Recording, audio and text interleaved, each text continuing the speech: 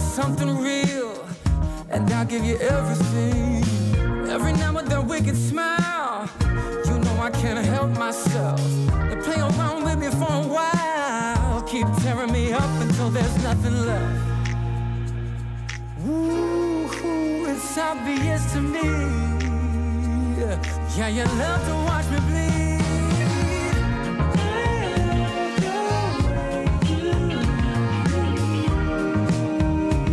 But not half as much as I love when you leave.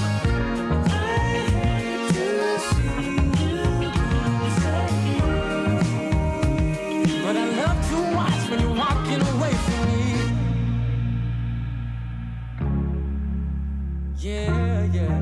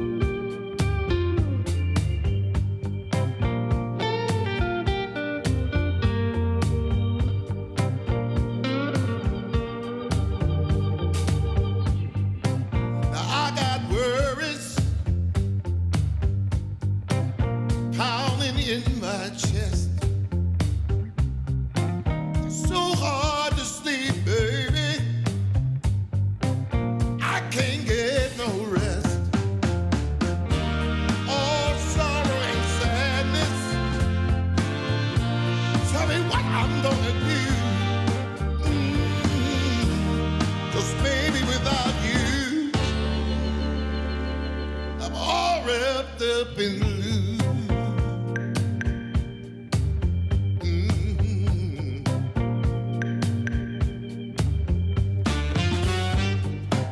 I thought it would be easy to make it on my own, but baby, now I know what it means to be alone. Shadows. Tell me, what can I do? 'Cause baby, without you, I'm all wrapped up in blue. Wrapped up in blue. Wrapped up in blue. Wrapped up in blue.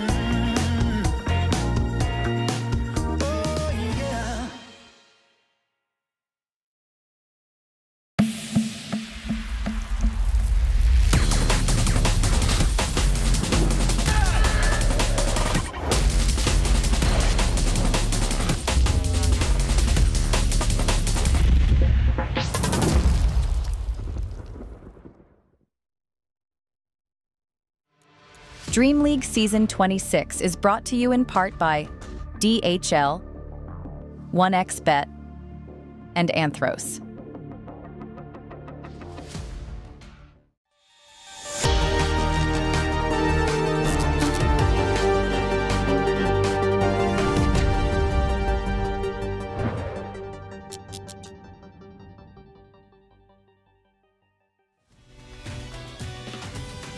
Welcome back, ladies and gentlemen. We are here for day number 3 of the group stages for DreamLeague Season 26 on the Ember stream, and it is naturally MLP Dota and John Expired. Jonathan, welcome back. So you've got a new shirt on. You look fabulous as always, but how do you feel, sir? That's what matters. I'm feeling great, Mikey. You're looking great as well. We're going past the halfway point now in the group stage. Yes, you do. You look great. The beard always looks good to me. Even though you complain, I don't keep it up. It looks nice to me. That's what matters to me. I don't care if you think you look bad. I think you look good. And what I think looks good is going past halfway of group stage. You know, we're starting to get solid positions out. You're not in the shed anymore, Mike. What are you looking up at? There are no leaks. There are no snakes up there anymore. We've moved out. You know We've what it moved is? on from that. You know, I may as well rant straight off the bat. We've got some things to talk about, John. Let's talk about the EPD point distribution. 26,500 points here at DreamLeague Season 26, Jonathan. A lot of points on the line for a lot of teams that are trying to compete to get to that top 8 spot to qualify to the EWC. I'll rant in a few minutes, John. Yeah, well, you know, a lot on the line for the last stop of the EPT Tour. This is the last opportunity for some of these teams that we're seeing now on our leaderboard outside of the top 8 to climb into a position where they get that direct invite into the Esports World Cup. Of course, Tundra mathematically likely secure unless something insane happens and a couple of teams outperform and suddenly knock down all 3 of these hanging in the wind teams. But chances are there are probably 2 slots that are open.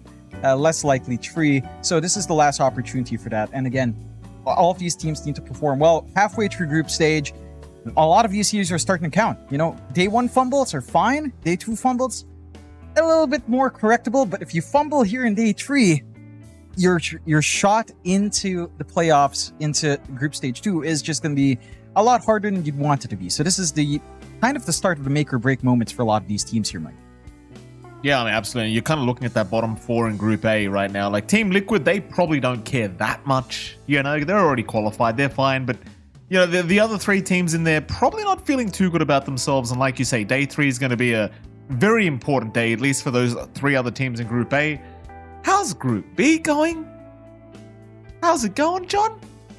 Looks like Paravision at the top, which is, I suppose, to be expected. Your Colt Brothers, though, also doing, I would say, pretty damn, like, better than I expected, John. Your Colt Brothers, certainly looking fantastic thus far. You've got Gaiman and Flips the Talon right after that. John, I'm not even going to continue. Why do they call themselves Flips the Talon? I mean, they've got a title sponsor now. Like Gaiman Gladiators is technically a title sponsor, right? Okay, but what's Flipster? I don't know. What's Flipster, John? Go on. What do you mean you don't know? I wasn't debriefed. You're the talent spokesperson, John. Sure, they don't brief me on stuff. They just throw me into doing. They're like, hey, by the way, we're doing this. You know, it's like, all right, we've got the schedule here today as we're thrown into this as well. Liquid and Shopify Rebellion, Navi Jr. versus Game and Gladiators, OG Latam, Shopify Rebellion, and Paravision versus Navi. I love it. So I'm just kidding around. We just flowed it, Mikey. But what was I ranting about? Flipster Talent? No, I want to point this out, that the Colt Brothers did manage to 2-0 Falcons, right? And they also did manage to beat out Edge. So the Falcons one is a pretty big win. The Edge one, you could argue, is at this moment looking like a little bit more of a gimme for that group. And yeah, I think they managed to subvert expectations. The win over Falcons is pretty huge and does establish, again, the strong foundation coming to day 3, day 4, where they might be able to, you know, get a draw somewhere and still feel pretty fine. You still don't want to risk 0-2s, but yeah, it's all shaping up here now in day 3 of groups. I'm still curious, Mike, what the heck were you looking at above? Are there snakes in your house now? What's up? No, there isn't, thankfully, John. What I was looking at was, and I do this practically every time, but I make it much less obvious than I did today. I'm looking at whether my lights are on, because it drives me insane that your camera quality, for whatever reason, looks substantially better than mine. And we have the same camera. I have a full 4-bedroom house to work with. You've got like an outhouse, John. That's what you're in right now.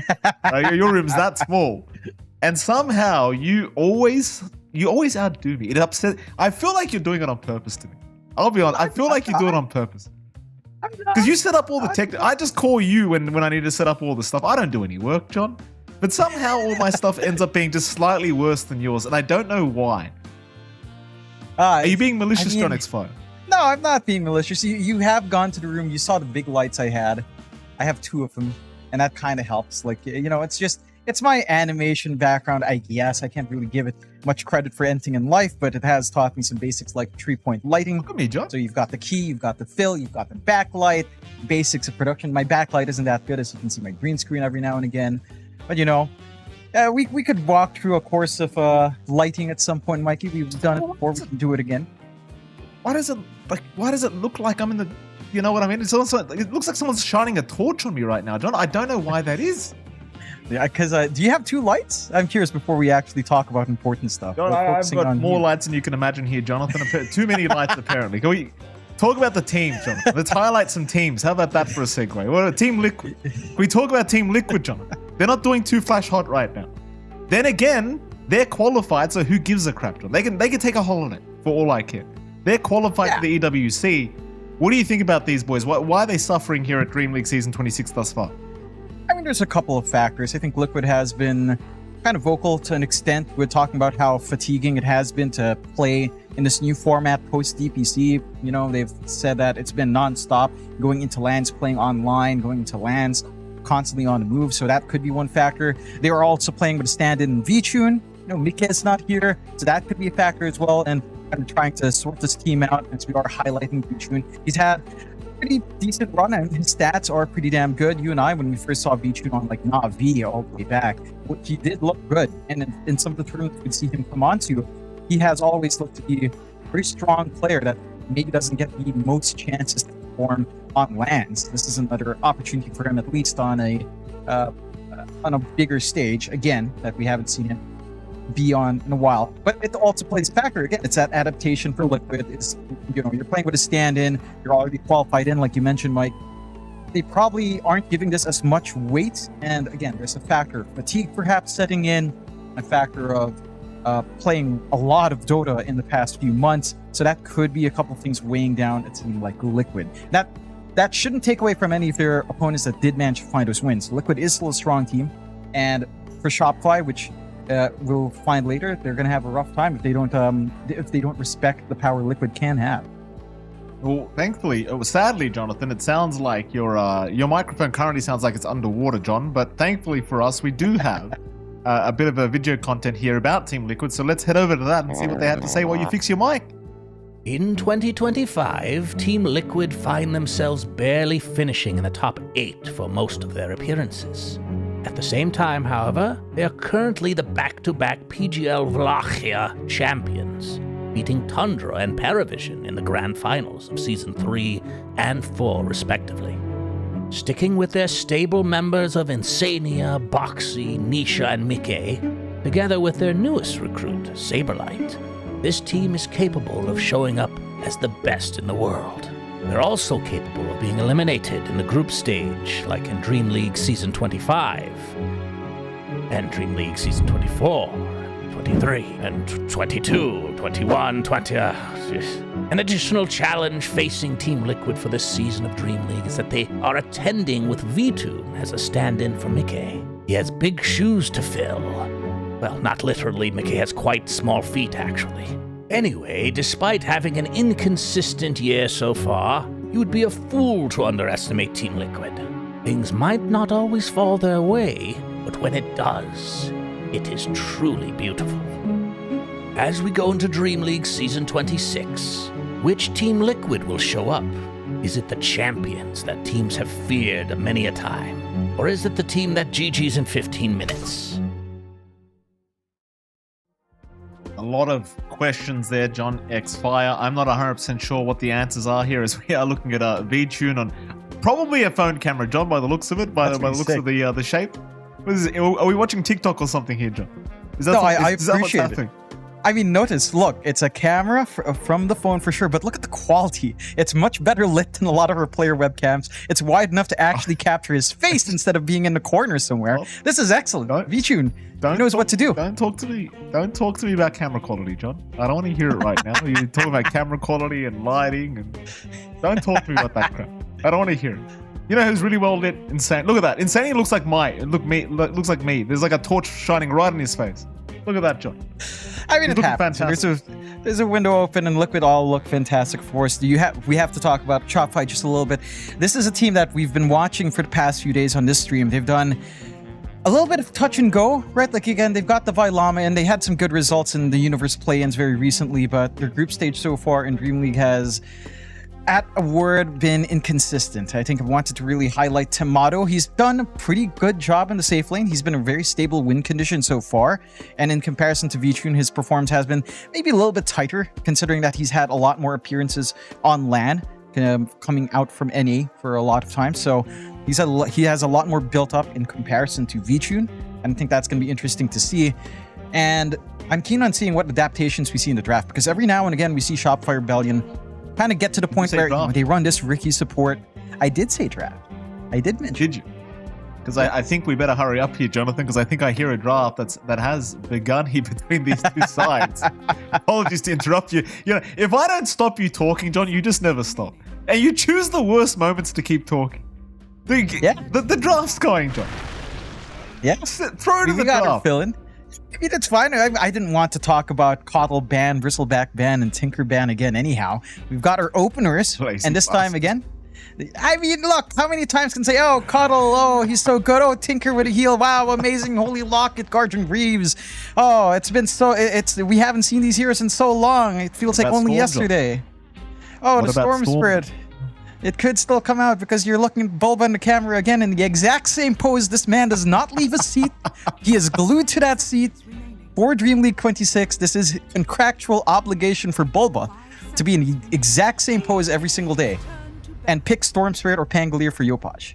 I think that might end up happening. Yeah. I don't want again, going back to the issues of Shopify, sometimes they go a little bit crazy with their draft. They pick the Hellscream Rookie. They think we've got a good thing going. This Rookie support's great. It can pick the back line. And then mid-game comes, no connections happen with Yopaj. You have a support from Scam that can't set up. You have a support from Hellscream that can't set up. And you've got the Vailama farming in the side. Nothing happens. So I want to see Shopify rectify that, get some active supports out. We'll see what options are there for them. They do ban out the AA and the Shadow Shaman, so at least taking care of some of the more popular supports.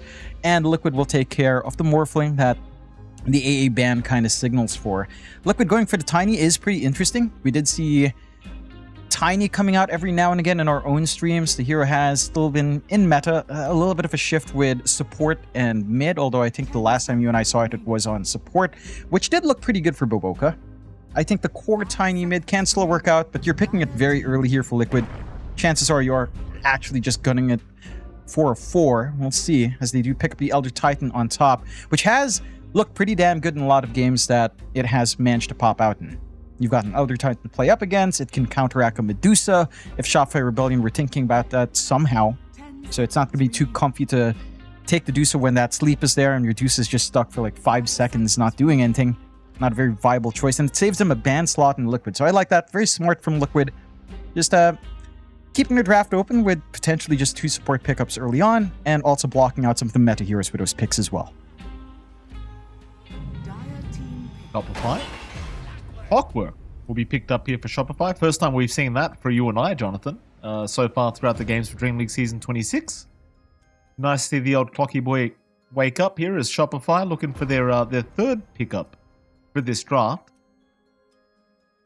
No Pango, no Storm yet, John. Jakiro is where we're going. Whoa.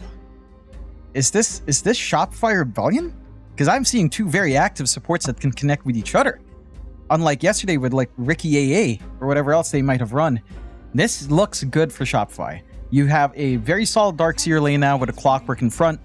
You've got the Battery Assault Iron Shell combination that can come in. We've seen how great Clockwork can be in the past year. Really, the hero has felt pretty damn good with very slight changes. And you have this great synergy with your Jakiro if you are looking for a 2-man gank squad instead that now Yopaj has a very good foundation to join in on whatever high mobility hero he gets on the mid. So it's looking a lot better for Shopify compared to their first 2 days in terms of drafting, I will say. And I like that. It just fits in with this higher playstyle that Yopaj kind of looks out for when he has his Storm, when he has something like the Pangolier. These two support heroes are very good to kind of combine with that. So it does give him a lot to play with on Shopify. Liquid, taking the Ringmaster, does lock in the Tiny as a core. And that could still be V-Tune or our mid-Tiny coming out here, along with the Brewmaster. So keeping that option for midder safe open for Liquid to kind of decide on. But now you have that big save in the Ringmaster, right? Like the teamfight combination from Liquid, the Stomp into the Wheel, into the Tame the Beast, all the poke you have in lane can be quite annoying to deal with. The one thing for Shopify is their AoE hold is a little bit more stable. You know, you've got the cogs to drag them together.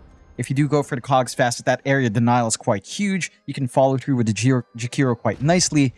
And again, you've got kind of the vac wall to set up once you reach that point where the Vi can actually start these fights for his team. So I like the responses out from Liquid. I'm very curious to see how well their lanes go, because the Brewmaster has felt a little bit on and off. Well, we've seen a few rough games for Brewmaster where that timing into Radiance doesn't feel fast. He's not getting a lot of early activity. He's not pressuring the safe lane. At the very least, you're not playing against that TA.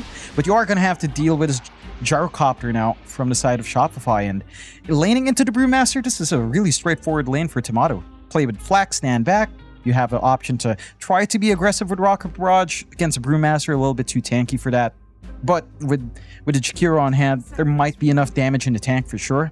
So it's something that Liquid will have to kind of respect in that safe lane. Well, we do go into our final banouts here for either side. Looks like Shopify are still lacking their mid lane, and of course Team Liquid are looking for arguably a mid lane, arguably a carry, more than likely a carry, because it should just be a mid-tiny we're looking at. Wait to see what bans do come out. Of course, Team Liquid do also have 2 bans of their own, and they have the chance to do the funniest thing with those 2 bans, Jonathan. But they probably won't. Shopify Rebellion. If you had the choice, John, would you choose Storm or Pango here in this last pick?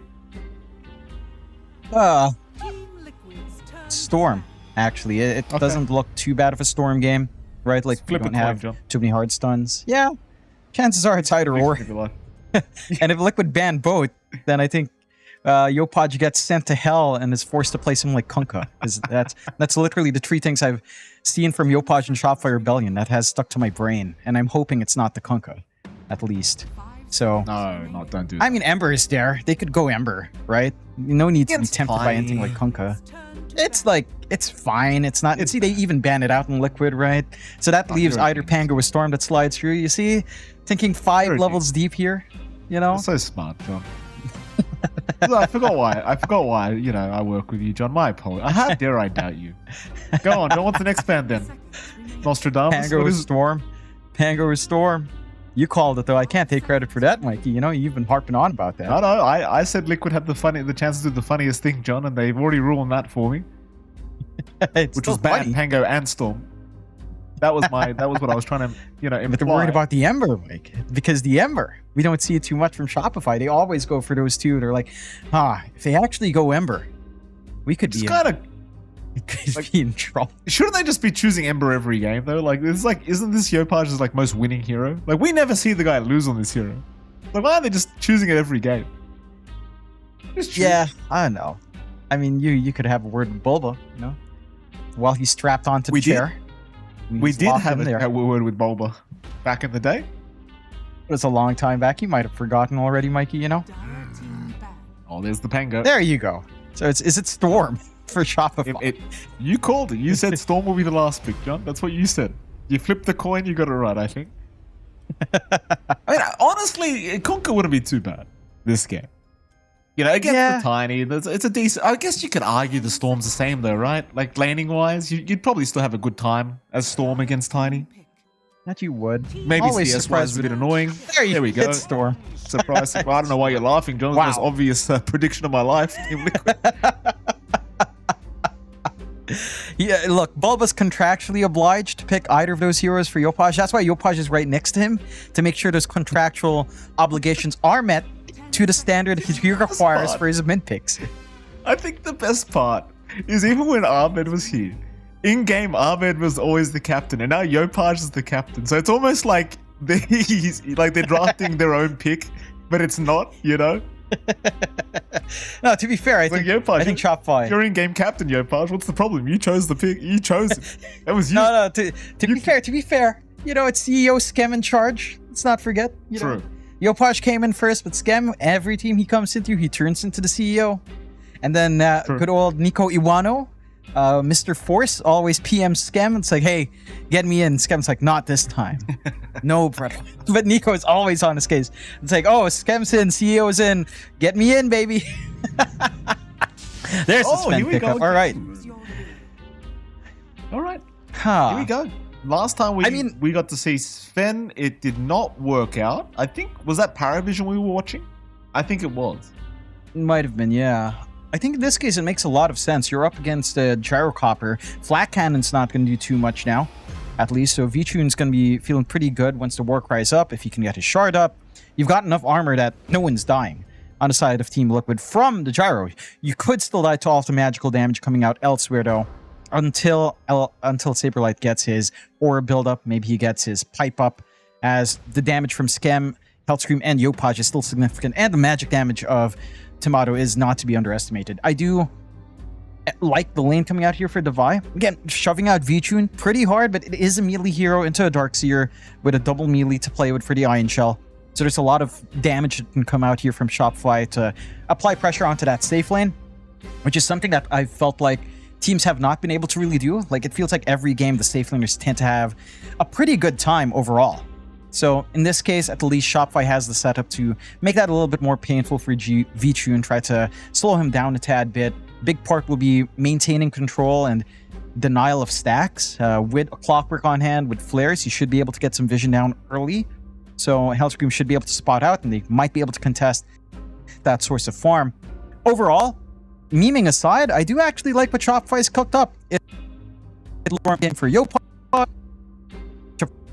Tomato might not be so clear-cut, but you have this really strong activity between the Storm and the Clockwork Takira that it could kind of take over the game here if things go right. The only thing that I dislike with these Storm picks is it just doesn't feel anywhere near as good without a Coddle. That's kind of my thing. Like, it just, we've seen these games and it just, with the Coddle, it's the most broken hero in the game. Without Coddle, I don't know. It's a bit of a coin flip for me, but let's see how it does go. I do agree at the very least that Shopify do have a nice draft. It's just that last pick, I question it a little bit. You know, is there anyone for him to play around? You know, your offlane's a Darkseer. He's probably not going to get involved too early, so you're playing with both supports again. You know, Jakira, I don't know. I have my questions. Then again, I mean, Liquid, they chose last pick Sven, which I don't like very much either. So there you go. Yeah, I mean, again, the reasoning for the Sven feels pretty all right. I think, again, just the value of Warcry in this game up against a Gyro for like mid to late game insurance is pretty big. Sven does counteract that to an extent. The kiting of the Sven's pretty damn high here, though. Until the BKB is up, you're going to be worried about just being stuck in place. Even with the BKB, just area denial with cogs might be enough of a nuisance that you're cut off from that burst window through Vichune. So there is a lot of back and forth that can go on there. A little bit of a smoke out from Liquid. They've got a nice early ward to spot out and try to snag an extra rune for themselves. Not really putting bodies forward on Shopify. So they're just going to let the top bounty go. Still going to be a 2-for-2 trade anyway, but Yamato, he kind of just ran right past thinking they would not try to get involved, but Yamato might actually just be dead. He'll make it barely to the tier 2 tower. He'll turn back around. Boxy, though, he's got an Empowerment Arts in one. What? Yamato. Wait, hold on. Oh, no. What? I think Yamato was baiting him, thinking, hey, let me just hide around this tree line. He'll run into the tier 2 tower and he'll die first. But no, that did not happen, Jonathan. Boxy does secure first blood. Yeah, it's going to be feeling great about himself. At least, Yamato did come into the lane without any regen, so it does kind of make sense. He'd probably look for the reset. He's like, I don't want to waste time TPing back or walking back, TPing back into the lane. Might as well get this trade, get Skem some EXP, which a fast level 2 on Jakiro can be quite nice. Look at Jakiro, dude. Empowerment Arts plus the Cinderbrew took out half his HP. What a great combo. Yeah. This is a great combo, John. Cinderbrew plus Impalement has took out half his HP at level 1. Fantastic. Oh, it's fantastic. Oh, look at this, And John. it's- He's got What a just hero. Tumblr's toy at level 1. Why not? Yeah. You see, this is why this hero is just so toxic to play against. 80 mana spell, 17-second cooldown, but he gets charges by level 2. Does so much percent-based damage. He has mobility when a kill comes out, gets an assist or something. It's kind of wild how much Ringmaster can do. And again, Boxy set himself up for a pretty good time. Taking a look at the other lanes, down bot, got the Vibe up against Vichun and Insania with good old Hellscream hanging around trying to get the pulls. Again, double melee lane into Sven. Early level is going to feel awkward. But once you hit level 2 Iron Shell, things can start to simplify a fair bit. The issue is getting to that point. Insania is doing a great job of just slowing down Hellscream with that pull away. And he has a lot of punishment with a right click if he does manage to trade. It's very painful to get these moves off every single time for the side of Shopify. It's also giving just a free lane to Vichun until those levels are up. So the farm is there to be found by the Sven. You're not really doing too much to mitigate that. And the key thing now for Shopify is they need to get that EXP. Hit level 3, hope for the best, but even trying to man up against the Sven plus ET can be troublesome. These two heroes are tanky. They do good damage, especially the ET early on. And that can lead to some issues in trying to utilize that power in lane. The last lane we haven't really talked about is down there at mid. Yopaj and Nisha going at it up against each other. Yopaj is having a much smoother time, as to be expected in a melee matchup for the Storm Spirit. He's managing to find that farm, so they're trying to isolate bot here. They are. Nice cogs onto Insania. Vichun trying to tank some of this battery assault, but Insania now looking pretty dead as the Vile Armor will just chase him down. Vichun has a stun in 1, could hope for a chase, but against double Iron Shell, you'd really much rather not risk it. Again, that's the spike we were looking for. They get the levels up, they manage to get the isolation. Insania is tanky, but you can't really pop it solo. Just being in the cogs like that, copping off the battery assault does provide enough. If it's shared damage, you might be a little bit better off. You have to be very cognizant of where the creeps are and play up against that. A little bit of poking and prodding still going on top. Saberlight has had a pretty decent time farming police. Yeah, I mean, you can't get close to these two is the thing. Like, every time they get close, it's just Cinderbrew plus Empowerment Arts. And it's, again, a rather painful experience. As like Skem will start rotating now for the 4-minute power rune, but Boxy is on top. And, well, Saberlight's thinking about going for a chaser onto Skem. And in fact, I think they've got him. Skem, slow it up.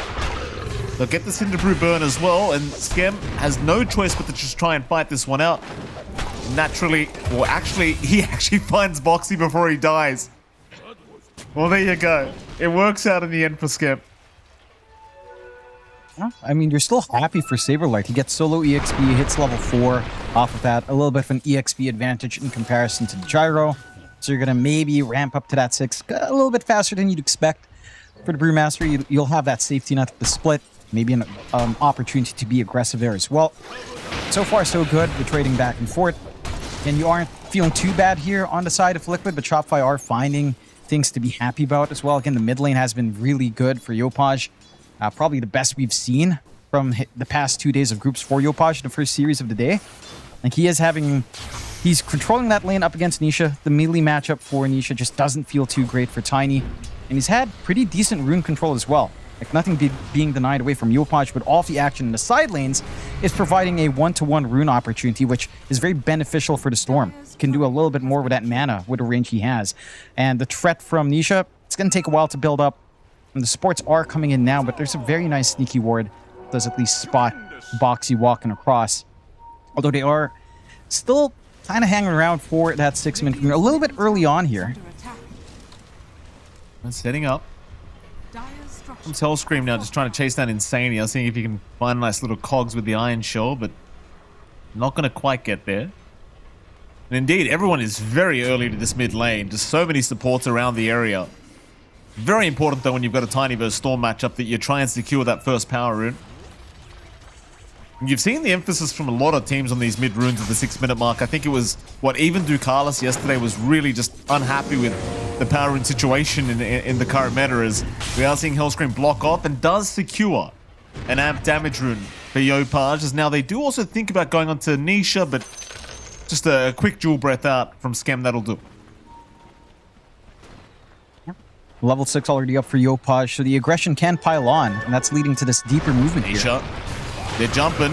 Nisha's got some support, but they've got more bodies here in the mid lane. The escape art is going to be there, but it won't help too much, as Nisha should be going down and does. Yopaj now needs his own way out, but he's run out of mana. Vitrium going to find him and does take him down. Now the rest of Shopify, they're in the middle of nowhere. They just dived so deep for this. And it seems like Vitrium, he'll get away with a quick double. Yamato? Yeah, Is he just dead? Boxy? He's trying. He's got to tame the beast, but he wants the Impalment Arts. Like, no, in fact, he doesn't even need it. Beautiful. What a hero. Gets rid of 1/1/1 as well with that utility for the escape art, and still manages to do it. Damage just enough. They even have the split ready as Yopaj heads up top. Not the best spot to be in. And you are seeing the issues of the Storm there, right? Like, again, he has these two supports that he can connect with quite nicely. With Liquid, we're also still hanging the area. The escaped art and the escaped act does manage to stall for enough time that Yopaj has to spend so much mana to try to get that kill. And you don't have something like the Coggle here. No Chakra Magic refill. They're trying. Wall dropped here from Devi as well. They really want this kill from V-Tune, and it looks like they should have it. Nice and easy. A very important kill here for Shopify Rebellion. Just slow down the spinner a little bit, because he is sitting at top of the net worth board. That'll be enough for Yamato as well. He'll just head right back up to the top lane afterwards. Yeah. And that's a hallmark of a lot of cores that we've seen. You know, we saw V-Tune TPing mid. There's been a lot more aggression early on, pre-10 minutes. Even outside of just sieges onto the mid, like we tend to see with Terrorblade and Weaver. Mid? The active cores. Well, they're just fighting over power runes here, John. Turns out the Arcane rune was taken by Boxy anyway, so neither mid gets the power rune at the 8-minute mark. It's an important one to deny away for Boxy, right? Like a Storm with Arcane can feel threatening even very early on. So it's a big win for Liquid, even though you are ceding some space to Yopaj mid. He just doesn't have the mana to sustain. He's getting the power treads out now. He's going to go for the Kayan next with Assange. But it's going to be a little bit longer until he's fully comfy and getting deeper dives here. Saberlight? Saberlight. Big damage here from Yamato, and it's going to be enough. Insanity with the stomp not proving to be quite enough to defend here against the Rocket Barrage of Yamato. Another great kill coming out here from Shopify Rebellion. And now Yamato, he's found himself at the top of the net worth board as the Gyrocopter, so happy days here for Shopify. In fact, Devi Lama right behind him as well on the Darkseers, so both side lanes going very well so far for Shopify Rebellion. They have been. They still have their triangle as well. They've got a couple of stacks built up there in the large camp at the very least. Seeing a smoke movement out from Liquid. They need to get some activity out on Nisha. I mean, he's got the maxed out Avalanche with a toss, with a crash landing. The damage is there. The issue is trying to find an angle in this kind of game. You don't have anything to really set up for you to get these initiations right. Based on the Skem, they're going to see Yamato as well. Yamato looking to clear out the creeps before he does leave. However, this... Oh, in fact, they ignore him. They'll go after Skem instead. TPs are incoming to try and help Skem out, but Skem should just be dead. Still gets the Macro Pyre off before he does go down. Hellscream and Device still hanging around, but ultimately can't do too much to help out. So they'll get away with Skem. They did have the opportunity for Yamato, actually, but looks like they were already kind of decided better of it. Maybe a little bit of a risk. It feels like they might have been able to find that kill. It's pretty far from the TP points in that jungle. Going into the tier 2s instead. Tier 1 wouldn't have been nice, especially if they were preemptively TPing to the tier 1 already. So, yeah, it's still a decent kill. You're getting some aggression. And again, this is important for Nisha to get that blink timing. So important for the mid-Tinies. We've seen a late blink kill the Tinies' momentum. They're still hanging around up top, hoping for bigger fish to catch. Yamato playing conservatively, just getting called down, but... Nisha, he's spotted. Nisha's going to find him. Toss up with the Avalanche combo. Impalment Art's also going to land here from Boxy. Very nice aim. And now even the Wheel of Wonder being dropped right on top of his head. Yamato is still trying to run, but there's no help coming. None at all, as he will go down, and Liquid, they'll get away with another great kill for themselves now. The 7-6, very slight net worth lead for Shopify. But these kills on the gyro, definitely not going to be feeling the greatest here for Shopify Rebellion. Certainly not. I think it's more worrying that Niche is allowed to catch up like this. He's still bottom network core, but he's getting so much gold into that blink timing. He's 1.1k in. Before these rotations, he had, what, about 600 gold in bank. So he's getting a lot of value from that time spent up top. Shopify is opening the map. You know, you've got free room here for Divide Llama down bot. He's got the Halberd all ready to go. So you're going to be a massive pain in V-Tune's face if he does decide to join these engagements. And you have stalled for Yopaj to at least reach 2 components of the Kaya, just lacking the recipe. Going for a little bit of an early smoke out. They've got Macropyre back off cooldown for Skem. And again, they've got this jump potential on Yopaj. They even have the hookshot ready already on Healthstream. They're going to find Boxy, but he gets the escape art. Does buy himself a spot of time, as they are going to jump into trying to burst down Boxy. And they should have him eventually, but he's actually healing up through all of this. He'll finally go down, though. A lot of work into that kill, but they'll get away with it, and they lose nothing in return. You killing off Ringmaster with the escape pack it's still a really annoying thing to have to do. They were also in the right spot for Liquid, so they're not able to push for more, although they'll push now. I mean, they're trying for Nisha. No hookshot here for Holscrim to try and abuse. You don't have the macro either, so you can't exactly go for a cogs into a macro pyre here into Nisha, so it's probably just a bit of harassment here from Yopaj. Meantime, though, V-Tune is starting to pressure that top tier 1 tower, so see if Shopify want to try and defend it all. The thing is, they've already found the counter tower to it, so I don't think they're too fussed about it whatsoever. They'll still have access to the Tormentor first, and seems like they'll just leave it. They're not interested in trying to defend. Not too important for their game plan anyhow. And Yamato is still hanging by the jungle closer to the tier 2 now up top. They still have their triangle very secure here. The Ancients have been built up now as well. You have that flash farm access for Yamato, who already has the Crystallis and is going into the Dragonlance. And that's not bothering with the Ags build up in this game just yet. Wanting something that maybe gives him more forward presence if he's required in these engagements, which I do appreciate. And he's been willing to put his life a little bit more forward in some of these fights. Take some early activity with that gate movement earlier on. Certainly this build-up will help him have some presence rather than just sitting back and farming. You've managed to get that Kaya fully done on Yopaj, so a little bit more presence out from the Storm, much more mana to play with. And again, just things to help out and trying to get that initiation in. It does feel like every single time you have hookshot ready, though, you should be able to try to gun for some kills. They do have some deep wards, not spotting out too much. 14-minute power in, though, is what looks to be the target right now. Nisha does get a nice haste for himself. Hookshot, though, is out. They've caught Boxy with that in the mid lane, and Boxy, still alive for a little bit longer, is still going to drop. But here comes Nisha with a haste rune. Looking for another target for them to aim down, but it's not coming. That'll be that. Divide Llama also showing off that Heaven's Halberd. He's picked up on the Darks here against Nisha. Not going to be feeling the greatest here for Team Liquid. No. They did manage to solo pick off Skem, at the very least. I was saying Shopify, they are in a very, very good position here, John. That they are. Again, they've managed to get their aggression going. It's down to the fact that you've got two supports that can be aggressive. And you're still forcing the issue here, though. They are. Nice surge, and the Avalanche actually does not end up connecting. Meanwhile, oh, Yopaj has gone down mid lane. That is not good news. V-Tune getting in there with Boxy, taking care of the Storm now. So missing out on the bottom kills, but they do still find a great kill in the mid lane. Now, that's the big target you'd want. You're taking away all of Yopaj's early galvanized. He hasn't had the best of times in building up those stacks with 2 deaths on him. You've got the opening for the Tormentor here on the side of Shopify. They did have to expend God Strength there on Liquid, so going for the Storm, probably not something they can easily plan for at this moment. Free shard up for Hellscream as well. So the jetpack for this Clockwork to be a little bit more slippery is always a little bit of a blessing for our clock.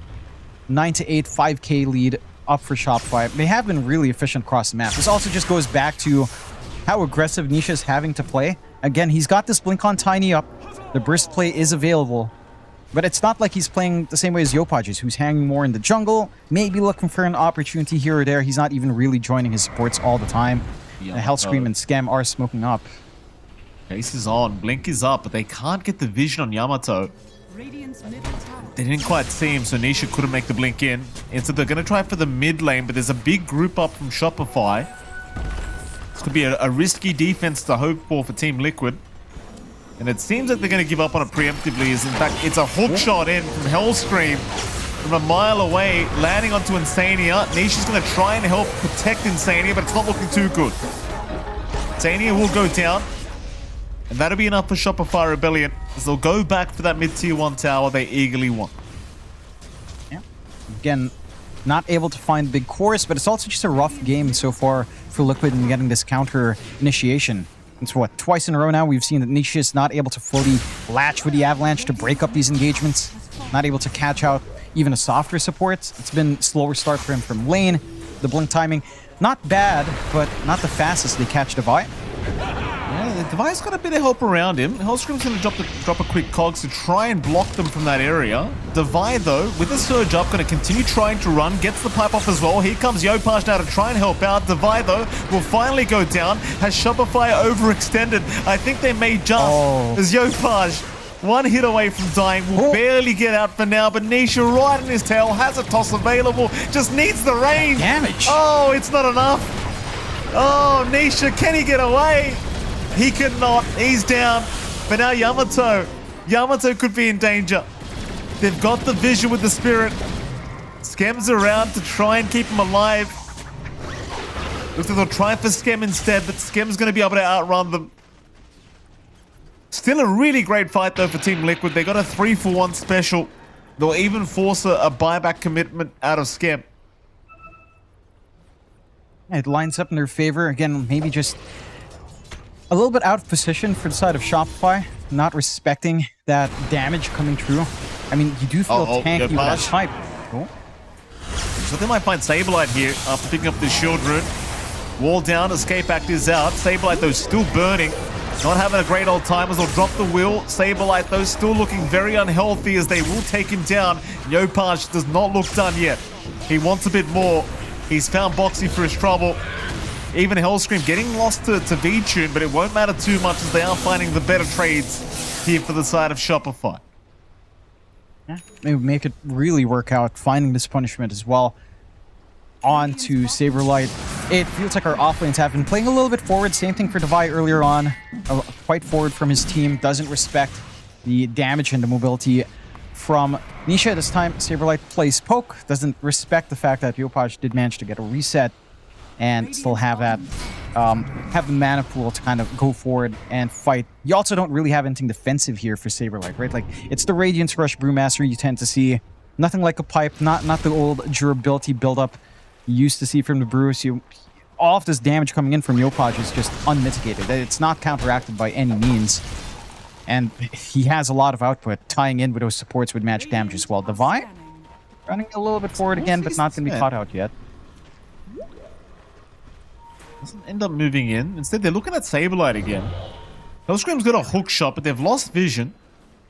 And it looks like he's not going to try for it. Not blind anyway. The Saberlight's going to be fine. Meanwhile, the rest of Liquid, they have smoked up as 4. Hellscream in position to break the smoke, does do so. Skem will get caught out. That'll be at least Skem going down. But if that's all they lose, they're going to be okay with this Shopify. Question is, can they defend this mid-tier 1 tower, though? And I think the answer might just be a resounding no. It's been 20 minutes. The tower's served its purpose. They already cleared out the triangle anyhow. So they've gotten their value out.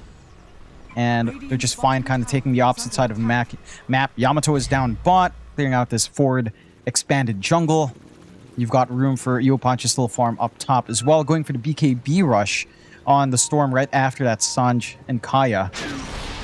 And holding down the Storm is just going to be a massive issue. Yamato? Oof. Boy, Yamato in the middle of nowhere right now. Hellscream's going to try and move in to help him out. Hookshot is there, but it's really not helping at all. As Yamato will get caught and does get taken down very, very quickly. Hellscream at least with the TP away. will make it, but that's your carry gyrocopter dying for nothing. I mean, again, now he was going a little Roshan. bit greedy.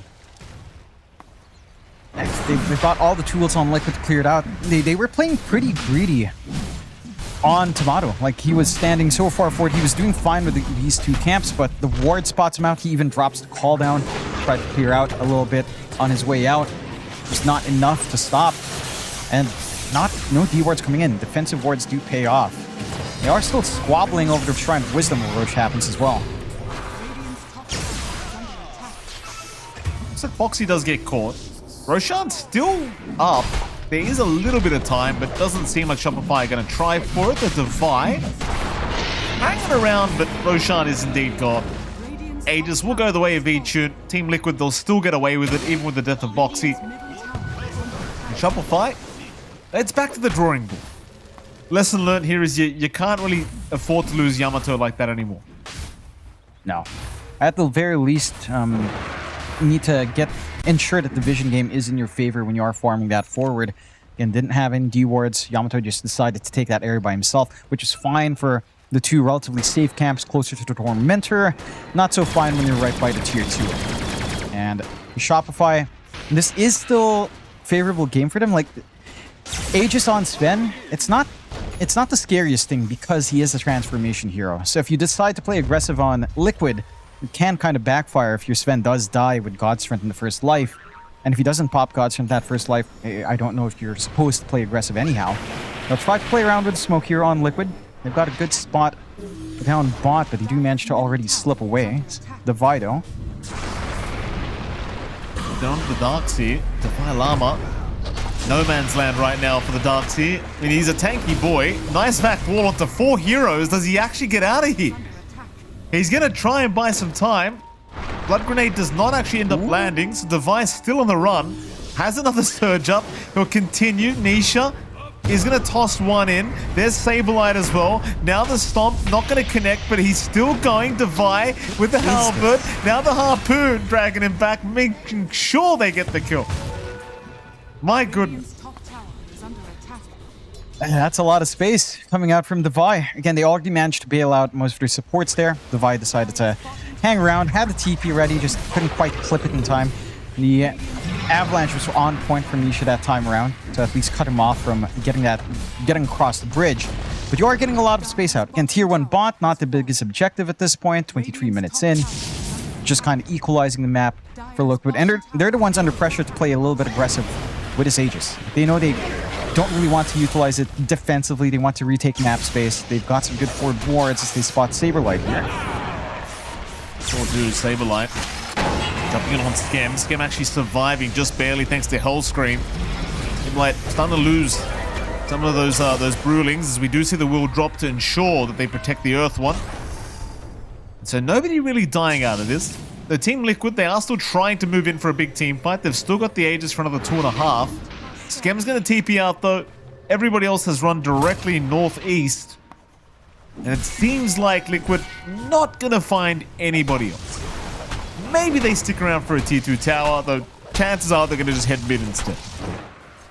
They've got the opening there. They still have enough time in the Aegis for this to feel relatively safe. For Shopify's side, they're using the space well. Full Ags done on Yamato. He's got his own BKB up and running as well. So 2 9-second BKBs for Shopify to play with.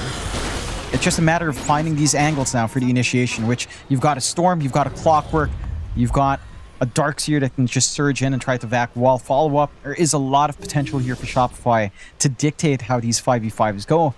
And they'll try out with a smoke. Forward vision, again, not the cleanest. They've got that forward ward down bot in the 2 camps where no one's at. We'll just end up running into each other. Oh, Nisha breaks the smoke. A very nice smoke break, in fact, as Vichun can jump in looking for Divide, but he got the Heaven's Halberd placed immediately as Saberlight going to try onto Hellscream now. A big back wall connecting on 2 at the very least as Hellscream somehow still alive. Finally burns out to the Cinderbrew damage. It's only 1 down. And that's just the clockwork of Shopify. Team Liquid still looking for more. They've got time with the God Strength. Nisha's in the hut. But nobody's showing. In fact, Shopify, they're going to hang around this Tormentor and hope that Liquid stream in 1 by 1. But Liquid, they'll also stand their ground. In fact, they're underneath dire vision right now. They're watching Insania and Nisha. But they will back off eventually. Smart little move. They know that Shopify still had some power left. They can't contest the Torm. Just gonna have to give it away. Maybe get some room to get that siege on mid. And just the Tormentor is still a nice objective to find. Like a free shard now for Scam could be quite nice. Does go to Yopaj, which I suppose you can't be unhappy about, having that shared overload. A little bit more damage coming in, especially with something like the Gyrocopter on hand. Quite potent in the right team fight. One big thing for Shopify is, off that initiation, they didn't preemptively pop BKBs. All right? They're being very patient how they take these fights. They're also very understanding that if you lose Health Scream, you lose access to the cogs, you lose access to the vision game, which is a big part of how Shopify have to play. They have stalled out long enough that the Aegis has expired on V-Tune without the tier 2 falling. So I suppose for Shopify, this is mission success. Managed to kind of ride out that power spike. Oh. Shot in. Got themselves a nice Elder Titan. Insania even getting stunned by the neutrals. Does go down as Boxy will also be chased down. The two freebies here for Shopify Rebellion. Team Liquid dropping the ball just a little bit here on the northern side of the map. Playing all around the vision of Shopify here at the north. And I mean, we'll see what they can do with these kills. Like, it doesn't seem like Shopify are at all interested in trying to group up and make any kind of play with this. Still seems like they're more than happy just securing more farm for now. Yamato. Got scanned out. He did get scanned out, Jonathan. He's by himself right now. Nisha having a look. Call down is there, but Sablight's on top. Yamato, no choice but to try and fight. In fact, he's going to try for the BKB TP and does make it. Yopaj was coming just in case. Yeah. It's a wasted 9-second charge. At the same time, it drags so much space away again from Liquid that you are getting some room to still get that build up. Your Butterfly not stalled out here from Yamato because he does get to live. He's not too far off from that Talisman of Evasion at this point. And that's where issues start to rise up here for the side of Liquid. Your right-click damage from your Sven starts to become an issue. He is now switching his build here in V-Tune just to the MKB as they catch. They sure do. Hellscream down. Yopaj in danger, being taunted by that wheel. Still going to be able to zip for now, but Nisha continues to chase with 2 seconds on the blink, but a nice ice path into a vac wall. Rather just the wall for now, as Nisha still trying to go for Yopaj with a very, very nice avalanche onto 2. They'll get Scam. They'll miss out on Yopaj. They'll try for Devi as well. Devi, he's a much tankier boy, but ooh, actually a very nice vac as well. High ground here from Devi, but he's still pretty much trapped up, continuing to try and get his way out of here, but there's no way out. Surge was just too long before it came off cooldown. And so Liquid once again finding a brilliant team fight. They make it work. They find a nice core kill this time. They've got an opening to force the issue onto the tier 2. Shopify still, I mean, they've got this big spike on Yamato. Just needs to use it. Butterfly fully done. Going for the Hurricane Pike next. Maybe wants a Daedalus right after. If not, a Satanic wouldn't be too bad as well. But for now, just happy enough to sit back and farm. Again, they've got their BKB soft cooldown once more. You're going to have macro power in a few seconds. They are just playing defensively. They're forcing Liquid to play into them, which is pretty smart when you have all of this AoE control. It does feel like you can force the issue forward, though, for sure. Again, you've got Clock, you've got a Jakiro, you've got so much damage it can potentially fly in. They just haven't found that big way of catching the backline. Main reasons that these fights are going so awkwardly for Shopify is they're missing out that burst window as long as Boxy's around. Like if this guy on the Ringmaster can get the escape deck, plus the mech and Glimmer Cape usage out, it's a lot of damage you have to pump out to eat through that sustain. And it just wastes so much time. It provides enough of a window for the side of Liquid to get their re-engage going and kind of split Shopify apart with some great tosses coming out from Nisha. So they've got to get that target prioritization into back. They need to get some good vision forward. If not from wards, then really just from the flare. Just hope that you manage to snag it right before the fight. Hope that you run into the right target at the right time. So they're trying again with a smoke. Yeah, this could be really awkward too, because we just saw V-Tune has now bought out the MKB. It's just on the courier. He's going to pick it up as they jump him as well. V-Tune, there's your MKB, sir, but they're taking your life away. Can he fight back? He's just trapped up in the Kongs. He'll try to go for a run instead, but Yopaj on the chase, trying to secure the kill. Can't quite get it. We'll go for Nisha instead. Meanwhile, Yamato, the rest of his team just sleeping around him at the moment as Saberlight rushing for, trying to find a bit more for his squad. But I don't think the fight continues very much longer. In fact, Liquid, they will eventually retreat, but they lose nothing. No. And it's really just the saves from these supports. The double Glimmer Cape usage back to back. Again, the fact that you're not catching out Boxy with that mech with the escape back, it's just causing so many issues. The backline has to go. Like, the Sven is a threat, but you can't burst him down as long as these saves are available here for Liquid, which they are almost every single time. Looks like Shopify, they're going to try for Roshan now. It feels like a Roshan Liquid can't really afford to just let go for free, so they're going to go for that 5-man smoke and prep for a fight. It's going to be a little bit challenging, though, without that Brewmaster split. Devi, spotted, gets the halberd off. They can't really kill him that quick. Devi, back wall onto Nisha. Meanwhile, Saberlight has been caught. Yopaj trying to get some work done. Saberlight apparently just the big target they really want to focus on first. He's still alive, though. Still going for now. Slowly walking away. Because we are going to have a disconnection, apparently. It's Nisha. In fact, it was just lag. I think even I felt that lag, John. I believe you, Nisha. Yeah. Here we go. Let's see. He's got time to look for an angle in here. It out? I feel like Saberlight should have been dead 5 seconds ago, but here we go again. Hook shot out. He's still walking away. No way! Saberlight. Yopaj trying his best. Finally gets the kill. Meanwhile, Nisha getting low, trying to walk out as now V-Tune moves in with the God Strength, trying to go after Yamato. But Yamato's just proving to be a lot faster. Instead, he'll turn off the Skem, but he's running out of BKB charges. He could be in trouble now. V-Tune. No, he's all right, in fact. They'll just try to run, but Yamato gets caught. Yamato's down. Devi's on the run. V-Tune's got him, though. 4 down for the price of 1. And Team Liquid, they'll get Roshan. A massive win for Liquid to equalize the game.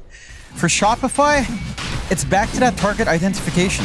Right, like they're going for the big tanky target, and Saberlight, he doesn't even have Primal Split here.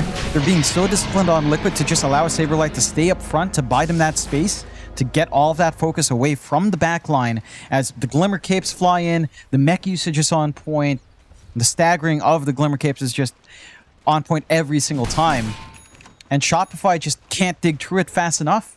There's enough time for Nisha to look for that re-engage and look for that reset. I do appreciate that Yamato was looking for a little bit of a kite and wiggle back in, but they didn't drop anyone else low enough. Like, Nisha's safe. You don't have that Satanic up yet on Yamato, and that just means you don't have the sustain. If he had even just Morbid Mask, perhaps that fight feels slightly different with that added sustain. Maybe he could stand his ground a little bit better, but you're not at that point yet, Njaro. You've lost that lead. V-Tune's clearly ahead of Arjara at this point. And that excellent switch around from just glimpsing the build-up into the Butterfly, into the straight MKB, has paid dividends off here for the Sven. Shopify, it's the same story. You gotta find that backline somehow. These supports have to go. They should try and desperately to catch Devi Lama or Yopaj, but they both get away. Things looking very scary now for Shopify Rebellion. And keep in mind, Shopify, they're the ones who need these EPT points to get to EWC. Like Team Liquid, they've already qualified. They don't need these wins. The only reason they need these wins to sustain DreamLeague Season 26 is they're going in. Yopaj, top lane, gonna find himself in a spot of danger, but we'll go for a quick TP play out, and it's gonna be okay.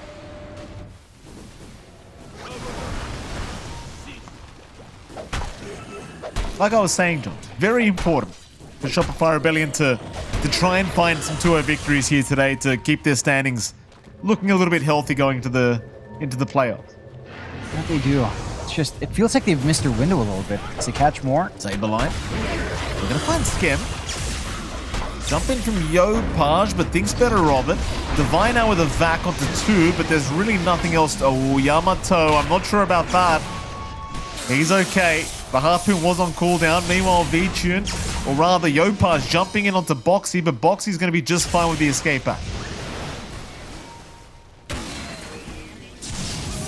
It's such a hard target to go for. You need to be able to connect with your supports. But this trio has to be able to find that backline. Siege opens up for V-Tune. Still has some time left in the God Strength, just freshly popped. Age is still 2.5 minutes as well. A lot of time to get this done. And how do you solve that backline issue? Like, you even have your own dust here for Yopaj. They know they just need to hunt Boxy somehow.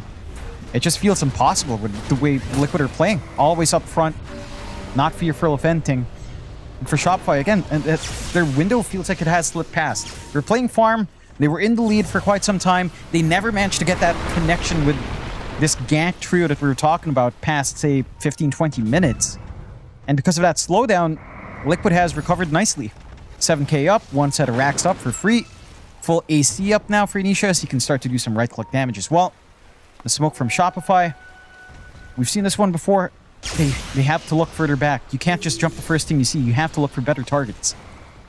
They're going. Yopaj had his smoke broken, so V-Tune saw him. He's going to try and find him.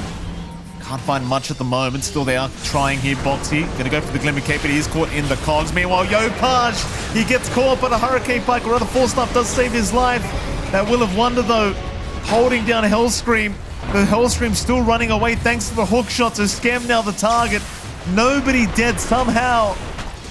They're still trying for the storm, but Yopaj is all right. In fact, Nisha now right on top of him, but he's found mana again.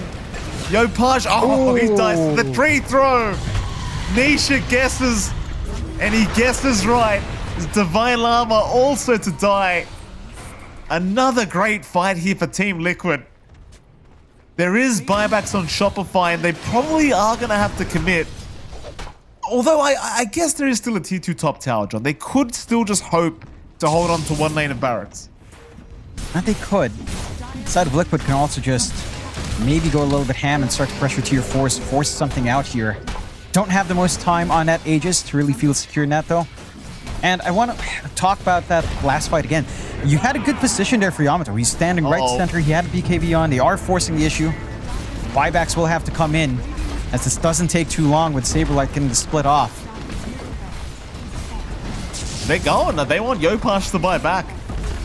They want the Yopaj buyback, and I think they might get it very soon because there's only 15 seconds, but that Ancient is now completely exposed. They won't.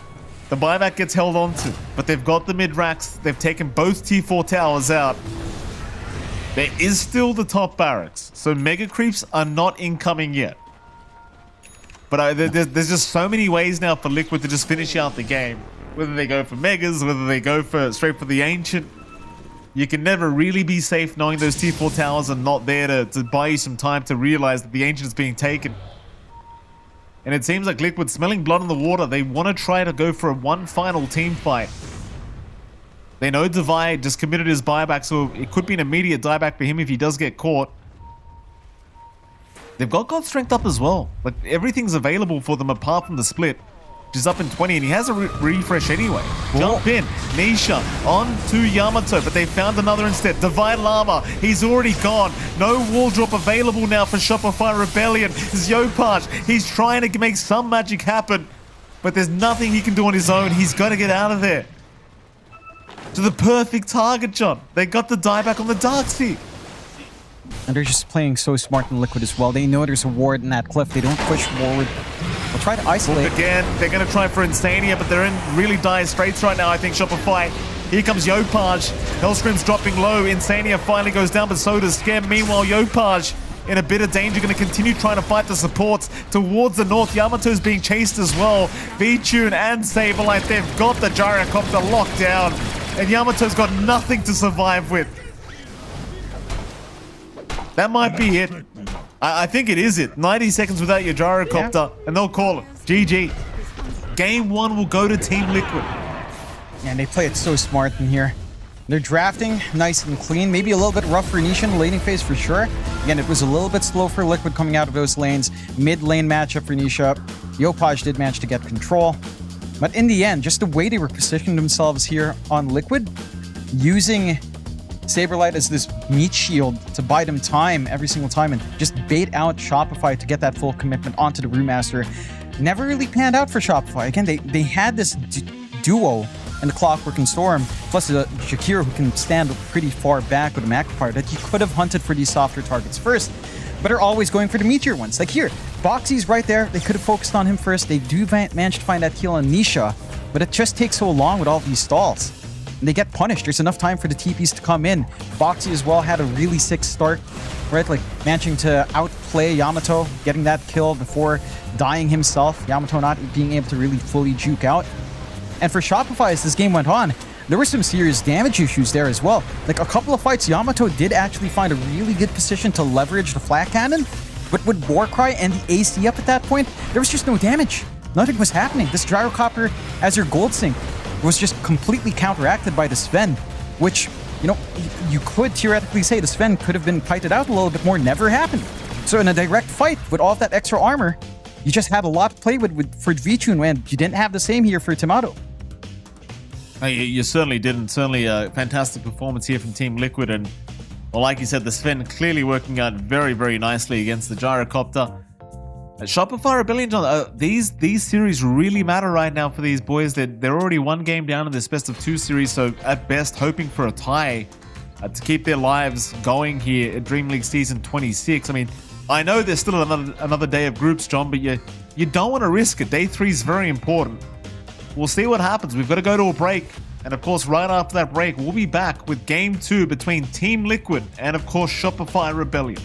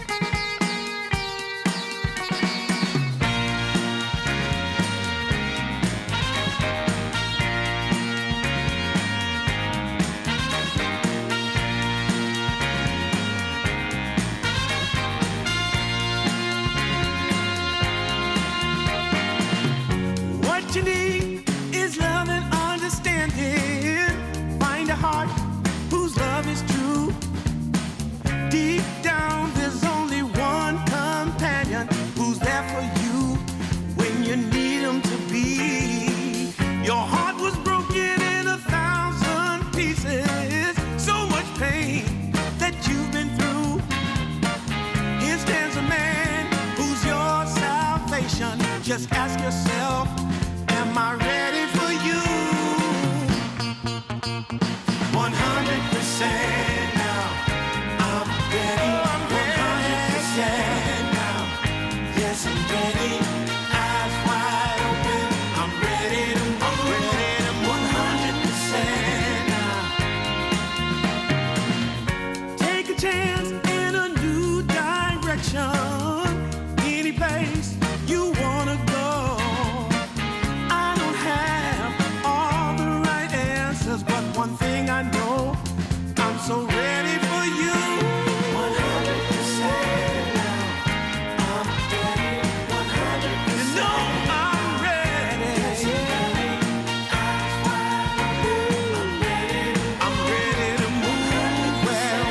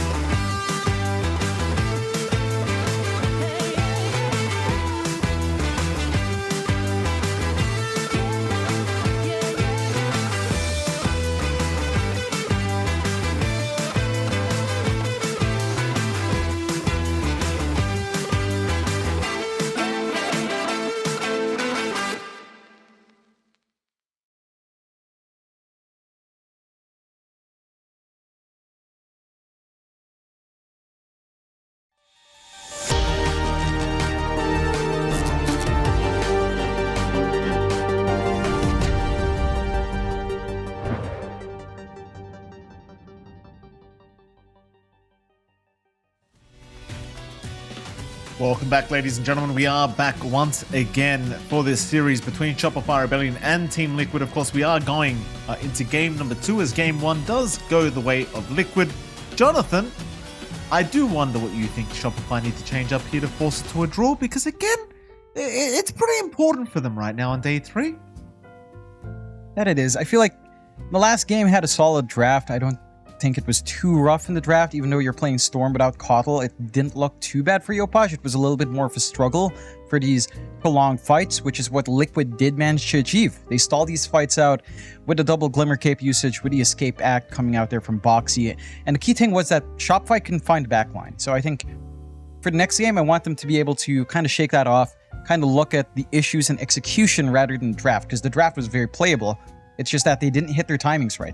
Like at the point when Yamato was feeling confident enough to join in, he had to deal with stuff like an AC would max out Warcry. There's so much armor on that team that your Gyrocopter is actually not doing damage. It was your supports, it was your Darkseer, it was your Storm Spirit. So they need to be playing around their strong points a little bit better, and they need to be able to fight for that backline a lot better when they had such high jump. We'll see if they correct that way, as we should have that draft ready to see here for game number 2. For Liquid Sport, they played excellently. Vichun, again, managed to get this early aggression going quite nicely, and he made the Sven look good. Again, in that draft, it made a lot of sense up against Gyrocopter. There was potential for this Sven to be kited around, but not extremely so, especially as the BKB came up. Wasn't an issue at all for Vichun. So I'm wondering what Shopify will want now as their win condition, because it did feel like that was one of the less impactful games for Tomato. Outside of his earlier rotations, again, the mid to late game, mid-game he was just farming up, late game, just didn't have damage. He sure didn't, Jonathan. He sure didn't. We'll see what they change up here, of course, in this draft number 2. See Team Liquid, they will get rid of that Keeper of the Light again, which is absolutely fair enough. Shopify Rebellion removing that pesky Tinker, which I'm very happy to see as well. 10 seconds remaining. See what the choices are here after these initial bans. 5 seconds. Of course, Team Liquid, I keep saying they don't really have much to play for. Obviously, they are still fighting for their lives to be, here in DreamLeague Season 26. So obviously nothing to play for, John. I'm just saying in the grand scheme of things, EWC is what they probably really care about. They're already qualified. Yeah, that's true. To be fair as well, we saw the video a while ago.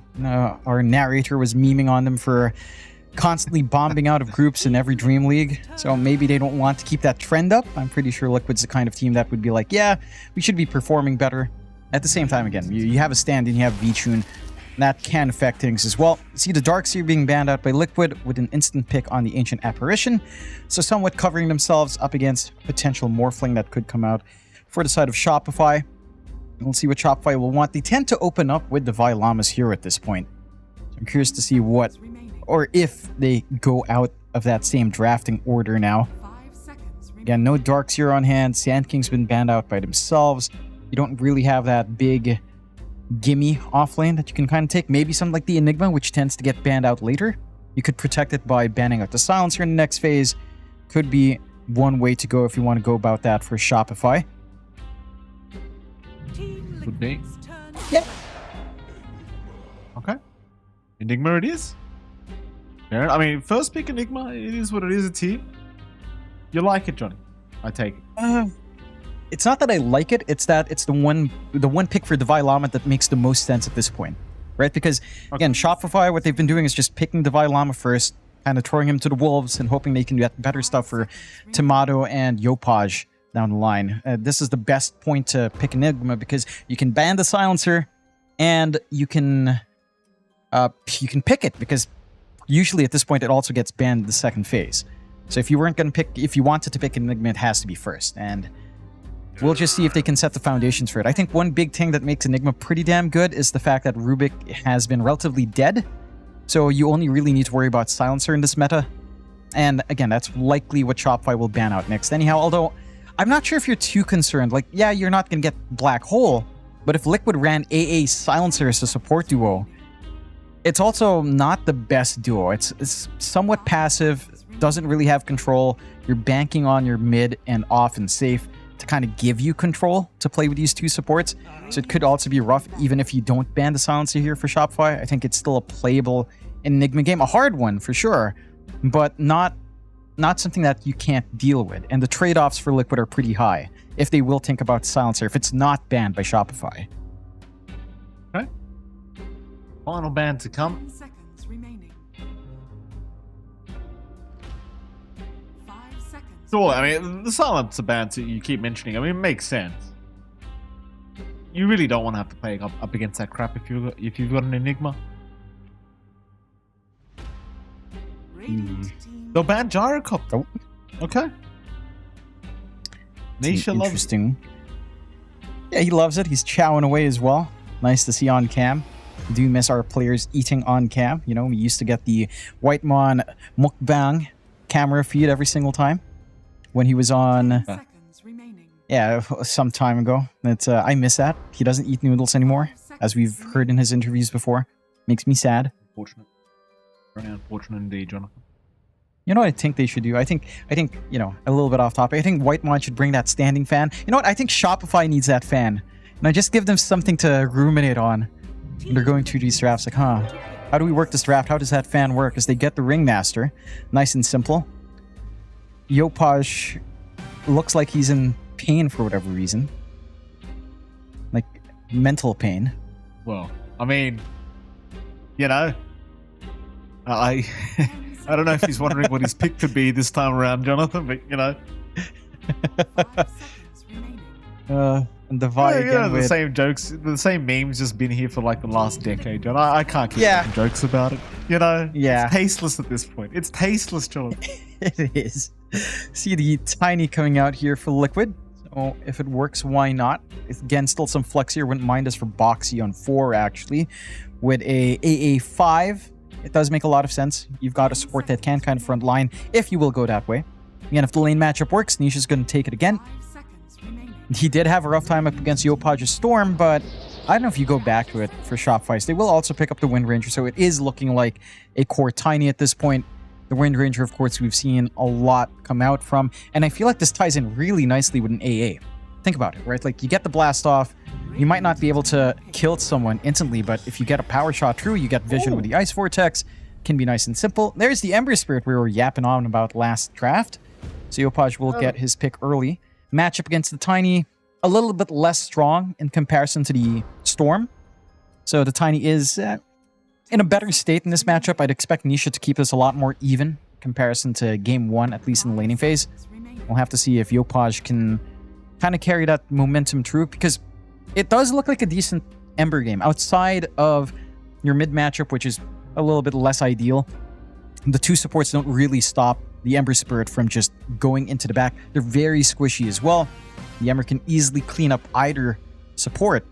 So I do like this for Shopify. Just a simpler time for Yopaj to look for those squishy backlines without having to rely on like a massive mana pool, because you just don't have access to Kotal. We'll get something quirky as well. The Bane comes in for Shopify, and that can be a really, really strong pick. I think a lot of people have been underestimating Enfeeble, right? Like, I think that's one big thing we saw in the last game. Bane was picked as well. The Enfeeble does tend to ruin you with what you'd want to do, like the lower cast range, the lower damage will ruin someone like Tiny who has high base damage. Even someone like the Monkey King, and you don't really have a support that counteracts the Bane this time. No Abaddon that can come in. I mean, you could last pick Abaddon on Liquid if you were feeling frisky. Toss it off lane with a Monkey Safe. Could be one way to go, but I don't think you need to go all in on just canceling out the Bane here. 5 seconds remaining. No, I don't think so either, but it certainly can be pretty dangerous against this hero. We've seen how great Skem does run his Bane as well. Like, you really can't underestimate how great this man is when it comes to this hero, so things could get rather scary. And, you know, Enfeeble's not a spell I talk about very often, but, you know, you bringing it up against Tiny Monkey King, it is actually pretty busted against these two heroes, so, you know, assuming a player like Skem can really abuse that Enfeeble throughout a team fight, it can make all the difference. See how they want to finish things off here for these drafts, though. Team Liquid looks like they are still lacking a position 3 for Saberlight. Shopify looking for a carry here for Yamato. Curious to see what Yamato will want to run this time around. We see no Gyro this time, and they banned it themselves, in fairness. Yeah, there's an option here for Terrorblade. Liquid should ban it out, though. It's a fairly clear pick, especially with the AA on hand. Like, you kind of want to take care of Terrorblade. You don't want the Sunder to come in, for sure. High base armor that the Monkey King will not enjoy matching up against. You do have magic damage with a Tiny, but Terrorblade does compensate down the line, and you also have Escape Act to kind of stall out on that magical burst anyhow, along with the Nightmare save that can kick in. So I think it has to be something like a Terrorblade ban, because if you're not banning it, Shopify will probably gun for it. Like, it's a lot of push. They ban out the Dusa first, as it is a Timato hero that he has been running a lot. You saw last time. I love the respect for the Dawnbreaker ban just for Saberlight. We haven't seen too much Dawn, but the hero can feel really busted in the right lane setup. And just the vision game Dawnbreaker provides is really underestimated, right? Like, that innate, every single time turns daytime can really make or break a lot of engagements and make or break a lot of smoke movement if you time your movement around that clock. So I like the respect Shopify shows for that, along with a Broodmaster that Saberlight had a great game last time. It has to be Terrorblade ban. No? Alright, Ursa ban. Oh, it has to be a Terrorblade pick for Shopify? It doesn't have to be, but I think you might be pretty accurate on the guess there, John. It can be a little bit awkward into Tide lane, in fairness. Terrorblade does not enjoy the Tide Hunter very much, but I still think it's a decent enough pick. We'll see what he wants here. Shopify Rebellion still looking for a position 1 for this last pickup. TB still looks pretty alright. I think laning stage wise it just looks a little bit ugly, but you got a Bane to support you, so you should be fine. I mean, even just the Ringmaster support should be fine, whichever one they want. But no! Yeah. They're gonna go for the Nature's Prophet instead, Jonathan, who doesn't care about the Tide very much. Yeah, I think this still kind of does the same thing that the Terrorblade would want to do. It has early tempo that you can play with, although a lot more stable for the Nature's Prophet early on. You're not reliant on cooldowns. You've got good push. I think the big thing as well is you've got a way of stopping Nisha from tree dancing around. Not that you tend to go for the tree dance facet anyway, but you can cut the tree line yourself. You can get the Curse of the Old Growth Shard, spot if anyone's in the tree line, which can also be pretty ruinous for Liquid if you're not careful in your positioning. And this is something Yamato has shown himself to be spectacular on. You have a lot of push potential with this Enigma Nature's Prophet duo. There's a lot of power pressure I'm expecting to come out here from Shopify. For Liquid's part, this is still a relatively straightforward draft to play with, right? Like, you have a lot of area control, the circles are in play, Ravage, Wukong's command, even the Ice Blast could count, and the Ice Vortex is on top. You have a lot of things to control an area in comparison to Shopify, who, in terms of big team fight, does have this tie-in of Black Hole and Wheel of Wonder, which can be funny. Whether or not you actually land at in these team fights consistently is a different question. That's a very hard thing to pull off in every single fight. But if you can pull it off, that 5-man can be devastating as well from the side of Shopify. The issue is the cooldown up long. There's one side of Liquid, when you are looking for these 5-man rotations, you can kind of stagger out your spell use. Some fights, you don't need to throw out Ravage. You've got enough control in your supports to perhaps lead to something. You've got AoE from your Tiny as well to kind of cover when Ravage is down. So I'd say the uptime for Liquid looks a little bit better, and in that sense, it could be a little bit easier to play in terms of like early skirmishes, early fights. But for Shopify, we'll have to see how much they can get out. They've got a lot of good backline jump, same as they did last game. Yopaj has to shine on this Ember and has to be able to pick the weak links in that AA and perhaps even the Wind Ranger if at all possible. We were saying the same thing last game, where, you know, they had to hunt down Boxy, they had to hunt down Insane. It didn't happen. Same issues could come out here for Yopaj. At the least, the burst damage of the Ember can be a little bit more reliable in the earlier portion of the game.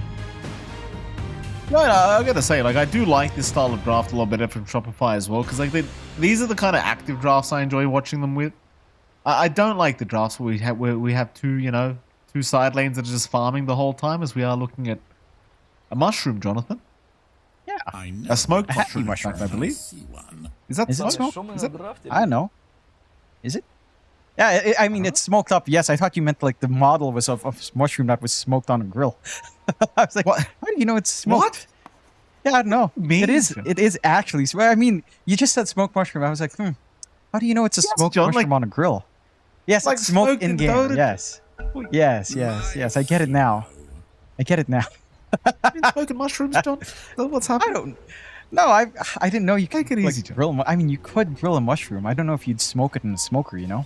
Yeah, it's pretty common, John, to grill mushrooms. I'd yeah, say. but not like smoke. You them, can smoke right? them. No, you can. Like, yes, you Terrians do it, Jonathan. Like, yes. They don't want to be left out, the vegans. They do it too. That's all right. Oh. Yo, Paj. Long wrap. He's going to see a tree moving. A bit suspicious here, I think. Counter smoke now from Devi Lama and the boys. Nothing really going to come out of it, though. I think they might just go ahead and hug the two bottom banner runes instead of trying to go for a big fight. Shouldn't be too much issue in going for an even trade anyway. Like, you've got a Bane with who might just pick up Nightmare to ensure they get it. Although Liquid have set up to try and fight over these. The battle begins. So maybe bottom side, perhaps we could see something. Not really. Sablelight's just going to take a bit of harassment on the way out. And so it ends up being a 3-for-1 trade in the favor of Team Liquid. In fact, Hellscream, it's been slowed up, and I think Hellscream might be dead, though Boxy's also being chased and Schem gets it. Hellscream's still running. Sablelight has Gush in 1. Hellscream trying to block the vision, does eventually get away, is now Sablelight's in danger again. He'll be alright, but he's taking a fair bit of harassment. They've fed first blood to Schem. Not the ideal, of course, but yeah, you get first blood, you're happy enough to get some free EXP. You're going to have to waste some regen on Boxy, tossing out the salve onto Saberlight. So it's a little bit of gold spent. And this lane is not going to be easy anyhow for Saberlight. Still taking a look at the mid first before we go elsewhere. Yopaj on the Ember up against Nisha on the mid Monkey King. This is an even better time for the Monkey, especially as you approach the double rate band boots timing that we tend to see for Monkey.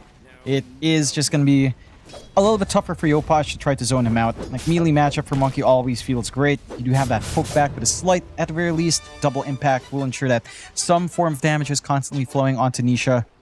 It is just more secure for the Monkey. You've got some outplay potential. You've got the threat of Jingu every single time. You can stamp out the range creep with the Boundless, so you should be fairly secure. Again, taking a gander down bot.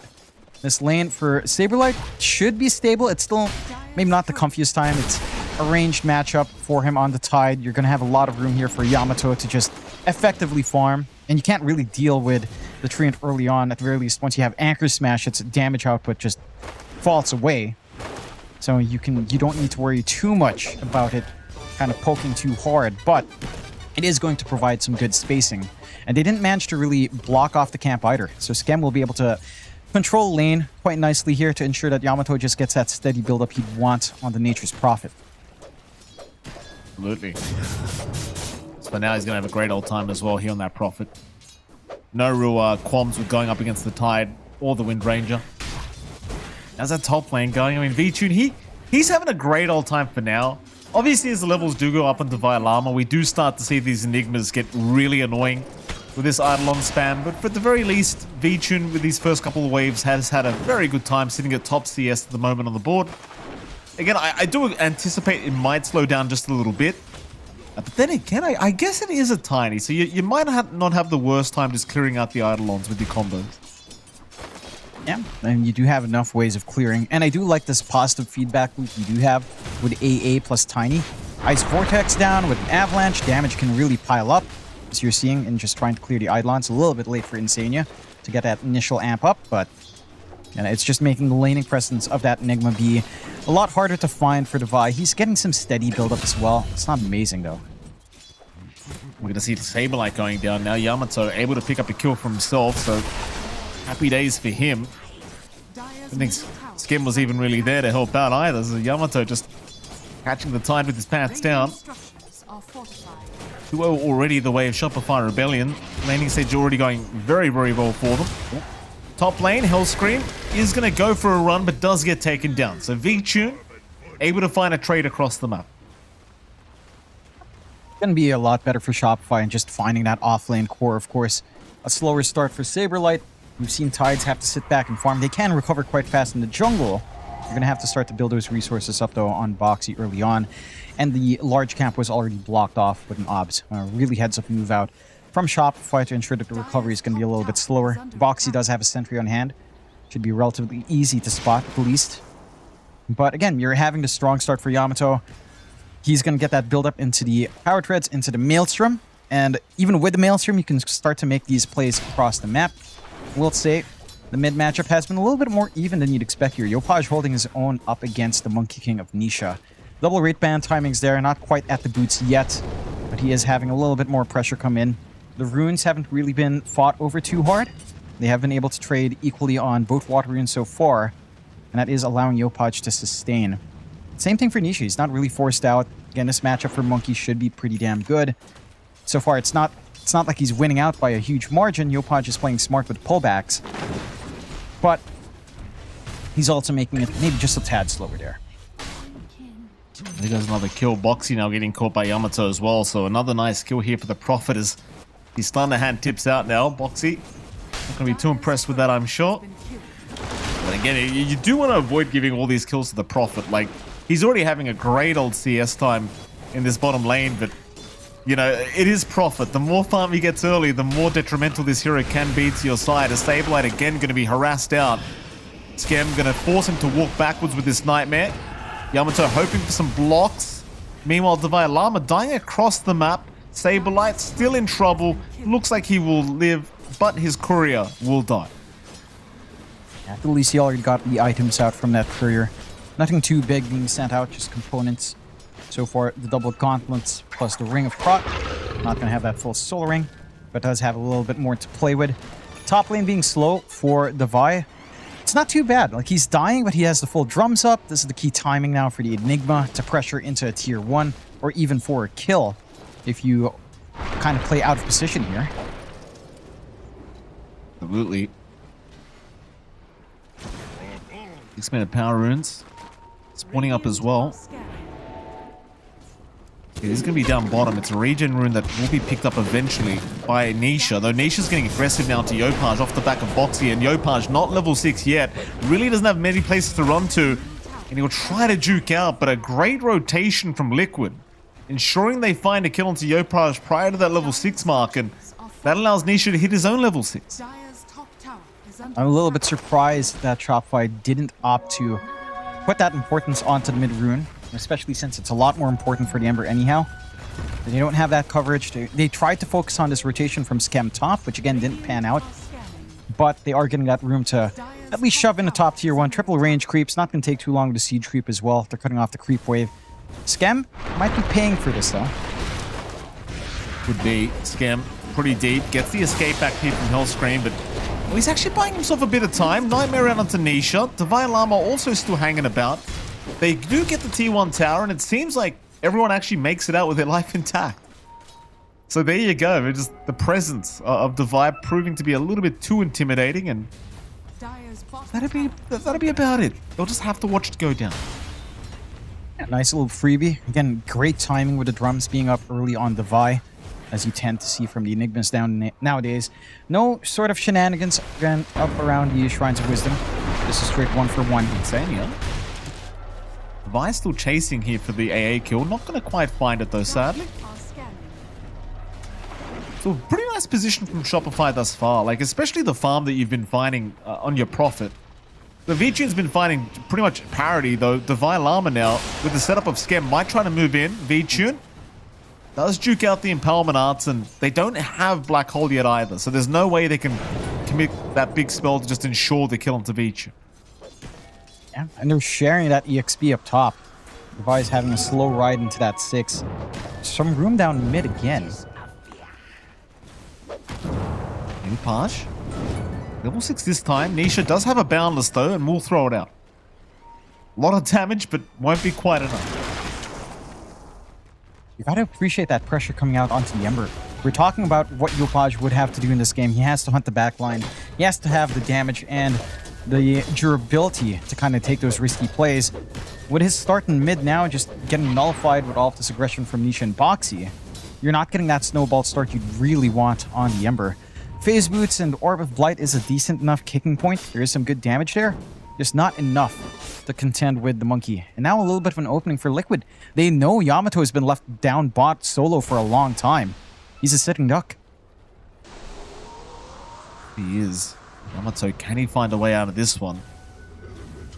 There is some action up top as well. They're moving on to that Tiny. Yamato's still perfectly fine. Top lane, they have caught him. Black Hole is committed. And V-Tune is down. And meanwhile, Yamato, he never got spotted here, John. He just TP'd out. He took the kill on V-Tune.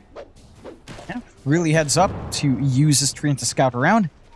Does manage to just walk away. A little bit surprised they didn't try to maybe position a little bit further back for that swing.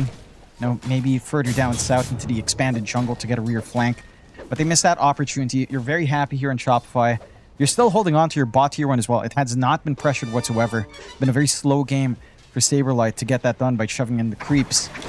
Now you're at the point where Scam's just hanging around for some free XP at this point, trying to work into that level 6. And with all that movement top from Shopify, they set the foundations for some good ganks. Some really nice forward vision early on here. Sentry Ward will spot it out, but their own sentries will spot the obs at least.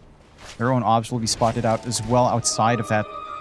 So they still have one forward ward that's a little bit stinky by that ramp near the mid-tier 1.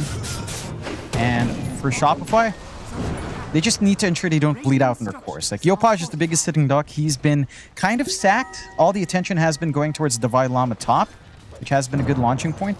But it has come at the cost of the Ember being bottom network core overall, even behind Saberlight in his slow lane on the off lane. Interesting stuff here this game too. Much slower pace it feels like as well. We are going to see a two-man smoke now. Boxy and of course our MK as well.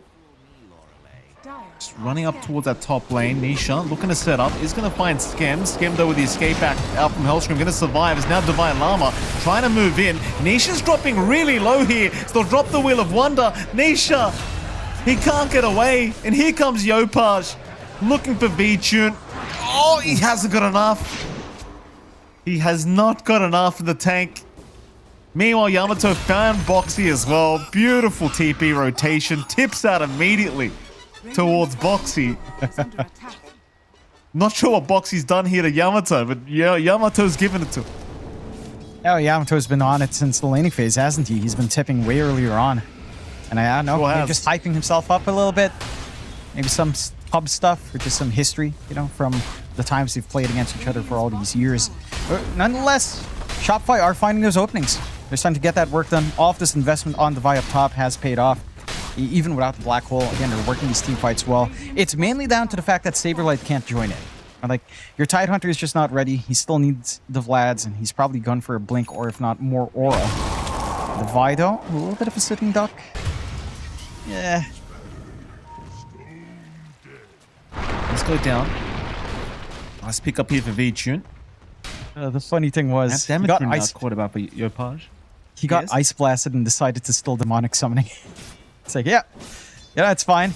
No one's nearby me, right? And just pop this on and try to farm. You know, living on the edge. Good old Divine Llama. It happens. Happens to the best of us. They're still in a very comfortable position here, Shopify. Like, Yamato's really quite out of control here in the farm game on this Prophet, which, in fairness, you do kind of anticipate. But again, very, very scary when this Prophet can take off so quickly. Only moving right into the Mjolnir as well here for Yamato. V-Tune obviously still having a great old time, but not keeping up quite as fast here with the farmers. We do see a smoke rotation now bottom where they might run into Boxy. Yopaj did spot him going for that large camp pull. Skem will be around as well with the Fiends group if they need it. They probably will need to commit it, but we'll see. Boxy. Smoke broken now. Boxy sees nothing yet. It'll be too late, Muncie does. In fact, never mind, it is not. The chains do not land. In fact, Yopaj now the one in danger, but does remnant away. Saberlight never got that Ravage off in time. Hellscream does get left behind at the very least, though, so you do at least have a consolation prize as Hellscream trying to turn, maybe trying to find Boxy. Can he get him? He can. Well, there you go. And Boxy gets tipped again. Oh, Yamato. What's going on, man?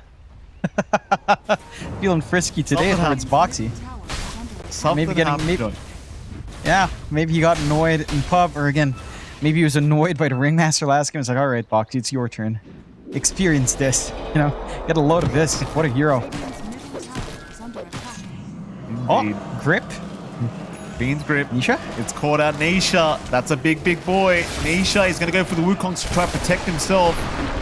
Still alive for now. They'll turn on to Skem, and Yamato does not want to stick around. To Nisha. He'll get away just fine. Skem the 1 to 4. That is a little bit optimistic. Monkey King, not that squishy at this point, and does have some stat padding on hand, and the damage you're getting from Yamato is decent enough. He's got that Hyperstone at least, but again, it just wasn't enough. You might have needed at least Health Scream there. One Tame the Beast could have done the job. Still, a little bit of a freebie coming out for the side of Liquid. Not the biggest loss for the side of Shopify, but that is Fiend's Grip down for a minute 10.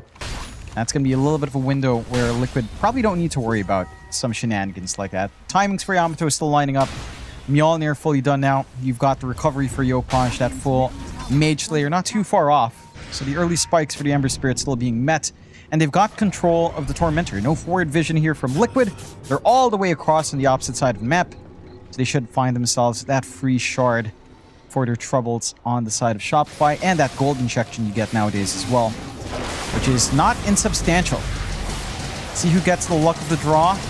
Spotlight could be pretty sick. It's Skem instead. So he does get that Brain Sap utility at the very least for the AoE. Oh yeah, dude. I mean, honestly, cool. The AoE is not even that great. It's just, I reckon the cooldowns what makes it really nice, honestly. Probably not worth the 1400 gold jump, but minus 3 seconds on Brain Sap. That's good enough. Oh, Nisha? could come in handy here. Could. Divine Llama's got Black Hole ready. Oh, that's a nice pre-chop. Very nice. They're not actually going for him, though. They just want to run. Skem will be left behind and will go down. In fact, the chase continues now from Nisha and Boxy. But it seems as though they think better of it. Not willing to dive too deep, as there is still a tier 1 and tier 2 tower at the top lane. So they'll take Skem's lane. Not really a big deal. Not going to feel too good for Skem. Back-to-back, less than maybe around a minute of gameplay before he has to sit back again. At least respawns are fairly short. Liquid, they're doing a great job of just splitting this apart just a tad bit. Yopaj, though, a little bit aggressive. Miss out for now, and does miss out entirely. The vision here over that AA does not get much for his trouble.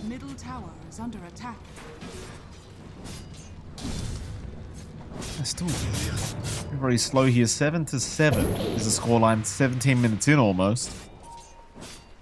Nowhere near a Roshan attempt from either of these sides either. We're going to need to at least see a big team fight before that, I think. Bright side here is for Vichun. He's caught up pretty quickly to the Prophet now, so it's a 300 gold difference between the two heroes. There's your big blink up now on Sableye as well, so you've got some great initiation now as the Tide. Meanwhile, Boxy and Nisha being watched by Skem. Nisha. Oh, under vision now. Nightmare. Skem has Fiend's Grip, but doesn't really want to commit. Sableye right around the corner, and they can see him with that newly placed ward. Should be a fairly obvious ward for Liquid to kind of clear out at this point. Shopify still hugging that top area. They are doing a great job of sapping away farm in this jungle. Like, Liquid haven't really crossed into the bot jungle all too often, so they're not really trading back some of that lost potential in that wort. They are hitting those spikes. Like you mentioned, Vichun has done a great job. Shadowblade up, he's got his shard going as well. So he's got consistent damage to pump in. Have to be a bit cautious in these supports. Lane, I think it's Hull Scream. A very quick kill for Liquid. Karen does spawn bottom. Just going to be an illusion. Not too big of a deal. Rotation's up top now, seeing if they can find Devi Llama. Devi going to go through the twin gates, reading the movement quite easily with the wards that were there, scouting this out. And it seems like they're just going to settle for a bottom tier 1 tower here, Shopify. Liquid, I don't know if they want to really try and rotate and defend this. It doesn't seem like they will. I think if anything, they might have come for the fight. In fact, Vichun's just going to make sure it doesn't go down. Shopify, they are still setting up, so you wouldn't mind just seeing a team fight forced you down to this bottom lane. And Vichun, he does go into that Shadowblade now. He was underneath the sentry though, so they do see him. Devi has Black Hole if he wants to hold out for now as the Ravage will come in. Sableye landing on 3, and Devi will go down. Pre-black hole. This fight looking well and truly over now for Shopify, but here comes Yamato. He's going to try and keep it going. Nisha is the target. They're moving on to Skem, but the escape back is going to save his life as they continue trying to chase down this pesky Bane.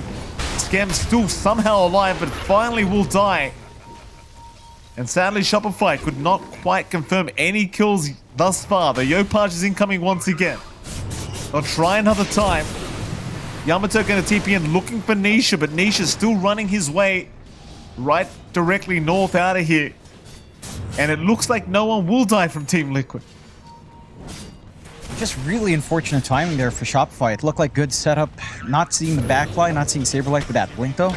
Costly. I'll find a consolation in Boxy. Not the biggest one, if they can even find it. Paj going to dive deep. Spider Fist does not connect. Oh no, Black Hole, Devi, he's got 4 of them. He's got 4 of them. In fact, Nisha was just out of range, but it doesn't matter. It's a beautiful black hole. Devi Lama setting up for 2. Looking for a 3rd. Yamato, in fact, looking for a 4th. Still chasing Boxy down. Yamato, there's a bigger target, sir. Take Saberlight.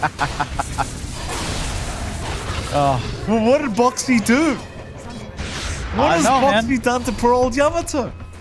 I don't know, but it's got Yamato going. Really great comeback there from Shopify. I mean, again, that last fight, not spotting backline with Blink, not getting their own Blink out in the Vi in time. He already bought it out right before that fight. It was on the courier. They just needed a little bit more time, just couldn't wait out for it. This time, though, with Blink, all the difference in the world for the Vi, knowing that the big team fight spells were committed earlier on as well. And they can play back with their own utility coming in. They still have the grip, in fact, from Skem. Didn't even have to commit it. So you do have that going for you right now. 21 minutes in, 11-10. A very close match. 6k lead coming up from Shopify, though. And a lot of that is mainly down to Yamato. He has eaten the lion's share of farm here. But Shopify are still set to go. Again, you can just teleport in for Yamato. He does have the Curse of the Old Growth to try to watch for anyone hiding around the tree line. Can simplify these fights. Ravage is back up, though, with Wukong's here. So it can be a dangerous one. Jump in, the Tiny being caught, a big target if they can get it. Ravage, though, committed by Saberlight, landing on 2 in the back, still trying for V-Tune, but Yopaj, he does go down. V-Tune still barely alive, trying to run, but the Impalement Arts will get him. It's Hellscream trying now to escape from Saberlight, as it seems like Skem also getting caught by a Focus Fire and a Shackle from Boxy, but not really going down yet. They will get Hellscream. Skem still on the run. Yamato not choosing to join in, but is TPing now to the team fight. But Skem is already gone. Onto Devi they'll go. Devi, no way to really defend himself here. And Yamato, he's not coming. A great fight for Lick. They took way too long in that kill attempt onto V-Tune. Again, you get this angle out for the Ravage from Saberlight to isolate the 2 in the back, take away that utility that Devi really wanted to apply to get that faster kill on V-Tune. So just very great patience again from Liquid. Shopify, they had the right read. They were thinking that maybe they had a few more seconds before Ravage would be back up. Was up at the nick of time for Saberlight. And for Shopify, well, it's their turn to kind of fight back, right? They know Ravage is down. They should be able to try to take a fight in the respawn. We'll see if they'll be able to do so. But yeah, just great positioning out again from Saberlight, isolating the back, leaving Yopaj on an island. And without the follow-through, it's just a lot slower than you'd want it to be to look for these pickoffs on the Ember Spirit. Here we go again, Shopify. They're going to smoke up. Roshan's available. Of course, both sides would love this first Roshan. So check the Dire Triangle out first. Maybe get some vision in here before an attempt. Saberlight is down south, so they're going to try for the Tide. Not exactly the easiest kill in the world, but certainly not hard if he is alone, and in fact he still is. Saberlight, seeing the TP though, will blink towards the eastern side. Chains from Yopaj should cancel the TP, and does. Saberlight, looks like he's got no helping coming here. He's just going to have to try and get out the old-fashioned way. But Saberlight certainly set to fall eventually, and will. Nice easy pickup here for the side of Shopify. Can that lead into a Roshan? Honestly, probably not. But they are trying though, never mind. There is a buyback for Saberlight, however. He does have Ravage on that respawn. or on that buyback as well. So the teamfight utility is there. Inside of Liquid isn't really in position to contest. Just V-Tune and Boxy in the area. Nisha and Insania a little bit far out. They will play it safe on the side of Shopify for now. Not wanting to poke the Hornet's Nest too hard, but they are still holding that ground. I love this position from the Vi. They're using Yamato and this Roche as bait. They want to get a big black hole in this one. They have to respect that Ravage will be up on the respawn though. Again, Liquid don't look too keen. They're just playing away. They know the Roche should be happening though. They've scattered it out. The power shots from Boxy are going to give all the info they need. Sableye is available, no buyback necessary, but he needs 5 seconds for his TP to be back up, so he's having to run until Roshan alive, but not for much longer. They might need to buy some time here for Sableye as they are going to move in. Yopaj getting stunned. Meanwhile, Roshan's still alive. Nisha, he's going to jump in, but Yamato's taken the Aegis away. Shopify Rebellion, they'll get what they wanted. Yopaj, what's he looking for? Making sure the pit's empty, and it was empty, Jonathan, because it was the first Roshan of the game. Yeah, just maybe looking for an opportunity if a support steps in. That did cost the BKB usage of Yamato. That's your 9-second charge just for the Aegis. So you're going to have to sit back a tad bit and be patient here in Shopify, wait for that cooldown to be back up. You also have to pay respect for the fact that, again, Ravage is ready here on Saberlight. They want to fight. Then they're looking. They are looking, Jonathan. Hellscream, nice little juke away. They get the anchor out onto Hellscream. Devi's waiting in the wake with Black Hole available. Hellscream's actually alive. So they keep chasing. This is very dangerous from Liquid. They're trying. Hellscream gonna avoid the Ice Blast. They are still trying to snipe somebody down. It's like Boxy could get left behind though. Sableye, he still holds on to the Ravage for now, and Boxy will be the one to actually go down. With the chase, in fact, Skem was still in that tree line. So they do find a 1-for-1 here, Team Liquid. Do they want to keep fighting? The answer looks like it could be a resounding yes. But they're underneath vision. They're being watched. Devi jumps in, misses out on the tree cut for Nisha. He could be in big trouble when he throws out the black hole, but the Ravage, it's going to cancel immediately as Hellscream. Hellscream trying to get away. In trouble.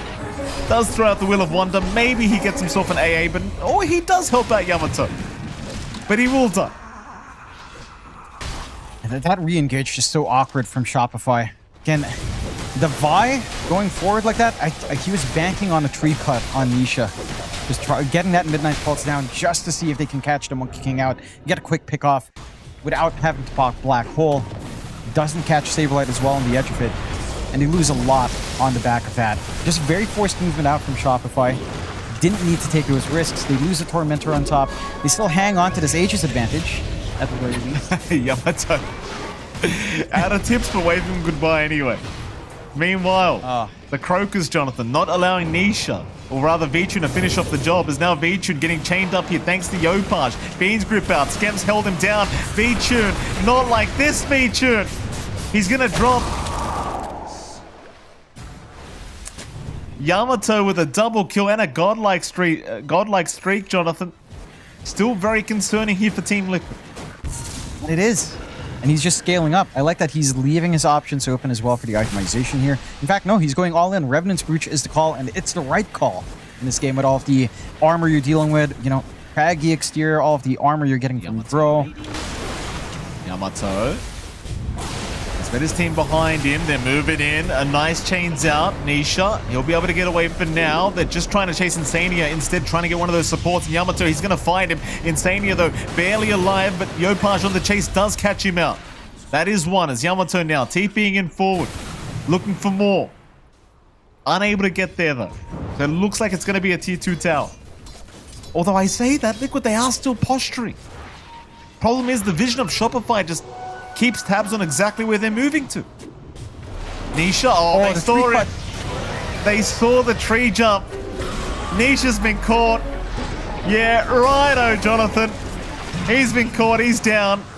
Yopaj will find him. That'll be Boxy as well. In this game too, it's one thing we haven't talked about too much, but the vision game from Shopify has been just really on point. And they've been very consistent. Ever since they were clumping up top with the Vi, they've been really good with warding on that top jungle. And it's finally paid off. They finally forced a fight in the area. They take the objective. They still hang on to Aegis for less than a minute. Not too much time left, to be fair.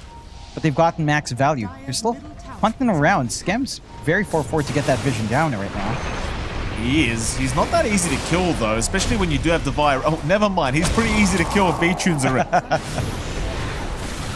About to say Divine Llama jumps in, you know, with all the auras, but not so much. No, there's that not Revenant quite. Brute you talked about as well for V-Tune. Yeah, I'm surprised he goes for it. As there is a pipe. I feel like the reasoning for... Oh! These these croakers, mate. I tell you what, these croakers... No way. These croakers, man. You can't underestimate a croaker, Jonathan. You can't do that. Love those creeps. Such fun creeps. They're the best. They're the most fun Doom creep, you know? Just take them for any army. It's just hilariously fun. Look at that. Oh, Boom. yeah. See you later, boys. Thank you. Thank you very much. If only they did the second stun as well. Oh, they did do it. It was on the Eidolons. But the Vi kind of saved his TPing teammate in a sense. Because he might have gotten stunned. He could have. He could have. Oh, goodness me. I want to go back. Wait. Nishan. They're going to see him. Nishan chained up. Sableye has Ravage ready. What a Atos thrown out onto Yopaj with the anchor from Sableye. And now the Wukong's, but a nice nightmare from Skem juking out the Avalanche into the escape back. And the Ravage now committed. Yopaj will finally go down. They threw everything but the kitchen sink at that man to ensure they got that kill. See if they can get anything more out of this. It looks like they should have Skem. And it's probably a tier 2 tower at that as well. Double kill for Nisha. Got the openings here. I want to talk about V-Tune and the choice of Revenant Scrooge. I feel like for him, this is probably not as straightforward of a pickup, considering that these enemies he's playing up against aren't high armor heroes, right? Like, your scaling damage on Daedalus in this case is a lot better. I think the mats on it for Revenant Scrooge versus Daedalus is about 40 armor. If your enemies are below 40 armor, Daedalus wins all the way. And Revenant Scrooge loses out once someone has a Pipe plus Glimmer Cape, which you do have in Shopify. Like, we're not seeing the impact of it yet, but if the Vi Llama's around, if you manage to get the usage of Glimmer Cape on as well, the barriers plus just all of this magic res coming in, does mean the Brooch isn't as amazing here for V-Tune. So I'm a little bit curious about that. Again, for Yamato, it makes a lot of sense. These are high armor heroes. They're both above 40 armor. Eventually will be above 40 armor. Anisha's above 40 armor when he drops the Wukong's, so you want to be able to get some damage in. There's no pipe carrier on the side of Liquid, so you don't have magic res. We'll try for a little bit of a run. Not able to secure the rune here for Yopaj, but they are holding their ground. Roshan will start to respawn at 40 seconds. You know, they've got the timer kind of timed right. Just might be a little bit optimistic to expect it so early here for the side of Shopify. For Liquid, though, they are starting to gain a lot more. I do like that Nisha is going just for that nullifier. Kind of try to remove that escape act as an issue. Remove the Glimmer Capes, remove the Force Stabs here. Take all the saves away. And it will make this game a lot easier to play for the side of Liquid without having to be pressured to look for the backline every single time. So they're going to have some utility on hand for that. It's not too far off now for Nisha, just basically lacking the Helm of Iron Will Gold. And eventually, once that's up, again, Shopify have to watch themselves. They are still doing a fantastic job for Yamato. Like, this is a perfect game. 11-0-8 on the NP. Been working the map well, been applying that laning pressure all across the map. Knows where to show up in these fights, knows how to position for these fights. And we still haven't seen Divine Llama use the BKB Black Hole as well. He's got that full BKB up. No threat, no need to worry about the Ravages any longer here for Devi. Just needs to find a decent one. Needs to find a hold on the big target they want to burst. See if they find it. They're going for that smoke. Their vision game has expired, so they don't have the forward wards they had earlier on. Might still find an angle as they're at the right spot here. Looking. No one quite yet being spotted out. However, they are running right into Saberlight. Paj's going to spot him. Chains out. Not quite the target they want to try and focus down first. Might have to have a look another time and see if they can find a support.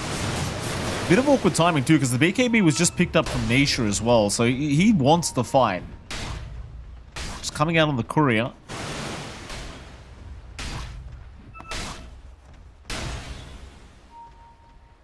Then comes out of it. Saberlight continues just kind of standing in the front. Everyone's smoked up behind him now from Team Liquid, trying to wrap around. They'll make their way to that Radiant Triangle and find it completely unoccupied. Instead, they'll check the right side jungle, where they might just run into Skem. Skem actually narrowly avoiding the smoke break, so instead they could find Hellscream first.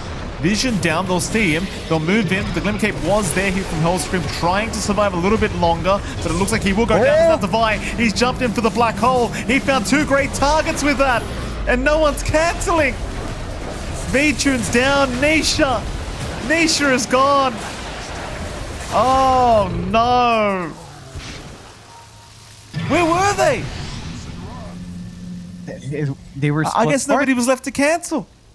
I mean, there's no way to cancel with the BKB up and Devi Llama anyhow.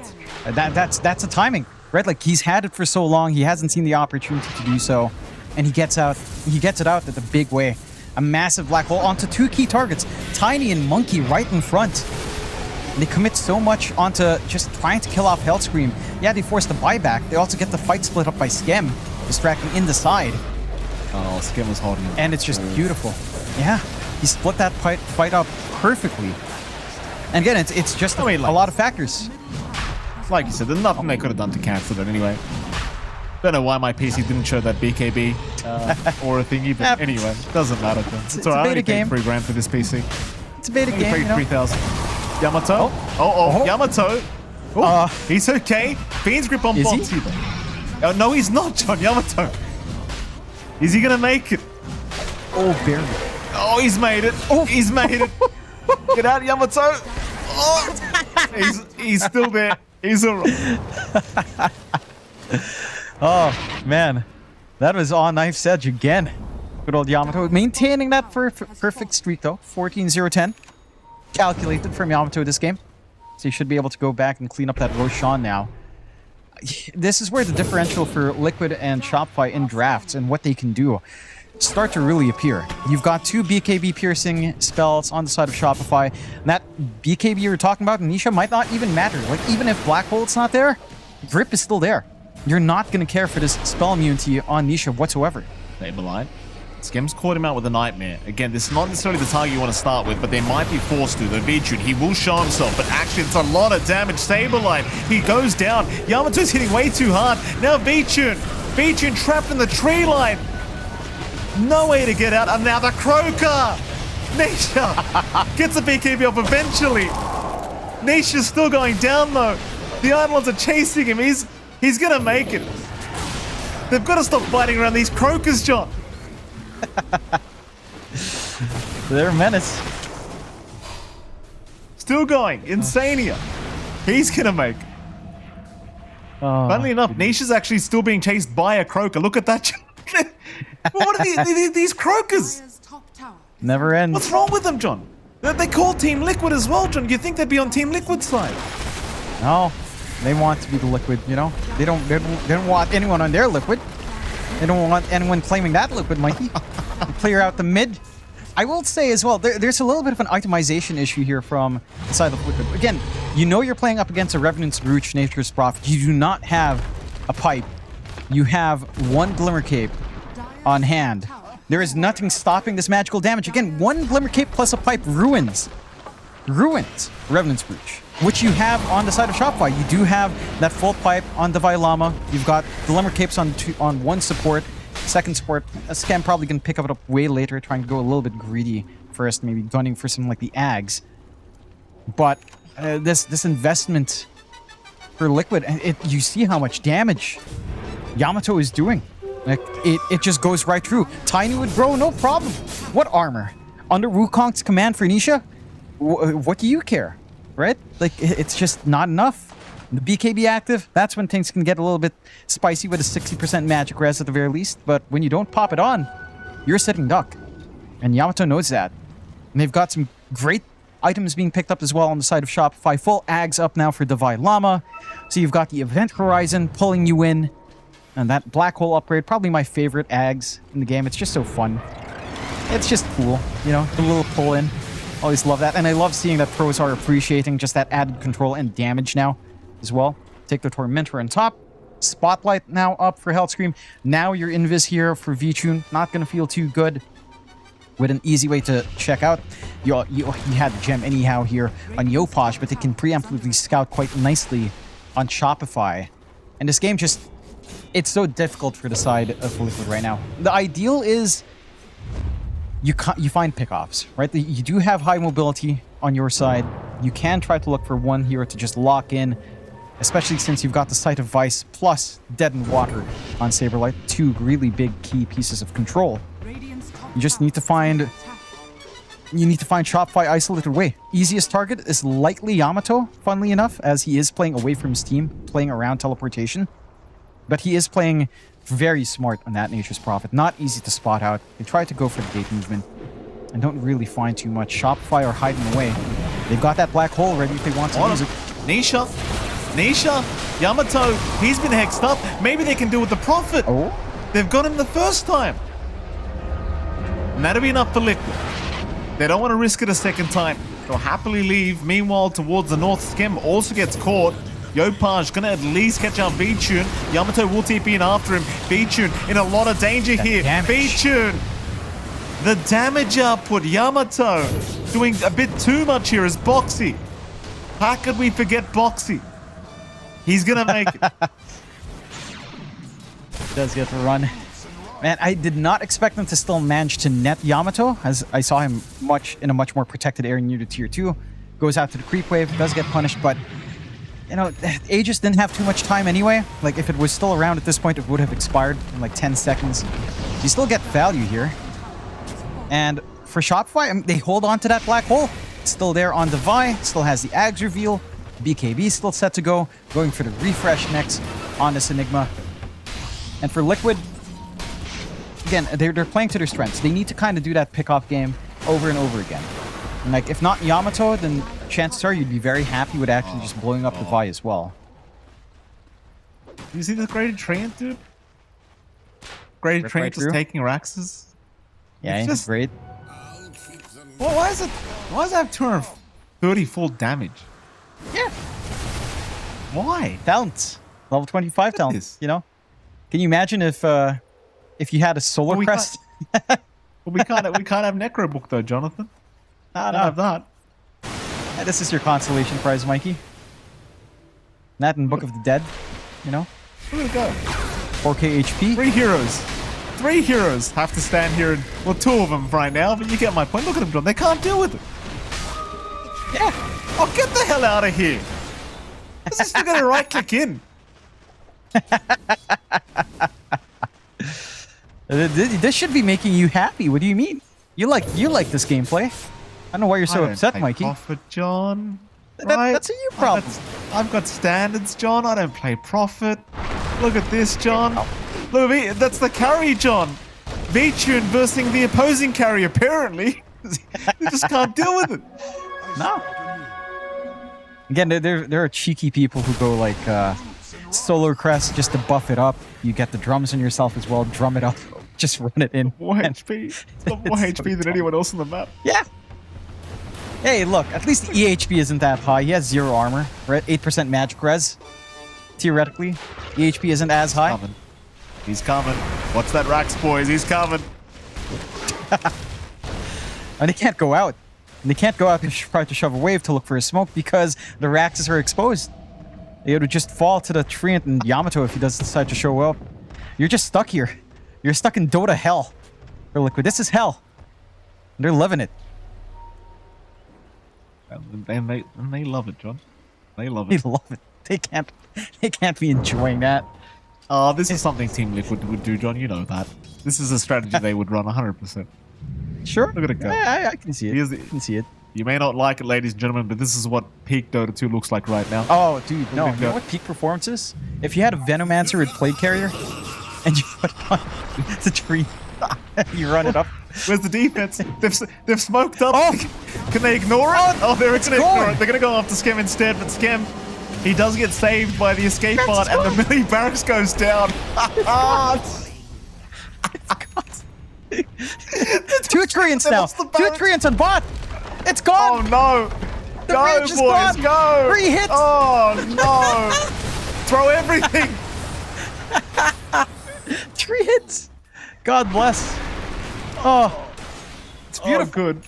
We're just not playing Dota anymore. That's good. This is Beautiful. great. This is great. Oh, you gotta love it. You gotta love it. You know, it's if you know if this goes 60 minutes, Yamato gets Book of the Dead. Oh, hold on, John. Now you're getting me excited, John Xfire. Now you've got me excited. You say Book of the Dead? Imagine that. Oh, what if everyone got Book of the Dead here? Just 5 Books of the Dead, the library strat, a reality. Oh, dude, the library. What if we got 10? What if everyone got a Book of the Dead? That'd be the best. Be the best game ever. Here we go. Team Liquid, they've had enough of sitting in the base. If we're gonna get megas, we may as well. If we're gonna get megaed, we may as well just go out now. Here we go. Devi gonna break the smoke. Stabilize just blinking right in. Devi did not actually see them, but the escape art is gonna buy him a few seconds. Ravage gonna come out. Devi will finally go down. Meanwhile, Yopaj though dealing with the rest of them, taking down Boxy already on the Wind Ranger. And B-Tune, he's been Fiends gripped up here by Skem. There's no escaping that. The Mega Creeps are up, by the way, John. Mega Creeps are up, and I think you can guess how that happened.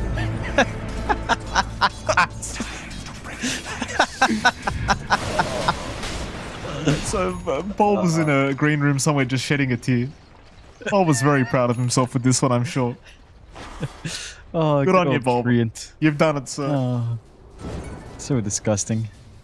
Oh, goodness. Mega Creeps up 33 to 26. 31k lead for Shopify. No signs of slowing down. Devi did buy back, but you know what? He has BKB Ravage. BKB Black Hole still set to go. No Ravage for Saberlight. So not much to worry about as long as he doesn't get caught out again. And this should be it. One last shove, one last fight. Should take care of business here. See if Liquid has some bite back. Again, no Ravage. Does make it a little bit awkward though. Probably this Oh, they do have creep still is still reinforced, dude. It's reinforced for what? Why'd you make it reinforced for? Just why not? Why not? You know? And Healthscream got the memo. He stole a crest up. Surely just a creep, you know, a runty or something, you know, surely. No. It's got to do it. Go on, Roshan time. Roshan versus a tree. Who would win, John? Oh. Roshan. Or I guess the Ice Blast cleans it up. That's alright. It wasn't a 1v1, it wasn't fair. Yeah, not quite. Do you have that secondary life ready? A nice banner to clean up the game, and a refresh shard coming out for Devi Lama now. He does have enough mana for this, I do believe. Double Black Hole, double BKB. Barely enough in the tank for that one. Gonna be able to close out with style. They have stalled for enough time on the side of Liquid to have that Ravage back up. And everything back up on the rest of your course. BKBs are ready on Nisha. V-Tune, again, he hasn't had the most impact now. His damage output on any of the cores does not feel great. I would say to an extent the Revenant's Breach has not paid off for V-Tune this time around. Physical would have helped him out a lot more, especially in clearing out that tree, perhaps. Paj, Shaq up there for a moment. You don't really have any damage output here. Savage committed Black Hole though. Divine Llama! He caught 3! And refresh it, boy! He won't even need to use it. GG. They'll call it. They've had enough. Game 2 will go the way of Shopify Rebellion here. Jonathan, that'll at least force out the draw as Yopaj and Nish are going to go for a quick man fight. But there you go, John. They find a draw. Yeah, they managed to do it. Look how happy Yopaj looks.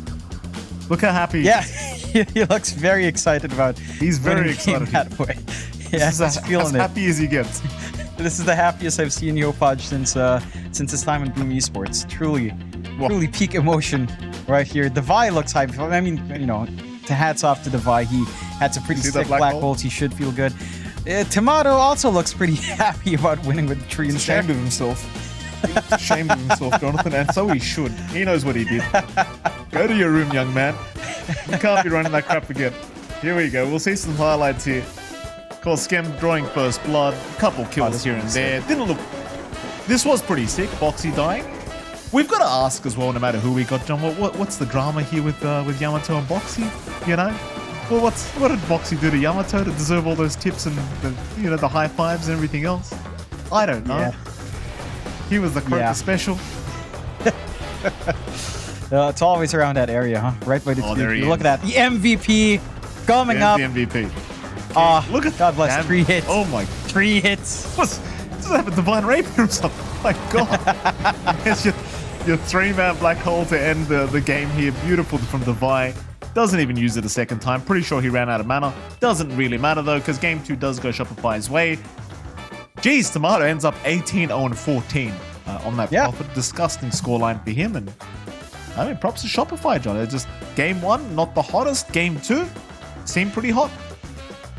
Yeah, it's definitely very hot there from Shopify. I do like the corrections they made in the draft. I think just, again, having this activity coming out from Tomato was highly effective. They get Yopaj on a hero that he's still comfy with, but isn't as reliant on cheese, right? Like, without the Coddle, the Storm looks a lot more vulnerable. With the Coddle, looks unstoppable, but they didn't have that in game 1. This time, they get the Ember. Yopaj performs great. He holds out his lane up against a mid-Monkey King quite nicely. And a very important win for Shopify. Again, even finding draws here, salvaging a 1-0 start is going to be very helpful for them to stay in their position in groups. They're going to have to look for a clean 2-0 to really feel secure. But already, again, in day number 3, it's a decent enough start here for Shopify. Well, with that, Jonathan, we do have to head to a quick break because we do have an interview coming right up. So we'll head to that break. We'll be right back with somebody from Shopify Rebellion to speak to.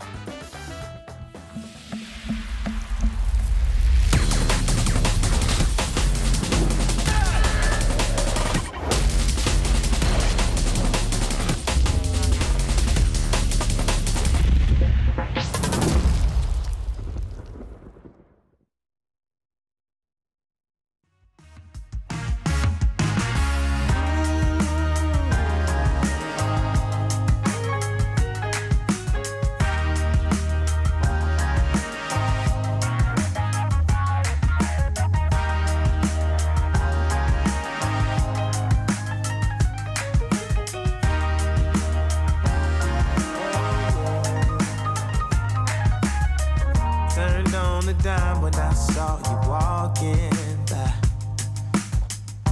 Something about you caught my eye, yeah. Ain't trying to waste my time, just standing in your line. Gotta take a shot before you pass me by. So you wanna be alone for a minute? Well, come on, tell me what's on your mind. I wanna know what makes you happy. I wanna know, can I make you mine? Ooh, I wanna know if you know that I treat you right. Wanna know, can I spend the night?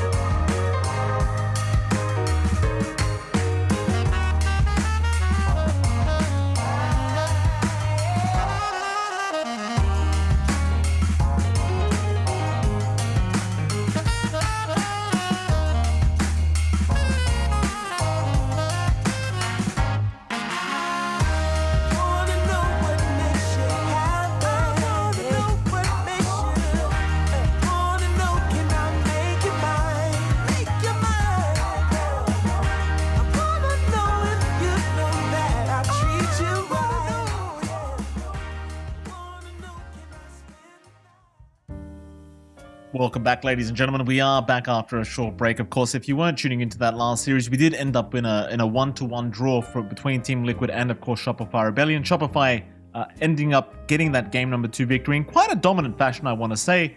Team Liquid taking game number 1. That's semi-decent news for Shopify, right? Because obviously, if it was an 0-2, things would be looking pretty bad on day number 3. But at least with the draw, hopes are remaining alive here to get up to that upper stage of the groups. That it is. And again, for a team like Shopify on the cusp of being in the top 8, getting into those playoffs, a very important part, of course, for the journey to the EWC, to have that secure slot for themselves. So did you manage to hold on there, Mike? Well, you can hear the phone ringing, John. Let's pick that phone up because we've got the man himself, Mr. Tomato, on the line with us. Tomato, congratulations on your Game 2 victory, sir. How the hell are you feeling? Hello, guys. How I'm feeling? Feeling fine. It was a nice win.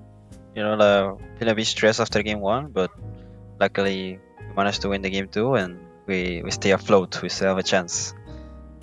You certainly do, Tomato. Can I start on a negative note? What happened in Game 1? What went wrong in your eyes? Game 1, I think right now as a team we're struggling a bit with comms and getting on the same page together. Of course, we have a new player, which is understandable. He's a outspoken player too. So I think this type of games we kind of lose ourselves. Like we kind of go in, some people go back, and it keeps going. And we're playing against Liquid, who are really good at capitalizing on this type of thing, and they get a snowball. I think they also individually, some of the players play better than the individual counterpart. So yeah, they deserve the win way more. Okay, fair enough. Tomato, on a lighter note, we couldn't help but notice you were having a great time with Boxy, just tipping and high-fiving. Did something happen, Tomato? You seem like you were getting a bit of revenge in Game 2. I see. I just happened that Game 1 I got a bit baited by the way Boxy plays, and I understand how this team approaches offlane. They don't want to lane, they just try to survive. They want to get to level 6 without dying too much. And on Game 1 I messed up and I gave Boxy boots from the start of the lane, so we couldn't really abuse their weak laning. So Game 2 I was like, I'm not gonna do random stuff, and I'm just gonna collect my free lane against them, and I'm gonna tilt Boxy because I know that he's a tilter guy. Because he's the main shot caller for Liquid 2. So it's like if he's losing lane and he's getting tipped, I know he's getting flustered. So that was my idea.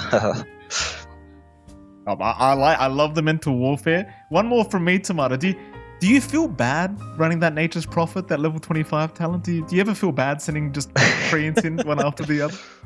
I think the thing is like, I play a lot of pubs and everyone picks MP, right? So I feel like it's kind of when you're in the you're in the plane, right? You're in a flight and you put your seat back and then you kind of feel bad about the other guy. But if the guy in front of you does it to you, you don't feel as bad. So I feel like Liquid does so much MP that when we do it to them, they know how it feels, right? So it's like it's only fair. That's an amazing analogy. Go on, John. All right, Tomato. I'm curious. Coming in. We see your standings every day on the EWC for the EPT points. You guys are right on the cusp. Coming into this last part of the EPT, is there any extra pressure for you guys to perform to get that slot, or is it game by game for you guys here? What's the mentality like? So there's like two things, right? I think it's like first we're trying to get to understand the vibe, because at the end of the day it's like, yeah, we can qualify, but I think I've qualified to most of this event the last 3 years and I've nowhere been close to winning.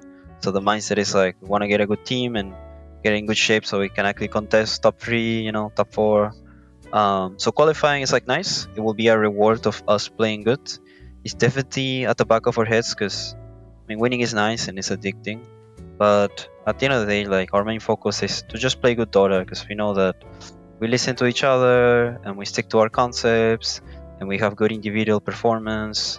Then we can contest these top teams, and that's what gives us more like hope and like energy to know that when we fight some Paravision, we can fight. When it's some Aurora, we can fight. When it's some, So that ultimately is the main goal, to get that consistency of we can contest these top teams.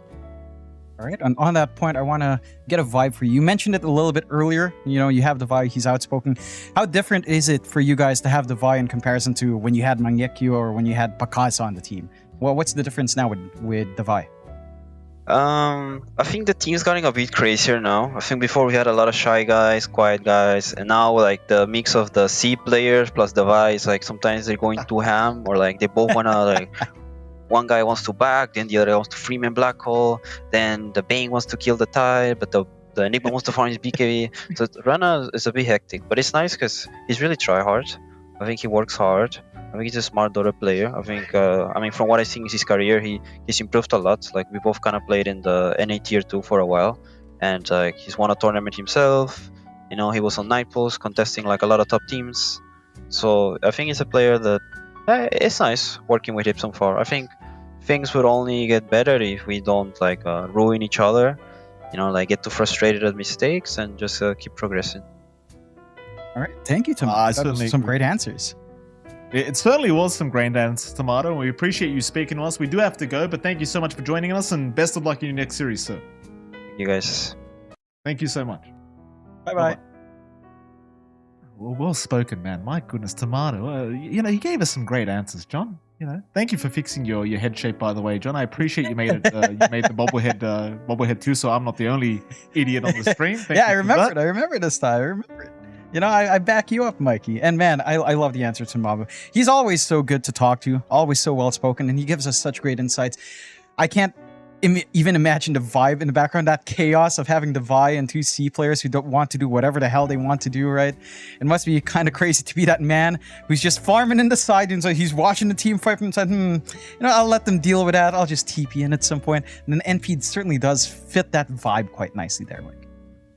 It's good to hear that Sammy Boy, Tomato hasn't received the Sammy Boy comment yet. So there you go. Good news for Tomato. Dubai Llama, keep that one in the pocket for later on. Of course, we are going to be heading to a short break, because right after that break, ladies and gentlemen, we've got another series coming up. It's going to be Navi Jr. against Game Gladiators. We'll see you soon after a break. Have you ever wondered how our homely Rasta the Shadow Shaman came to be? How a simple hill troll discovered powers that would allow him to fight against wizards, monsters, and soldiers. We know the answers. So join us as we open the books of lore and embark on a new journey in Tales from the Lore Keeper. Episode 2, Rasta the Shadow Shaman.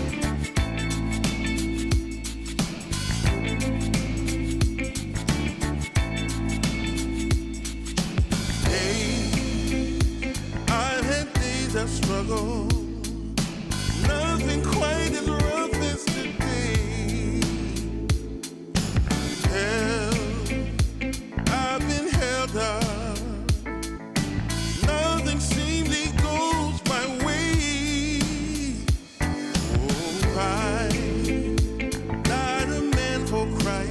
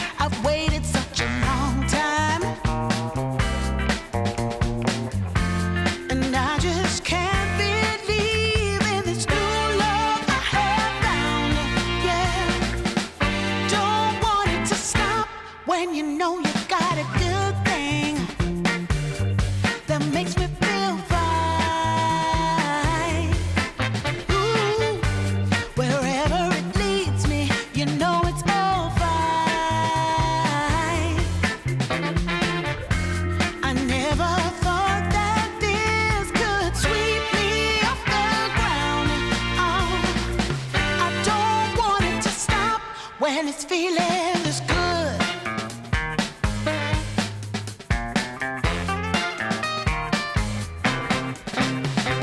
Whenever you're around, my heart begins to pound. Though I know you'll take it slow, no way to stop this feeling. For every single day, whenever you're away, in this place there's a space where I'll be waiting for you.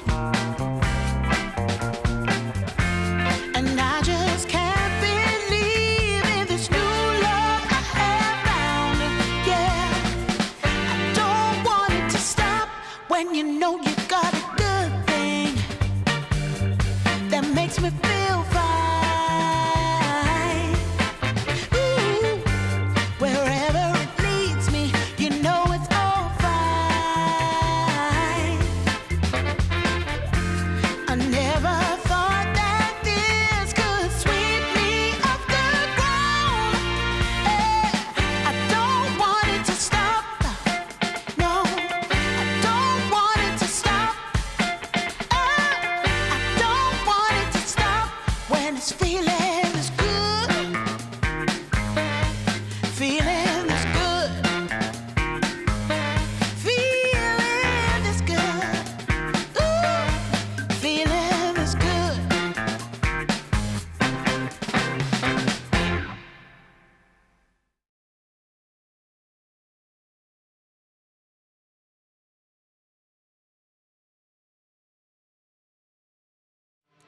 DreamLeague Season 26 is brought to you in part by DHL, 1xBet, and Anthros.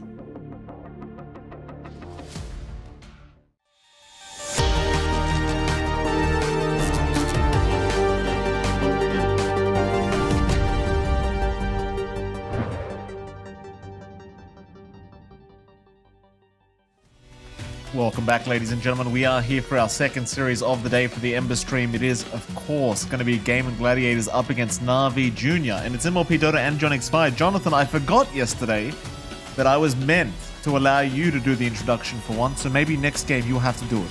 But how the hell are you doing? Sure. I'm doing great, Mikey. We had a great first series there. A draw for Shopify. Not the best result for Liquid. Not the best result either for Shopify, as both of these teams are struggling in the bottom half for now in a fairly contested Group A. So we'll have to see if they can start to climb up in the rest of the series later on in the day. But this one is a pretty fun one to watch. Game and Gladiators up against Navi Jr. These two teams have been in very different levels, right? Like Navi Jr., we love to talk about it. We love to talk about how young, how unique, how fresh this team is. But so far, the results in Group B have not been in their favor. They've gotten 1-2-0 series on hand up against Avalis, and then they got a 2-0, a 0-2 by Talon, Flipster Talon somehow, and they also just kind of struggle up against Yakult Brothers, right? So I'm keen on seeing what happens here, especially the mid matchup. Niku, 16 years old, already giving some shade out to our number one admin, Dougie, already saying that, what's that? Dougie cringe fired, he said in the lobby. So I already like the sass coming out from Niku. Getting Dougie getting burned by Gen Alpha or Gen Z is kind of funny to watch. I told you this young man was cocky, John. And the first time I said it, you were like, you were telling me I was an idiot and I'm picking on This young man knows what he's saying, John. He's a confident young lad. I can feel it. I can feel that aura from him, Jonathan. Look at him.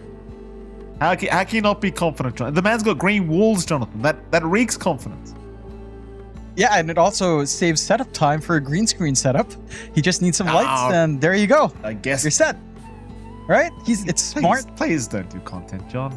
They don't do content. You know these players. Yeah, he's smart. They're smart. You see? They're smart.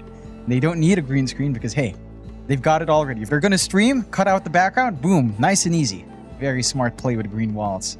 And of course, their opponents are Gaiman. And again, it's that contrast of the youthfulness, the relative inexperience of Navi Jr. up against the tons of experience you have here on Game and Gladiators, right? They've gone through so many tournaments. They've not been in their finest form. You know, post-DPC has been a little bit of a rough ride for them. They've been playing second to a lot of tournaments before, and in this recent past, it hasn't been as hot this time around with this iteration. But they are still a force to be contended with, of course. In contrast to how young and how inexperienced Niku is, Quinn has had some time now on the scene. I remember way back when he was an actual North American player on stuff like Optic Gaming. That was one of our early exposures to Quinn. And he was also that young, cocky player before. And he's a little bit more experienced now. He's a little bit more, subdued. It's still Quinn. In his pubs, I'm sure he's trying to be better, but it's still Miss good old Quinn, although at the very least, there's no drama about that at the moment. So he's been quite nice about it. And we have a little bit of a video here about Gaming Gladiators as well, so we can take a look. Gaming Gladiators in their prime were unstoppable. With dominating performance after dominating performance, they ruled 2023 with an iron fist, consistently finding themselves in the grand finals and consistently winning them. The next year was different. In a sea of disappointment, their only respite was winning Riyadh Masters 2024, and the team was momentarily looking like their old selves. But after a crushing 0-3 defeat against Team Liquid in the grand finals of TI 2024, the Gladiators felt that something needed to change. Parting ways with Duraccio and Celery, this new lineup of Quinn, Ace, Tofu, Malady, and Watson are hoping to turn the tide. While they have made it to the grand finals a couple of times, like Glassland 2 and Fisher Universe 4, they can't seem to be able to win like they used to, finishing second both times. With Gaiman showing some promising signs, the question remains. In this current landscape of new, young, and fearless teams, can the Gladiators reclaim former glory? Will they be able to adapt and overcome?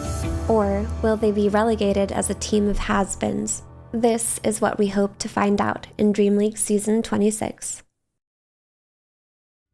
Well, there you go, Jonathan. A lot of questions. I don't know if I'd say has-beens. So there you go. There's the boys right there. All the RGBs you could ask for as well there for Quinn, as you do tend to need as a mid player. Jonathan, God knows you can't play mid without the RGB.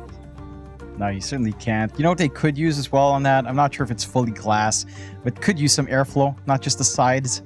Maybe a little bit more performance, more FPS for you with some better heat treatment still. I'm sure he's going to be doing fine anyway with all of those colors. His performance has increased by at least 20%, I'm sure.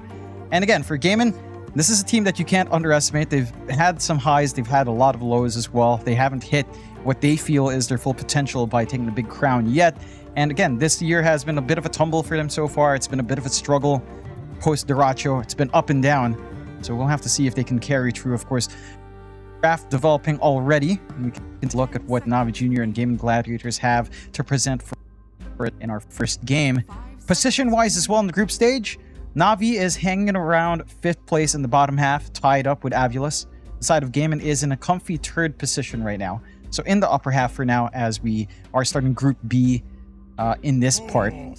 And again, a lot can change by the end of the day. If Navi Jr. somehow get a 2-0 and rally back, all of a sudden Gaiman could find themselves hanging for their life in the middle of the pack for that group stage number 2 qualification. So these series are still important, even if you feel like you're in a comfy spot with how many games there are and how compressed the group stage 1 is. There is a lot of weight into every single one. So we have to see Gaiman and Navi Jr. bring their A game out here, Mike. Absolutely. We'll see what these opening picks are going to look like. Could be a pretty explosive matchup here between these two sides, especially with Navi Jr. You just never really know what to expect with these young men. Young men Zayats, of course. Well, how old is Zayats? I keep calling him the old guy. Is he really that old? I think he's, if I recall right, he is older by a good margin. 26? 26? It's not that old, but by esports standards, you're like a middle age at that point, I think. Which makes you and I dinosaurs. An age. I mean, we have players in their 30s, right? I think. Or close 30s. There's Puppy. Yes. Although a lot of them. Guess not relevant at this point, but there's Puppy. Oh. Don't need to say that, Jonathan. I mean, he's always relevant, but, he's not here. I mean, he's not in the tournament. He could be here watching, and then I'm going to get punched in the next LAN if he's there. So, you never know. Man. I could get his a very bold assumption, right? For us, not Puppy. you lost me at LAN, John. Anyway, first pick, Beastmaster is picked up here by Gaming Gladiators. Obviously, Beastmaster picked up whenever it's left alone, Jonathan. It's one of the most picked heroes in the game. Feels like it always is, quite frankly, no matter what the meta is. Navi Jr., what do they want to take? Coddle? They don't have access. They do have access to that Keeper Fly if they want to. I feel like we've seen Beastmaster into Coddle be actually pretty fine. You get your blink, you can hunt the backline, you have enough burst to kind of deal with Coddle. You might not be too concerned about that as the Keeper of Light anyhow, so it could still be a very strong pickup. Now, they'll go for the Ancient Apparition instead, which again has been one of the top contest heroes in the tournament that has shown up a lot in first phase bans and first phase picks. So they take care of that. They already banned out the Morphling. They don't need to worry about that at the very least. And this does put a stop to the insane sustain that the Beastmaster has with the Drums of Slam. So this does provide some answers for that durability in the front line that you are building up here on the side of Gaiman. I'm curious to see if we'll get some other quirky support coming out. You know, like we've seen a lot of Shadow Shaman. Ringmaster has been rising back up. Like you mentioned, Coddle is still in the picture here as well. Either side could go for it. I like the tone of Gaiman Gladiators going for Coddle Beastmaster. Sounds really fun. Axe spam, Boar spam could be quite nice. And could be a possibility as they will just ban the Sand King and the Tiny. So they do leave that Coddle in the open for either side. Navi Jr. can kind of take their time to kind of take it out. There's also a Terrorblade that has also been pretty popular for the Pause 1 and Flex as well. If not, you know, maybe something on mid if you're worried about the Coddle. If you're not picking Coddle yourself, you ban out the Storm at this point because that combination is just nasty. Ember Coddle is still nasty as well, though. You might be better off just banning Coddle. Find out. Little ban to be made by Navi Jr. Before some more picks.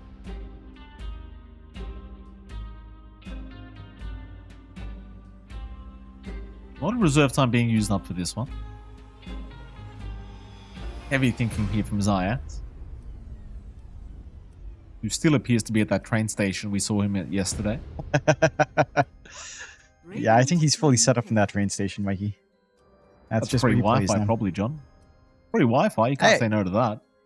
Yeah, but he hasn't had issues, right? So if it works, it works. True. No problems here. True. We haven't had a disconnect from him. There's that, Ember. I'm casting from a fast food chain right now, John. Ember Spirit's picked up by Navi Jr. Yeah, a bit surprising that they prioritize that, but with the Monkey King ban, it does make a lot of sense. They just want to secure maybe a very smooth time for Niku on the mid lane. Granted, you did leave an option like a Husker here, but picking Husker into AA could also just be asking for trouble for Gaming Gladiator, so maybe not what Quinn would want to deal with to kind of play into the early Ember pickup here. We get the Shadow Shaman we were mentioning there as well. Again, not banned, has Colonel been Sanders. top tier, good old Colonel Sanders with a fried chicken coming out. He's got a bucket load, Mike. He's got the chicken fingers, the cluster clucking, all of it. And the Hex. This man's obsessed with chickens. 10 seconds remaining. What's Jollibee's mascot called, John? 5 seconds. No, the mascot is Jollibee. It's him. Oh. Jollibee. That is him. He's the Jollibee. Not good enough. It's not good enough, John. I mean, not good It's not enough. good enough. And think of something It's a better, bad Michael mascot. Phoenix, on the spot right now. Bad mascot. Oh, Have you? Well, you didn't grow up with it. You didn't grow up with it. You didn't get terrified by how terrifying it looked as a child. It has traumatized many a kid in the Philippines as we do get the Terrorblade again. Another top tier pick that was left in the pool. Does slide through. Makes a lot of sense. Doesn't care too much about the AA. Sunder now. Gonna take care of some of those woes with the Ice Blast. Love the solution out from Gaiman. And yes, Jollibee is terrifying. As a young kid, the bee is pretty damn big. You know, the Filipino kids aren't that tall, Mike.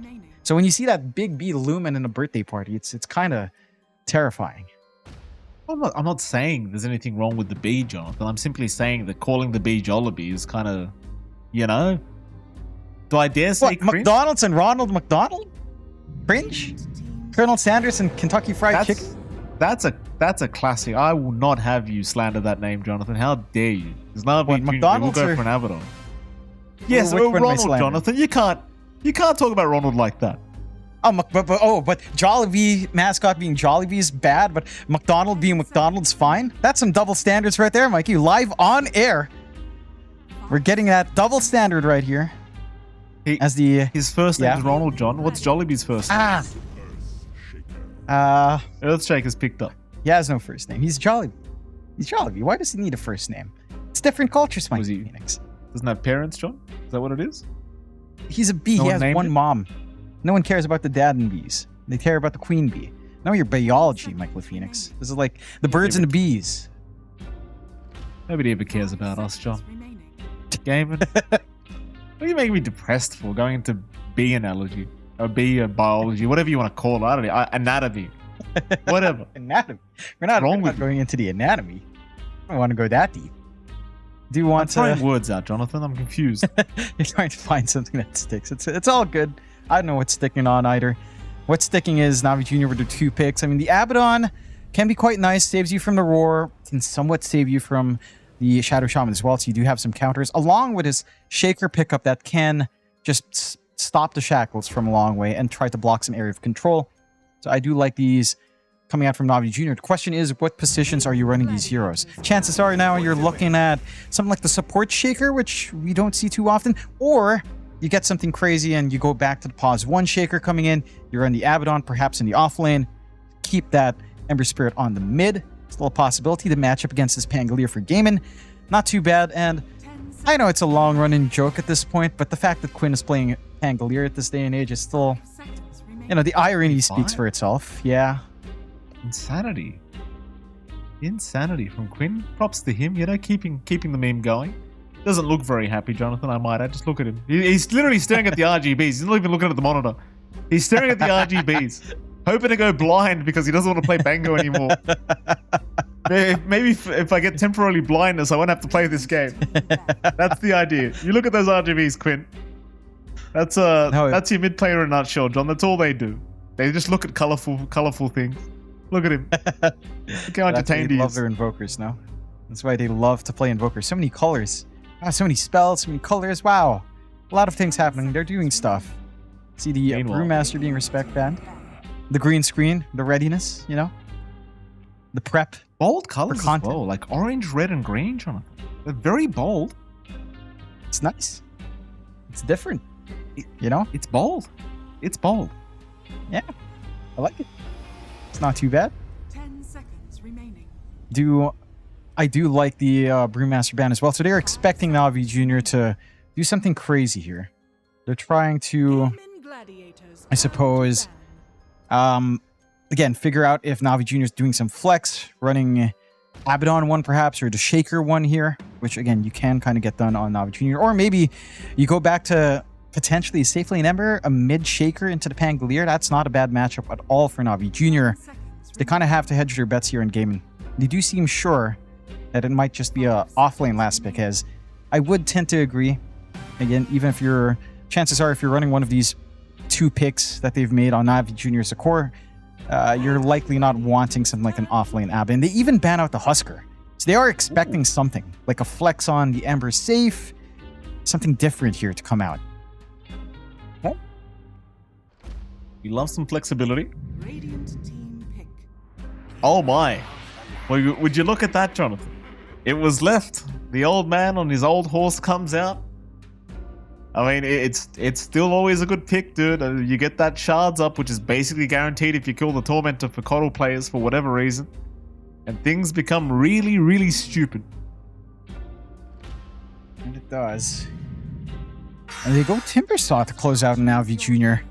So this could still be our Niku hero on mid, and no, they do give it to PMA. We've got the Zayat Shaker and got the juice on the carry Abba. I'm liking what Gaimin has cooked up, but I do respect what Navi Jr.'s kind of got here as well. Right? Like, you've got the safe lane Abaddon, which into the Beastmaster lane shouldn't be too bad. You've got some answers for the Roar, you've got some answers for the Shackles here, some of that control. For the side of Gaimin, again, they still end up with the Coddle we were talking about very early in the draft. You've got combinations with the Beastmaster, with the Pangolier for that Chakra play. Double Swash is going to be nice. Double Shield Crash is going to be nice. Double Axis can be really good as well for Ace. And just that global presence now coming in for Gaimin is pretty strong. I will say, PMA and this Timbersaw is going to be the one to watch out for, because this can be a really decent Timbersaw game. Terrorblade doesn't have that much HP. You do pure damage. You can rip right through him. If you get a free game here for PMA, he's going to have to come out of the lane swinging and just try to get all of that work done for the team, as it can kind of slow down here for Navi Jr. if things go south, right? Like a Shaker 4 that doesn't get a blink time, it can feel pretty rough to play into. You know, you're not going to get the big slam initiation. You're going to be relying on PMA jumping in instead, perhaps. Abaddon 1 needs a lot of early tempo as well. Something like the Echo Saber timing has to be on point into the rest of his utility along with the Harpoon down the line to help hold heroes down. So you want to play high tempo here in Navi Jr. For Gaiman, it's a lot more forgiving. If their early game goes slow, they can back as long as they don't room out and they get this thing. You've overlord timing done on Ace, and you will have a little bit of a spike to play for still while you're scaling up here on Watson. So it's a very forgiving draft in the sense that it will scale better. But Navi Jr., again, if they get that tempo out, if their lanes come out strong, they can kind of run this one down quick. They don't have too much to wait for. Again, some intermediate items to come out first. Echo Saber for Got the Juice, the Mage Slayer for Niku, and just any durability item for PMA or the Kaya to come out. And you're kind of set to go. All that pans out to like a great 15-minute timing here for Navi if things go well. It does? I put on pause 1. It always gives me a bit of a question mark, you know? Again, Navi, they're this young squad that love to run these kind of wackier stuff, and you know, I like it. Smoke up here from Gaiman, not really panning out to too much, but they are wrapping through the top side of that mid lane, and they'll get a quick ward down. Niku will place his own ward. Doesn't really seem like they're too interested in forcing any kind of fights on either side yet, as Niku is going to break his smoke onto Quinn and Ace. So Maladich will rejoin. They might try to force something on the bottom side of this river. Land something like a Shackles. Chances are you can secure a kill. Niku and Riddy's thinking about showing up, although Niku may have overstayed his welcome. So he's going to get slowed up by the reflection of Watson and the blinding light to knock him back, and Niku will already fall, and that's without the charm. It's not a good feeling right now for Navi Jr. Again, we were talking about how important their laning start would be. Handing the first blood over to Ace, a little bit more to play with now heading into the lane. I'm gonna feel pretty damn good here for our Beastmaster. Already has the double circlets flying out. Universal type still. Lots that you can get out on the early point of the game. And he is going for the board build-up, which can hold its own up against the Abba. You melt through that early Mephetic Shroud. There's no easy clear for the backline. Riddy's, chances are you don't want to waste a Chilling Touch on the boards alone. We're taking a look at top lane as well, where you are getting some good blocks out from Zayats to ensure that the lane will just shove in pretty damn hard here. So you'll have some leeway to play forward on this Tim and just try to soak up some EXP. This top lane is probably one of the slower lanes. You can line this up, like if you land the Fissure, isolate away Watson. He is a sitting duck to that Whirling Death. Again, not a high HP hero. So every single pure damage spell that comes in is just going to feel great for PMA. That there is a respectable amount of damage here as well from Gaiman. You have to always mind yourself with a Shadow Shaman. With a Chicken Fingers innate, he has 2 spells to play with basically in lane, and that's just kind of infuriating for anyone to have to match up against. Certainly is. Not a very fun time whatsoever.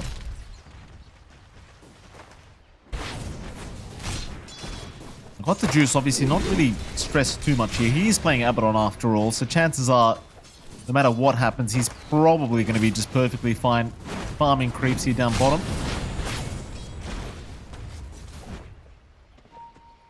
The Tofu going to get started on the stacks, but does realize, of course, the camp is blocked. These shenanigans from Zayat's going to get pretty annoying as well on the Shaker, as, you know, these blocks are going to start to add up. Maladich trying to be as annoying as possible here against PMA as well. Not really getting too much done, though. Misses all the deny attempts, and Zayat's might actually cut him off here with the Fissure. In fact, they think better of. They'll just leave him be. Mid lane, though, Niku taking a lot of harassment here from Quinn. Still ahead in terms of CS, but in terms of the harass game, Quinn obviously can be a lot more aggressive. He can be. You do have the double impact ready. It's not like you have that early Orb of Light just yet to really apply that poke damage. And Quinn is a lot tankier with a shield crash to back him up. At the least, there's no real contention for those early water runes. Well, we'll see if something comes in at 4 minutes, but it doesn't look like they're kind of lining up for that. And the side lanes are very preoccupied, at least for Navi Jr. PMA, again, having a little bit of a hard time sustaining himself. He has to go for the reactive armor level 2, not opting for the aggressive Timber Chain with Whirling Death, which would lead to some kill attempts. Forced to play a little bit slow, maybe down to just having a Shaker support as well. Can't really do too much to zone them out here. Ooh, he's not. Zayat's actually bottom lane going down. Able to find a nice kill here with the Metamorphosis of Watson. So once you land that Shackles, not too hard to get the damage out. Meanwhile, bottom got the juice. And Riddies were starting to drop pretty damn low. And of course, this these Wild Axes spam starting to get a little bit annoying for the Navi Junior side. Thing is, it's only set to get a lot worse as the levels on Chakra Magic do start to come up. So they are going to try and harass Tofu out of here. But he's very quick on that damn horse, so they're not going to be able to keep up. Just buying space out for Ace to control the lane as best as he can. You're still finding that build-up when got the juice. At least, again, they can't quite try to be aggressive with all the slows you do have on hand here for Navi Jr. Like, this combination with the AA can be devastating.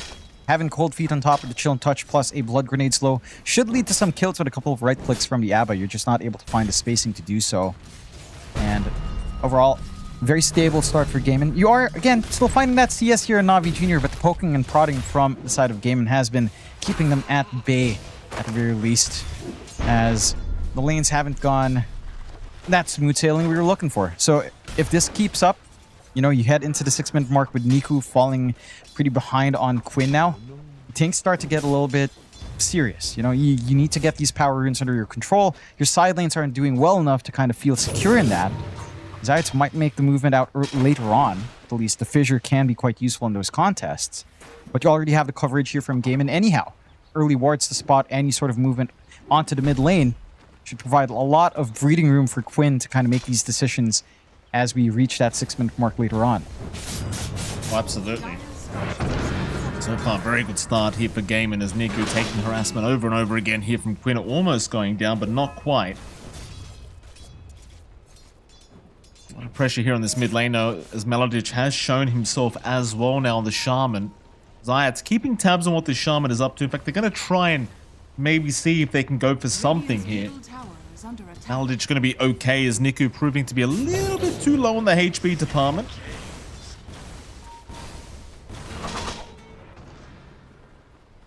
Gonna be fine for now. Melodich, he'll move up top instead, seeing if he can maybe hope for PMA. PMA. Gonna be chased down. Looks like he's gonna be alright. But now is Melodich not even really gonna continue to bother to... In fact, he does try, but he doesn't really have the TB any further to help him out. Mid lane. They're gonna try here for Niku. In fact, Quinn is the one getting taken down, and Quinn, unable to get the Rolling Thunder off, will end up dropping. They lost that left side ward that was providing that coverage for Quinn. They didn't manage to replant. They did get the D ward on the opposing Navi Jr. ward, but never got that control back. And the timing lines up for Navi Jr. They get that haste rune up for Niku. They get the big kill they'd want. They found that space in their lanes. PMA does have the level 2 reactive, so he's a little bit more sustainable solo up top. And Zayats manages to line up the shot. This is the one big thing you do have for Navi Jr. Yeah, your laning start was a little bit rough, but you have heroes that can sort of self-sustain. Like, it's an Abaddon bot that shouldn't die too quickly. It's a Timbersaw up top. You have a lot of room to try to work the map this way. Niku on the hunt. Oh. Now on the hunt indeed. Nothing really going to come out though as a nice TP away. To ensure nobody dies, but Niku's still having a look around this Shrine of Wisdom. Trying to ensure Tofu cannot take it along with Ace, but they are going to go for the fight. Riddy's going to join as well, but Niku's doing a lot of damage here. Tofu might actually just be dead as Niku will leave the area, but won't get the kill. And they'll actually end up getting the Shrine of Wisdom anyway here for Gaiman. My goodness, a pretty close call as now Niku being chased by Quinn. But Quinn will not have enough control nor damage to quite get the job done. Quinn is set to skyrocket in this game, just lacking the Diffusal Blade recipe now. So has the components on hand, has the handy Overflight as well to boost up his damage. Looking a little bit down bot. They are looking. Not the Juice will be targeted. Borrowed Time not available yet because he's still only level 5, and that means Got the Juice. A sitting duck right now as he'll try to run, but the Hawk will get the job done. Great presence of mind here from Gaiman to bring Watson over and ensure they at least find a kill on the Abaddon once before that 6 timing. In fact, they could think about pressuring the bot T1 tower too if they want. Instead, they will probably leave it as mid lane Quinn trying to find Niku, not quite able to get there, and the amp damage rune as well was picked up by the Ember. Meanwhile, bottom, they are still sticking around. There's now Maladich going to find himself an AA in the tree line, and that'll be Riddius to drop as well. And it seems as though they're going to continue pressuring that bottom tier 1 tower. In fact, it looks like it's pretty much gone. They've got this one in the bag. Love this aggression coming out from Gaiman. Yeah, and they're making sure this early start for Navi Jr. is just awkward. They're not getting enough room out. They might be able to hunt down Tofu just a tad bit here. And they do. Tofu will end up dropping. So Niku able to pick up another. They are trying to trade the tier 1 towers, but there is going to be time if Gaiman do want to come back and defend, but it seems like they're just going to leave it be because Niku's got an amp damage rune active. Probably not worth the headache. No. And this will equalize the map control, which is, again, very important for Navi Jr. considering the early spikes we're looking for from them. It's going to be a little bit of a longer haul for Got the Juice, who is going back for the Radiance build. So not looking for the early aggressive Abaddon, instead wanting that greater presence, maybe a little bit quicker farming as well when he heads to the camps, which is understandable. He's got some talents that can kind of help play around with that as well, especially the level 20 talent can be quite nice with a Radiance on top. Issue is of whether or not the game can last long enough to that point, as Gaiman's timings are online. Full diffusal up for Quinn. You've got them starting to line up on mid. You are still a ways off from the 6 here for Tofu. But once you've got that recall going, the Chakra recall spam coming in, off the damage coming out from Quinn, not going to be a good time for the side of Navi Jr. if they're not ready. A lot of pressure on really Zayats to try to break these fights apart with the fissures here. RV, they're still hanging around this mid lane with that smoke. They'll see Quinn, but Maladich is there to help Quinn out if necessary. Instead, Navi just hoping for another rune, and they do get an illusion here for Niku, which will be better than nothing. Quinn's still empty-handed here with the old empty bottle. They'll rotate down south, play around their vision here in the Radiant jungle. Got the Juice right nearby them on the Abaddon, and in fact Got the Juice kind of relegated now to the jungle as he's had a bit of a rough laning stage. Gets shackled up, has the borrowed time this time around, so will last and will be able to survive. But his farm, it's really not moving. It's quite low. It really is. Again, until he gets this full Radiance up, that's just going to be the story of this Abaddon. He can jungle with a Mephetic Shroud. It's not that quick. And it's just a pretty big deficit now for this Abbot to be bottom. He needs to rely on the space that PMA and Niku will have to create. They are getting a lot of room out for PMA. Again, it's going to be the Kaya Rush here for our Timber Saw. All the 2 components in, just lacking that full Kaya recipe now. And once that's up and running, you should have enough to start to really threaten onto Watson. Right, like this Terrorblade is still a little bit lower on the HP, can just get melted with the double chakrams here. They are looking. Oh, they've got a good kill here. Watson not anticipating that kind of burst, but he will go down. Meanwhile, bottom, Quinn and Maladich is going to find Got the Juice, and this time he does not have borrowed time available. TPs are incoming though. Maladich, he had his shackles cancelled as they saw the TPs incoming. Zayat's going to land a Fisher, landing on at least the Shaman. Quinn going to try and help out, but probably needs to find his own way out here. As Maladich will end up dropping, and Quinn gets chained up mid-roll. But he's okay, as they don't have the follow-up locked down. Quinn really just playing on the edge here as the Pangolier, but could not help out Maladich at all. I mean, it's not the biggest kill to take, although considering that's back-to-back with Watson dying up top, it is starting to ramp up. And this is that early tempo we were looking for from Navi Jr. They don't quite get lucky with a rune that is going to be up top, but they still have the room to jump forward. And Niku again gets another power rune for himself. And feel nice and happy about that. As again, his timing into this full mage layer isn't too far off. In fact, PMA starting to join in on that action. Kaya is flying up. So I like this read from Navi Jr. They know they've got a few items set to come in. They know they've got a little bit of a power spike where the Terrorblade will want to sit back and farm. And they're fully reliant mainly on Quinn here. They are. Mid tier 1 tower going down relatively quickly. Defense is still there from GG, but they've got to make a move at some point. We'll keep going for that T1 tower. In they go, looking for that Maladin Shaman. They will get him. No problem. T1 tower gone to boot. Not much they could have done about it.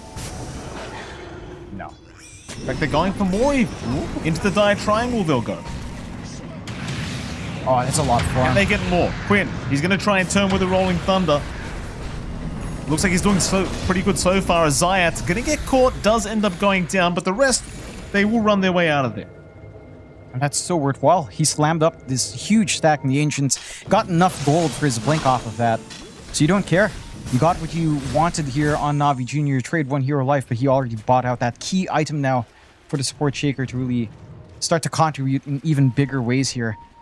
13 minutes in, nice timing for Zayat considering he hasn't really had that much kill activity. He's got 5 assists now, but it has felt a little bit slower early on. It has started to ramp up.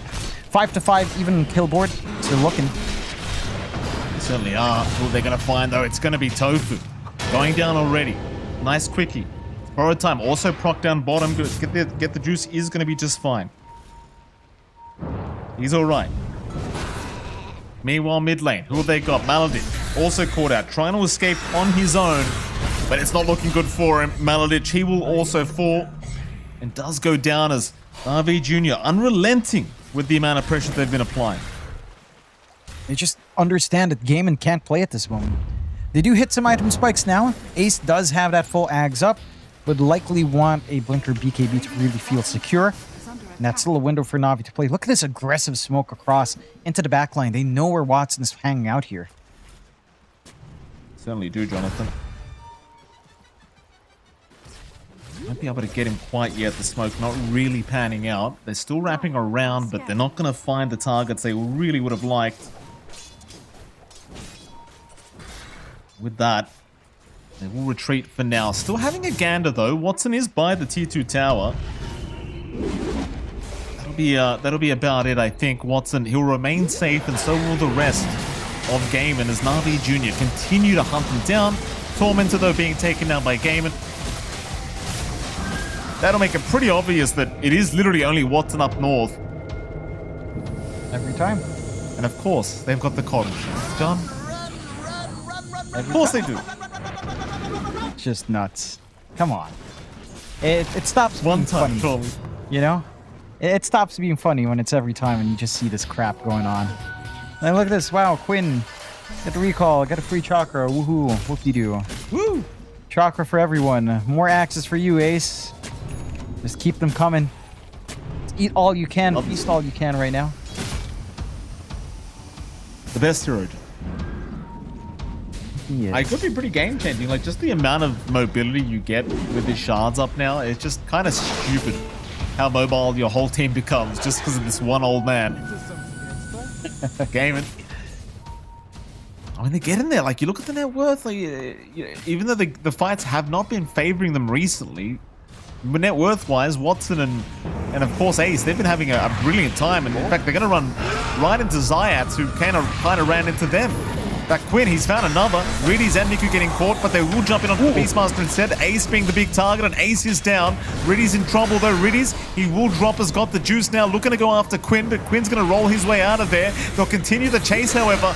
Quinn is down to boot. Watson still trying to chase, but they'll go for Tofu instead. Tofu down. Now Watson, Maladich, the only ones left here. A nice chains here from Niku. But they'll leave Watson bees. It seems like they are running out a bit of gas here for Navi Jr. And that'll be about it. Still a successful team fight once again for Navi Jr.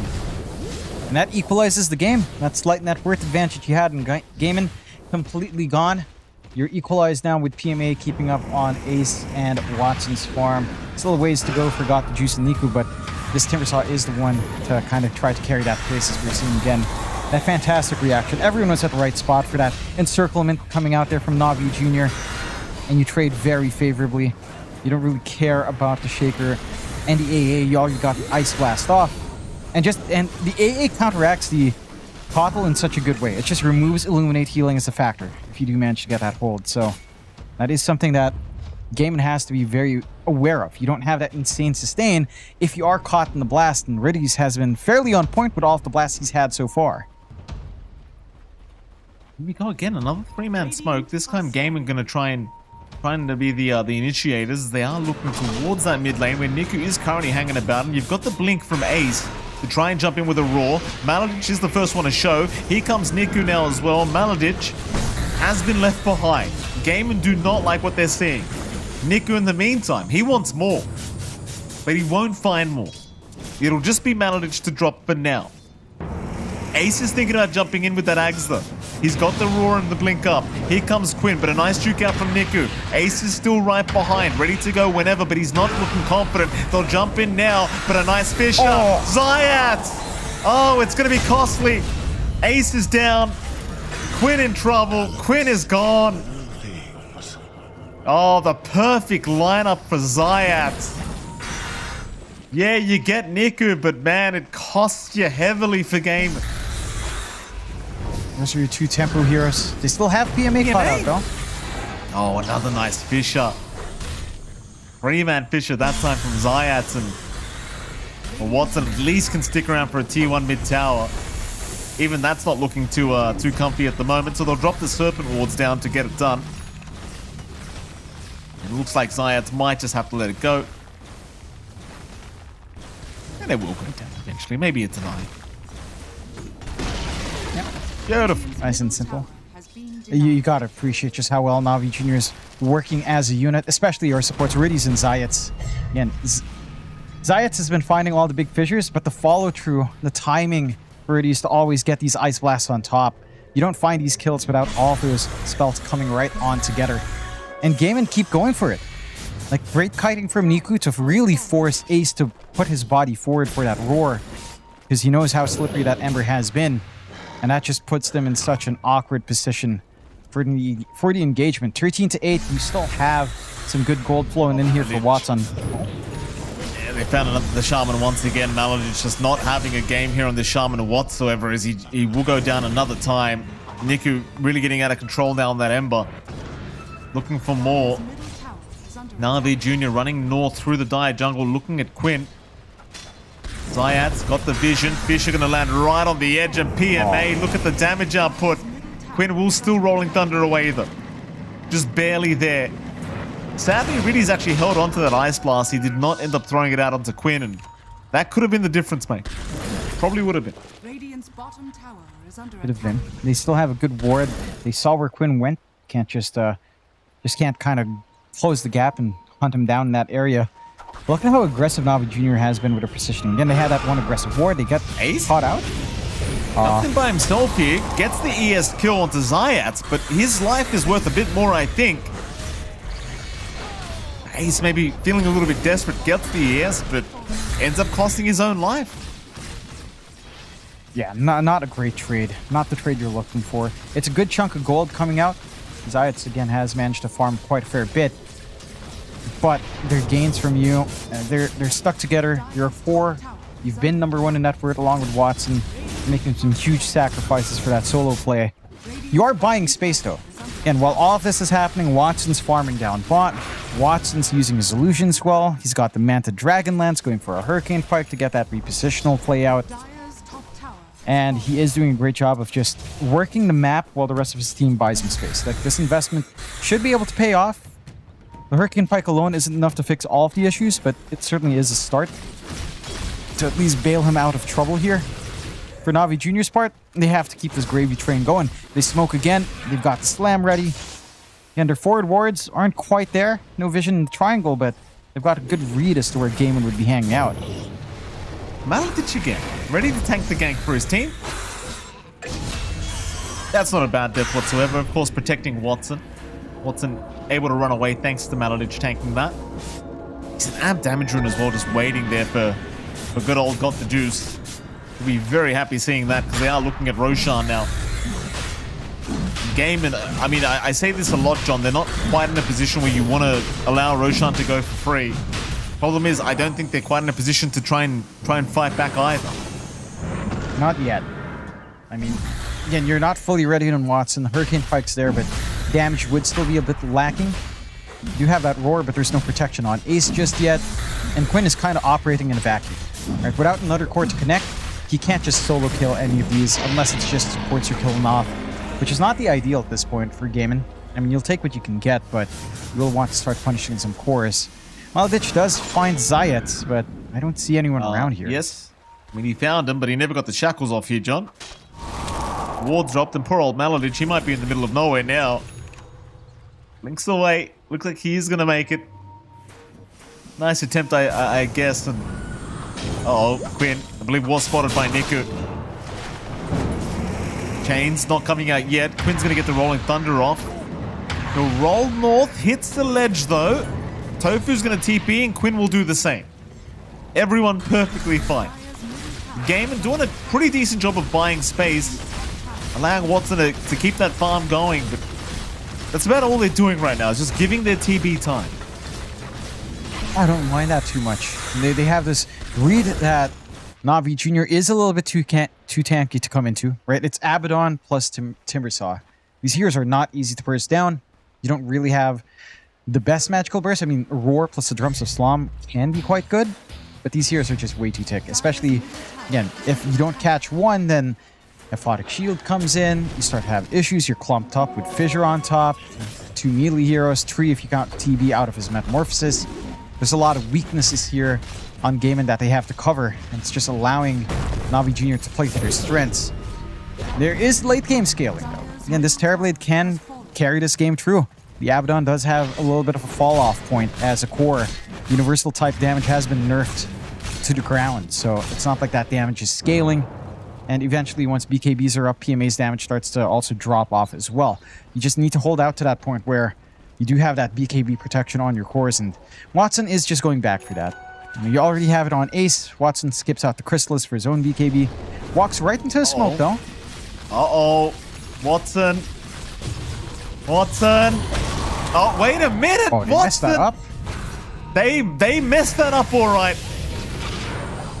Watson's okay. Oh. Maybe not so much for Navi Jr. though, as Roar is out.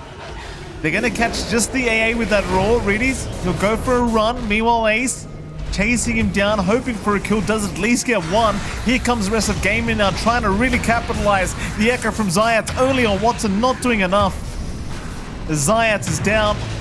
Oh, it's a big error here from Navi Jr. Got the juice, going to chase down Watson anyway, trying to find that initial kill they really wanted. Got the juice, should eventually have him. No, Sunder is out. Watson, he'll have another chance at life, but it looks like they're leaving him behind. There goes your Aegis now on the Abaddon. Watson's still running. Quinn's still there to help him out. Watson surely cannot TP away. He'll finally go down. Ace also caught. There goes Maladich. Tofu trying for the TP away. Do they have a cancel? They do not. Oh, but it was such a horrible start for Navi Jr., John. I think Zayat thought he had the Echo Slammer. It was on cooldown. It's either he thought he had the slam up, or he thought he could get greedy, save the Fissure, and just go for the Enchant Totem first, not respecting how fast the Terrorblade is, and not respecting the fact that the Hurricane Pike was up. So they missed the mark on Navi. They still make it work. It does cost a buyback for Zayat and the loss of the Aegis. And to be fair, the Aegis was set to expire relatively soon anyhow. So it does pan out in the end. They take the Tormentor on top. They take the 5k lead. And with that long but costly kill in Watson, they do manage to drag got the juice all the way up to the top. Yeah, they with that initiation, they had such good vision too. They had the high ground, and they had the vision into the low. They had the setup. The blast was on point from Reedies. They just needed the stun. They get a little bit greedy, and it causes chaos. They still clean up, but you do not want to be seeing that if you're Navi Jr. There were holes that Gaiman did blow open there. Absolutely did. You're saying just the long game here in this team fight for Navi Jr. really paying off. Fantastic work from them to make that fight work after such a disastrous start. Back to the game, we did have a bit of an FPS issue here for these two sides, but it looks like it has been resolved as this team fight's still going with these highlights because it just went on forever. Here we are, once again back into the game. Top lane, Niku's being watched. But Quinn not going to opt to go for the Rolling Thunder quite yet. He'll leave him be. I mean, you're going to need your full squad here anyway. Like, you can't really kill anyone if you don't have Watson or Ace around to dish out the backup damage. You've got to be able to try to work that ult. Tofu. Here we go. They found one. It's Tofu. He'll go down. Nice and easy. Can they get any more? Ace trying to desperately TP away. It looks like he is barely going to make it before they spot him out. Bottom, though, Got the Juice has actually spotted out Quinn. He's underneath that same ward that Watson was under. So Quinn's now going to be chased down, forced to Rolling Thunder to get away. And so now you know Rolling Thunder's down for a little bit. Might be a decent opportunity to try and find a new objective here for Navi Jr. And they've got the room to shove out. Bot lane can use some correction here. All kind of set up in this area anyhow. On the side of Navi Jr., they've gotten so much value from that ward twice over now. Just no sentries on hand. They've been trying to reach across the map for this farm here on Gaiman. It's fallen a little bit short. A little bit surprised to see Watson going for the damage. And he changed his mind, picks up the Chrysalis first before going for the BKB. So he will have output, but he is vulnerable if Navi Jr. executes their team fight cleaner. Again, that's going to be a problem. As long as Navi Jr. doesn't get too hasty with how they take these engagements, they have a lot to play with here. Certainly do. Nice blast out. Tofu again being chased down here on the Koddle, and he is definitely just dead. Trying his best to get the Shrine of Wisdom, but not going to be able to find that one. Navi Jr. onto the tier 2 bottom tower. Got the Juice will do it himself. The rest of Game and Gladiator still just looking to avoid any kind of engagement. It's not really safe. They'll push out the top tier 1 tower at least. You got that going for you. You know, you get something out of this time spent. And all they can do is try to stall. Just stall for Watson as much as possible. It's going into that BKB. They're still stuck a little bit far forward, wanting to get that Shrine of Wisdom. Might be a little bit of a failing point here. See if it pans out for him. Bold strategy caught him. Miku. Maladich is going to go down. Ace does get the TP away. Maladich kind of resigning himself at this point to just dying every time he sees the side of Navi Jr. That's his job. Oh, the blast. Oh, Quinn. Oh, no. Oh, no. Oh, it's getting worse. Ace does at least find Riddies, but he actually takes quite a bit of time to kill him, so now they'll move in again. Navi Jr. looking for more will force the BKB usage out of Ace. Still being chased. Fisher not going to block him in. Unfortunate. But you got Quinn anyway. In fact, you might even find Watson here if Watson's not too careful. But they'll recall him back. This combination is sickening. Again, we've seen them whiff it a couple of times in Navi Jr., but outside of that one big moment down bot, they've been so on point with just this tandem of Zayats, Riddies. Just getting that Fissure stun out, getting the Ice Blast on top. So straightforward. It's so devastating. And it feels like Gaiman... Yeah, they have this way of just repositioning every single time, take the fight across the map. But it hasn't really felt like they've found too many openings.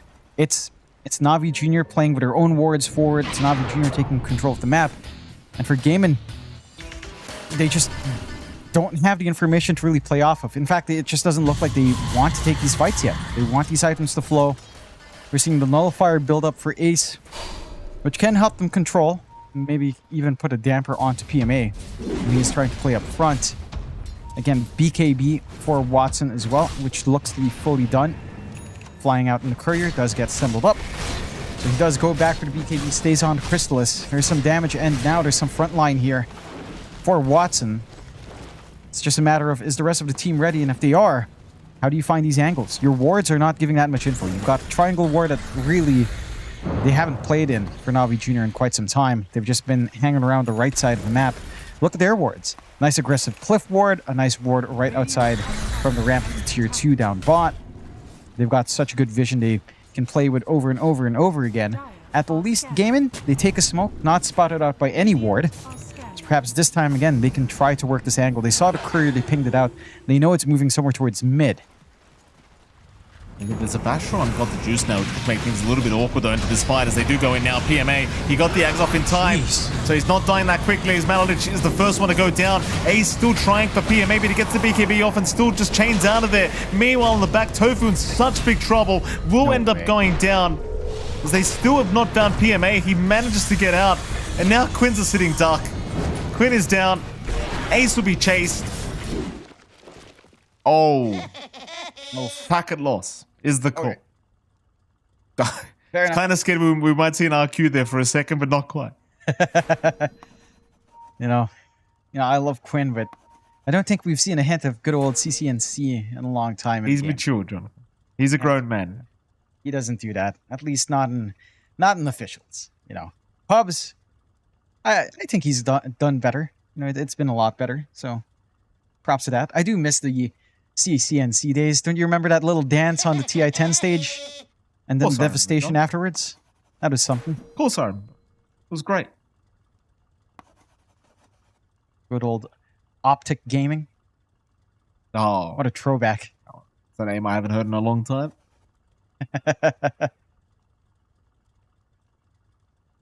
Well, they're going ready. What is it, John? I can't believe PMA lived. That's just ridiculous. The coverage coming out there from Zayats, just the blink and the stunts he's been getting every time, man. It's sickening. It's pretty rough. Of course, Ace does end up going down in case you thought he was going to survive there, John.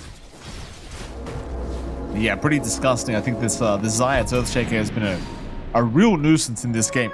Game number 1. He's done so much work. Again, all back to this really quick blink dagger, all back to the fact that he managed to get the slam on the ancient stacks, and it's been going since then. He's maximized this blink, he's maximized that investment. The wards have been given such good vision as well. And the side of Gaiman, again, such a struggle. Look at how much they focused in on PMA. He just goes away. The Ice Blast is still on point on 2. That solo move from Zayats just to block off Quinn. Watson. Oh, they got the chains. They got the chain cancel on the TP. Thunder out from Watson. Desperation attempt just to buy another second. At least he has buyback. That's the one piece of good news there. If he needed it. Problem is Roshan's up, which is the bad news, John. Because he doesn't really want to have to buy back if he can avoid it. Maladich, TP away. He's okay. Yeah, bails out in time. I'm just surprised that Navi Jr. is just allowed to get out with so much. Again, Gaiman tried to play off with their ward. They spot out the courier moving while they're smoked up. There were a lot of pings on the courier saying, hey guys, mid. And then the target they find is this offlane. It feels like we've seen this in so many games now where you're playing from a rough position, you're trying to get the smoke out, and it's always the draw of the luck that you have to run into the tankiest here on the enemy side. That Roshi we were talking about is being taken now by the side of Navi Jr. Not much Gaiman can really do to stop that at this point. Just try to sit back and farm.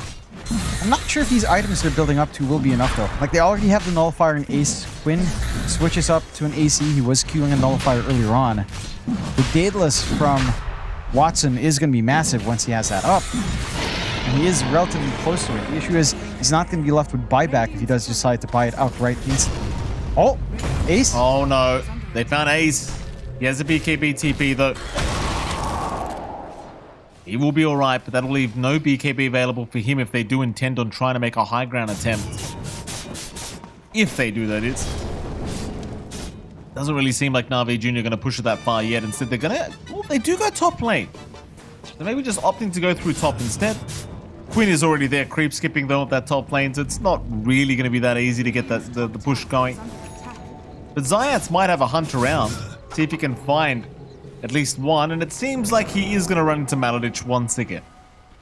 So I do believe he did not spot him yet, but there we go.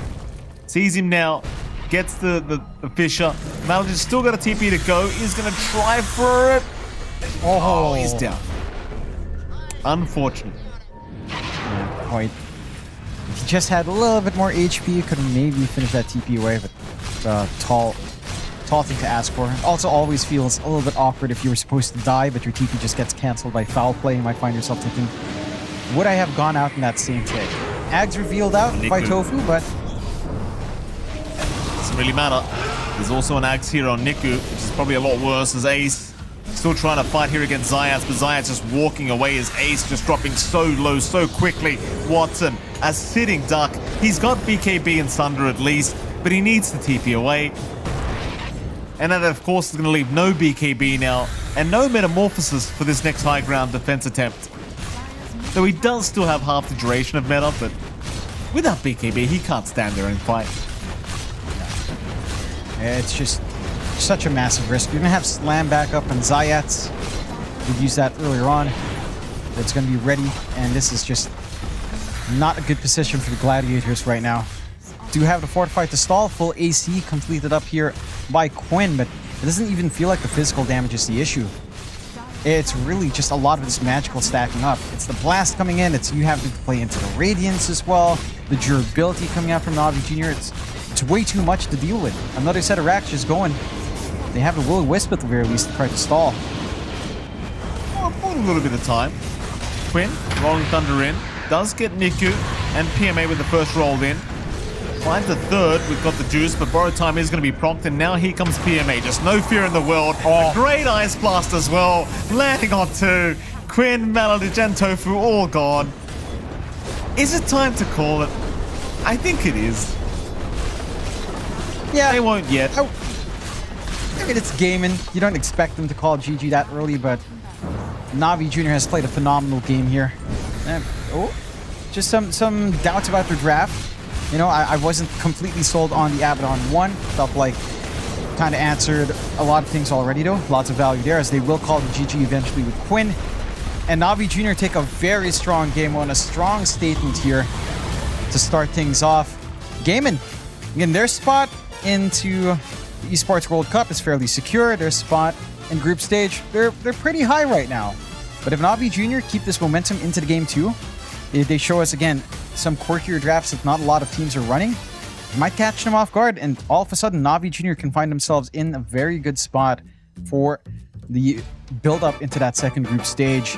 And phenomenal plays. I really have to tip my hat here for Zayats and Riddies. I think this support duo has been the best coordinated support duo we've seen all day. They look fantastic. Just the lining up for the fissures, the lining up for the Ice Slam on top, outside of that one moment bot, it looked great. And they start the game the worst way possible. Niku dying to a 5-man on the runes. They lose that one extra rune as well. They have maybe a little bit more back and forth in the lane, but they just make it work. Again, off the back of Zayats playing a little bit greedier, trading his life for the stacks, paid off in the end. Oh, absolutely. It's certainly paying off. And of course, you get to see the highlights here of that game number one.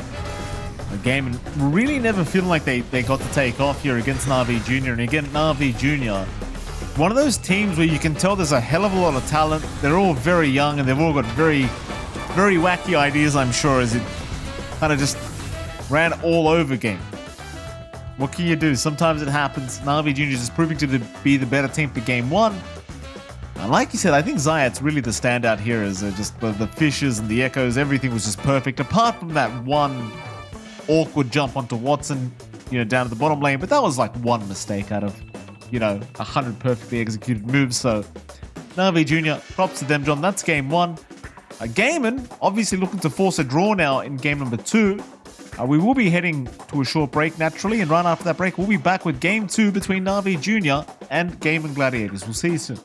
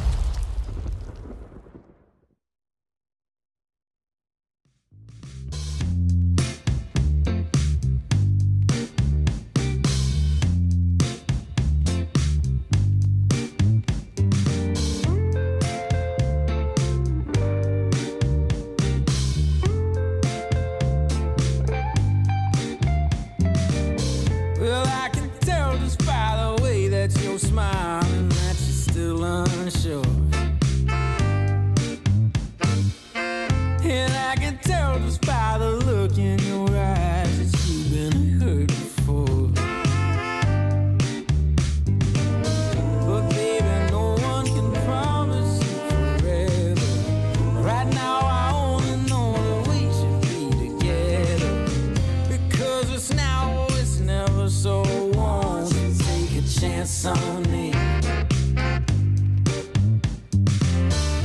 Well, it's fine if all your previous guys that made you run away.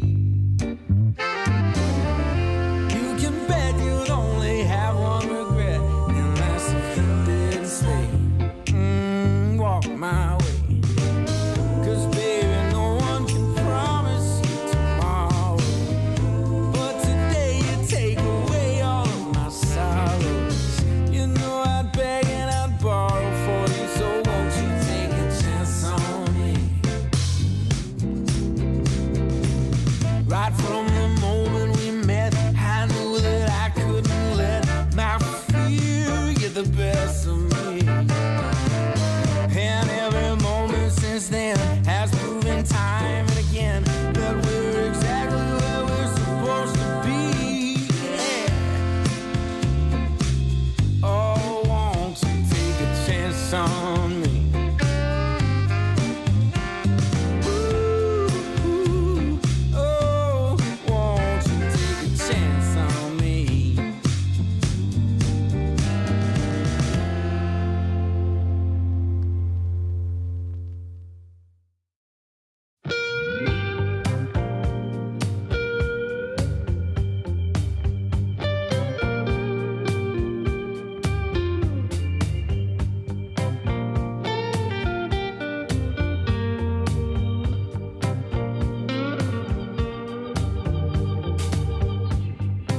Now I got worries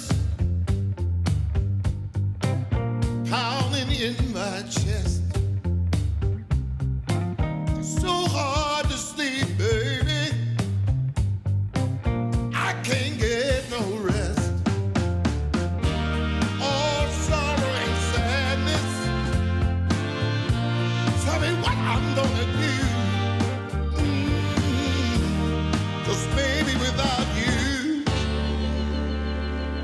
I'm all wrapped up in blue.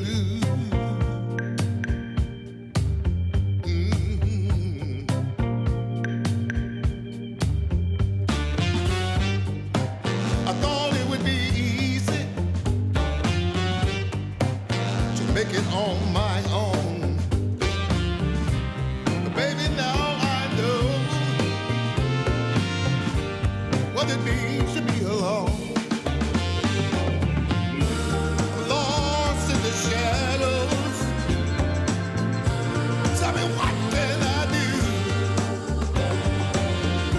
'Cause baby, without you, I'm all wrapped up in blue. Wrapped up in blue. Wrapped up in blue. Wrapped up in blue.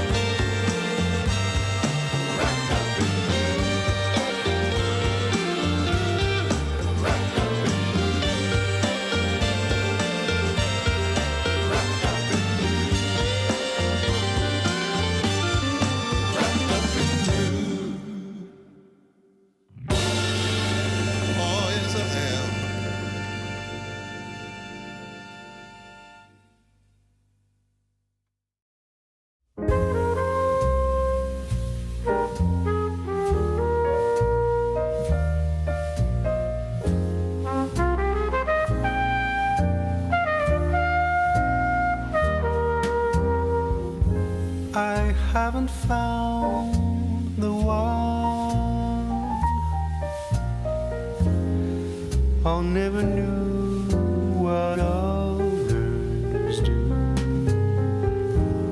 I hope and yet again, what do I know then? I believe it's all meant to be.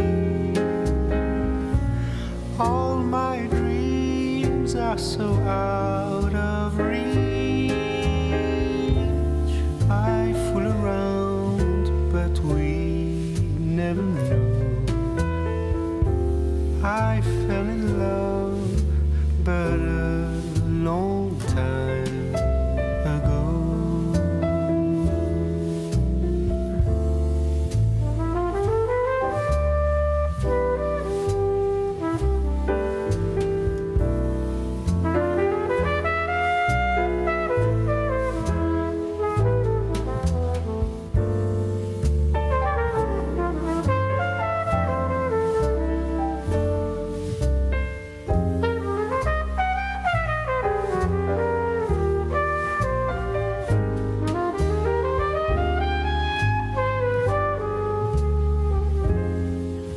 I sing the same old song,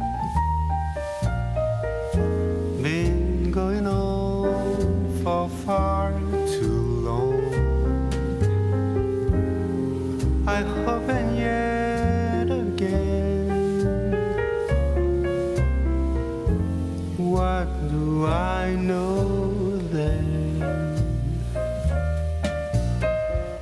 I believe we're all meant to be. All my dreams are so out of reach. I fool around, but we never know. I fell in love, but a long time ago.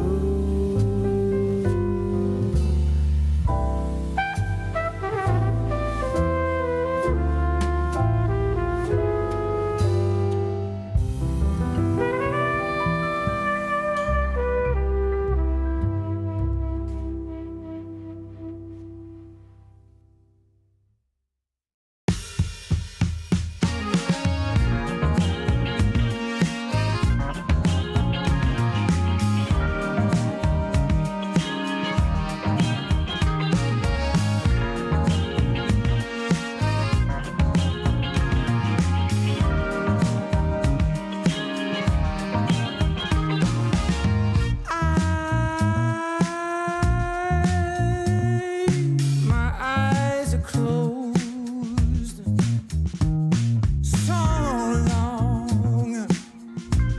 so long after the sun comes up. We do a dance in the dark, down the hall, pictures fall, even the neighbors call. But then you rip out my heart, every artery, a part of me.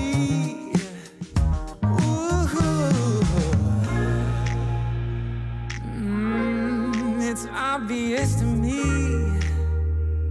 that you love to watch me bleed.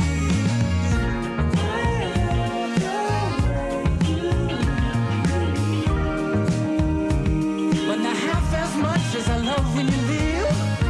I hate to see you go. But I love to watch when you're walking away from me. Walking away from me. Yeah, yeah.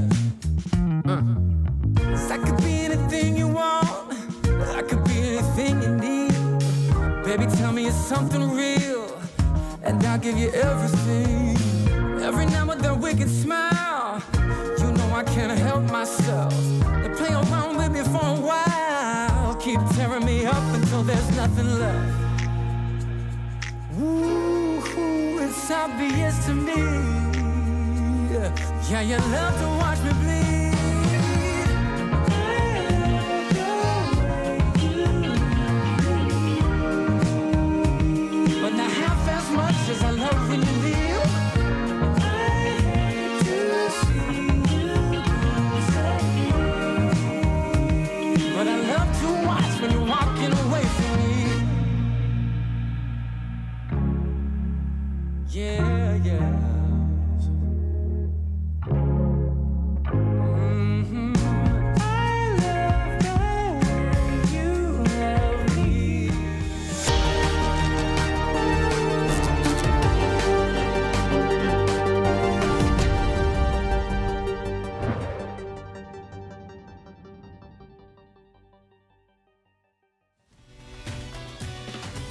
All right, ladies and gents, welcome back to Game 2 of Navi Jr. up against Gaming Gladiators. It's John Xfire here with Mike LaPhoenix taking over the throw into the casters as Mikey requested.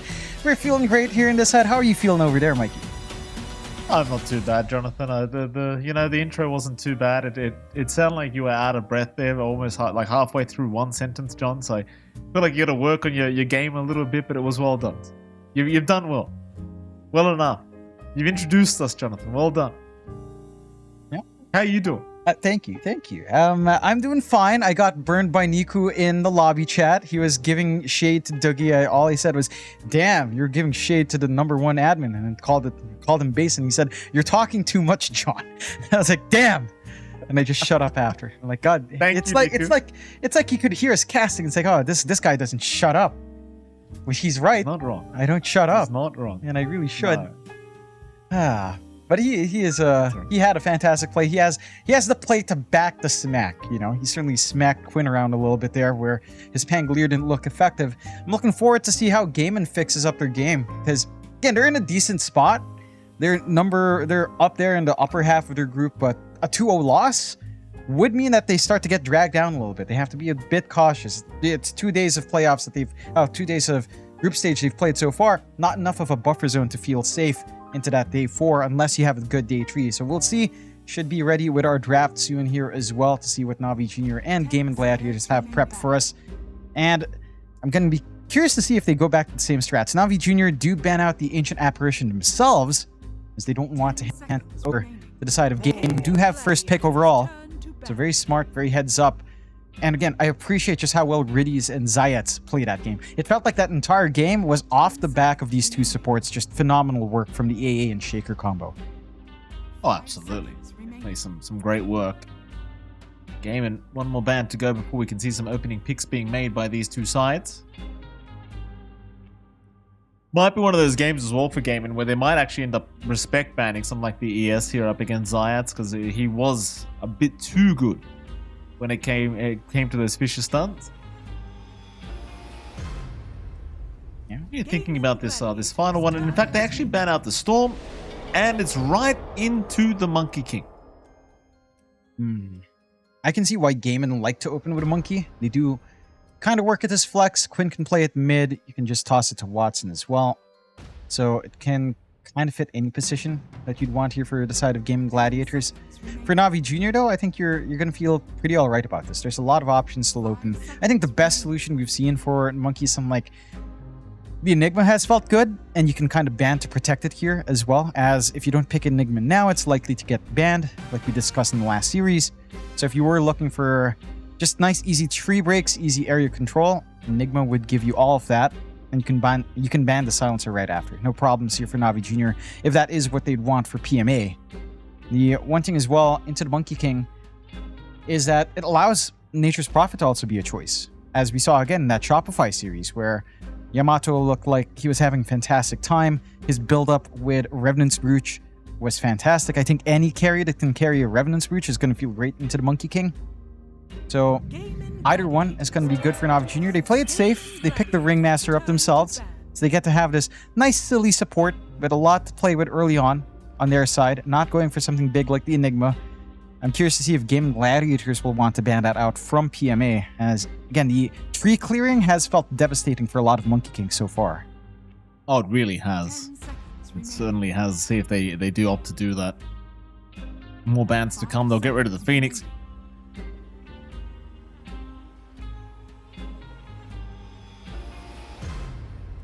Gaiman spending plenty of time here for this this final ban. Still thinking about it. Because you still have the Keeper of the Light available, but they already banned out the Storm, so I guess they're not too concerned about that. Although I still think it's an amazing hero regardless of the Storm, as they actually ban out the TB themselves.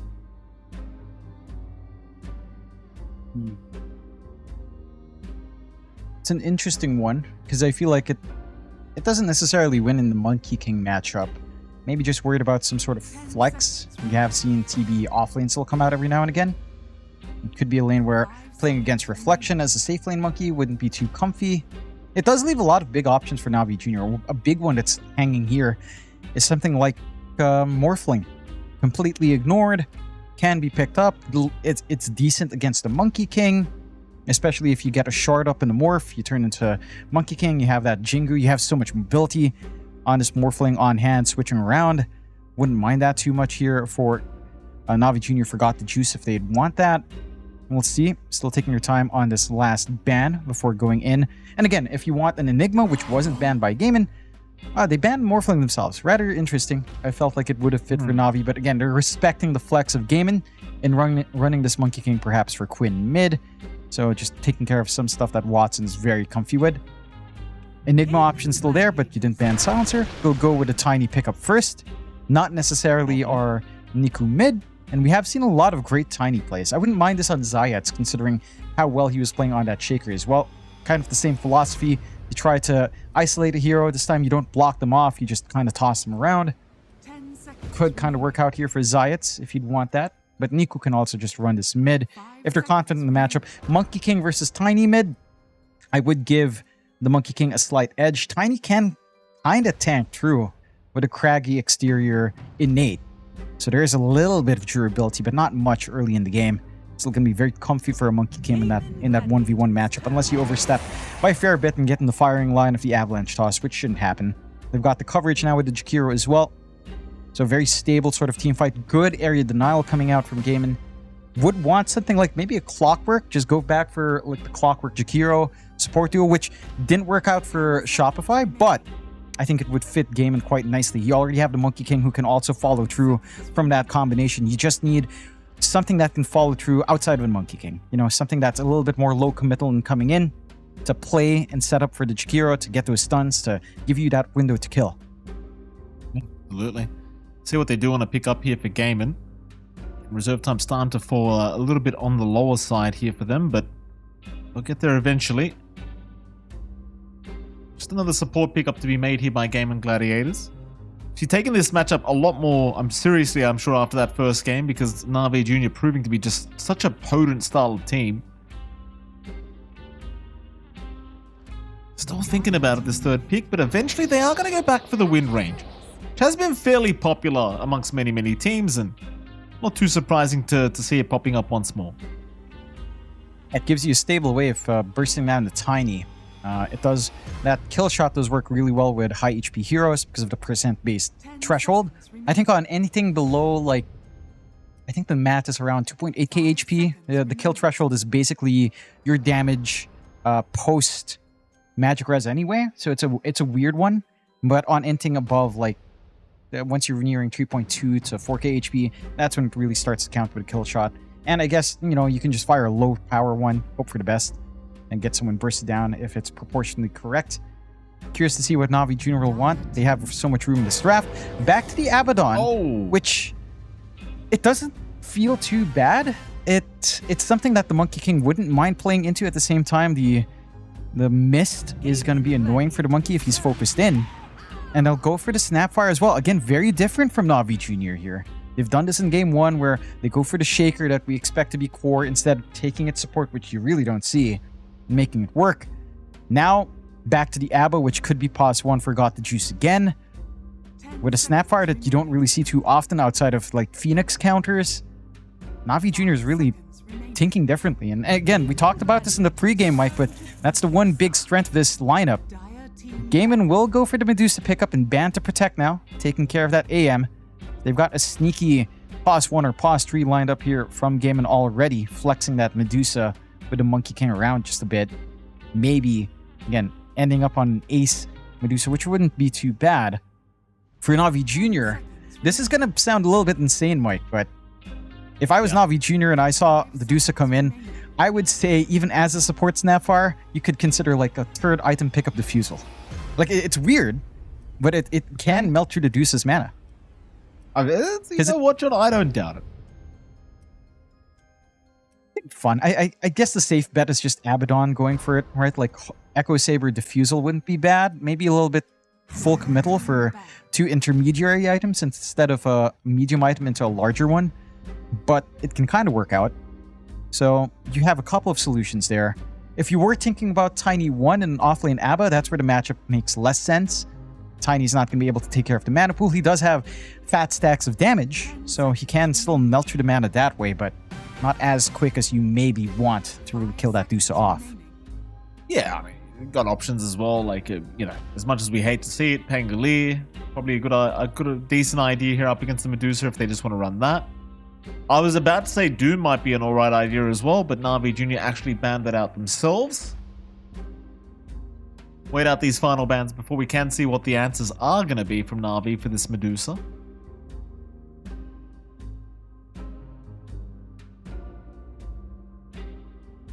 Going all the way for this final ban, it seems, Navi. Get rid of the PA, interestingly enough.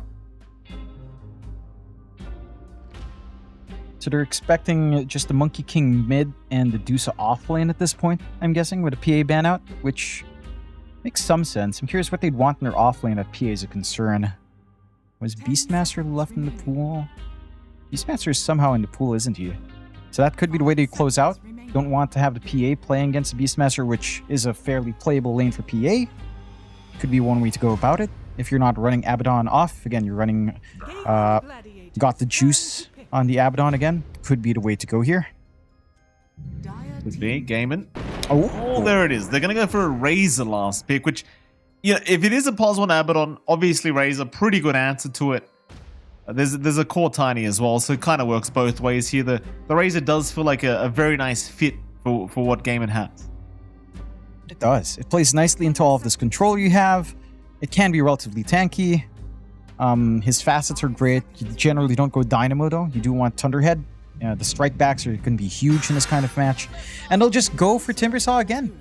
Rip right through all of these heroes, cut the tree line of the Monkey King later on.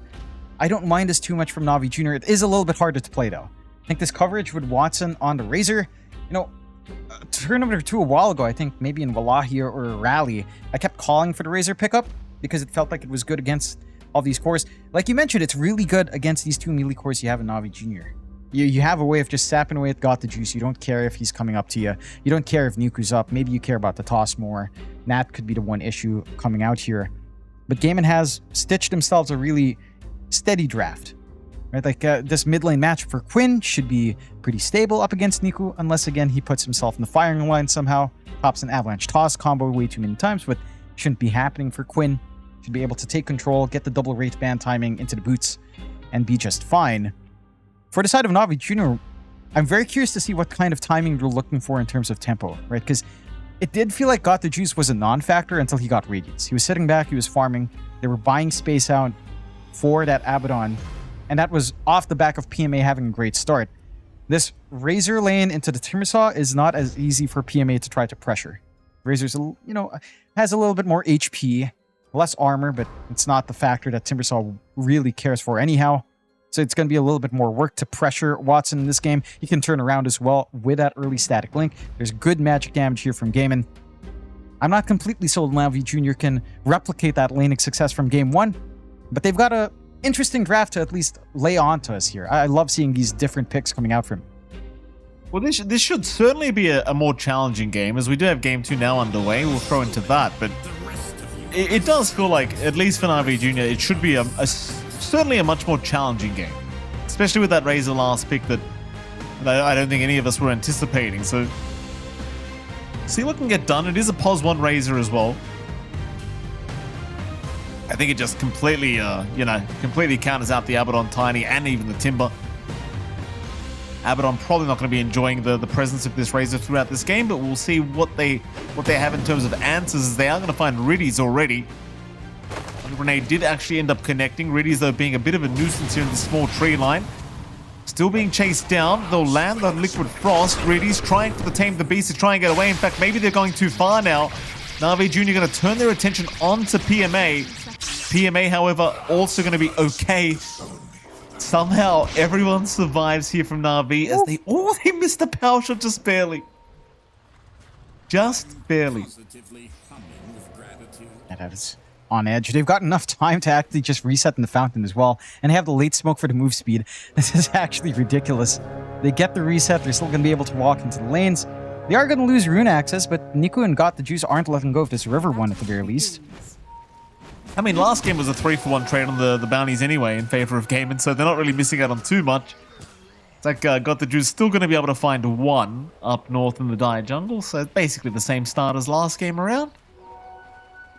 See how this mid lane matchup goes this game around as well, because we've got Quinn on the Monkey King in the mid lane now against Niku on the mid Tiny, which, you know, in theory should be quite favorable for Quinn. See what Niku gets done. Yeah, it should be maybe a little bit more comfy for Niku in this level 1 with Quinn forced to go the Boundless. So he doesn't have that threat of trading with the Jingu and winning out instantly. There is still a lot of right click from Niku with that tree grab as well. That's something you have to be mildly cautious about here for Quinn. Level 2, that starts to equalize more with the threat of Jingu, of course.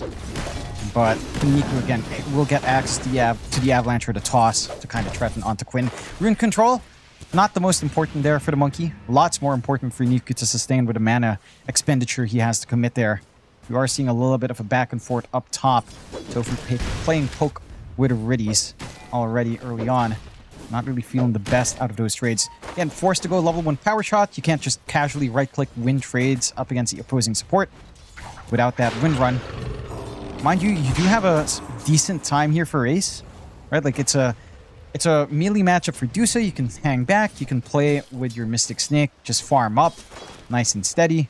Shouldn't be any major kill threat unless you overstep your bounds here on Ace. Already has the early wand.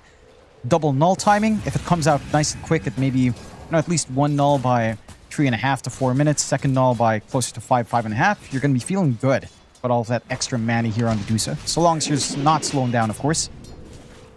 It looks like he's pretty good here, eh? So Got the Juice and of course, really he's not able to do too much against the Dusa so far. Most of the damage has been dealt towards Tofu on the Wind Ranger here from Riddies, and that's because, again, I think even if they drain all the mana of Ace, chances are they're not really going to be able to chase for a kill anytime soon. Of course, down the bottom lane as well, you're going to have this Razor of Watson currently chasing Zayat. Looks like he might actually have a kill here too, because the Jewel Breath did end up landing. PMA's trying to trade by taking down Maladich, and he might just have him, but it may cost his own life as Watson now will chase him down. Plasma Field back up. PMA is down. Watson with a double kill to get started. And it's just showing how great this Razor pick is in the lane up against Timbersaw. There's really not much you can do. Taking away the option to aggressively Timber Chain in because of the link just ruins that early presence of Timbersaw overall. So you don't have that window to play hard and fast here for PMA. And giving 2 kills out to this Razor early, I mean, it's already very fast power crits coming in. Null Talisman to come through to sustain the mana spam. All the lanes for Gaiman feeling great. Mid lane for Quinn edging out up against Niku, of course, as you'd expect now at level 3 for the Monkey. Has that threat of the Jingu. Oh, Ace.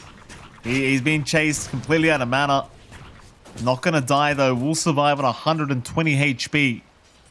It's kind of the issue. Like, they drain his mana completely, but you have an Abbott on pos 1. Nothing he can do from a ranged. You know, he's not going to have Miscoil available to try and snipe the Medusa, so it's like Ace is going to be okay. And he will be. I'd say it's actually worthwhile to just get Miscoil, a value point, just to get that extra reach. You know it's going to be enough damage. Maybe not level 1. Level 2 would be a clearer shot. And you're just not able to really get the skill points there when you are that pos 1. You need your Aphotic Shield or Mephetic Shroud to find that farm. Just can't really afford to dilly-dally too much just for kills. Again, laning state for Gaiman, looking very sharp here. Mid lane's winning out. Watson's winning out hard down bot. PMA off to a much slower start. This timing into the Kaya we saw from game 1, not going to be as quick this time around. And even presence of Zayat has not felt as amazing. He does have that full bore. He's got a lot of damage if he does catch a Scatter Blast from afar. But he doesn't have that hook to help save him here. Certainly doesn't, and Watson, he can just do so much damage so quickly on that Razor. And the thing is, if Maladich lands that Jewel Breath slow, and Watson has the static link, like, Zayat's just melts. Just too much for the poor old Snapfire. Speaking of melting, though, top lane is really not too smooth of an affair here for Gaiman. Like, yeah, those level 1 timings were great, but we're now Tofu and Ace constantly on low mana and HP. Respectively, of course, and Yeah, got the juice, of course, completely free farming this top lane, as you'd kind of expect. Mid lane, meanwhile, Quinn ends up getting soloed here by Niku. And Niku immediately hands the tip over. We were talking about it with Niku. You know, and this guy's got an attitude. He's cocky. He's like a player I know is CCNC from some time back. Tofu is also down. So they are ending up finding kills as Ace now dropping pretty low, has no mana. But Got the Juice will not chase into the tier 1 tower yet. He's quite low himself. Meanwhile, looks like Malalich is going to try and intervene with these stacks being taken by PMA. She gets there at a pretty good time to steal some away if he can, but Zayat's going to cut him off. Niku there as well.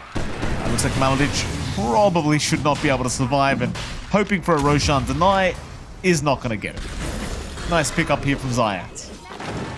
They're working since around Navi, a little bit slower in the start. We're talking about the mid lane for Quinn being quite nice. He's been using Boundless maybe a little bit more often than he wants to clear out the creep wave, giving Nico a lot of free reign. Not being able to time that for the flash heal that he'd want to sustain through the avalanche toss. Do have the rotations in for the power rune, not as important for the monkey.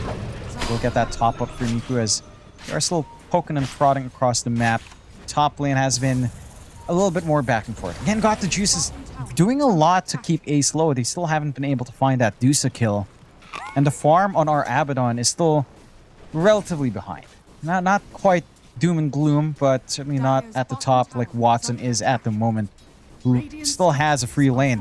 Like, you're at the point where you are just jungling now on PMA, ceding ground to this Razor, who again is working to very fast timing. So going for the Maelstrom kind of gameplay here, keeping it all Tundra. Well, they're on to Ace. Top.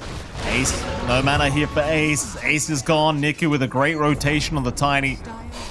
They won't care about Tofu too much. Meanwhile, with Tofu, he's still running, but they aren't going to chase past the tier 1. They did end up binding the bottom tier 1 tower, though, in the meantime. So Malalich and Watson still finding a decent objective pretty early on. But they do end up losing their Medusa in the meantime. That they do. It's not the end of the world. Double null timing is already there for Ace anyhow. And he's one part into the Volkaya, into that Meteor timing that you tend to see. So there's still some nice stuff to play for. Down mid though, Quinn. And he's been under a lot of pressure here. Be careful. It's a lot of damage here from Niku and Zayat. Watson's going to show up. Malalich is also there. Looks like they were trying to use Quinn as bait. It doesn't amount to much. Watson's still hanging around here. Eventually will get scouted out by this illusion. Sadly, will not have the opportunity to try and force the fight he really wanted. So it seems like there is an 8-minute power rune coming though, so you've got that to fight over at least. But Quinn will just take it. It's a nice little regen here for the MK. And it seems like they'll head top instead, where they'll try for Got the Juice. Got the Juice sitting at level 6, holding onto a skill point. Meanwhile, mid lane, Malalich is down. Top lane, Got the Juice now going to be chased down. Has a skill point for borrowed time if he wants it. He's holding out for now, seeing if he can just bide his time for his team to get here. And here they are. Quinn, he's in the middle of nowhere. He'll get the Wukongs in time, but it doesn't matter. Oh boy, it's looking so ugly now for Game, and at least Ace will walk away as they didn't have the mana on Niku for an avalanche. But you've lost Quinn another time here on the MK, and that's going to feel pretty abysmal. That it will. A great response from Navi, just so disciplined. Finding that freebie on mid, swinging around in the nick of time up top. The holdout here from Got the Juice, having that confidence for his team to show up, does end up having to level the point anyway, but, you know, it stalls long enough hiding that tree line to make them work to try to find, again, just get the openings they want. This is also providing a lot of key space out for PMA to get that ride into the Kaya after a slower lane for him on that Timbersaw. Will eventually have to surrender the top. It does take a lot of heroes coming in post-fight. That did fall flat. You've gotten the value for Navi Jr. 2-7. The lead is still in Gaiman's favor, mainly because of how well Watson's lane has been and how badly it's gone for PMA. But beyond that, you have that start you'd want from Got the Juice and from Niku anyhow. The timing on this Tiny is going to be on point. Phase Boots, Soul Ring up to sustain. Blink Dagger coming out next. Going to be a little bit more time until that one. But once you do have that initiation tool, things really do start to open up. Even the ride forgot the juice into Radiance. Smooth going. 1-0-2 on the Abba. Not being pressured too hard in that lane. And he hasn't been able to shove out Ace, but you're also farming on that Abba. And you want to work towards that Radiance Manta timing first anyhow. You're not in a rush when you're playing Abaddon 1. It's one of the slower farmers. It's all about patience here from Navi Jr. and they're showing that in spades. Team is certainly very patient, very disciplined for a young squad, I might say. Maladic caught Niku, toss back onto Riddies, which means Maladic is certainly dead, but Quinn's going to jump in, trying to force a fight. He's on a Niku. The Will of Wonder down there, holding them down. This is very awkward right now for Quinn because he's dropping low. Instead, they'll turn onto Tofu. They want the Wind Ranger. Tofu will get away, though. And sadly for Gaiman, they're unable to find any kills. They don't find anything. Navi Jr. didn't really have to expend too much. Just that Wheel of Wonder coming in. They don't even have level 6 yet on Zayats. Might have been able to find more aggression, actually, if they had the kisses up. So you kind of count your luck there on the side of Gaiman that Zayats has been a little bit too active to soak up some safe EXP. 2-8. Again, very efficient across the board for Gaiman, despite not finding these kills, despite being behind on the board. They are working the map a lot better. You have this running start for Watson set up, the Maelstrom set to fly in, Flash Farm is kicking into full gear, and you've even got that timing lined up for Ace. Full Meteor Hammer up, lots of pressure coming in, a little bit of HP to play with, a lot of mana to sustain, and the only real thing you need to wait for now is really Quinn's timing. The Mage Slayer and the Monkey King's the one that's going to take a little bit longer here. At least has enough for one major component if he wants it. For Navi, you're happy with his free space. Kaya up on PMA. Blink Dagger for Niku now. 700 gold off. Not too far away. And the Radiance for Got the Juice, that's the slower process. But it is Abaddon stuck in the chunk. There's not much you can really do about that one here, as they will take a smoke. And Got the Juice is trying to catch out Quinn for this smoke, but we'll just TP off.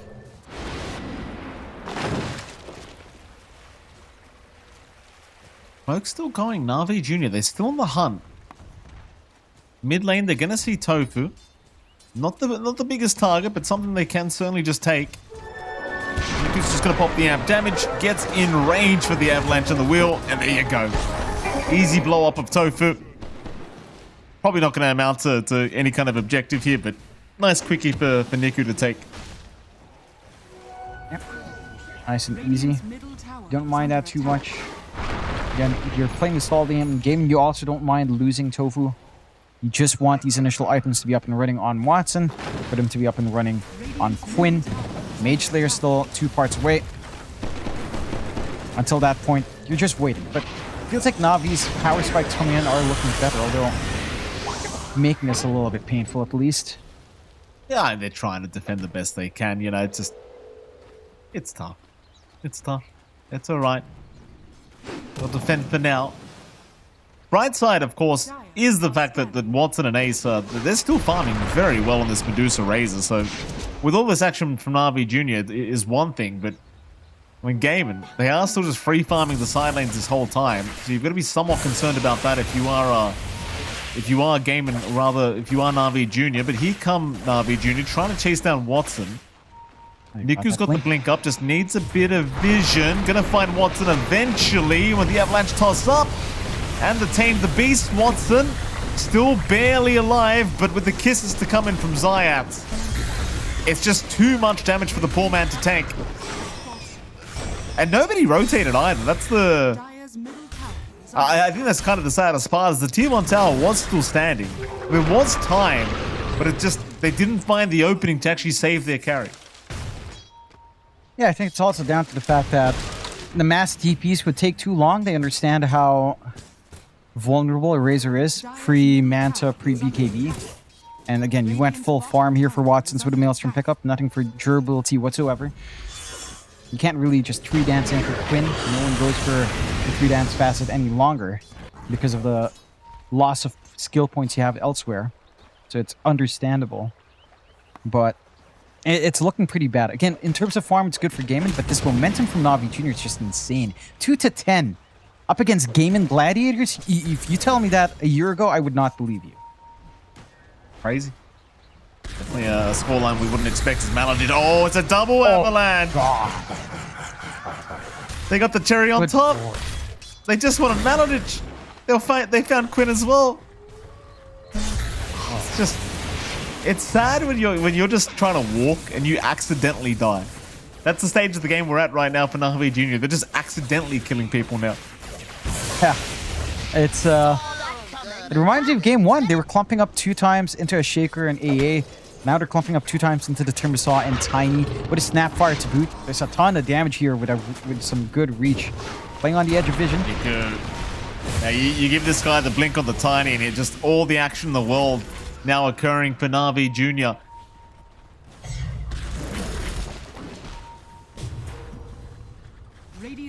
Navi just looking for that tier 1 mid tower. Of course, you've allowed space for Got the Juice to now almost have that full radiance up, and naturally, like you spoke about last game, that's when his farm could escalate a lot quicker. The thing is, the impact is still there, you know, even without the farm on Abaddon, he just seems like he's just such a nuisance to deal with. Gaming though, sticking to the game plan. They've still got Ace farming on the Deucer. He's working towards zone radiance now. You know, you've still got Watson doing a great job in the farm game on the Razor to boot. It's just all the momentum is Navi's way, and it's just a storm you've got to weather right now as game. And it is. It's a little bit of a rough storm to bear. Again, net worth-wise, it's not too bad. They'll equalize that with the Tormentor take here as well for the side of Gaming Gladiators. Nice ward up front to defend from any contest Navi Junior might try to bring out. But they're taking an off-flank. That is still spotted about by, again, another ward right by the ramps. Still kisses right in. Quinn, look at him just melt to the damage. And Watson in trouble. He's going to try and at least deal with Niku before they come back at him. But Watson's gone. Niku's alive. Niku's alive. Oh, the humanity. Niku's making it out. Gaiman are just getting destroyed here to this bottom corner of the map as they take down Ace. Only Tofu will survive. And Navi, well, they would hate to see a survivor, Jonathan. That'll be a full team wipe. Oh, I thought Gaiman would see that. I thought there was someone that walked by the Roche pit on that lower side. They just walk on the higher part of jungle, aren't fully spotted out. And they had so much protection here from the side of Gaiman. They've got these wards behind. They've got that ward fort, again, by the river as well. Navi just take the one angle they don't expect here on Gaiman and cost them 2-18. A 3k lead for Navi Junior at this point. PMA fully on top of the world as he's going for that Axe time. And again, just this beautiful initiation coming out. Zayats with the kisses coming in.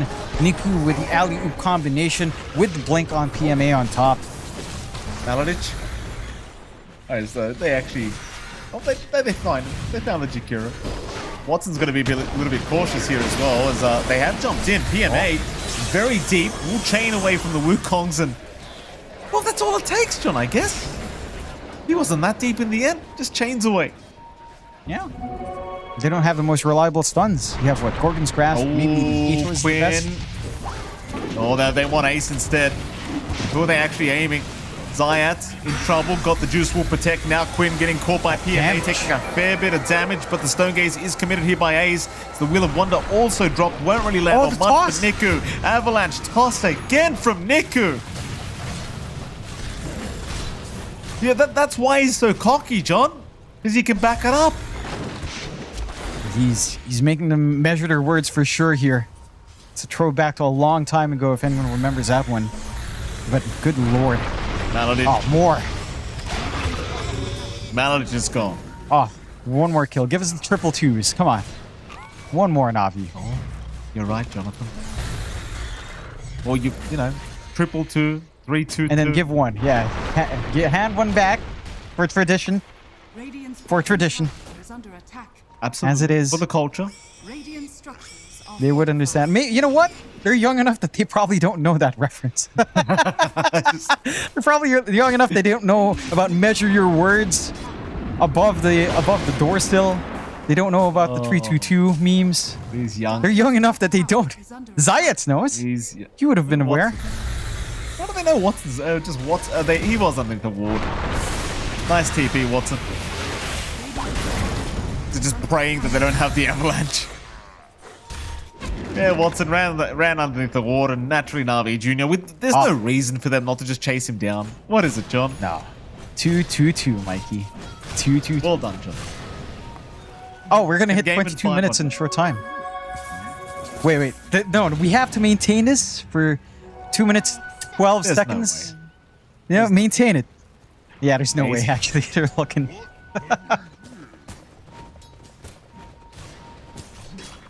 You just want all the twos, huh? Yeah. If we get 2, 2, 2, 2, 2, and then 2, 2, that's a pretty incredible amount of twos, Yeah. Jonathan.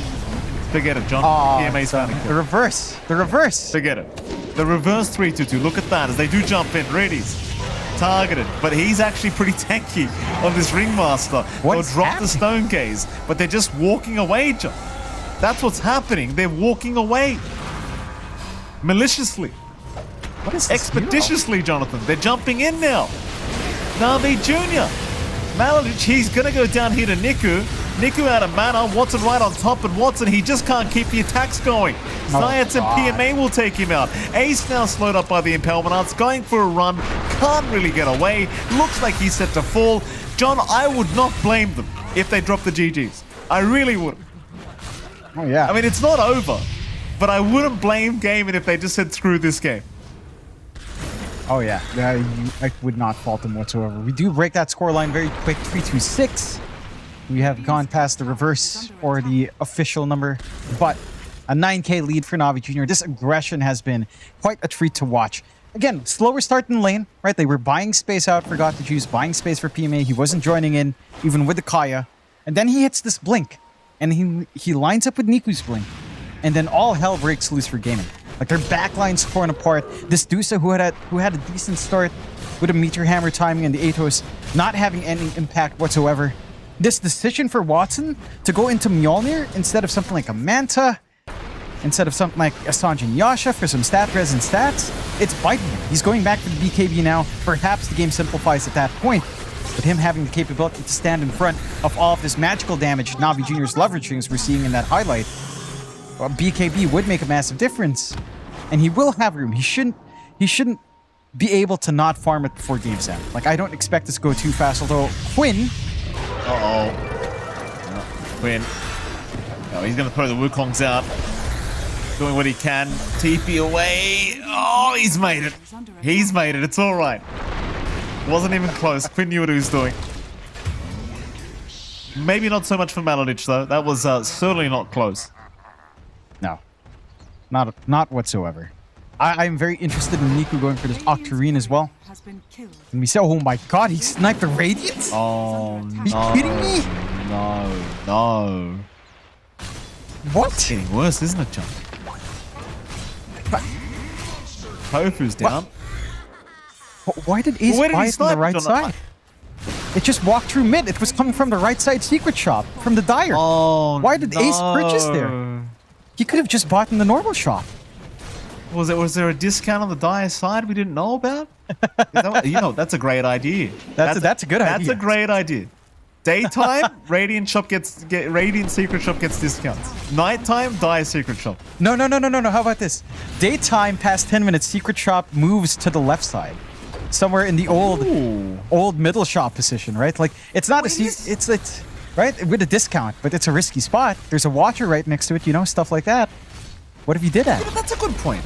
That's a good point, because they're running out of ideas. It's called a secret shop for a reason. It hasn't been very secret for a while, John. Everyone knows about this shop. You've made Switch a good it day and night. That'd be sick. Ocean time. Genius ideas here from us. Oh yeah, we're They're not feeling paying it us with enough a here. 3-28 game. Hey, you gotta come up with something to talk about here, John. My goodness. You're telling me, wait, you're getting paid for this fight? We'll find out. I didn't know. I thought we were on your stream. Don't worry about it, John. We'll talk about it later. Nice quick Quinn. rush. Look at this gameplay. They saw Quinn. You know what it reminds I me think of? they saw him again. Yeah, go on, John. This gameplay reminds me of good old Eternal Envy in the tree line on his Fnatic days. Again, in a reference that Navi Junior players wouldn't understand because they're all Zoomers, Gen Alpha kids. Maladich. Battleditch done nothing and juked everything. He literally stood there like Neo from the Matrix while they were just throwing everything at him.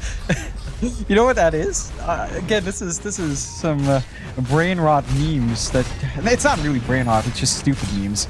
But in F1, there's a meme for one guy. Does nothing, gets position tree. That was Maladich right there. Does nothing, dodges all the gangs. All he needs to do is now Quinn. Yeah, Quinn's not dodging gangs, John. Quinn's not dodging anything. But a W in this game too, by the looks of it, as Quinn will go down. Things are getting darker and darker here. It's not like there's any discounts at the secret shop for Game and either to try and abuse. Very tough times. Tough economy, Jonathan. Tough economy. To be fair as well to Quinn, that was a fitting tribute to Eternal Envy hanging the tree line as on Fnatic in 2016. This might be as well, John. Niku. Watson trying to run. Watson definitely not going anywhere. See you later. Cops the whip from Riddies. Tofu, he's trying to do something. Tofu's scared. It's dark. He's in the forest. There's damn croakers everywhere. They're just pushing mid-tier 3 as well, John. Got the Juice doesn't care. It's just another pub. And it is. It's starting to look like Southeast Asian Dota, where one guy has the idea, I want to win this game before we throw it. It's like Boom Esports flashbacks with Mikado in it. Oh my goodness. Niku.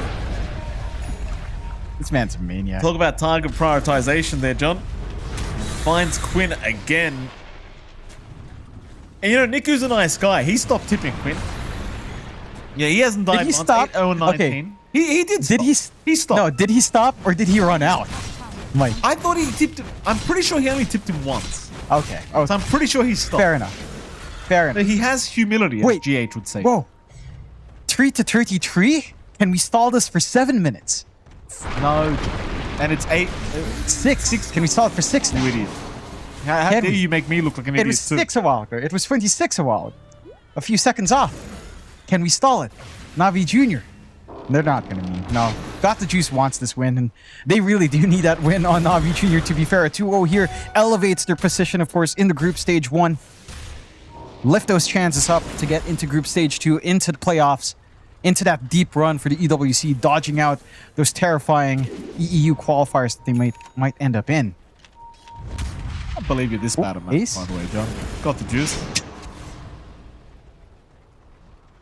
Like, you're so bad at math that you made me say it wrong too. No, it was 26 when I was starting that spiel. No. And then it became 27. No. I was looking at the clock, Mikey. I was looking. I'm telling your parents about this. I'm telling you. I don't care. I'm staring at that awkward. Hey. I took the National University exam and got 92nd percentile nationally in maths. Okay? That's pretty good for a guy who didn't study for that damn test. Don't insult your country like that, John Expire. Don't talk to him. How dare you? You know, there were some good guys in the top 8. I don't know about the 92% of it. Why are you got me throwing shade in my countrymen now? What are you doing to me? What are you doing to me? I mean, sure. Ace? You know, I don't think Stem and Yopaj know maths. You've got me in that one. Why you got to do that to me? Ace, get in the base. Get in the base, Ace. Get out of there. Get out of there. Oh, no. Now the toss back from Niku. Ace, he's out of mana. He's going to make it for now. Meanwhile, Watson, he's trying to find a target. He's already used his link. Got the Juice could care less. Just charging forward. Maybe they can keep this fight going here, but Navi Jr., they're just not Quinn retreating. didn't toggle? Quinn is just dying. Maladich being tossed in by Niku. How about another Vase? Now, this tiny man, like, he's just not missing. Look at this, John. He's just not missing. No. He can't miss this bloke. Oh, nice shackle. Nice shackle? No. Doesn't really mean much if your follow-up's a Meteor Hammer, though, John. That's fair. I will say, I'm surprised Quinn, he got the Boundless with his shard. Didn't teleport. I didn't see him get stunned either. I'm not sure if he was. But if he was, that was some tight window to kill him off. Insane. Just stuck in the low ground. Niku, this build, look at this build in the tiny. If it was anyone else, you'd say this guy's a goddamn maniac. This right? Octarine Force Staff. He got both of that with the blink before the BKB. And it just looks unstoppable. Niku's just on fire. The rest of his team is as well. PMA with a follow through. Zayats with those shots coming out. How do you stop this on Gaimin? I mean, the Wukongs hasn't really done much. This Razor hasn't done much. There's no answer. It's playing so hard to defend here, Gaimin. That melee barracks just 290 HP away from getting taken down and got the juice. He ain't done yet. Job's not over. Job ain't finished. Nice balance here from Quinn landing on 2. Completely ignoring got the juice right now. Has got the juice. Looking to back his way out. Still has borrowed time if he needs it. Will it Wonders nice. PMA's going to jump in. Quinn is gone again. There's no damage. Not again. There's no damage. Not from GG anyway. Niku, he got a whole lot bigger just a second ago, John. He'll get out of it. There goes Maladich. PMA's not done. My goodness. Gaimin, I mean, it's only one Rax, John. They're holding. They're holding. I don't know if your team morale holds. They are a very experienced team. They would be able to calm down, rationalize this game, look at what they have to do. But they have to find an answer quick. They've not been able to step outside high ground in at least 10, 15 minutes at this point. It has been a complete chokeout from the side of Navi Jr. And it's just set to get worse. BKB forgot the juice coming up next. Still a ways off from that farm. But eventually he'll get to that point. You've got the Shivas up for PMA. You've got that full disperser up for Got the Juice. So he's going to be pinning you down hard. And just thwacking away at you. Navi Jr. And it's just been such dominant form. Game 1, maybe a little bit more back and forth. Game 2, certainly just fully their way. Despite that map efficiency we were seeing from the Gladiators here earlier on. Just not able to find her openings. This investment in Watson, like he has Mjolnir BKB, just does nothing. Does nothing. You know what does something, John? Navi Jr. Moving in. Missing out on a kill. 25k net worth advantage though for Navi Jr. These guys just have not at all slowed down. No. It's just been constant aggression. They're having to slow down now. Maybe just waiting for some safe items first before piercing into the next high ground attempt. Showing a lot of respect for the side of Gaimin. Mind you, we're at the point where the support EXP disparity is pretty insane. Tofu and Maladich are 11. Zayats and Riddies are at least 16. So, when your supports are that far apart, there's a massive problem. Oh, again, Niku. Niku the fisherman, Jonathan. He's just fishing all game. Can't miss. Yeah. With throws like that, he should be in the NBA. Here you go. Ace. Let me target. It's literally 0 damages. Oh, Quinn! Quinn's been caught again. Niku catches him another time. Quinn will melt. Watson trying to deal with this tiny, but Niku's being force-staffed away as Watson gonna die. Ace, the only man left standing. GG is called. They've seen enough. Let the torture in, they say. And Navi Jr. in a dominant 2-0 win over Gaimin Gladiators. John, I've got to say, I'm somewhat shocked. Not because Navi Jr. won 2-0 so dominantly, but they're tied in 5th place before this series. You know, they were kind of struggling here in Group B, but Gaimin Gladiators they just annihilate them. No problem. Yeah. They just steamroll right through a team in that top 3. And Navi Jr. again do it in such style. Like we saw that confidence coming out from Niku. His mid lane was just looking fantastic. But again, the shining star for me coming here from Navi Jr. has been the support duo. It feels like Zayat has just been playing like an absolute monster, Riddies as well, and they're connecting with all of their cores in the exact way that this team needs to. Every single time. They buy that moment for Niku, they activate Niku, suddenly he's a maniac with the blink from the Force Staff, finding these openings. PMA joins in after a slower laning start. It was not a good time for that Timbersaw down bot. Gets the space to farm up stacks, gets the space to just get the Kaya blink, and again they're just off running mainly because of all the space that Niku and the two supports have made.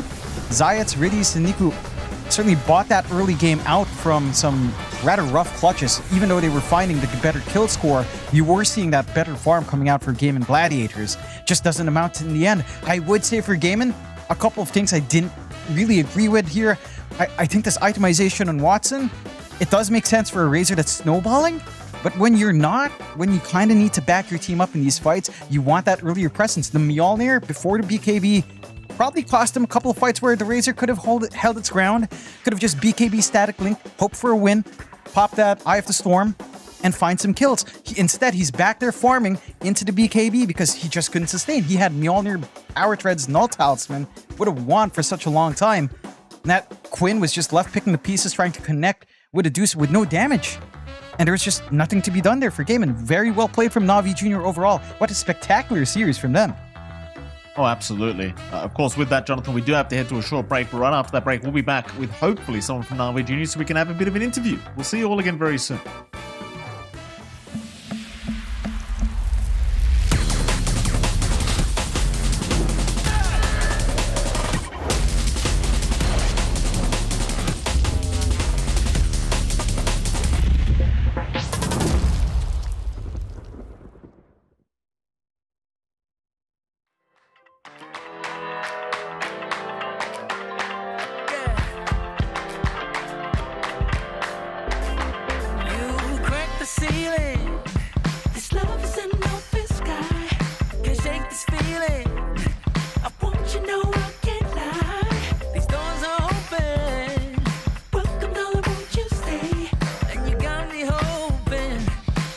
Forever's here, today's the first day. I wanna be closer to you. Closer to you, yeah. Want you to be all mine. I got all these choices, but I so made up my mind, yeah. There's nobody better, gotta be you. 1,000 voices, 'cause it's so good to be alive, yeah. There's nobody better, so it's gotta be you. These myths are busted. The grass is green on my side. It's done and dusted. I'm never getting off this ride. 'Cause life with you is golden. So how can I go back to silver love? I'll be holding on, can't get enough. Wanna be closer to you. Closer to you, yeah. Want you to be all mine. Got all these choices, yeah. But I so made up my mind. There's nobody better, gotta be you. Gotta be you. 1,000 voices, yeah. 'Cause it's so good to be alive, yeah. There's nobody better, so it's gotta be you. Yeah. It's gotta be you. Gotta be you. Gotta be you. Gotta be you. Yeah. Gotta be you. Oh. It's gotta be you. Yeah. These choices, but I so made up my mind. Nobody better, gotta be you. Gotta be you. 1,000 voices, 'cause it's so good to be alive, yeah. There's nobody better, so it's gotta be you. Hey. Nobody else, no.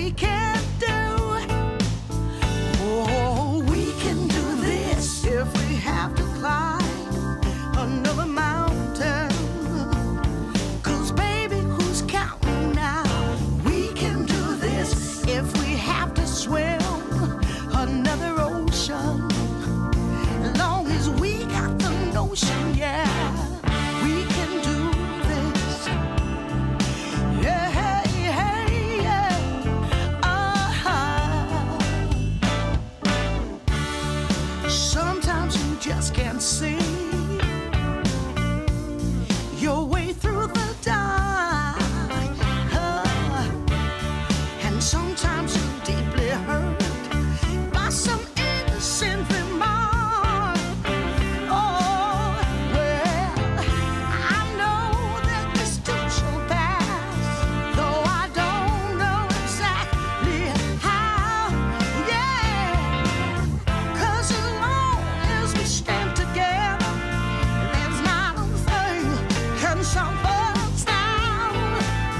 Oh, we can do this if we have to climb another mountain. 'Cause baby, who's counting now? We can do this if we have to cross another river. Got to stand and deliver now. We can do this. Hey, hey, hey, hey. Yeah, we can do this. We can do this. Woo, woo, woo. We can do this.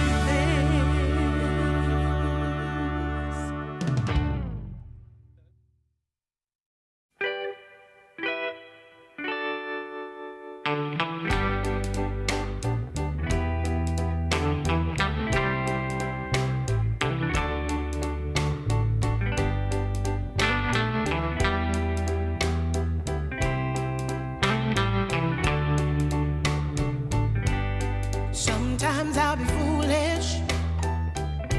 Sometimes I know I get mad.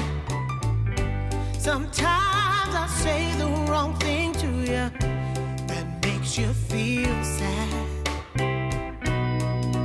But one thing is true in all that we've been through. You've never stopped loving me, no matter what I do. So let me say, yeah, that every day I try to find the words from my heart to say thank you. 'Cause you take me as I am.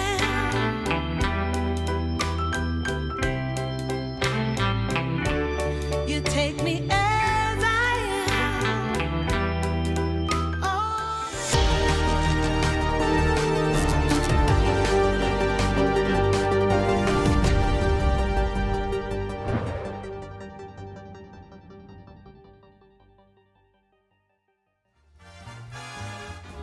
Welcome back, ladies and gentlemen. We are here after a very short break. Hopefully with an interview very, very soon with somebody from the side of Navi Jr. It is MLP Dota and X5. Jonathan, 2-0 series for Navi Jr. As I was saying earlier as well, I'm speaking rather fast because one of our players was rather late to the interview. I'm going to call him out while I have the chance, John. I'm speaking fast because it was a very dominant performance here from Navi Jr. They're sitting in the middle of the standings, but with that 2-0 victory, they move up. I'm sure we can... In fact, look at this, Jonathan. Stats. Oh, yeah. Stats, John. Look at that. Stats. Comparison. I wanted to bring this up. We were talking about this. We were giving them the head-to-head earlier on, and now it breaks down 0-11-0 for Quinn. Nothing happening on that Monkey King. Niku, though, 10-0-25 on that Tiny. Perfection coming out in that game overall. Look at that damage. Half the value here for Quinn. Just not doing much whatsoever. The laning phase was a difficult one. He had no farm. Obviously, there was nowhere to play. And again, for a while, we saw Quinn role-playing as Eternal Envy from Fnatic in 2016 or 17 or whatever year that was, hanging in the trees trying to farm. And that's how rough it was. Niku, though, he goes for that Octarine, he goes for the unique builds, and he goes for that hyper-aggression. He was finding everything in that one. Speaking of the devil, the phone is ringing, Jonathan, and we have the man himself, Mr. Niku. Congratulations, sir, on your 2-0 victory. How the hell are you feeling, sir? Very funny game was. Didn't expect that. Yeah, I'm very happy. Is the thing. Oh, I imagine you are, Niku. Let me start by saying, the first couple of days a bit back and forth for you guys. You guys were sitting in the middle of the standings. Then you come in today against a team like Gladiators, and you make it look like the easiest series in the world. What changed? What happened today? I think gaming is not in good form right now. And we just had like a little team talk. And I don't know, just pressing my buttons on Tiny and killing everybody on second map.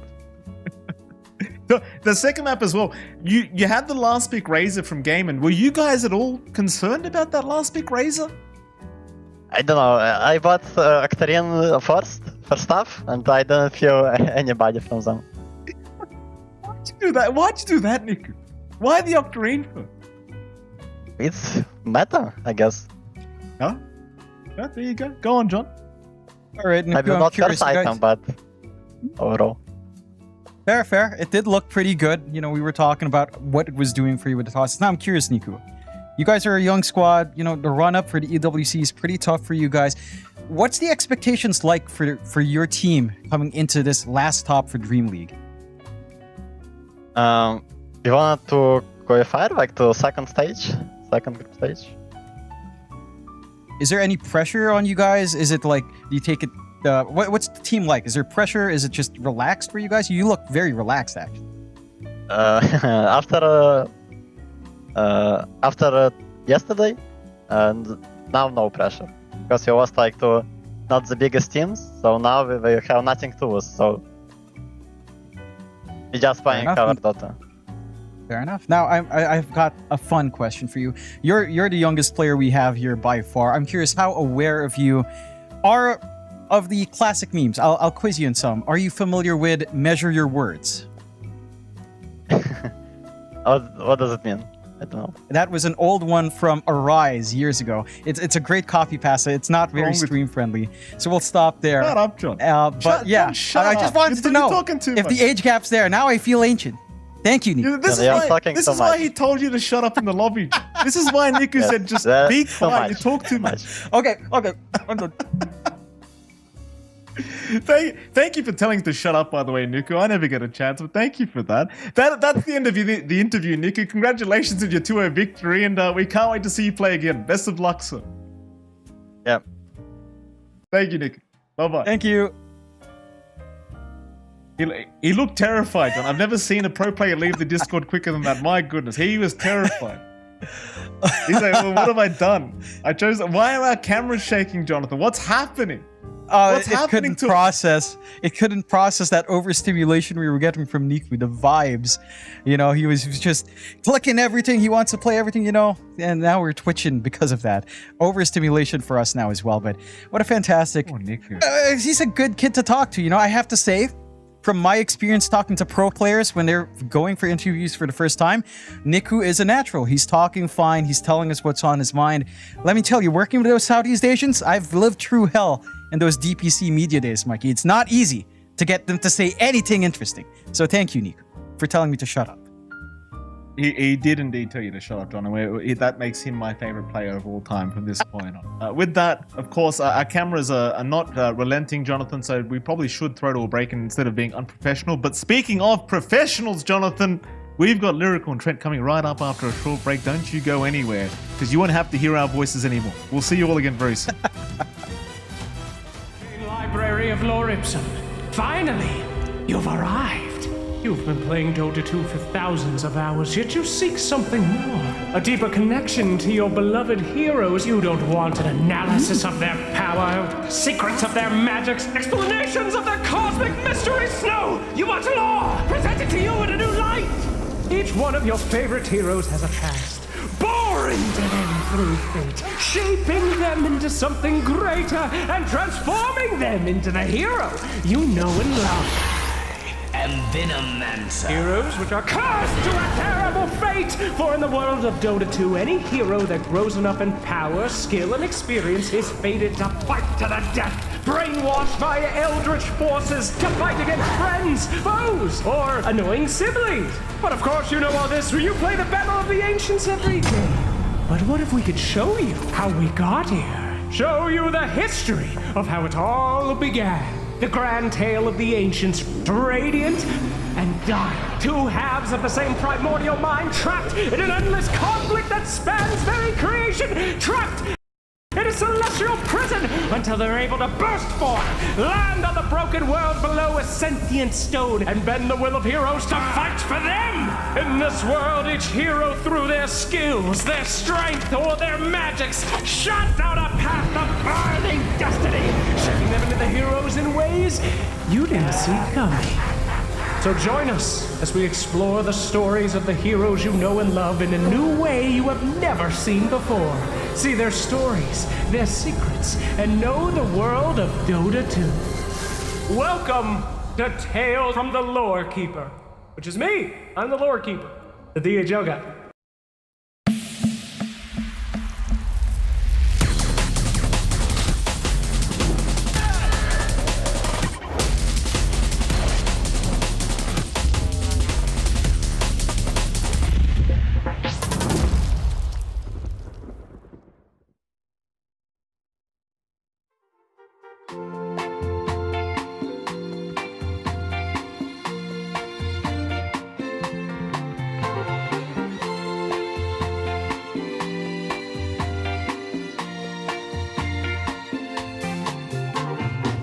I got the sun in my pocket and the moon above my head.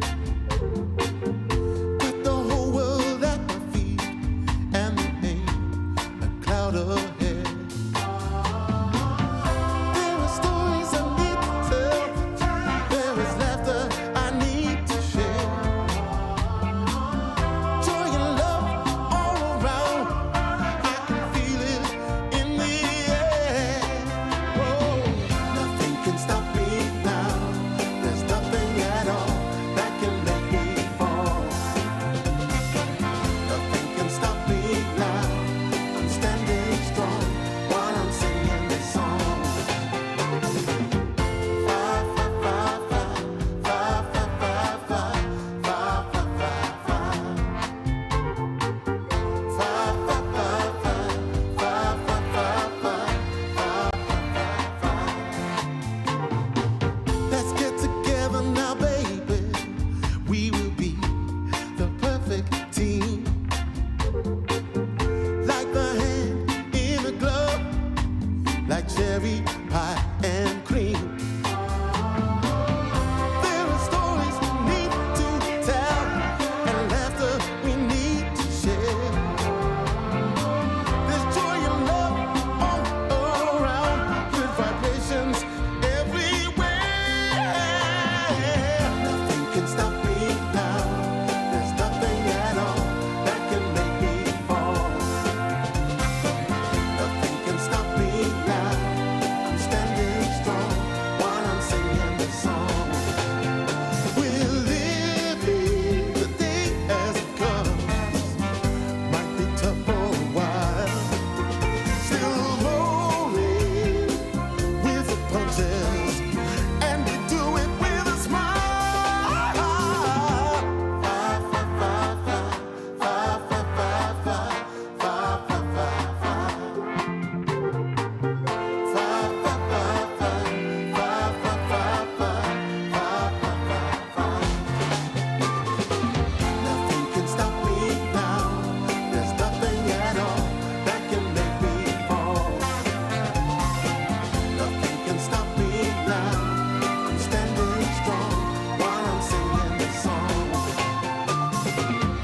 Fa fa fa fa fa fa fa fa fa fa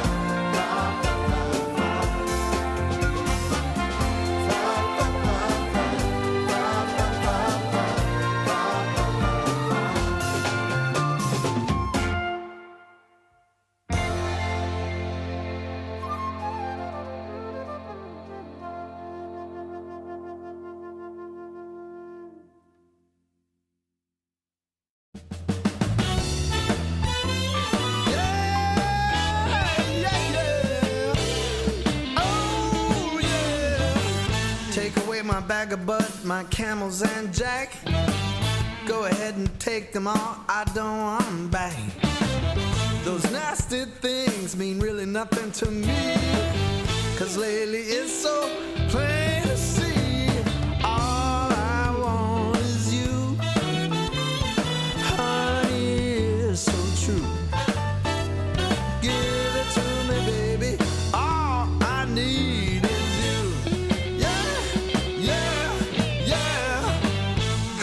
can take away my mint Cadillac. Take my Harley too, I don't need them back. I got an engine, Lord, it runs so right. As long as I get your loving each night, all I want is you. Honey, it's so true. Give it to me, baby. All I need is you. Yeah, yeah, yeah, yeah, yeah. In the morning, well, early in the morning, late in the evening. Round around noontime, round about noontime, baby. 24/7. Give it to me, baby. All I need is you. Yeah, yeah, yeah.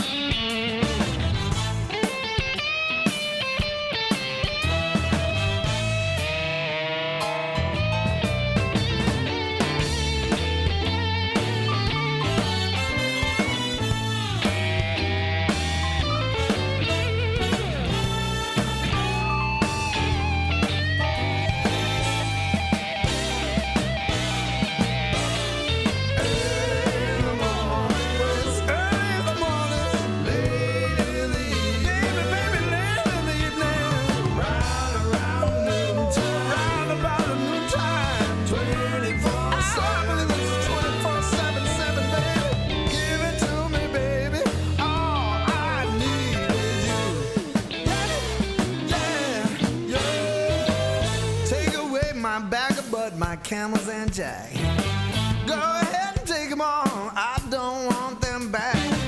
The only thing I could ever really miss is what I feel when I get your kiss. All I want is you. Honey, it's so true. Give it to me, baby. All I need is you. Yeah, yeah. Oh, yeah. Early in the morning, late in the evening. Well, it's about late in the evening, baby. Round around noontime. 24/7, 24/7. Give it to me, baby. All I need is you. Oh, how. Oh, yeah. Yeah, yeah, yeah.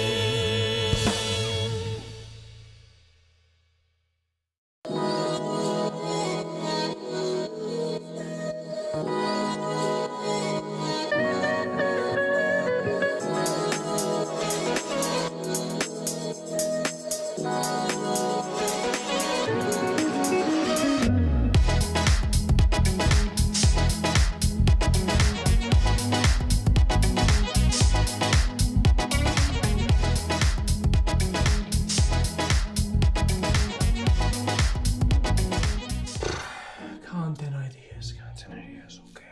Oh, okay, I got it. Arteezy has a sleep paralysis demon, Shadow Fiend, huh? Okay, right, too obvious, sure. Oh, Dota 2 award show! Dota 2's been around for like 18 years. How come we don't have an award show? It's perfect. Well, come on, bro, that's actually a good one, for real. No, it's not a good one. Think about it. Actually, think about it. Imagine what a Dota 2 award show would actually look like.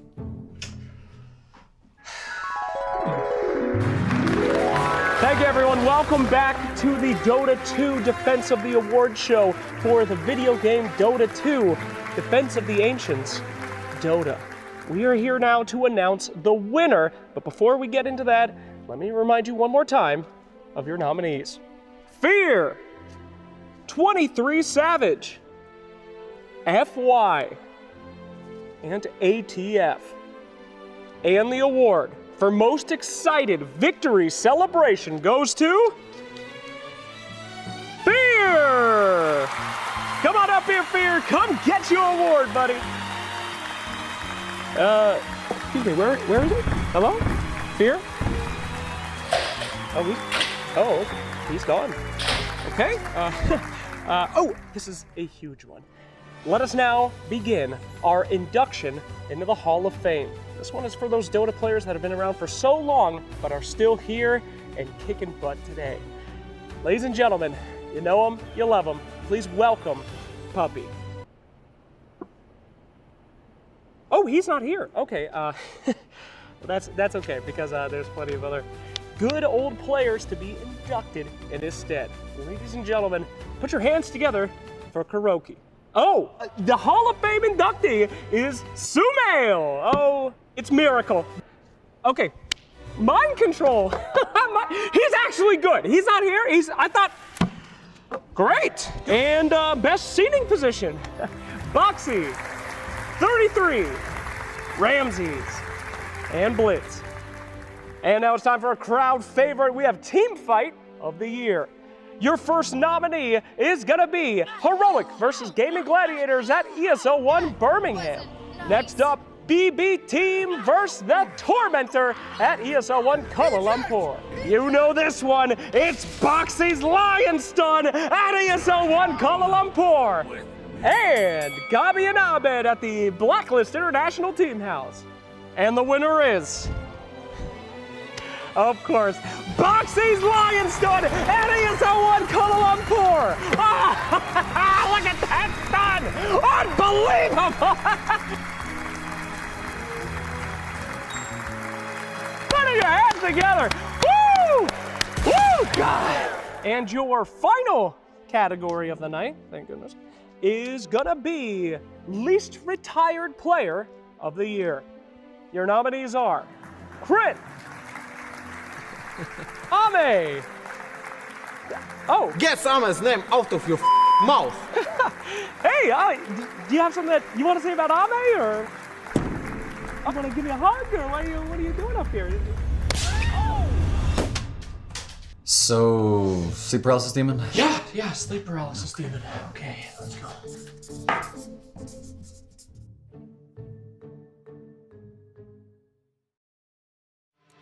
DreamLeague Season 26 is brought to you in part by DHL, 1xBet, and Anthros.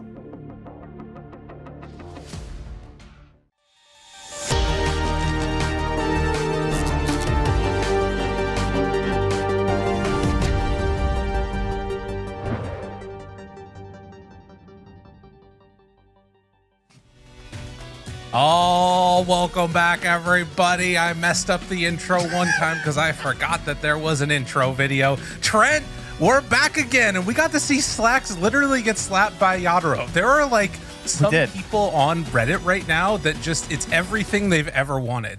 Yadaro, Slacks getting slapped. It's crazy. What a time to be alive. Trent, we got some great matches today. How you doing this morning? Oh, I'm doing great. I think that's a good idea to like raise some prize pools. Maybe we could kind of like, we used to like crowdfund. What if we just like did a draw for a ticket and you got to do that if you won the draw, right? Big old slap to your favorite talent. Sir Action Slacks on the stage. That was wonderful there. Shout out to our boy Lewis there in the production. He's getting in on the content, I see, huh? Not just behind the camera anymore. Listen, if there's nobody there that shares your vision, you got to make the vision happen yourself, right? Surely, that's how that works. What it is. Yep. We've got some awesome stuff today. We are getting down to the nitty gritty, the end of the group stage. So we need to take a quick little overview of how everything is looking because there's so much happening. Group A starting to stratify a bit. A little bit. And I mean, we're going to see if we can stop that here because we do have OG Latham coming up there, our team at the bottom. So if they can get some wins, like look at this. Let's say they get a 2-0, suddenly they're top 4.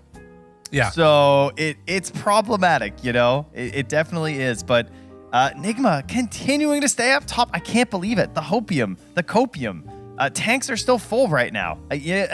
Typically, Enigma, they look okay day 1, day 2. They start to falter a little bit, but no, they're great. They have managed their way through it. They're still top 2.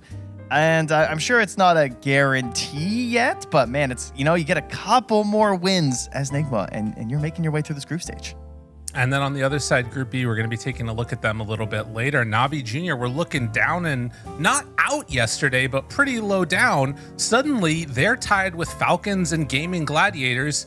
and they're one win behind the second place team right now in Group B. So Group B is where I'm really concerned about the potential for more tiebreakers, just because like having so many at 5 losses is like, it's starting to get into some awkward territory there. And particularly like when there's just one win, one loss separating, second from 6th, anything can happen. And we're going to be watching Navi Jr. a little bit later on also. So yeah, let's get ready for this one. It's crazy. They were so low earlier this morning at just 3 wins, and suddenly you get a big 2-0 over a game like that, and they crushed them. Did you see like that? I mean, I know the game just ended here, guys, but 3-42. When's the last time you saw a 3-42 game? Because it's been a while for me. That's wild. It is. And I think that this is something that we're starting to see a little bit more. We got to watch out for it. We're going to start taking a look at these teams. We've got OG Latam that are up first. It's feeling maybe a little bit more like the draw the game out style and trying to extend it hasn't been as sort of functional as it was before, that maybe you need to make a move earlier than you would maybe want to otherwise. But for these guys, at least, they're on the bottom of the group trying to make some type of a move. And there's one guy that got to get him there, Trent. Who is it? That's right. It's big old K1, Mr. Hector himself. And I wanted to bring him up because carries, we've talked about he's varied his hero pool. And that is something that you need to do right now as a carry player. He's someone who has historically had a very small hero pool. But I'm wondering, it might have to get a little bit bigger. Because, I was looking through some numbers today. I wanted to compare and contrast our 2 carries in this matchup. And, there's a hero that is the most played hero for Tomato. Hector has played it 1 time professionally in his entire career. Do you know what hero that is? It's not Morphling. It is Morphling. Very good. It is Morphling. Hector has played 1 professional game of Morphling ever, and it was 3 years ago. Which kind of sucks because he is, he's building up his hero pool. That's great, but unfortunately, Morphling's a big hero right now. And so that might just be a ban that you just got to get rid of, unless you're going to be thrown at mid to Dark Mago. I don't know, but I've been a big fan of the Morphling at the moment, and the fact that it is Tomato's best hero could become a problem for them in this series. There's a couple hero players maybe on this team that are limited in their hero pool, and I don't think I've ever seen Dark Mago play a Morphling, if I'm going to be honest. So yeah, it is. I feel like we're going to be getting it off lane for this team before mid. But the Illich morph, yeah.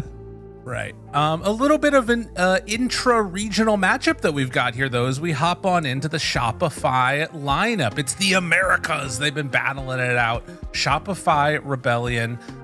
This team, I think, had really been struggling even within NA to consistently just prove they're a step above everybody. Right now, obviously they are still the team that's represented, but they also have not, it's not looked completely easy, clean, free for them in these qualifiers even. No, it's true. It has not. But the good news is they've been on a bit of a run coming into this tournament. They defeated the main OG squad in the recent Fisher Universe tournament, and then took down Virtus Pro to get the first qualifying slot in that tournament. So that's something that they haven't done in a long time. Let alone qualifying out of North America being a problem. These guys were qualifying in a full European, all the best teams tournament, and they won it. And that's going to get them into that larger tournament. So now coming into DreamLeague with that energy, they're currently in the top 4. They're jostling up there. Obviously, things have moved around a lot this morning, but they're very much in the conversation for continuing through this group stage. And that comes down to, again, the carries. It's Tomato. I brought it up, but he's a guy who is extremely good at varying his hero pool because he has played that mid lane, so he's got a couple of those heroes to bring in. He's really good with the ranged carries, which I think is very important right now because it opens up these melee 5s, like these ETs and these tusks that you can kind of move around a little bit. And of course, with the Medusa being a potential for a 3 and a position 1, you really want these players that are super strong on that. So look towards our carries and take yourselves to the win with those. That's the plan. Absolutely. Taking a look now at this squad, battling it out. It's so crazy to me seeing Tomato because this is one of those players that you just think about as having been in the scene for forever, which is true, but he is also still so young. You know what I mean? Yeah. That's what's nuts about it, because he came onto the scene as a just turned 16-year-old kid. He's only 24. which granted, again, is one of the more experienced players in the game, but it's just kind of nuts to me. They do opt for that first phase Morphling ban, so not gonna be seeing that from Hector at all. We get the Timbersaw band out afterwards, and then Sand King, Beastmaster, Bristle, Abba. Couple of top heroes still in the pool. Tiny is there. We got a lot. We do indeed. And Shopify, already busy this morning, getting themselves a win over Team Liquid, bringing out the Enigma, which I wanted to bring up in this series because that's something that we have not seen yet from OG Latinum, but it is one of Illich's best heroes. So I'm kind of curious why they haven't picked it. I think he has 25 games and like an 80% win rate or something I was looking earlier. So it is one of the heroes that he's more comfortable with in the pro scene, but there's a good reason, because if this guy's still in, you got to get the big purple cone head. That's right. Fair enough. And I also think that this opens up Hector's hero pool a lot as well. Look at Bulba. Well, good old Bulba. I always nice to see that bearded man. And I as a fellow Baldy to another Baldy, like, I'm glad he got rid of the hat. He looks good.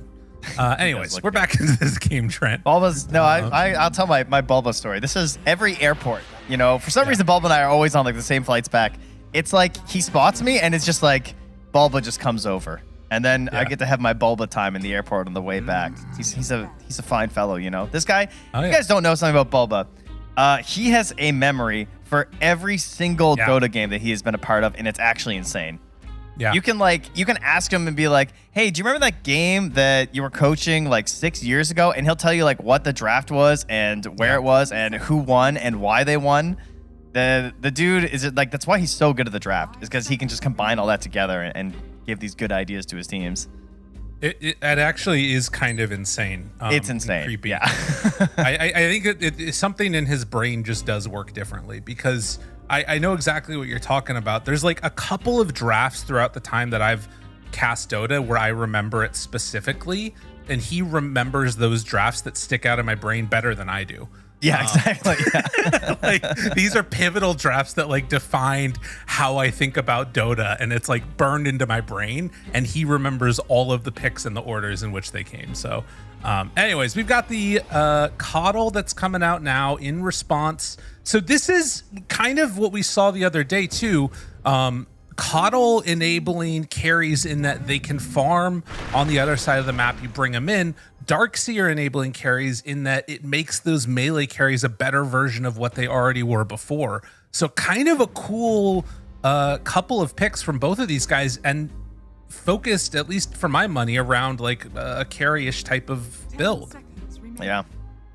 How do you feel about if you like? They have the Darkseer already on OG Latinum. Do you think that just takes away the Terrorblade for Shopify, or do you think it's still fine to just like pick it into it as a Darkseer expert? I was wondering about that with the Coddle. Yeah, exactly, right? Like, it's such a good combo with the Coddle that I think at this point, for me, it cancels it out. Yeah. Like, I think it's still worth it. The other thing that it does is it baits you into buying the Aghanim Scepter on Darkseer, which, if you're building Aghanim Scepter on Darkseer, that means that you're also not getting, you're going to have to get BKB to stay alive. And then you're not getting Pipe, you're not getting Crimson, you're not getting Greaves. You're spending 6,000 gold on those other items instead. More than that, 8,000 gold. So I think if you do that, you need to get a Shaman on Shopify, so that way you can lock down somebody and kill them with the Terrorblade. That'd be my money for it, at least. Or let him go in PA? Definitely possible, right? When you grab this Warlock. I mean, it is a hero that they enjoy as a position 5. I was looking through, actually, speaking of like certain heroes and stuff, they actually have quite a bit of hero variety. They're one of the teams that's picked the most heroes across the board. OG Latinum and Shopify are in like the top 5 in terms of just like variety here. Whereas our matchup later today, because I was also just taking a look at Paravision and Navi Jr., two teams who are winning a lot of their games right now, have the absolute lowest. In fact, this morning, Paravision was sitting at like 20 different heroes and I think 8 different games or something. So at a potential 40 heroes, they had only picked 20. And you can see it when you look at their drafts. It's just like the same thing, and it's just all dubs. Like, it's just win after win. That's crazy. Yeah, that makes sense. Play what you're good at. It does make you worry a little bit, like what happens once you get to later stages when those start getting banned out. But I guess that's the benefit of Paravision, right? With 9 class, you sort of elicit a lot of weird bans that normally wouldn't be there, and so they get those other top heroes. Oh yeah, he's massive for that actually. The Skem Mirana going to make a return though. Skem is also an excellent Mirana, I will say. I put him like second to Snaking in terms of just like great Mirana players. I think he's also, it's one of his most played heroes after that Nature's Prophet, just because he's been in some core positions as well before in the past. And he's super confident on the hero and very comfortable on it. And this will be the first time that he's played it in a little bit. He played it like 5 days ago, but so far at DreamLeague, he hasn't had a chance to bust it out yet. The Skem Mirana you're talking about. Whoa! Mm-hmm. So is that Slardar. mid I think that's Slardar mid. then? Yep. Interesting to pick it. I guess you can't really say it's blind because it's probably not going to be offlane Tiny. So it'll be Tiny mid. They'll put the Slardar into it. He's got 0 armor. Pretty annoying. Some teams have been abusing the mid Slardar a lot, and they've made it look really strong. So we'll see if they've done some work with this here on the side of OG Latham. I don't think they've picked it so far this tournament. I'm looking through them, not seeing it. So this is a new one for them. They're talking right now with Hector to try and figure out what they want to run. And I think the weird thing about this right now is that I was anticipating that they would pair the Ursa together with the Darkseer on OG. And if they weren't planning on picking PA, I'm wondering why Warlock now then. That's the part that feels strange to me. I will say that there's a potential that like if you get Fatal Bonds and then Vacuum, whatever you throw into that is just going to die. But there is the worry that I kind of have of like, okay, are you now giving up too much of a difficult lane? Like I think Ursa Mirana, if that's what they run it together as, is really scary. Even with the Tusk. I guess if you kill early, maybe it's okay, but that's one lane I'm worried about a little bit. Yeah, that's fair. It'll come down to a lot of like dealing with the leaps and managing those. But of course, as we saw with Snaking, you have to be really cautious about this like level 2 Starstorm because it is a lot of damage if you're not being careful. Like as a Tusk even, you have to make sure you have a snowball or you've got a plan to try and battle back against it. They did not ban the PA though. They got rid of the TB and the TA instead. Obviously still very powerful heroes right now. So I would not want to face against a Hector TA either. And with them having the Darkseer, plus it being versus the Ursa, I like the idea of getting rid of the TB. So I think it's fairly likely we see the PA. Yeah. And there it is. So. Huh. Well, have Shopify. I mean, they have Enigma. That sounds really, really good. There's Warlock though. I mean, there's that, but the lane doesn't look good because it'd be PA Warlock, which is pretty difficult to deal with at least in the laning stage. Like I don't feel like the Fatal Bonds helps that much. Yeah. You just got daggers to CS. You've got Coddle to help pressure. They might go for a harder pressure though, because Coddle Enigma doesn't sound like the best combo. Like you're not getting full use out of it. I'm sure it would still be fine, but you think about like your Coddle Mars or something is a little bit more oppressive if you really want to put the pressure on. And they do have a lot of time to sort of workshop this. Yeah. Figure out what they want to run out of this offlane position here. Gonna pair together, like you say, with the Coddle, and you can maybe abuse some of that mana spam for a couple of different heroes. A lot of them are banned out though. The classics, like the Timber, the Bristle, the Beastmaster's banned out. So all of these cheeky combos, ones they have used in the past, are removed. The one thing though is that with like PA Warlock, it doesn't really. Okay, they're gonna go for the Medusa. It doesn't really stop you from lane pulling. So I was wondering if maybe they could have gotten away with an Enigma by doing that. I don't know. Regardless, go with the big hero right now, the Deucer. Okay. Not the end of the world as far as like picking it into Darkseer when you're doing this magic damage build. Like you don't really care that much about the wall anymore. Yeah, I don't know. I feel kind of weird about the Shopify draft in a way. Like I feel like I should like it better. I guess it's going to come down a lot to how Yopaj and Hellscream play together. Yeah, I would definitely agree. It's a lot of Tiny having to run things a bit here because we've seen how the Deuce plays. We know the plan, right? Get the Meteor Hammer, start applying pressure to the tower, try and push this PA out of the safe lane so that she's forced to the jungle, and try and do that as early as possible. And with a Mirana, a Caudle, and a Tiny, those are 3 very good heroes to collapse on a lane with. That does seem kind of scary to me as OG to have to worry about that. So maybe Moose's timing on the Black Grimoire could be big. If he can get a good level 6 to sort of dissuade this, win a big fight with the Golem, that might be something. Well, it'll be interesting to see how they handle the pressure. I do think if OG get to the late game, I probably just favor him. I guess there is still just the caveat of recall and how strong that can be for like late game pickoff things. It's like a little bit of an X factor there. But I think I generally like the OG let him draft going to the late game better. We'll see. Be interesting to see how Dark Mago does too. Right. With this slider, there's definitely some issues you can picture, right? Like dealing with the Ursa and just getting exploded. Dealing with Medusa, kind of controlling the space in a team fight, getting locked down by that could be a bit of a problem. But Slider is a hero that can get a little bit out of control right now. All right. Well, time will tell. We will see what ends up happening as we go into this game number 1. Both of these teams really wanting to win. For OG Latam, it's looking on the verge of being eliminated if they don't manage to come away with the victory here. And for Shopify, they're trying to create some separation and pull themselves back into contention to give themselves a clean shot of making it through and maybe not having to play tiebreakers.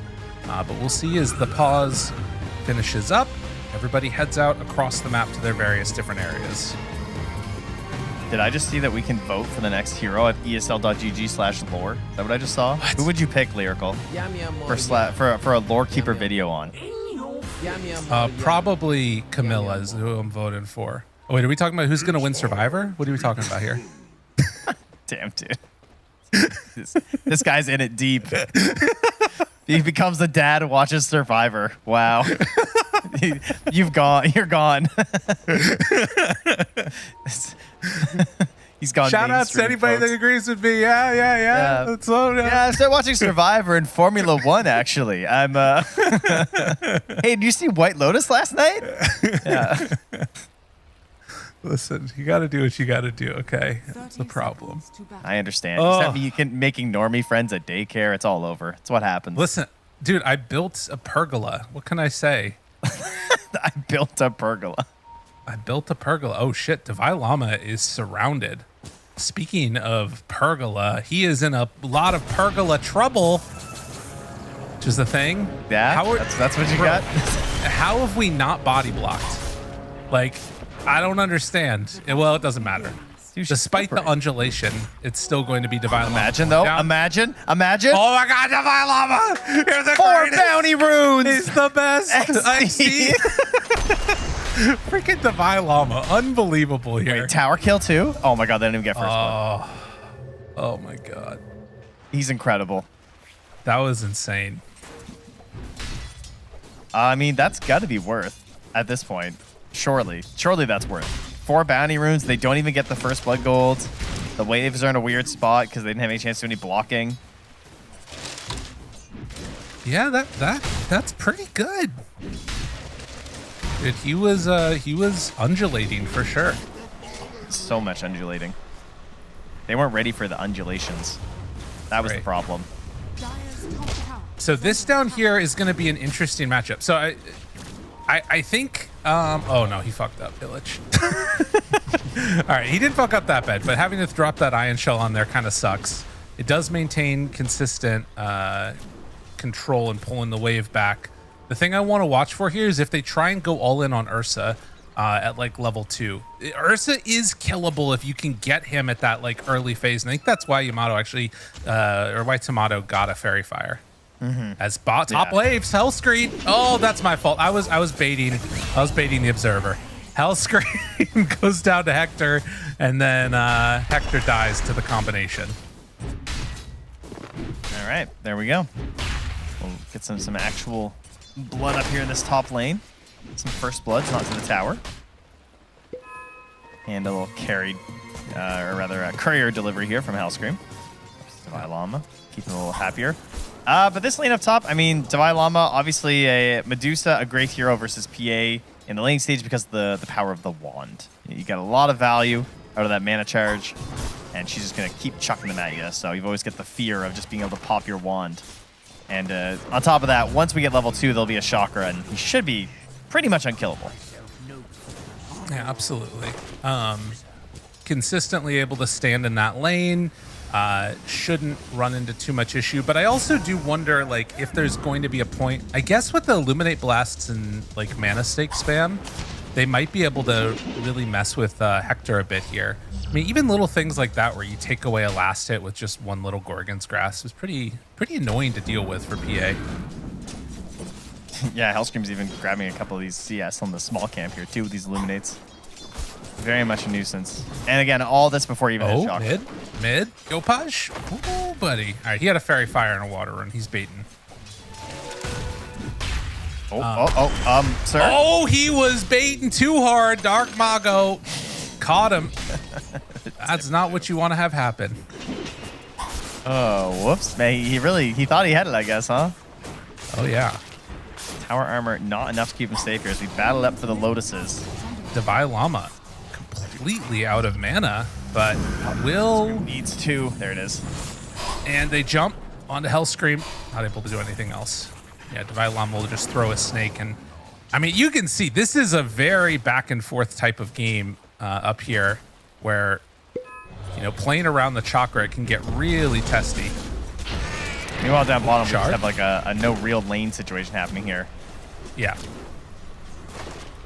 Illich and Elmisho just creating their own laning stage near the small camp as opposed to actually playing anywhere nearby Tomato. And Skem still doesn't have leap.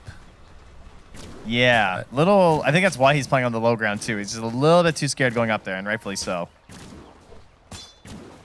These like weird half pull things going on. Tomato finds Illich now, is going to force out the surge. And now you can't really come back into lane easily. This is the battle with Ursa that goes on. Is up top, they're just going to keep on farming away and making sure that the heals versus the Mana Snake spam continues. Elmisho's doing some real shenanigans down here, huh? Yeah. I think he's dead. Yeah, I think so too. Oh, nice snowball though. Wait, hold on. Maybe a deny. Nice. Got him. Illich almost dying to Ancients. As up top, they're also starting to lose moves. Yeah, Illich is okay. All right. Okay. Trent, it's not going well bottom, okay? We'll say he bought out. Okay. Yeah, that's what we'll say.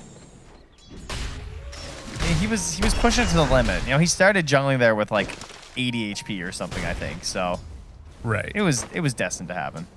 I mean, that is the problem, right? You saw how close he was to getting level 4. If you manage to get that level 4 by like killing off a creep wave, suddenly you get a heal back up to like 15% HP and mana or whatever. Right. And so it can be worth it sometimes to do that, but you have to just be really careful that you're not dying when it's happening. Don't do that. Got it. Yeah. Look where Elmisho is right now, hey? Yeah, look at this. And look at their Mago, fatal bonzing. Yopaj. Dark Mago? No, he's fine. Yeah, that's kind of cool. Coming in and trying to take that away. And a lot of that was with the Iron Shell too, of course, so giving the gold over to the Darkseer.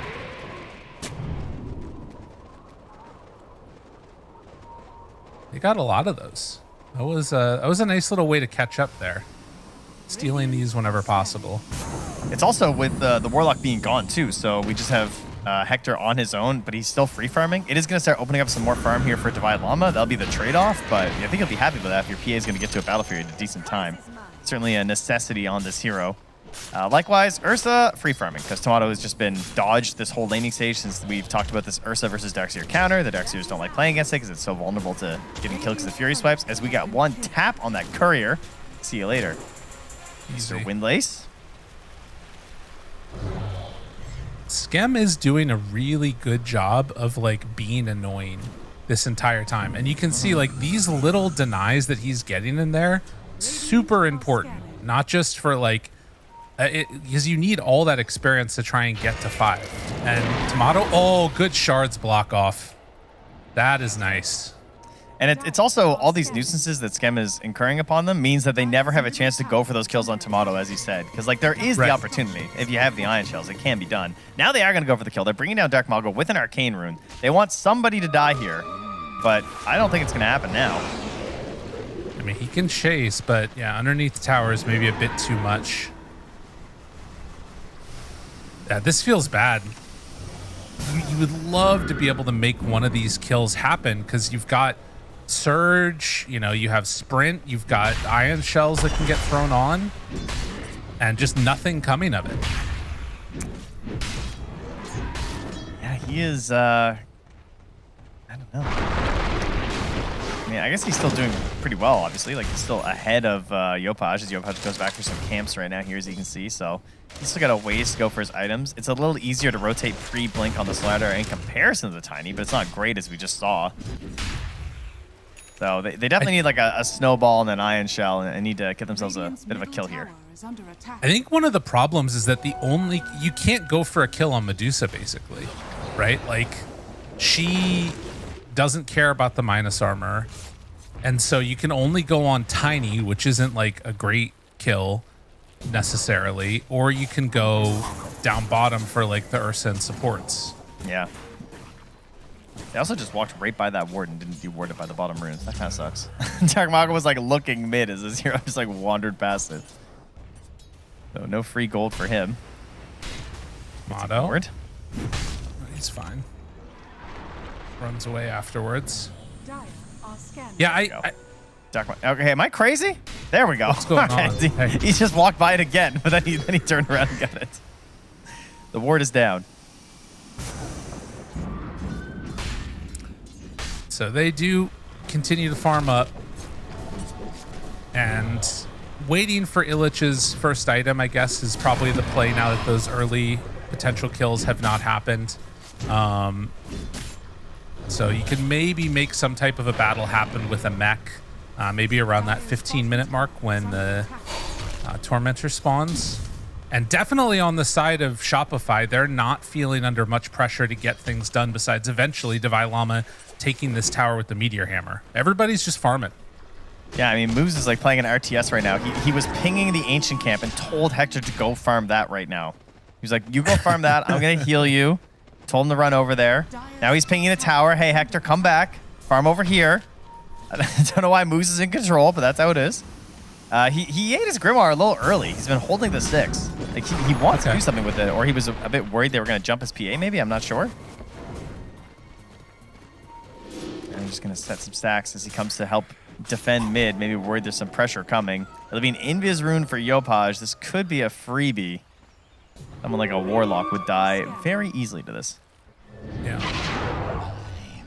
Oh, instead TP's bottom to find... Oh, he wanted Darkseer, but it's El Misho. I mean, they will take that kill. So the first one that we've gotten in a while in this game, as its score is just 2-3. Something to watch there. Huge numbers, much like our last game of 42-3 here. That's right. That would be so, guys. Last game, imagine if Shopify now just got 40 kills straight. That's what just happened to Gaming Gladiators. I just want to reiterate what a stomp that is, because that is absurd. Yeah, no, it is definitely. I mean, I feel like that was one of those moments that like everything was kind of falling apart and you're just trying to hold on to whatever you could do. Back behind the tower though, Yopaj finds 2. They're already got down the wall, but there's just nothing there. Quick reaction there, and yeah, cancels out everything. No play, and now the item is up here for Devi Lama. The hammer is here. The rotation is coming from Skem. There's no Moonlight Shadow ready quite yet, and now the teammates are also coming to defend this. So if he tries to overextend too much with the hammer, Devi Lama might get punished. Let's see if they have a plan. Looking.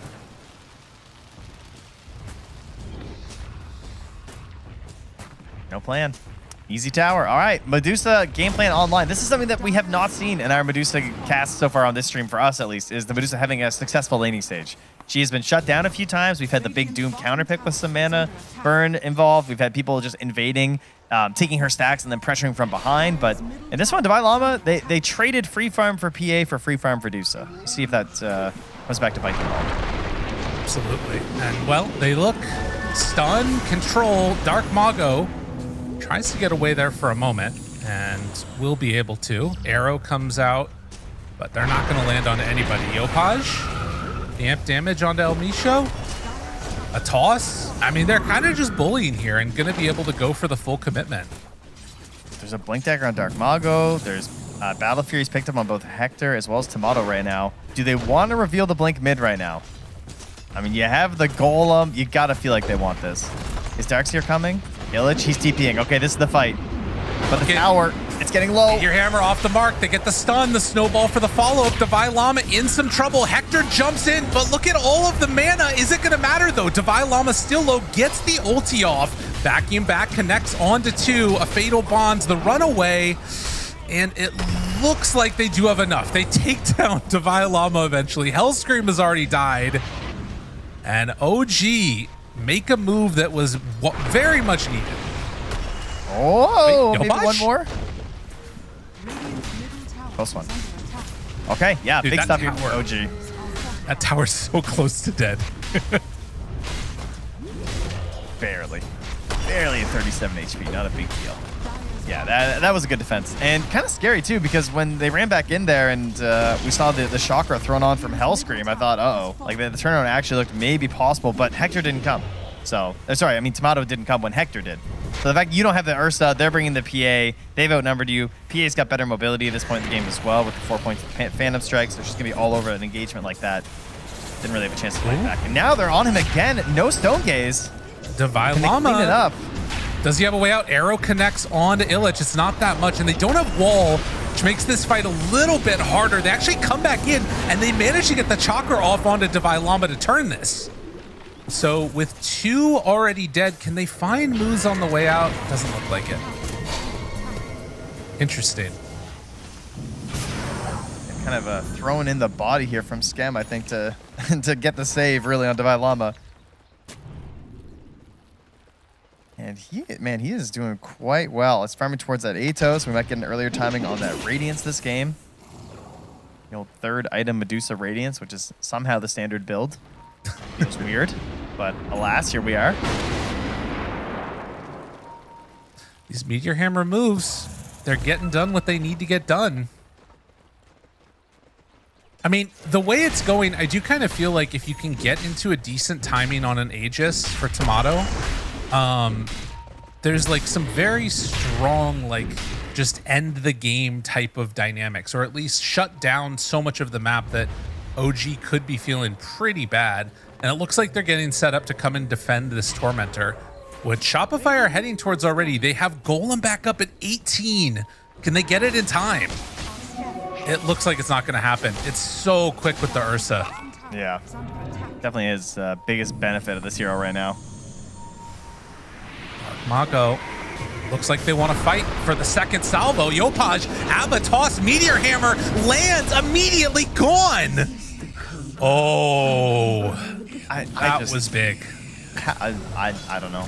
I don't know about that one, man. I don't know how that's a play if you're... That looked like someone who had a Darkseer Blink and a Phantom Assassin ready with an Iron Shell. You know? Yeah. I guess he was hoping that some people had TP'd out and he was going to catch some stragglers. But they weren't really making any big moves. I mean, Ursa's gone through the gate now, but they're going to continue this pressure here with the Meteor Hammer. And definitely not feeling like you can defend without a blinking Slardar. I mean, I think some of that is also just a testament to how well Shopify made that move, and they took it with Ursa taking basically no damage. Weird dynamic there as Skem gets blown up, but then the Gorgon Grasp lands onto 2. They get the Golem to try and turn it, and now immediately onto Yopaj. He is dead. Divine Llama gets bashed. No way out as of yet, and as the Stone Gaze wears off, the rest of the team is going to start to move in, and Divine Llama, no man's land, he is gone. So advantage gone. Yeah, like it immediately flips. It really does. Yeah, that was great. I mean, they completely ignored the Medusa at the start of the fight. That is the dream, right? Let her just throw her spells out and try and focus everyone else as fast as you can. And these Tinies, when they go for this quick Blink Dagger, they're still really vulnerable the second they can't utilize it. They're still a relatively low armor hero when you're playing as a Slardar. And now, yeah, you lost the Tormentor to an Ursa, but they've got Roche on their mind since they do have a Slardar and a PA. They're going to respect them for now, though. Not going to keep doing it, especially with a Caudle here. Very annoying hero to contest the Roche bit with. Yeah, I feel like maybe if they had level 2 Slardar ulti, they could finish it too. Because also, like, PA has this casual Blightstone, and then you've got, like, the Orb of Destruction too.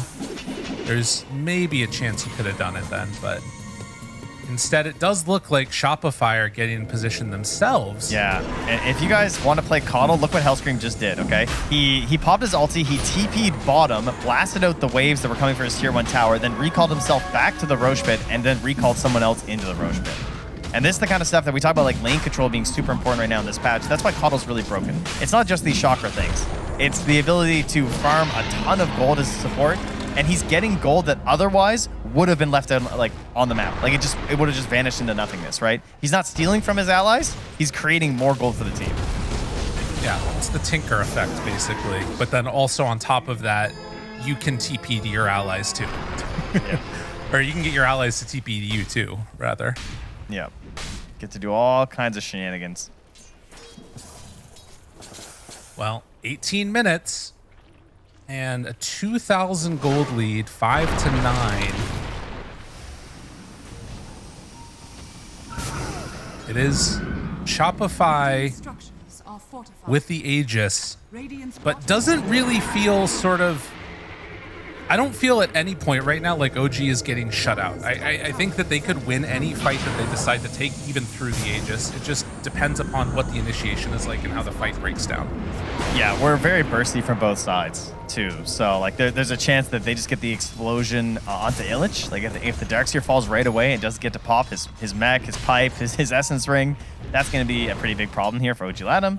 Likewise, though, you know, Slardar Crush. He doesn't have the Shard yet, which is the best way that you get the Slardar burst down, because it's just, like, instantaneous and the PA jumps at the same time. That would really help, but either way, the burst is there for both teams. So a lot of it's going to be about vision to see who gets that first big jump into the engagement. And also, can you find this fight before Hellscream has Ags, because he is farming this very quickly. He just got another component here, and it won't be long before it's out on him. That window will be interesting to watch how it matches up with the BKB windows, which are also just completed on Hector, and Slardar working on his. Next couple of minutes will be interesting and probably determine a lot of how the rest of this game goes. Aegis in hand. Whoa! That blink away. Yeah, not even scared, huh? I mean, that's crazy because they're showing Devi up top too. Like, Ursa's alone here. Are they going to go on him? Jump? Crush? Bash? The rest of the team can't quite get there in time. And I don't know. It feels like a little bit of maybe miscommunications or something. He just used Surge. Illich Mech trying to turn it. Golem down. Has the vacuum. Pulls him back into the wall. Big damage out onto Tomato. Dying to the Golem. Is still alive, but finally is going to be brought down once. That's just the Aegis. No more Tiny either, and PA trying to return back to the rest of the squad to get the blink away from the Ursa. And jump. Caught. He's dead. The follow-up, maybe there's more. I mean, Hector's here now too. Catching onto Skem, trying to run. Stomp, not quite there. Crush, Skem, found, and killed. Devi Llama outside the base, and Hector is just going to retreat away. But a big moment right there as they managed to burst through the Aegis. Man, that was really interesting. I did not think chasing the Aegis was going to pay off for them there. Because I was thinking, like, oh, there's 2.5 minutes, and Shopify felt like they were going to struggle to actually get a good use of this Aegis. I feel like pushing towers wasn't going to look super comfortable with it. So it almost looked like a good opportunity, but they just blow up the Tiny so early. Like, Yopaj gets taken out of the engagement. That's a lot of their burst damage. And then everyone's trying to play around this Ursa respawn and can't do anything. Yeah, Yopaj jumps right in. gets bonded and just explodes here. I think some of it is that they kind of felt like, okay, we see PA top. There's no way they're going to fight us here. But with the 4 heroes that they had, it was enough to take down the Tiny and the Ursa. But it was a really weird fight because like the 2 most important heroes for the teams like weren't there in the battle. Like the Medusa and the PA. These fights have kind of tended to sort of revolve around. Yeah, I mean, it was a good call. Like you said, just the vision that they had from OG Latam, recognizing that, hey, we can at least make things really awkward to start for this Ursa, and ends up working out because of it. Now, they do have 2 big Ags coming out, actually. They have the Coddle Ags done, and Tomatoes is nearly complete here. So, we'll have the Enrage Aghanim Scepter here. Not going for a BKB or a Nullifier right away. Wants that first Dark Mago. He's in the river, but won't be able to get away. Not Nice slippery pickup enough, there. unfortunately.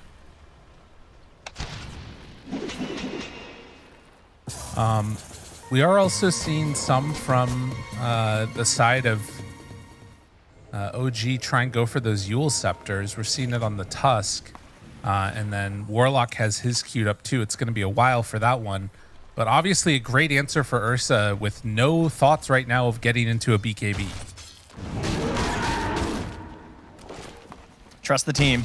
Trust in the power of the Will-O-Wisp and the cooldowns of the BKBs on the enemy team eventually whittling down. I mean, Hector did use his 9-second to just chase a Mirana to death in your base. That was pretty good. I feel like you'll take that as Skem.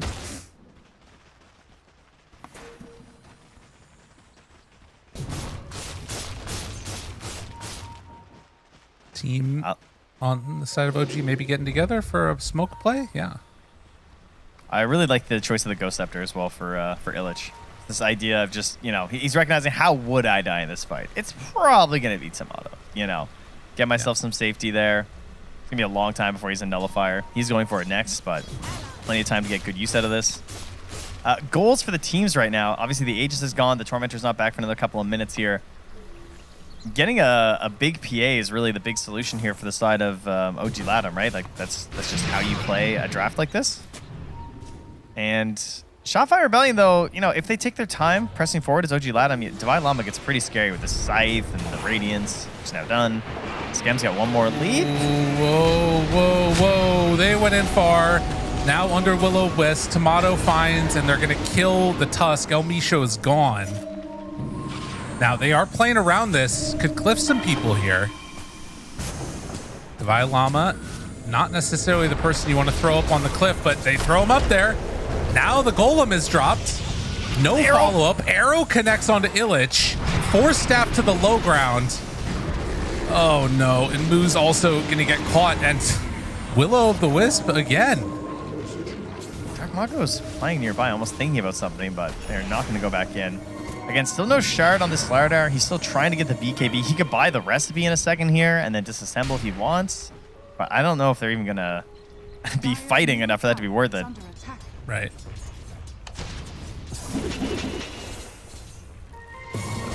So the main issue you just saw there from the side of OG Latam is pressuring towers of this lineup is kind of bad. Like, you kind of need them to be dead, or you need an Aegis advantage, because parking a PA in front of a tower isn't fantastic, especially versus this Will-O-Wisp and a Medusa too. Like, if they can find just a root or something into the Gorgon's grasp, she's gonna have to burn her BKB. She's gonna have to burn her Manta. She becomes vulnerable.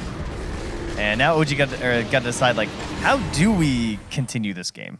Like, do we have to wait till we have a Nullifier and an Aegis on Hector, and then that's how you get the big fight win? Because I kind of feel like that's the solution. Yeah, I mean, that's definitely one of the things that you could look to. Because, I mean, he basically needs to be terrifying. Like, between the Slardar and the PA jump, they need to be able to kill the Coddle or the Mirana and just sort of like start whittling people down. Because basically, I think the Darkseer is doing almost nothing but enabling them now. Like, that's his main goal. And like the Tusk Warlock, probably Warlock Fatal Bonds might be the other thing that's like the best avenue of this, but it really is like not they don't have great answers for the Ursa. Yeah. And of course, this is a Warlock who, I mean, he has 1400 gold, but he does not have a Blink Dagger either, so it's not super reliable on the Fatal Bonds like we'll see some Warlocks do when it becomes like clutch factor for the game. Dark Mago will disassemble. He wants his BKB, so he's got a little bit of safety here as they move around the map. Shopify Rebellion taking a little bit of confidence after that last engagement. They're going to head right down towards that Tormentor. And again, they're just going to be too late. Yeah. They won't get there in time. Shopify feeling good. Yopaj the one that gets the shard this time around with Blink Force Yules.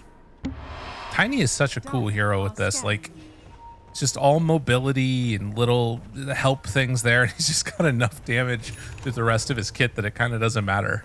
Yeah, it used to be even more absurd. Like, he's lost a lot of the damage that he used to have that made this super viable. But as long as you hit the good tosses, this definitely can be still a very strong option. Oh, Ninja Gear too. Really good for Yopaj.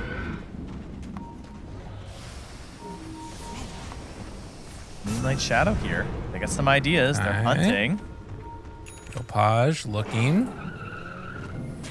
Village just out of range, just out of vision. And, well, they take away that Watcher. A good Observer Ward placed down, but you can see OG playing in a place that they feel a little bit more safe. Yeah, no gems for either side here, so could be something that we'll see in a minute, I imagine.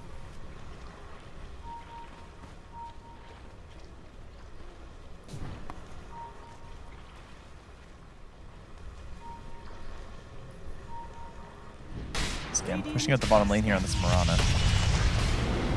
So here's the mid lane. Dark Mago tied up, but no real threat. Of course, they also have 3v1, and they know they can't jump Divine Llama, which is the main problem with this Medusa right now. Right. It does feel like we get to these points sometimes in these games where it's just like, all right, everybody back away. We're going to farm for a few, rejoin the battle afterwards. Yeah. Sometimes people complain, it's like, there's too many set objectives in Dota right now, which I can see the argument, but also people don't do anything when there's no objectives. Like, you see what happens when there's no Rosh and no Tormentor? That's fair. Stun, Divine Llama, dropping down somewhat low, and with a bunch of heroes around him, he's starting to fall. It is taking a while. It is taking a long while, and now Hector getting obliterated there by the side of Yopaj. They back out, already dead on Dark Mago, and guess what? Divine Llama still most of his mana intact.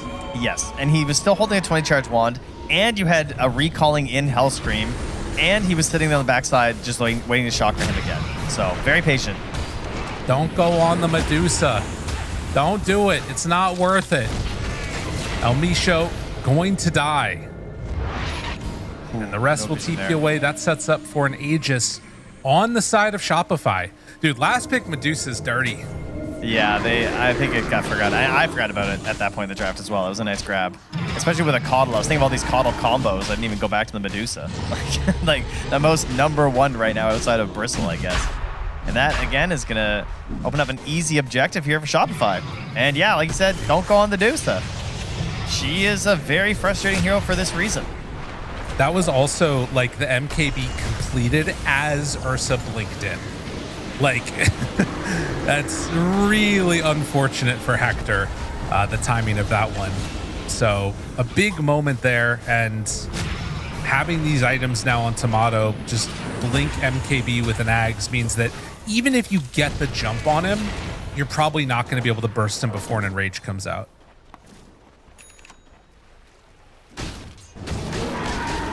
I'm thinking about just keeping the Radiance. I'm kind of curious right now. I don't know.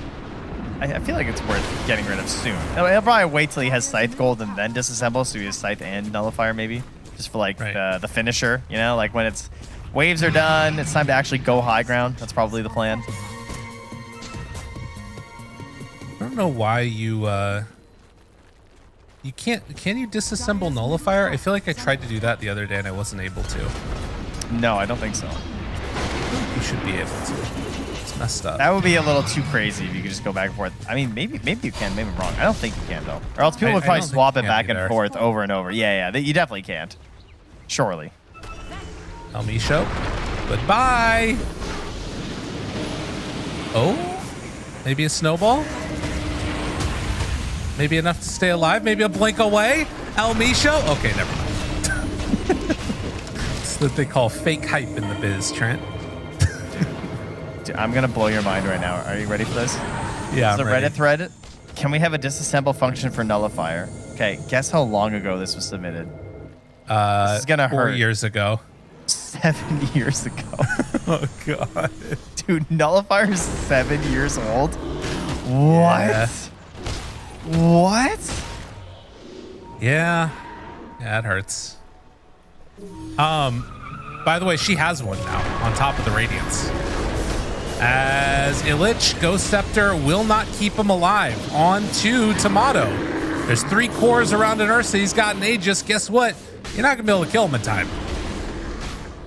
Once again, Yopaj is a worthy sacrifice to the PA god. Trade for a kill. Oh, are we baiting another fight in here? Or have they actually gotten the Medusa? On Divine Llama? Why are we going on Divine Llama? I don't know, but they're learning. They do stop. Yeah, where is our Diffusal Blade? I need it. We've already got Manta on Hector. Surely. Just sell that for the disperser? Yeah. No, I'm saying keep the Manta, but buy a disperser. I mean... And you pop Manta and, you know. I actually kind of feel like disperser might have been a better call, honestly. But Manta's just so good. Alas.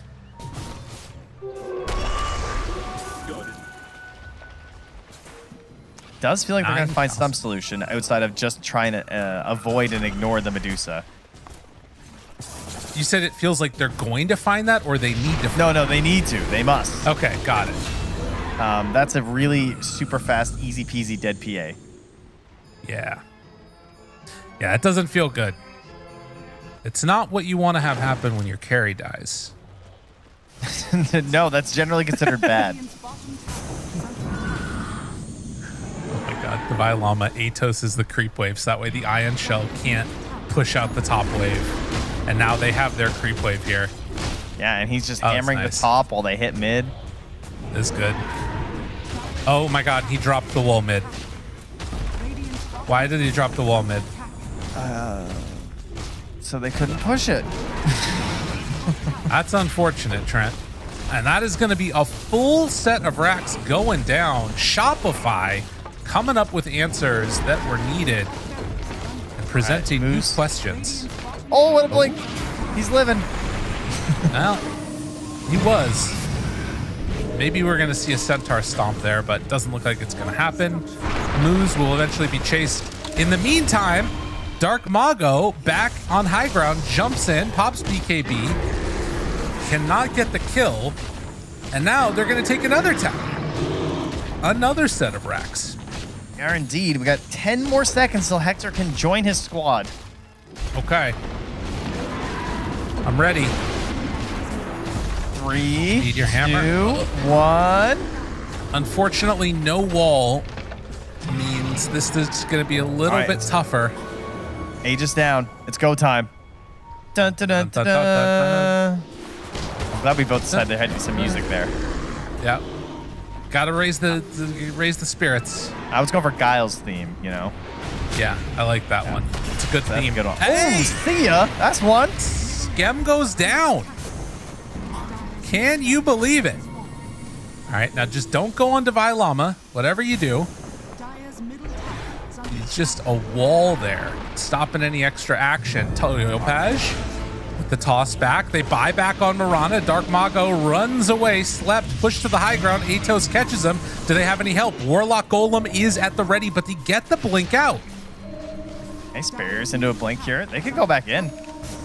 Okay, I mean, a little bit of time. Yeah, there's no Wisp, you know?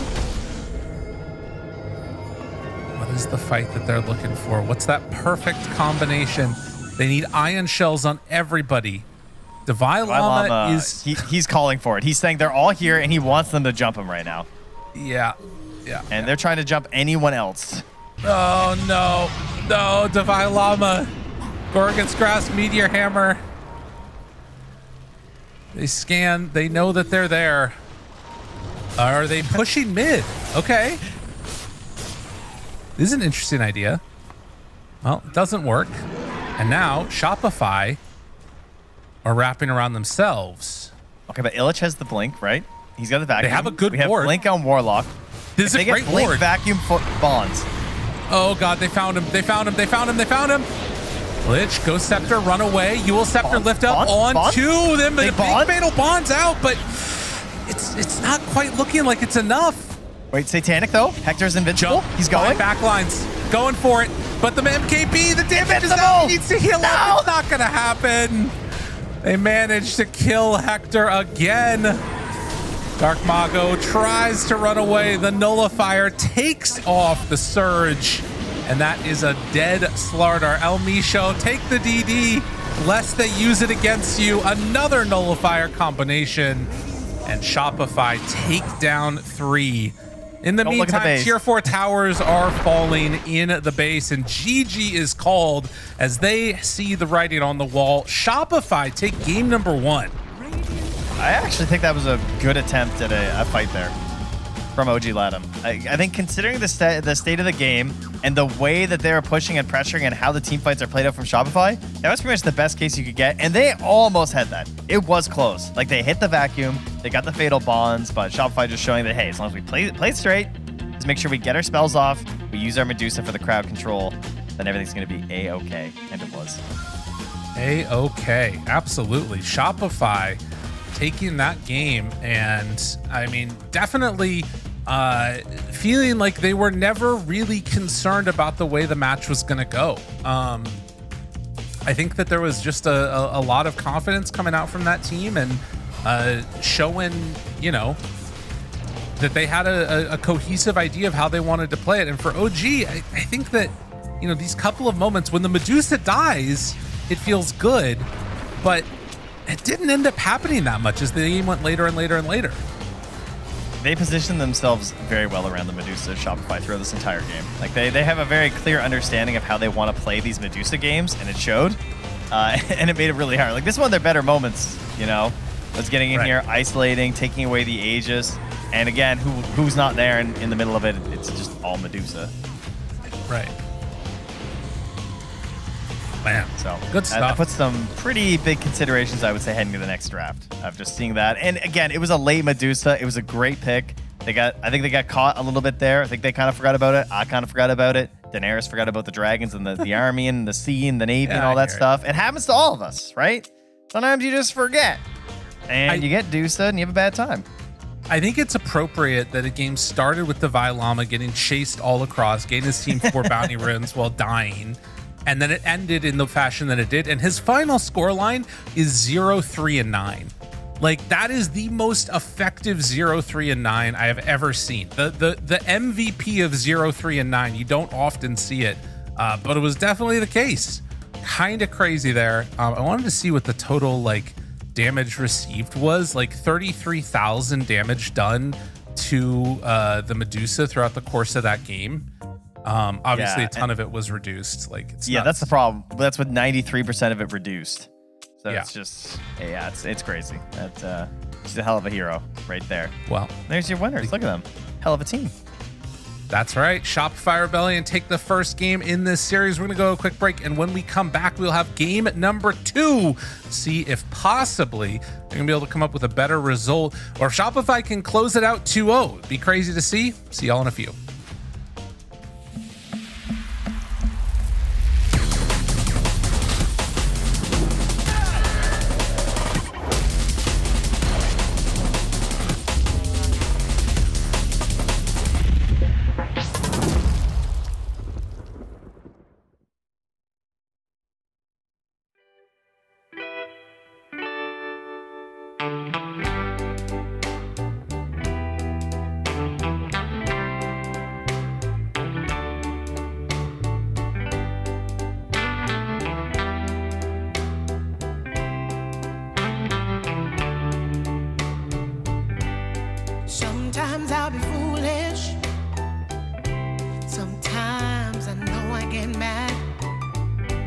Sometimes I say the wrong thing to you that makes you feel sad.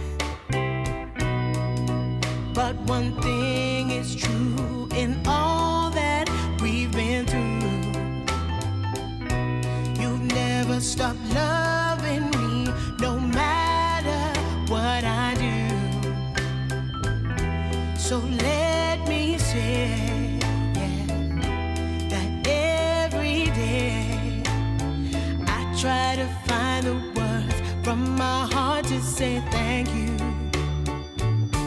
'Cause you take me as I am.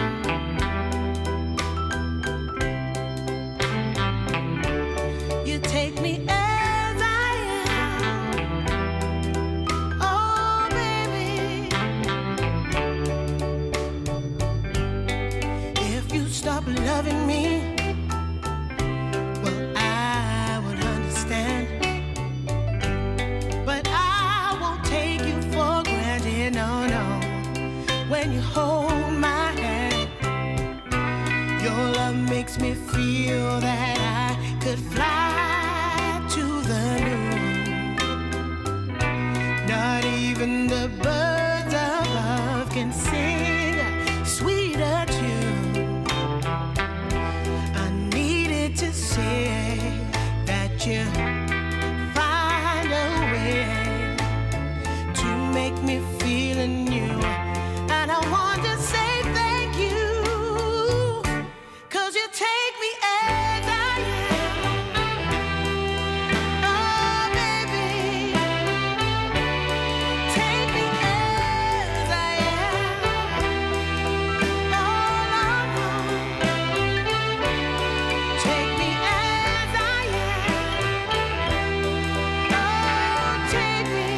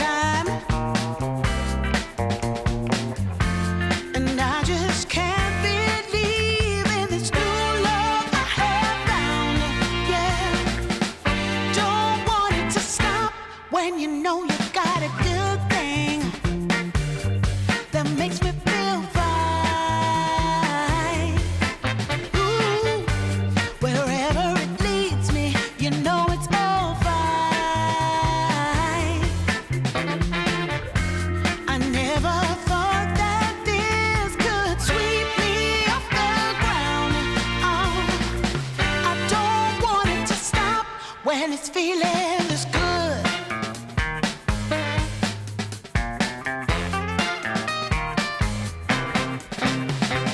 Whenever you're around, my heart begins to pound. Though I know you'll take it slow, no way to stop this feeling. For every single day, whenever you're away, in this place there's a space where I'll be waiting for you.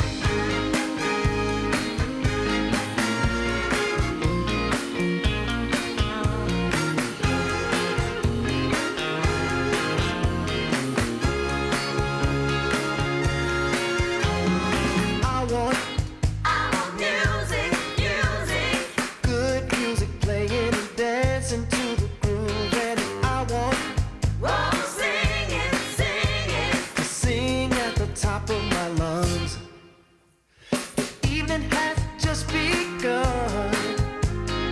Hips are swinging, feet are stomping. Happy people gather around. We will party all night long. This will be magic, magic, magic night to remember.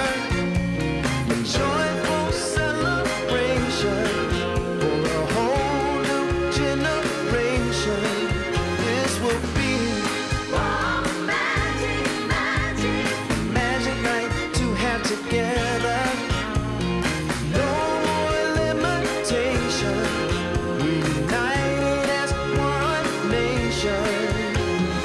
I want keep on moving, moving. To keep on moving, the sweat is dripping. I want roll, shake it, shake it. Shake it to the beat of the drum. No need for hesitation. Bass is pumping and everybody's smiling. Happy people gather around. We will party all night long. This will be magic, magic, a magic night to remember. A joyful celebration for a whole new generation. This will be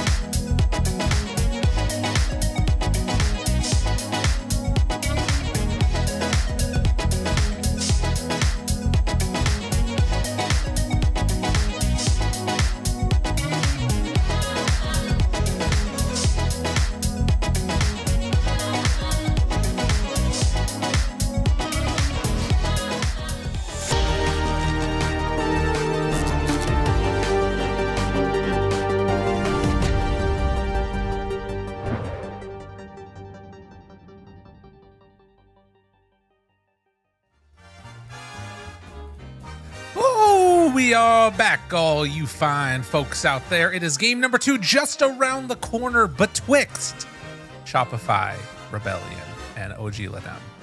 What, you looked concerned by my usage of betwixt there? I was a little concerned by betwixt. You kind of got me for a second there. I didn't really know what was happening. I was like, betwixt what? Betwixt two great teams. I think that's the first time I've said that word in probably like 3-5 years, somewhere in that neighborhood. You know what I mean? Okay. It's not a word used that often. No, it's really not. So thanks for bringing it back. That's good. No problem. I think that's now if you use that, you'll probably get accused of being an AI because it's a word that you don't hear very often. Okay. All right. I like that. Yeah. Congratulations. Oh my God. They replaced the casters with AI. JJ's April Fool's joke was real. It's coming. It's coming to fruition. Can I tell you, freaking JJ put out this tweet on April Fool's. I didn't realize it was April Fool's. And he was like, we're replacing all the casters with AI. And I was like, wait a minute, what the fuck? I got so pissed. And then I texted Trent and he's like, it's April Fool's. I'm like, oh yeah, that's a thing. Yeah, you were like, did he talk to any of you guys about this?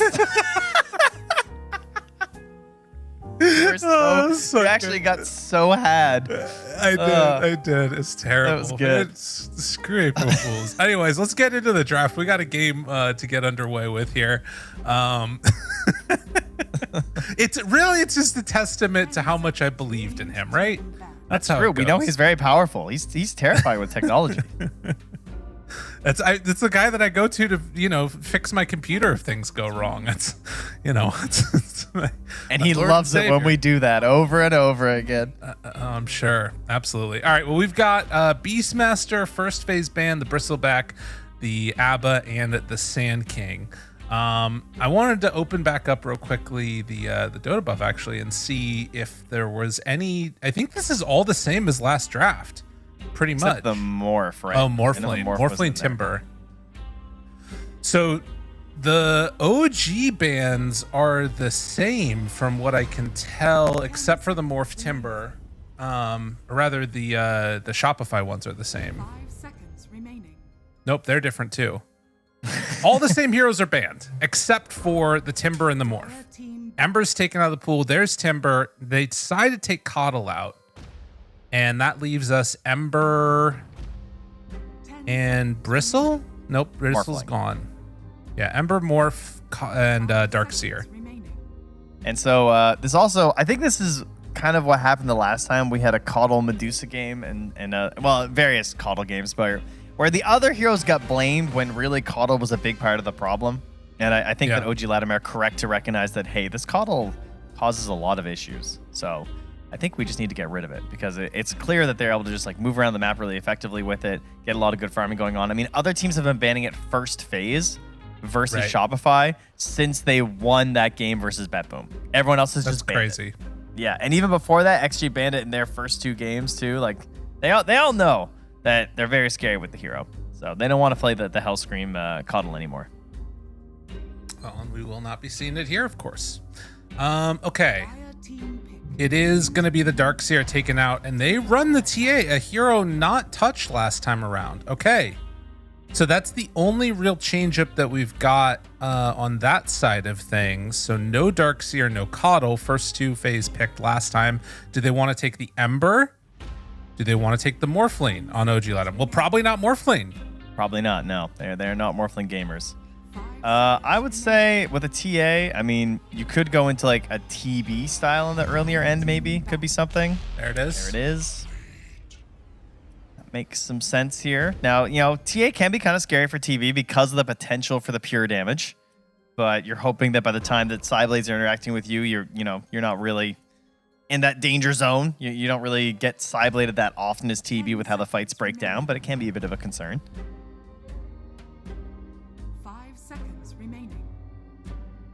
And where are we going with this ban now? You do something like a, Viper Veno type of ban? It doesn't look like it. I feel like TAs don't even care about that as much anymore. So they take out the Tiny. I kind of feel like you don't care about Ember that much either. Because like you sort of force Ember into weird builds with the trap silence and stuff. It makes that matchup can be kind of annoying that way too. Yeah, I think, I mean, overall, last pick is for OG Latham as well. So, like, I guess that is true. Could still end up with that as some sort of an Ember draft if it's really useful. But, like, with no Darkseer, you know? Yeah. No Coddle. Yeah, that does feel a little worse.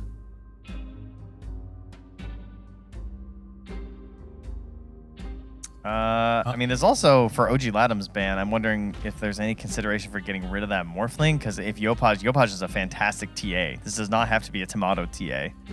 And depending on how that goes, that could become a bit of a problem. Because Morphling, very good versus the TB.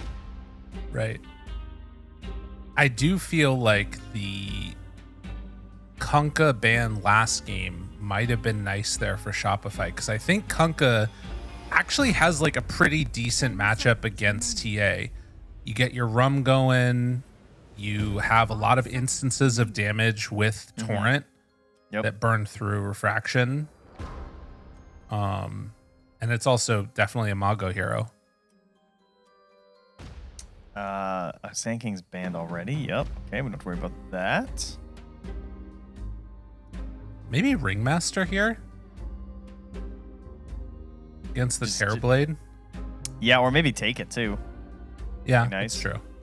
Because we're probably picking a support of this phase. I think you don't want to give Ringmaster to Shopify. TA is already hard enough to bring down. Yeah, adding saves on top of that is a big pain. Ooh, we're taking our time here. I mean, okay, what do you want to set up for? You want to set up for... I guess you can think, like, do we want to set up for a last pick offlaner to keep the flex of this being an Illich, Terrorblade, or a Hector TB the whole time? And so you start thinking about things like, okay, do we want to pick up a safe mid in the 3-4? And how do we... Because, like, this will be a 5, more than likely, or a high priority position 4 to pick here. Is there, like, maybe a Shadow Demon? Okay. Ban that up. Instead, they'll just get rid of the Brewmaster. Okay. And they'll take the Shaman. Weird. Heavy push potential in the early game right now from OG Latham. Good control over objectives. That's one thing about Terrorblade and Shadow Shaman is that they're good at taking down objectives, and they're good at taking down all 3 objectives. They can take down Tormentors well, they can take down Towers well, and they can take down Roche really well. Whereas some heroes aren't necessarily able to do all 3. Most are, like Ursa, for example, struggles versus the Towers, does well versus the other 2. But if you get any sort of a fight win as these guys, or if you can establish control in an area, you're pretty good at that with these. We get an ET. We also still have Silencer in the pool. Kind of interestingly enough here. Are they going to take Medusa right now? Or they take it last, maybe? Yeah, you definitely don't have to take it. I think you take both your supports and then decide if you want it, because they're not going to take Medusa on OG Latham. So yeah, you probably... I mean, because the other thing about TA is that it opens up these melee supports again, which is always really nice. Right. I guess if you do take Medusa on Shopify, you can respond on OG with some, like, you know, some type of 4 that maybe can trade like a Wind Ranger and eventually get a Diffusal Blade or something like that. Yeah. Like, there's some answers like that. It's already a good wind game too, as well, with the ET and the Templar. So yeah, I actually think wind might be coming out here for OG Latham. I would want a really safe support that can go with pretty much any offlaner here. And yeah, it'll just be the Ringmaster. Yeah, I don't know. I think taking Shaman with Ringmaster open is crazy to me. Like, you're all about shown to be a problem. Yeah, like you're all about single target lockdown, and like once they're in the box, you can't even target them to like try and reestablish control. You know? Yeah, you think about how there's Dispel, but if you can't hex them for the Dispel, then there's no Dispel. Yeah. Maybe you take Storm here? I think if they do, I think they want it last pick's the only problem. I don't think you're getting it last pick. I think if you, to me, I think you need backline jump. And it's either like Storm or Spectre are the answers that I feel like you want to get to. But now they have Terrorblade as like confirmed safe lane. So I don't know. I feel like they need Storm. I don't think Hector has dove into the Chrysalis roadmap here of playing position 1 Underlord. But I mean, he's playing 1 TB, so who knows? He could be playing anything as 1. Yeah. Or sorry, one tied, I meant to say. Yeah, I don't see the Underlord in the... But, I mean, I'm sure if he's practicing the other ones, he's probably giving it a shot.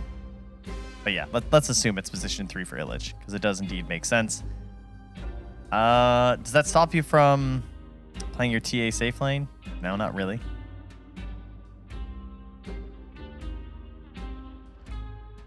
Again, the Shadow Demon, though, is kind of decent here, I guess. If you want to play at 4. Yeah. I feel like ET, good versus Ringmaster, decent versus TA.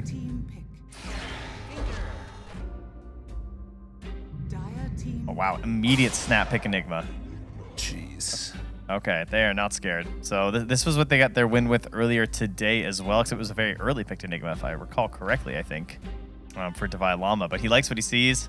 He sees his side lanes of being either Terrorblade or Underlord. He sees Tinker. He sees Shadow Shaman. He says, yeah, my Eidolons can do this. I can handle it. Pretty greedy on both sides, really. Yeah, it is. I think the one difference is that like the hard save that you've got on Shopify with this Ringmaster box just kind of obliterates a lot of what they want to do on the side of OG Latam. I guess with Tinker, maybe you just say, we're going to get so farmed across all of our heroes that you're not going to be able to deal with, like, you know, the 5 cores we have, basically. 10 seconds remaining. But yeah, it's a weird one.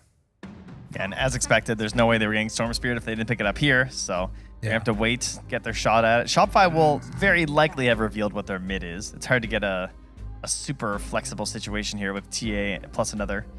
So see if their next ban gives any of that away, but very likely just going to be a TA mid. And OG Latam out of their mid, they do need a little bit of help with the jump. I don't think just Shadow Shaman is enough. They're going to ban out the Puck, so help protect probably an Ember, which should just be the other ban here. And then maybe we get like Invoker or Kunkka perhaps for OG Latam. I think you probably ban the Kunkka here and you maybe take the Invoker on Shopify. And then you can play into Ember, and it's like not the end of the world. Because then the win condition pretty is the nasty. same. Yeah. You got Stomp Cataclysm, Black Hole Cataclysm. Yeah. There's not a crazy counterpick that's gonna make you sad mid. They'll ban the DK. They'll take the Ember. Yep, they steal it away. All right, you got a Huskar or what? Huskar would be hype. That's your question. Do you got a Huskar or what do you got, Mago? Is the Huskar warmed up? I think he probably wants to just Kunkka, but Huskar is tempting. I think Huskar is what you need. Oh God. Okay. All right, the classic. The Shaker into the Ember. I don't like it. I don't like it. This is the halfway mark, right? You either take like what you're super comfortable on, run that Kunkka, and like have a good answer for this TA as the game goes on, or you like go super hard, we're gonna destroy you in the lane and then just bully down across the map. And I feel like this is like the halfway mark in between. Like Earth Shaker should like win the lane, but he's not gonna take over the game, you know? Yeah. In the same way that a Huskar would. You know, he actually is 7-1 all time on Huskar. Okay. Including some wins in the TI Opens, DreamLeagues. DreamLeagues. Hey. Qualifiers. Okay. Still counts. I think those Huskars in like open qualifiers though, that's like a different thing. You know what I mean? You're playing against a 4K bot. What? What do you mean? You're playing against me. I'm playing my mid Darkseer and you Huskar me last. Like that's a different dynamic. That was versus Team Silk. Okay. With renowned players like. Yeah. Go ahead. Yeah. Go ahead. With renowned players. That's right. That is right. Some of the most renowned, some would say, like Ryu Boris. Oh, Ryu Boris, let's go. I think it was him. I can't actually tell. It's just they're Ryu and they're American. I feel like that's close enough. Surely. It's true. Fair enough. All right. Well, let's get into this game number 2. Shopify facing off against OG Latam, and we're heading out across the map. Joined today by our lovely, our irreverent, our beautiful, that's right, Observer Scriff. Give a bow. Or don't. That's fine. It's okay. We're so Devi- blessed to have him on the Ember stream. That's right. How did we land him? Do you think he must have chose? He's probably like, wow, Mike and John and Trent Lyrical? I know where I want to be. It's just like you could choose to have positivity in your life or not, and you would choose to have positivity. That's all I'm seeing. That's what he's here for. And clicking heroes to show us their items. Look at that belt of strength and boot and branches rather. What a tanky Enigma. That's an interesting build to start. Devi Llama just goes for it, you know?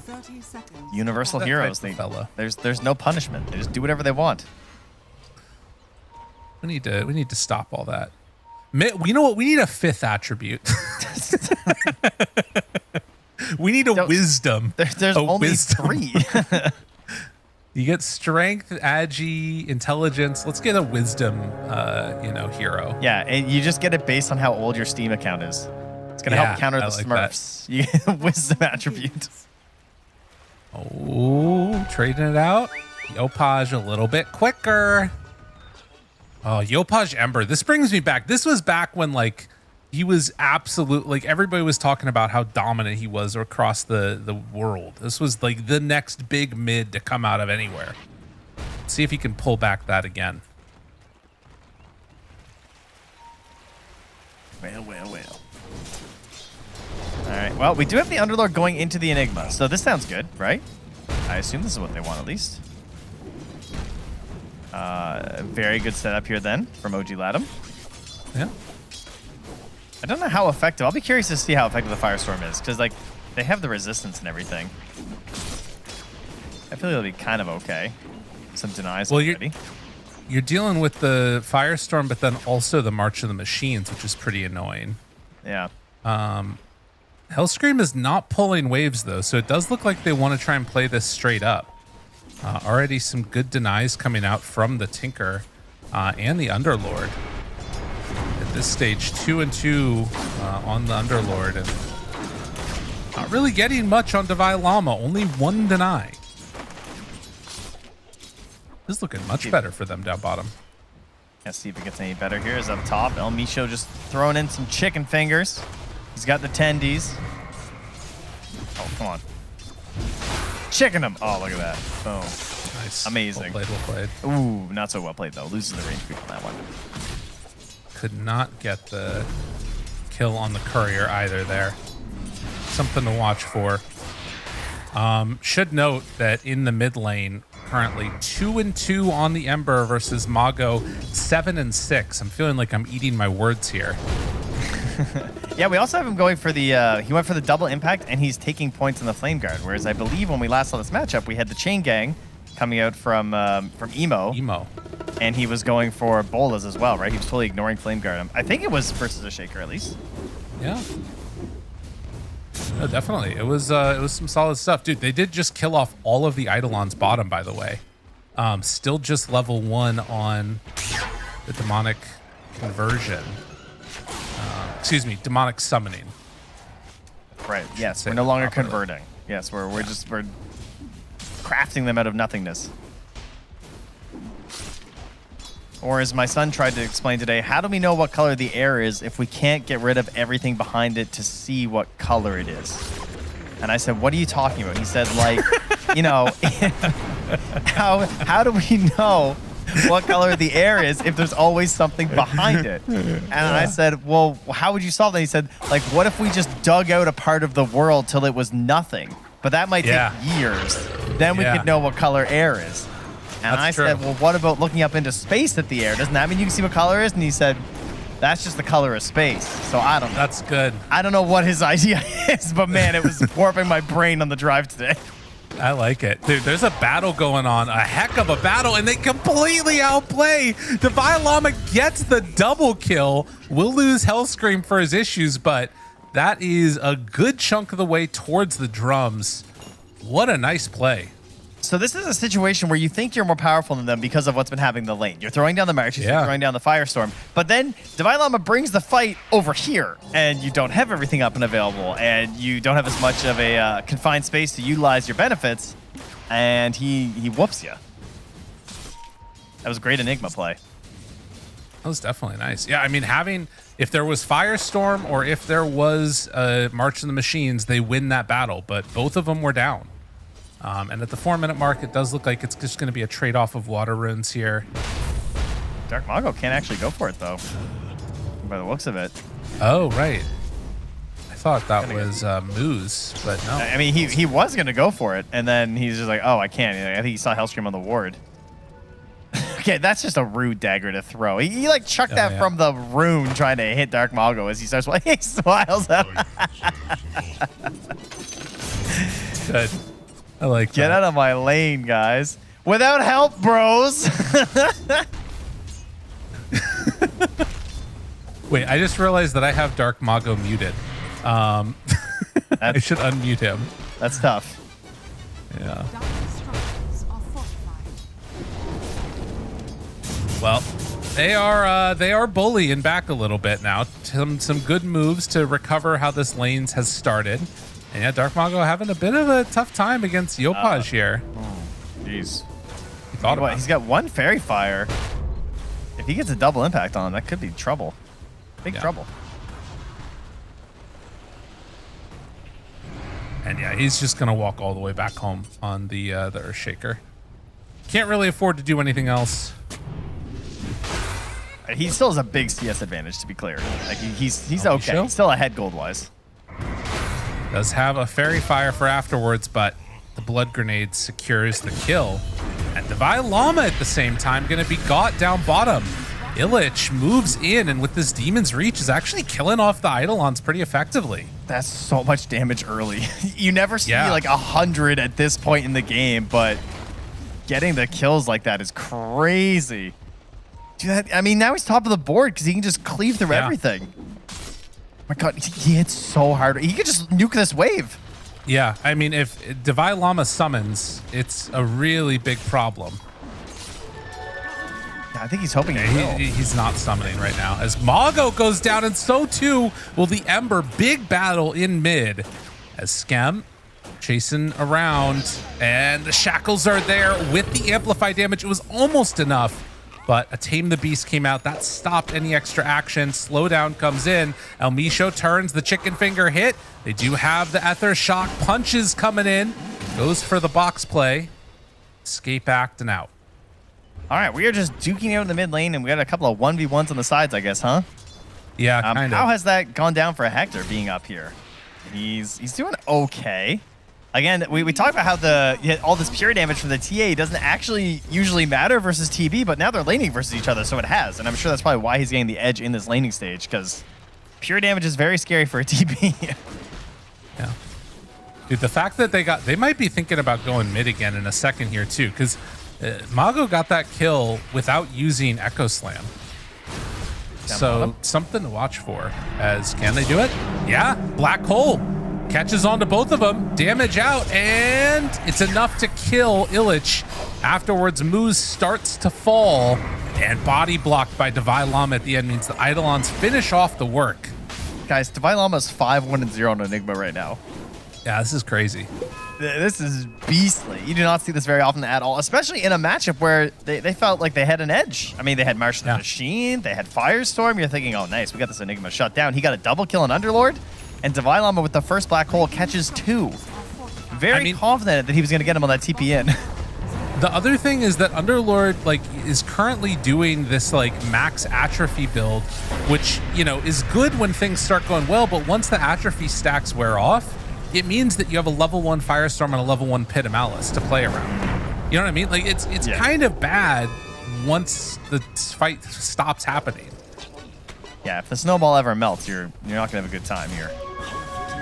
And a big rotation bottom. Yeah, this regen rune popped on Yopaj. Divine Llama tips Illich preemptively. That is a preemptive tip for sure. That's crazy. There are no bolas here on Yopaj though, so no way to wrap him up. Sticking around for a little bit.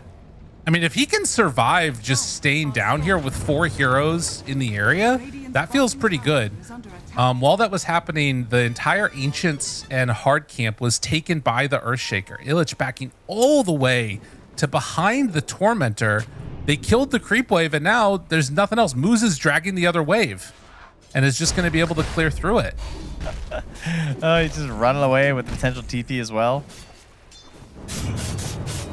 And Hellscream's at least going to push some pressure on him. After clearing through those waves, Dark Mago's 2 levels ahead of the Ember.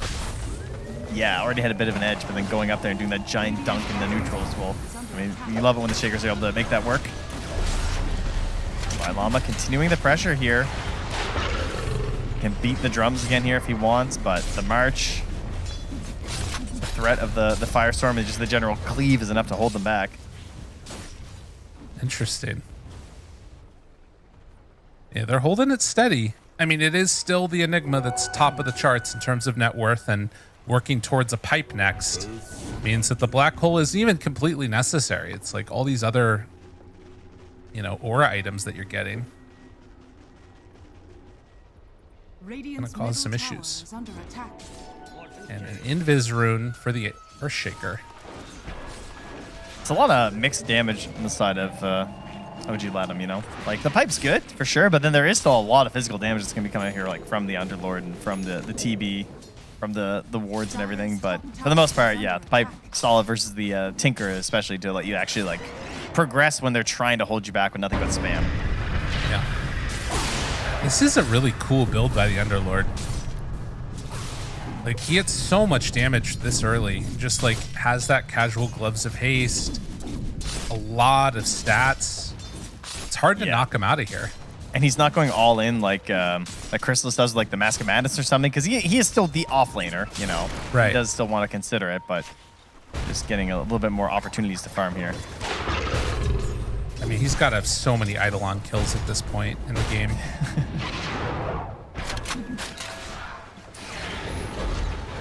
Caught in mid. Dark Mago gets to the far end, gets the Invis off, and now can decide to stick around if he wants. Yep, just bottles up. Almost at Blink Dagger. I mean, while that's happening, though, you've got your Hellscream, or sorry, a Moose who was just farming on the Tinker. He was just in there, clearing through the stacks. Top support by 1,500 gold right now. Black This hole. idea of greening it out's happening. Out on bottom. Down, almost dead. Has a stick charge on Enigma in case things get testy, and yep, they're fine. Take down that Underlord. Feels like Illich is just resigning himself to dying during Black Hole. He just wants to, like, play tight on the wave anyway, you know? Because no one was coming to help him. Tower taken out here is... Moose is going to stack for his opponents. That's nice of him.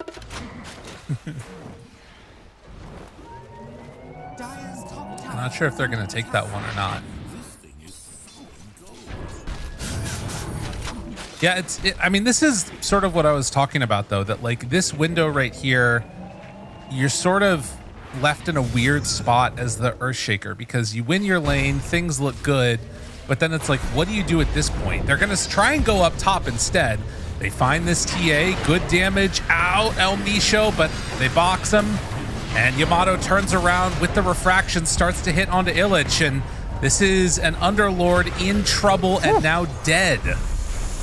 They will drop wards, but Hellscream providing a lot of value in this one. It jumps in. Oh, Dark Mago wanted to find him.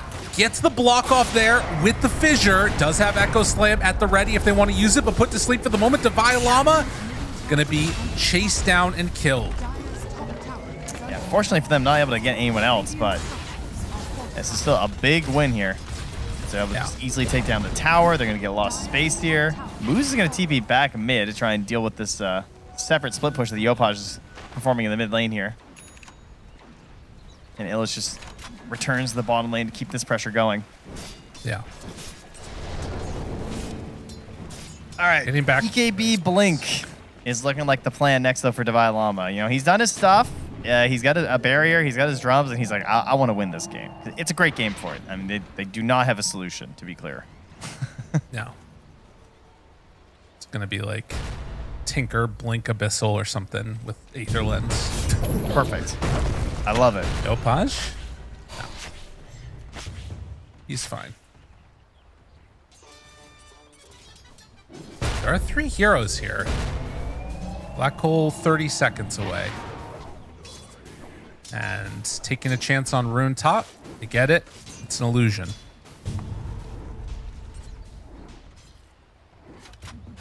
Such a funny combo with an Earthshaker, though, to do like Blink Echo Slam into Fiend's Gate, but I feel like that's kind of their play. Like, you know? Yeah. That's sort of the follow-up that you have right now if you actually want to make moves on the map with Dark Mago. Which means that you sort of want to try and make plays around objectives if you can, because then you're running in, you're dropping the wards. So I think that's going to be the plan. Dark Mago's going to link up with the 2 supports. They're probably going to smoke. They're going to run towards bottom lane. They're going to try and find a fight down here. And will Hector join them through the gate, or is he just going to stay? That's the question. Yeah, I guess you can gate to Hector if Illich is there for the fight, and then he can just come through the gate. Yeah, if they're close enough for the follow-up pit, that's true. More stacks being made by Skem.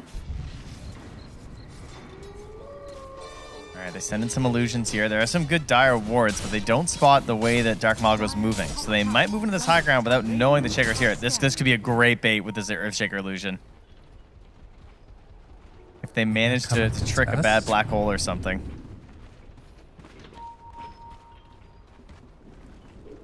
Here it comes. He's coming out. Ooh, will he get got? Immediate black hole. Immediate black hole. No. Divine Llama. He doesn't flinch. They're taking this right now. This is scary. Scary, scary, scary. Earth Splitter already out. Now looking, finding. They get the Tinker to start this fight and also getting Mago. Both of them caught. Moose in No Man Land. They buy back on Earthshaker, trying to take down the Tormentor, and they manage to claim it. Moose will TP out. Oh, he gets daggered? Die back, Mago? Oh no, oh no, no. He's tipped already? Team? Oh, God. You look at the minimap and they're just all gone. Oh, that one hurts. My goodness. Earthshaker was like 2,000 net worth above Ember at the start of all of that.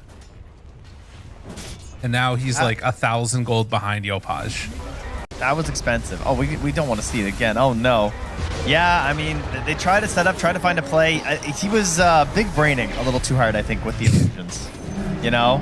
Didn't really take note of where his actual hero was. No. Black hole? Not enough to take him down. The Crimson Guards staying alive. The Lich found by Yopaj. The Stomp is there. And with Tomato moving the Echo in. Slam right here. Oh, wouldn't that be look at a clump there. Oh, if only. All right. Oh my God, he queued up a Midas.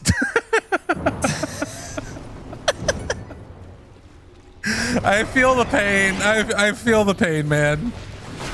Oh yeah. There it is. They will catch another. El Misho goes down. It's only a 3,000 gold lead, but it's like a 20k like mental lead right now. Emotional lead, yeah. The pain that's been felt. Yeah, there's enough tilt there that their chairs and their little gamer wheels are all rolling slowly towards Dark Mago right now. You right over there, buddy? Everything okay? That one hurt. Got a long road to recovery here. Oh, not another one. Not your TV. Hector? Wait, what? Is he really going in right now? Mago's here. They were considering a YOLO play by the looks of it here. Oh, maybe still. El Misho's going in. El Misho? Crazy. Finds one. Alephus. Now the pit down. Yamato, he's up in a weird spot. Need to get a Sunder up. He finds it and then take him down once. Can they do it again? Caught in that Wheel of Wonder. Moose gets a little bit of defense matrix to stay alive, but not enough. And now Hector in trouble. A big echo, but the follow-up, it's not quite looking like it's enough. A third death for this Earthshaker in only a couple of minutes would be tragic, and it looks like tragedy is occurring. Triple kill for Tomato on this TA. Oh my goodness, they forced it, and it did look all right. It looked like they had a chance, shockingly, into the Aegis. But Dark Mago, he got there a little bit late just because of his positioning when the fight started. And unfortunately wasn't able to find it until it was a bit too late. And then by the time he gets a really great dunk, unfortunately there's just not enough damage from his teammates at the same time. And plenty of sustain from the Dire too, as you can see coming out where their health went down, then it went back up. And I mean, this is where it all began. It was a good way to burn the initial saves right from the Ringmaster and everything, because then they weren't here for the TA. So that was actually really good news for them. Gives Hector this good chance of the Sunder, blows up Tomato. And this whole time, you're just like, all right, where is it? Where is it? And Shaker's trying to make his way there, but he's just so far back, he couldn't do it. Meanwhile, back in the game, potential jump onto Hector is dissuaded by a Tinker Shield. But Shopify are rolling. Yeah, they are killing it right here. I mean, it's sort of been the perfect answers that we've seen from them. And in a lot of ways, just kind of naturally playing this game out the way that they want to. It started with Enigma having a great laning stage, and I feel like it dragged so much attention to the bottom side of the map that Tomato's just been able to do whatever he wants. Deso completed with Dragonlance. That triple kill got all of his charges, you know?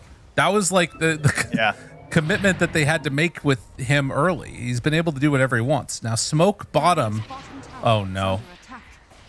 This is bullying at this point. They find him, and let a poor man get his Midas.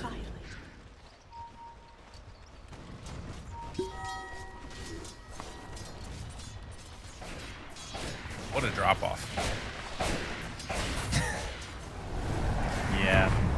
He's, you know, it's good of him to give some space to his support Tinker to become the core. That's true. Yeah. Positives. I mean, Moose is definitely getting some farm on him. Almost level 12. Getting towards that Blink Dagger. Has the Solar Crest Holy Locket already completed. Radiant's bottom tower is under attack. All they really need to do is get the control from the Shaker, and then Terrorblade will do all the damage. Right. Yes. You know, Sunder 1, that's a lot of damage, because you know you're going to be low HP in these fights. Oh, yeah. And then maybe hit some other ones, maybe with Reflection. That's good. That's damage. True. He's all damage. Is under attack. Honestly. Dire's top tower is under attack. But, alas, there's also going to be a BKB Black Hole pretty soon. That's true. That is That's a bit scary. of a concern. Oh, don't go for the Aghanims, too. Don't make it worse, buddy. Yeah, I think he's gonna. Lich gets hit by Yopaj. Will drop the pit and walk away. Going for the Aghanims on Illich. I like that a lot. Yeah, I think that actually makes a lot of sense with the Shaker, too. Blink, slam into the Fiend's Gate is pretty cool. And there it is. It's Midas time. You do gotta love it. You don't, actually. Okay. All right. It's fair. I feel like more often than not, disagree. you don't love the Midases on your team. I'll just say it. That you'd agree with that. Disagree. Oh, okay. I think mean, you like you're it when part you of get your Midas. own team, right? Oh, yeah. Yeah, fair point. There's no team without ME. Yeah.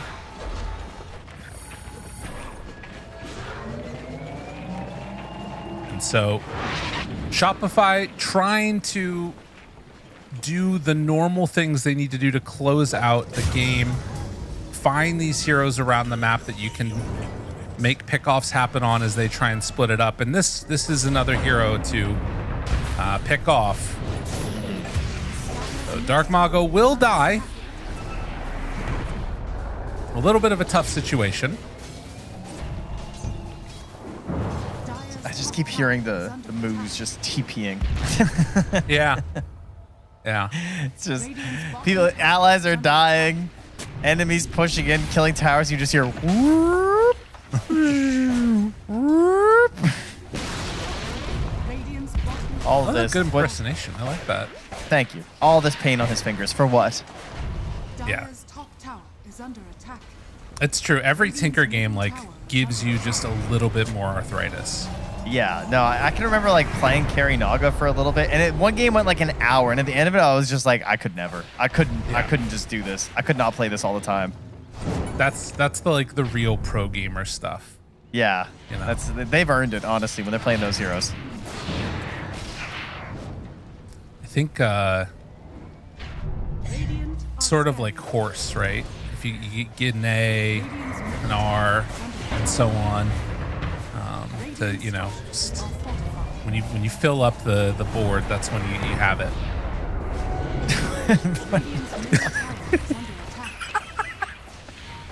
Elmisho gonna push up top lane. They got some more wards. Is gonna be a tier 2 tower as Illich found for a moment. Could try and go through his own gate, but does not look like that is going to be what happens. Scam actually is the one that claims that kill, but Hector and Elmisho managed to take that top tier 2 tower. They are being annoying, I will say that. Unfortunately, Tomato is hitting their tier 3 right now, and they will probably need to respond to this. Or not seem to be scared. Hear me out. Look at what's going on here. All right, Yopaj shows up, but I don't know if Hector's not leaving. Hector's like, you gotta bring back more than just this Ember from. Okay, he's leaving. Okay, maybe they go back in for another round. Maybe an Elmisho. Oh, he doesn't have blink. Okay. Okay, tier 3 down. Creeps are coming. Tier 3. Getting ready. Hit up top. They're thinking about it. Oh, they're bringing back a couple now. Okay, Hector needs to run. They get the Atos. He does not have an easy way out of this one now. And yeah, as everybody returns the Wheel of Wonder, sunders his teammates, reveals Elmisho's position. Elmisho, hide! Oh, TP out of there, buddy. Or does he wait? He might stick around. Oh, this is the best play by Elmisho. This is so... Oh, no! The Pylama! He blinked on top of him! Oh, unfortunate. I don't even think he scanned for that. No. No, he just knew it in his bones. Wow. He just got the 50 black hole damage per second talent as well to go with his blink BKB. Very cool. Oh, do it. Let it rip, Divine Llama. I think Yamato is letting it rip right now onto Illich, too. Come on, Divine Llama. Come on, buddy. Oh, coward. Oh, he didn't coward do behavior. it. Illich? Oh, he do did it. TP out. Okay. Goodness gracious. It's a 12k lead. Yeah, it feels like more, if I'm going to be honest. Yes, it does. Part of it is just that, the way they fight is so anchored around this idea of the Earthshaker getting the play. Like he has to get some sort of a crazy dunk, and yet there's so many saves and issues with that, like Scam with Guardian Greaves, Ringmaster save, there's a pipe. So it would take a colossal mistake in terms of positioning on the side of Shopify Rebellion to create that opening. Yeah. From OG Latin. But, I mean, that's your job as the losing team. You got to force that bad positioning. Exactly. Somehow.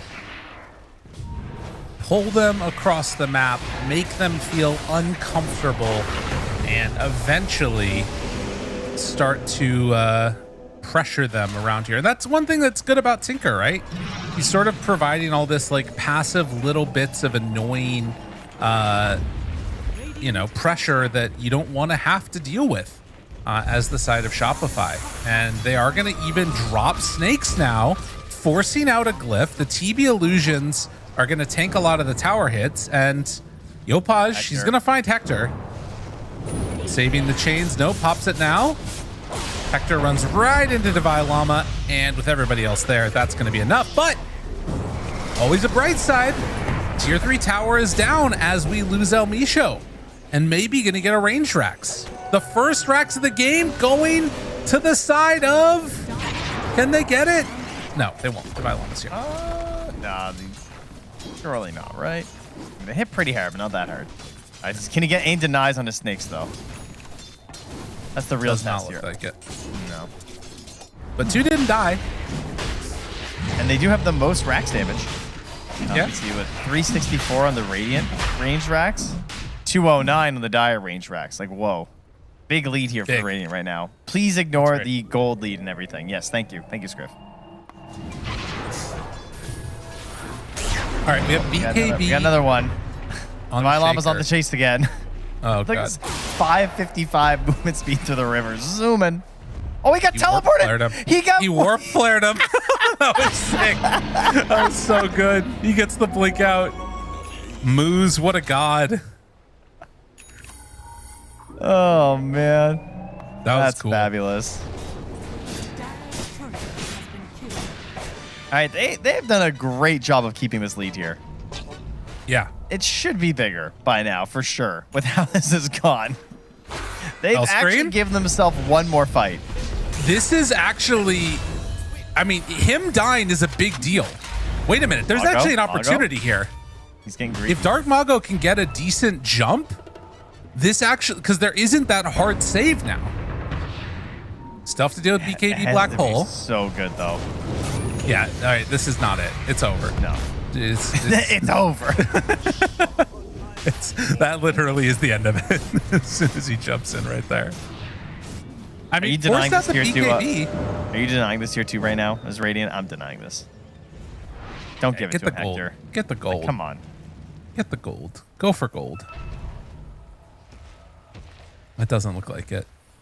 I mean, he's going to one-tap it.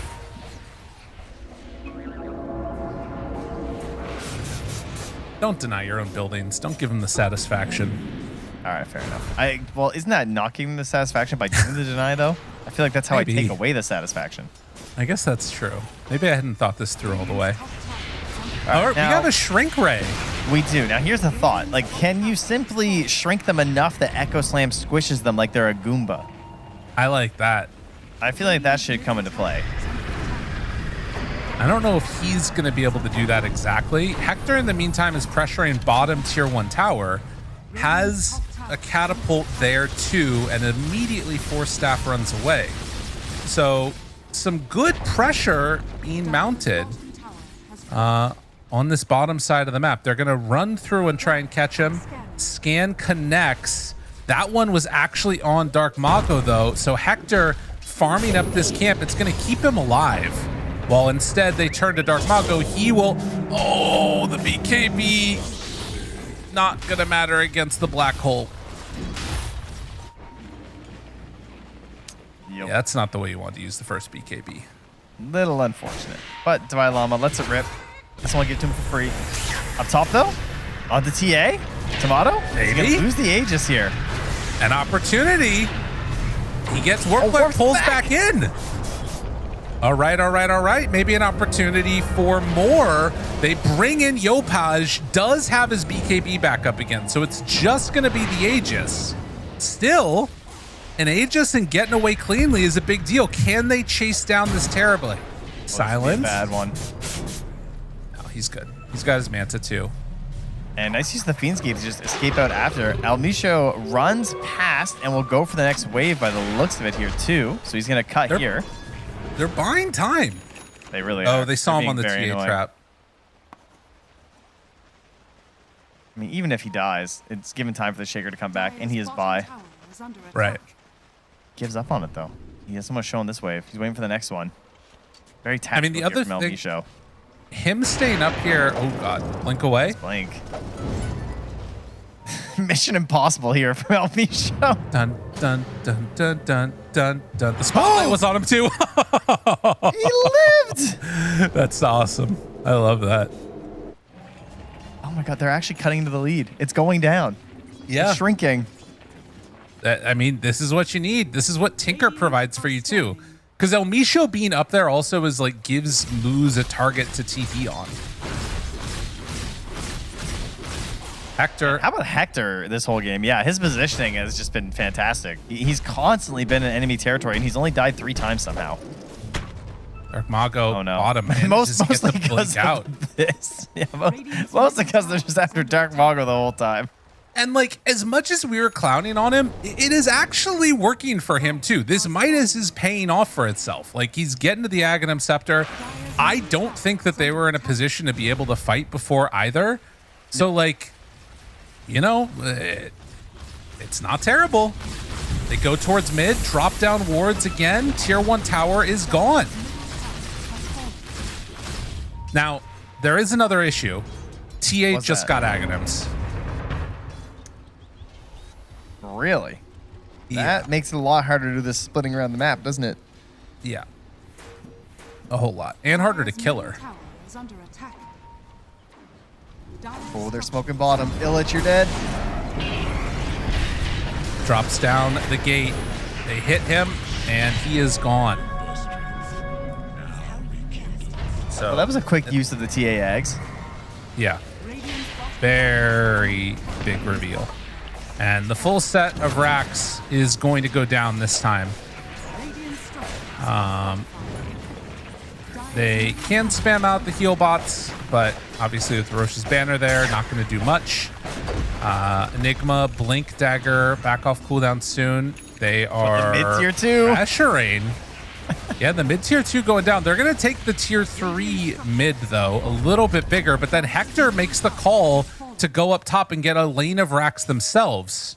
So they're doing everything that they possibly can to try and like force back the entire side of Shopify Rebellion. It's really annoying to play against. And they're TPing up moves as well. Wow. I mean, they got a range racks and they saved their racks mid. All right, the nuisance continues. This is one of those games where it's, you know, at first it was kind of hard for the Radiant not to tilt out. Now you just got not tilt out as the Dire. Yeah. These are some of the most frustrating games of Dota to play, where you know you're winning, but you know that you just gotta keep chasing them around the map and slowly growing your lead, and going high ground could be a disaster. Gotta make sure you have all your items every time here. Again, they're close by, but without Dark Mago, I don't think you want to try to open up any sort of a gank. No. But at the same time, you also have the ability to reconnect really easy with Illich. They will lose El Misho. Nullifier doing some good work there too. Hector will catch this creep wave eventually while they chase him through the gate. But already out across almost halfway to the other side of the map. Oh, moves. And the scan is there. Yeah, they know. All right, he gets out, he goes up. He's working on a scythe, dude. Yep. Can you imagine? Like, at the end of the day, if TA is dead, a lot of their damage goes away with that. Sure, Yopaj has a lot too. You've got the BKB Black Hole, but he doesn't have Refresher yet. If you don't get everything out of it, or if there's some big buybacks that happen, this is not an insurmountable lead. Yeah, if you're thinking about how to win a fight right now as OG Latham, it comes down to, like, the thing that's most likely to happen is to not let them get a good Black Hole. Like, obviously, yeah, blowing up the TA will be great, but the thing that you can actually aim to do is really focus on the fact that you don't let them get a super solid Black Hole. Maybe if it's just one hero who gets BKB Black Hold, then it's fine. If you have buyback, you try and play around that, and then try and take the fight after. That's a good way to do it. So we'll see if they can find any sort of a solution, because again, they don't have any way to actually stop a BKB Black Hole once it has started. There's nothing. El Misho is also running around the map and using his courier nearby with a gem to de-ward a bunch of these traps. And El Misho. Oh my god, he lives. I mean, can you really do that though? Because I guess it's 2 seconds to TP in, so as long as there's not two traps next to each other. But if you're doing this, running around with a gem trying to kill these, if you start killing one trap and there's one next to it, she's gonna TP in and blow you up. It's true, but that's why he has this courier nearby. Yeah, I guess to try and salvage the gem. Yeah, and like your life isn't worth that much, you know. No offense. Wow. Guys, don't listen to Lyrical. It's okay. I think you're all worth it. Refresher Shard is a big get for Shopify. Enigma will have easy access now to double BKB Black Hole, and that is pretty hard to stop. It's actually impossible to stop right now, but it's pretty hard to deal with, I guess. Simply kill him with damage from Hector, maybe. Yeah. You know, we don't stop the black hole, we just kill him through it. Unfortunately, that's also really hard to do with the eggs on the Enigma. Yeah. I do think, like, the Underlord Aghanims might play a little bit of a role there. Like, if you can, for instance, let's say that you get a big jump in BKB Black Hole from Divine Llama, and then you, like, drop Pit on the TA so she can't blink forward. That might be one way that you can help deal with, like, at least some of the BKB Black Hole shenanigans. That's true. We're going to pass the Aegis to Tomato. They've got the Refresher Shard on Divine Llama. And they're still pushing. Yeah. Oh, they're bringing the snakes. I think they're going for the tier 3. Yeah. Oh, they're so obnoxious. This is pretty good. Clip is used. Can Illich find a TP back, do you think, with the gate? Because if they TP in Vision, it will get canceled. Yeah, it's true. Do you go for just like tier 4s? I think that they get them before you. Jump in, find Illich. Illich slept. They decide to go. Or Splitter, nope. He's fine. All right, Yopaj TPing back. Auto hits it. Yeah, that is a full tier 3 tower dead. Can they take the fight now? BKB Black Hole connects onto 2. They're living, and, well, they've only gotten one with it. The second BKB Black Hole, this time onto Hector. That is enough to kill him off. No buyback on the Terror Blade. Very important connection for the kill. Dark Mago backing away, able to get out of range of those side blades. Moose is dead. That is a dieback for him, but they get the shackles onto Tomato. Unfortunately, no Terror Blade means no real chance for any type of follow-up damage there.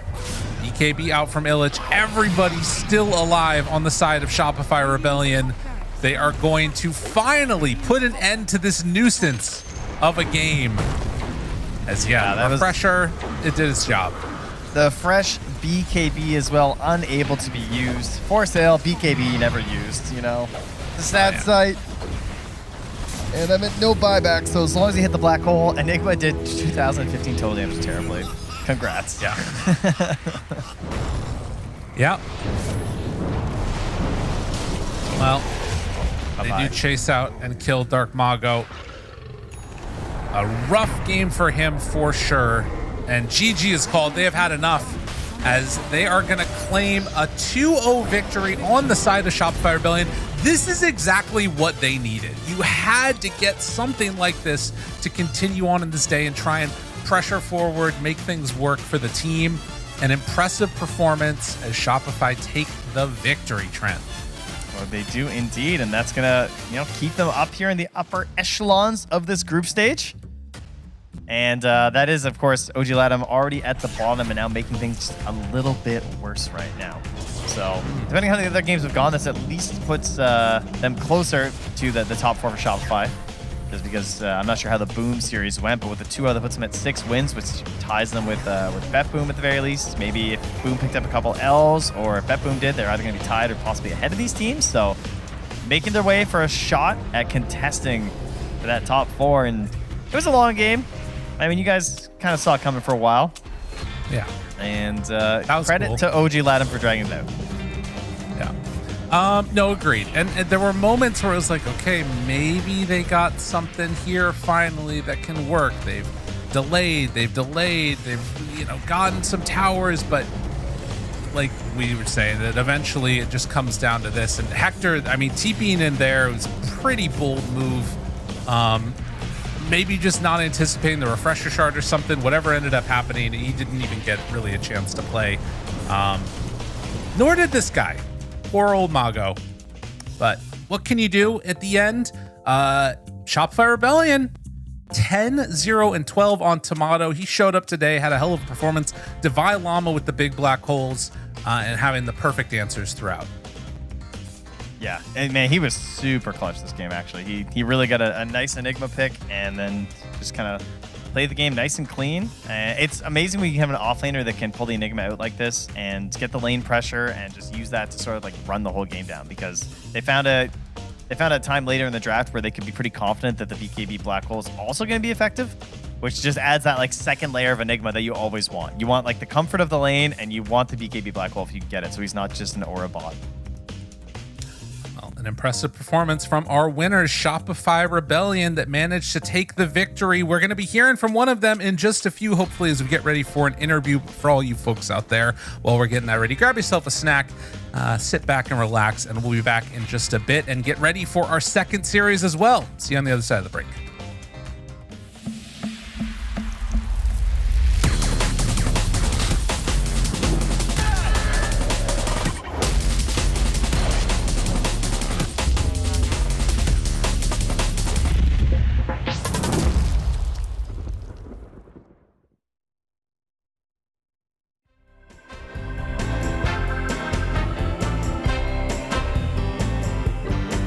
Well, there's this girl that I like, but I know that she's wrong for me.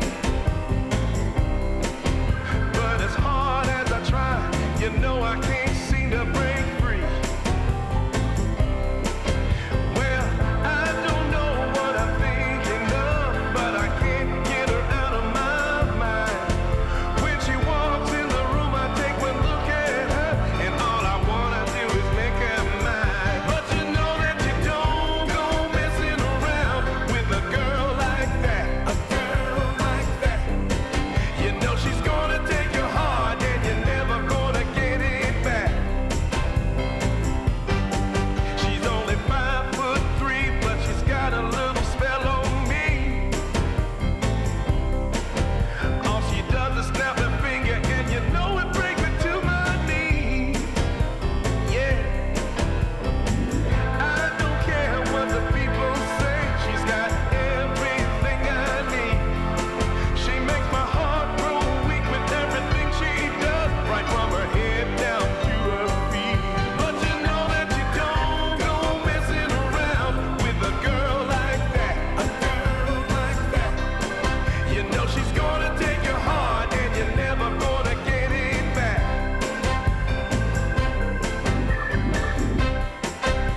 She's driving me crazy, and I'm out of my mind. But you don't go messing around with a girl like that, a girl like that. You know she's gonna take your heart, and you're never gonna get it back. So don't go messing with a girl like that.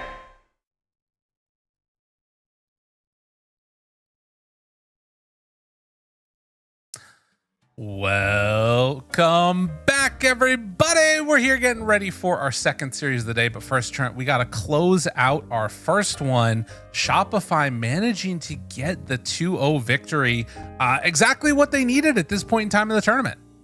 That's right. Yes, they are up there competing, trying to get as many points as they can, and the most points are coming from winning games. So that's what they're doing, putting themselves into potential for qualifying through here and shutting out a lot of the hopes there of their opponents as well. So very important that they keep this snowball rolling. Again, we talked about how they've been looking pretty good lately in some of the other tournaments, and they're bringing that energy here now. And just a great day so far. I mean, rocking 3-1 as they close it out for Group A, and it was a pleasure to watch. Absolutely. It's a big thing. And ring, ring, ring. We have somebody on the line. Hello, Yopaj. I hope you're doing so good. We heard a lot of noise in the background. People were making some noise during the break. It was just Bulba yelling a lot. Is that what your sort of team environment is like? Is just hearing him talk a bunch? How's it going over there? Yeah, I think everyone just like noisy every day. Like especially Timmy, Scam, and Bulba and Llama. Like, yeah, every day they have like high up energy. So yeah, at the same time, it's good. Nice. I wanted to ask real quickly, you guys are right in the middle of this Group A matchup that's like looking pretty close in contention. Starting off the day, BetBoom was 6-4, Extreme Gaming were 4-6. There's only like a couple of games difference in there. Are you guys feeling how close it is in this group stage? Does every team feel like about equal strength, or do you think it's more of like a matchup based thing that determines how good everybody is and who wins against who? Like, are there clear differences in terms of skill level to you, or do you think it's all about matchups? To be honest, it's my opinion. Like, I actually had no idea what's going on in the points. Like, I just wake up and do warm up, then just play. And I don't really have an idea about the point thing. That's awesome. I love that. That's I like great. it. Okay, Fantastic. just play. That's good then. All right, so let's say you get to just play. Yopaj, what is your number one mid to play right now? If you just play Dota, what do you want to play? I guess the Ember, yeah, because I enjoyed it a lot the way I play with it. So yeah. Okay. Yeah, All right, guess now Ember. part 2 though, I need to know the one you least want to play. What is the mid that like maybe you have to play it sometimes for matches? Is there any hero that you really don't enjoy, but you just kind of do it because it's good? Basically, the meta right now in terms of heroes is I enjoyed it a lot. Like some Tiny, Kunkka, Ember. Maybe if something like different, but I don't want to do it. Like Viper thing. Like the Apple keeps spamming it. But yeah, I hope I will not play Viper. That makes sense. I mean, you've always been an extremely good playmaker. So I think this is a pretty good meta for you right now. You get to play all these fun heroes and start fights for your team. Yeah, exactly. Yeah. I did have one more question for you, a little bit about Ember specifically, since you like it so much. The other day we were watching the match with the Occult Bros, and Emo was playing Ember, and he went chain gang on the facet every time. Have you messed around with that facet that much? Do you like it at all? I noticed obviously you went the double impact in this one. How do you feel about that decision making? For me, I think it really depends of the preference of the mid laner. Okay. Like for me, my understanding right now is Ember is like, I think the double impact like gave you a lot of advantage, and especially laning, because I think this meta like you cannot like fuck up in the lane. And yeah, I think chain gang was like last year meta, and I haven't played it in a while, so I like the double impact. But still depends on the preference of the player. Got it. Love to hear that. All right, Yopaj, thank you so much for joining us. Best of luck going forward. I think you guys have one more game, if I'm not mistaken, tomorrow that's going to be happening. But it's going to be awesome to watch how you guys play. And we'll see you next time. All right. Bye, Yopaj. Bye-bye. Awesome. The YOLO Paj himself. What'd you think, Trent? That was great. I love that. You know, he's giving us all this info, what he likes to do, all the fun stuff here, and puts us on schedule, perhaps even better. You know, we've got our games all done here. It was a nice 2-0 there, very impressive from Shopify, and we get to go into our next matchup, which is what, Lyrical? It is Navi Jr. versus Paravision, coming up in just a few. Stay tuned, everybody. We got a great one for you. You're paid for the whole seat, but you're only gonna need the edge. Back after the break.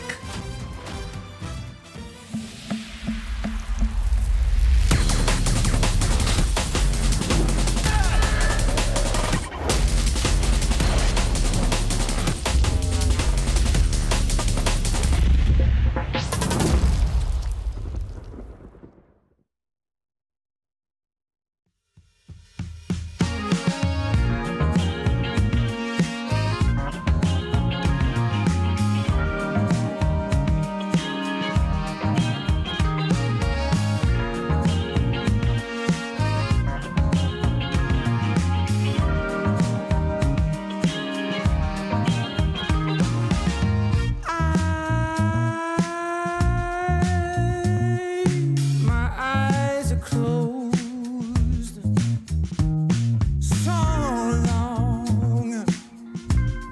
so long after the sun comes up. We do a dance in the dark, down the hall, pictures fall, even the neighbors call. But then you rip out my heart, every artery, a part of me.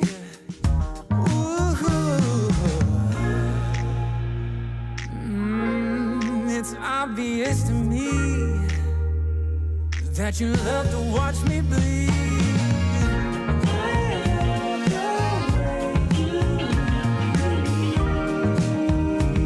But not half as much as I love when you leave.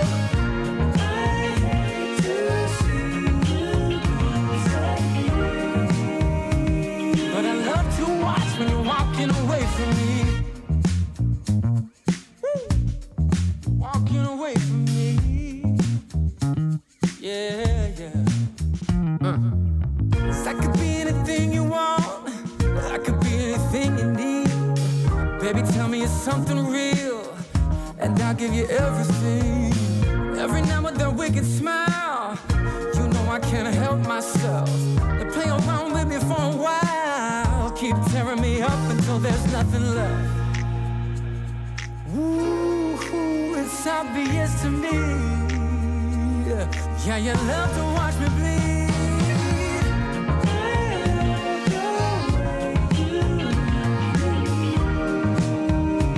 But not half as much as I love when you leave.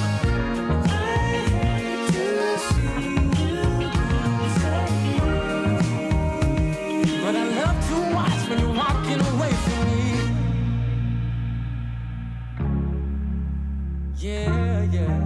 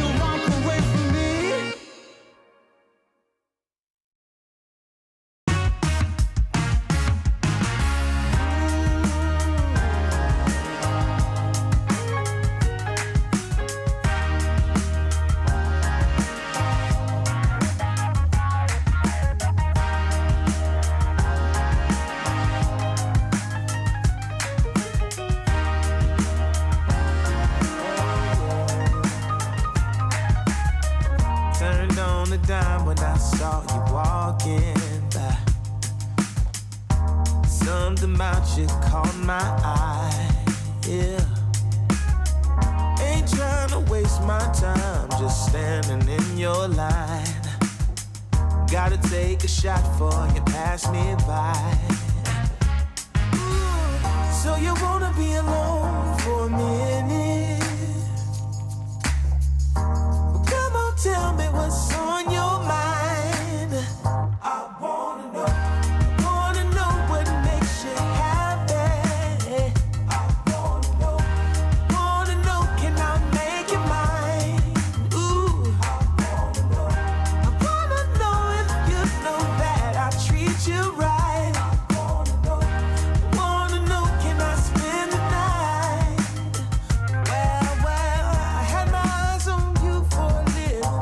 Now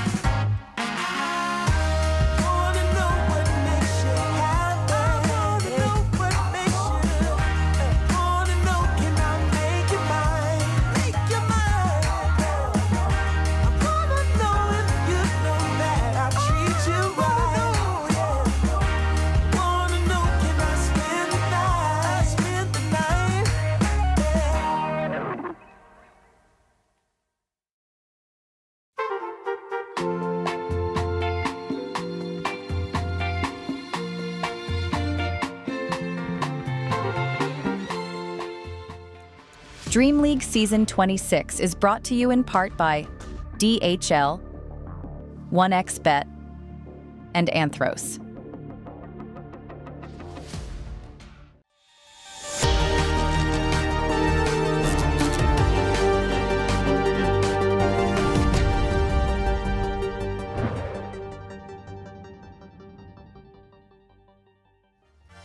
Welcome back, everybody. We're here getting ready for our second series of the day. For us, it's your fourth if you've been here all day watching all of the action unfold. And we got a banger of a series coming up for you. I'm super stoked for this one. Navi Jr., which at the beginning of the day, we're looking to be in a sort of tough position, managed to get the 2-0 against Gaming Gladiators, and are going to now be facing off against Paravision. This is crazy. Yes, and that's the kind of confidence boost you need going to a big team like this. Paravision, of course, who've just been very successful across the season. And in fact, I was actually looking through some of the records today in terms of like the best players in this tournament. And in every category, you're just finding Paravision. Like it is actually ridiculous how much they are dominating across the entire board.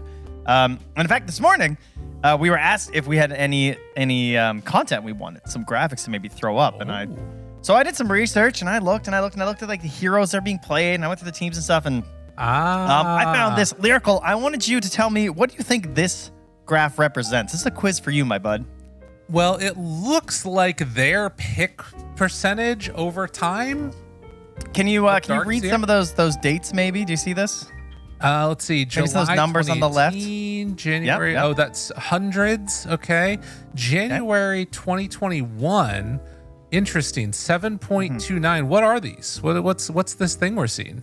Well, they're called that's actually last hits. These are your average last hits on Darkseer as you started to spam this hero. Yes, this is your growth as a player on Darkseer. One of the best heroes in this tournament. God. So I thought we need to look at some insights on Darkseer. Progressively, as you got better and better at Dota, that was your last hits going up. Would you like to guess what this is? My win rate going down. that is your win rate.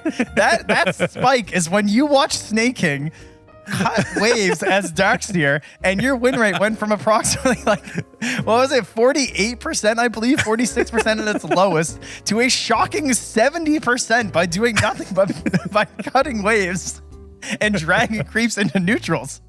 And over the next while, this graph continues. I cut off some of it. It slowly slopes back towards 56%. Now, I had some other questions for you here, Lyrical. These are more of your Darkseer insights. For your 737 Darkseer games, of which your second most played hero, I believe, is at about 200, maybe?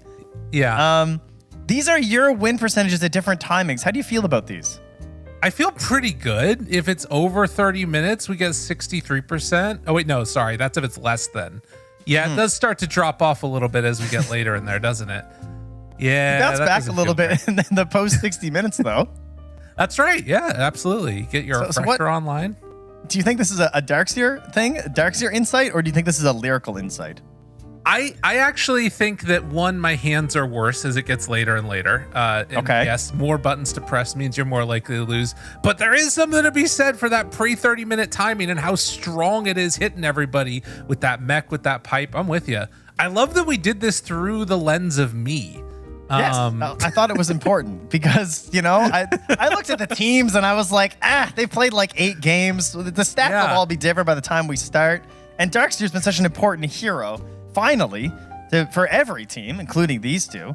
So I just thought we should try and, what I really wanted to do actually was to inspire people to play Darkseer because the hero's really good right now. You saw how quickly his win rate went up. That could be you. That's true. That's what I'm telling you. So there you go. Thanks, Lyrical. Thanks for your insights. No problem. Happy to help. I had no idea that this was happening. This is great. I will say that this is one of those things that I say, just copy people until you end up winning. And it's worth noting, there are a lot of people that did that with one particular team, and that's Paravision. Paravision, they copied 9 classes built over and over again, and then they ended up winning with it. Yeah, and winning is definitely the big thing that they are up to right now. Is we're getting a team who is at the top of the groups, at least when I checked last. I guess I don't know necessarily if that's still the case. I'm going to assume it is, because indeed they are. They're currently sitting at 8-2 right now, number 1 in the group, and I would think virtually guaranteed. I guess there may be some magic world where they don't. Practically guaranteed to go through, surely. yeah, there is a crazy sequence, I suppose, where it doesn't happen. So we pick up a win here, and they're definitely through. That's the plan right now. And who is the most important player on this team, Lyrical? No one. Well, maybe it's somebody else, but we're going to talk about no one because to me, at least, this is an interesting dynamic. You have a mid matchup here of, Eastern European player, has been around the block more than a few times.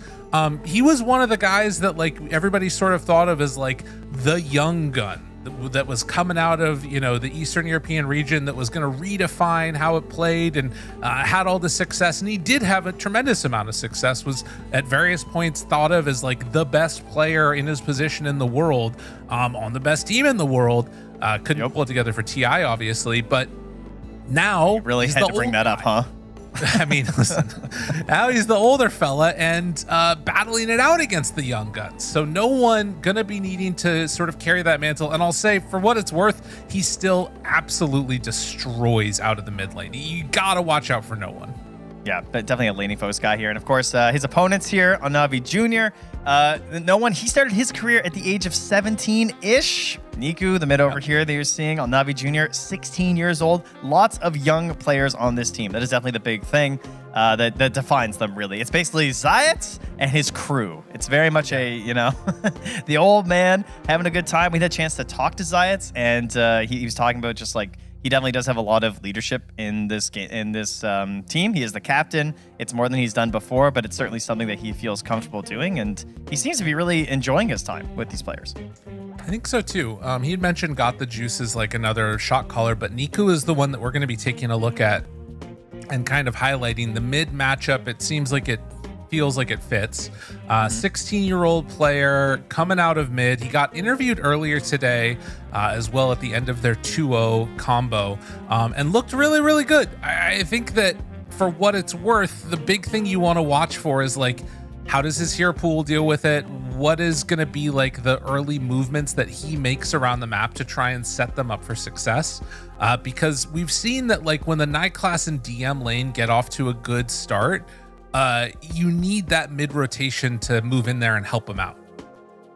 One thing I find really interesting about Niku as well is he's one of the few players who a signature hero for him can be considered Primal Beast, especially out of the mid. Oh. And that's probably part of him being a newer player and starting a lot of his pro games when this hero was considered very strong. It's not something he's been able to play lately because he has kind of gone down, but this guy was just spamming that hero to a ton of success, and it is something that's always there in the back pocket. I feel like occasionally Primal Beast comes out and looks really good. But he had to shift things up a little bit. Couldn't just keep on going for the wins with only Primal Beast, and unfortunately he hasn't had a chance to play it in months, really. So, jeez. Well, he had to change lanes here as we get into this draft and see what he'll be playing this time. All right, let's take a look. I believe we're already into the draft a nice little bit of the ways, and it is going to be a first pick AA after the Bristle, Darkseer, Abba, TA bans, Enigma, Morphling, and the Tinker. Medusa's still in the pool. A nice answer against the AA. Maybe an opportunity there for him. Yeah, certainly possible. Try and put some pressure. Were you saying still in the pool? You were saying Enigma, sorry? Because it is banned. Medusa. Oh, sorry. I think you said I understand. Okay. Understood. Yes, that is a good option versus the AA. Well said. Paravision, yes, I was looking at the hero diversity across the tournament so far. These are two of the teams that have the least hero diversity. They tend to just pick the same heroes over and over again, and that's okay.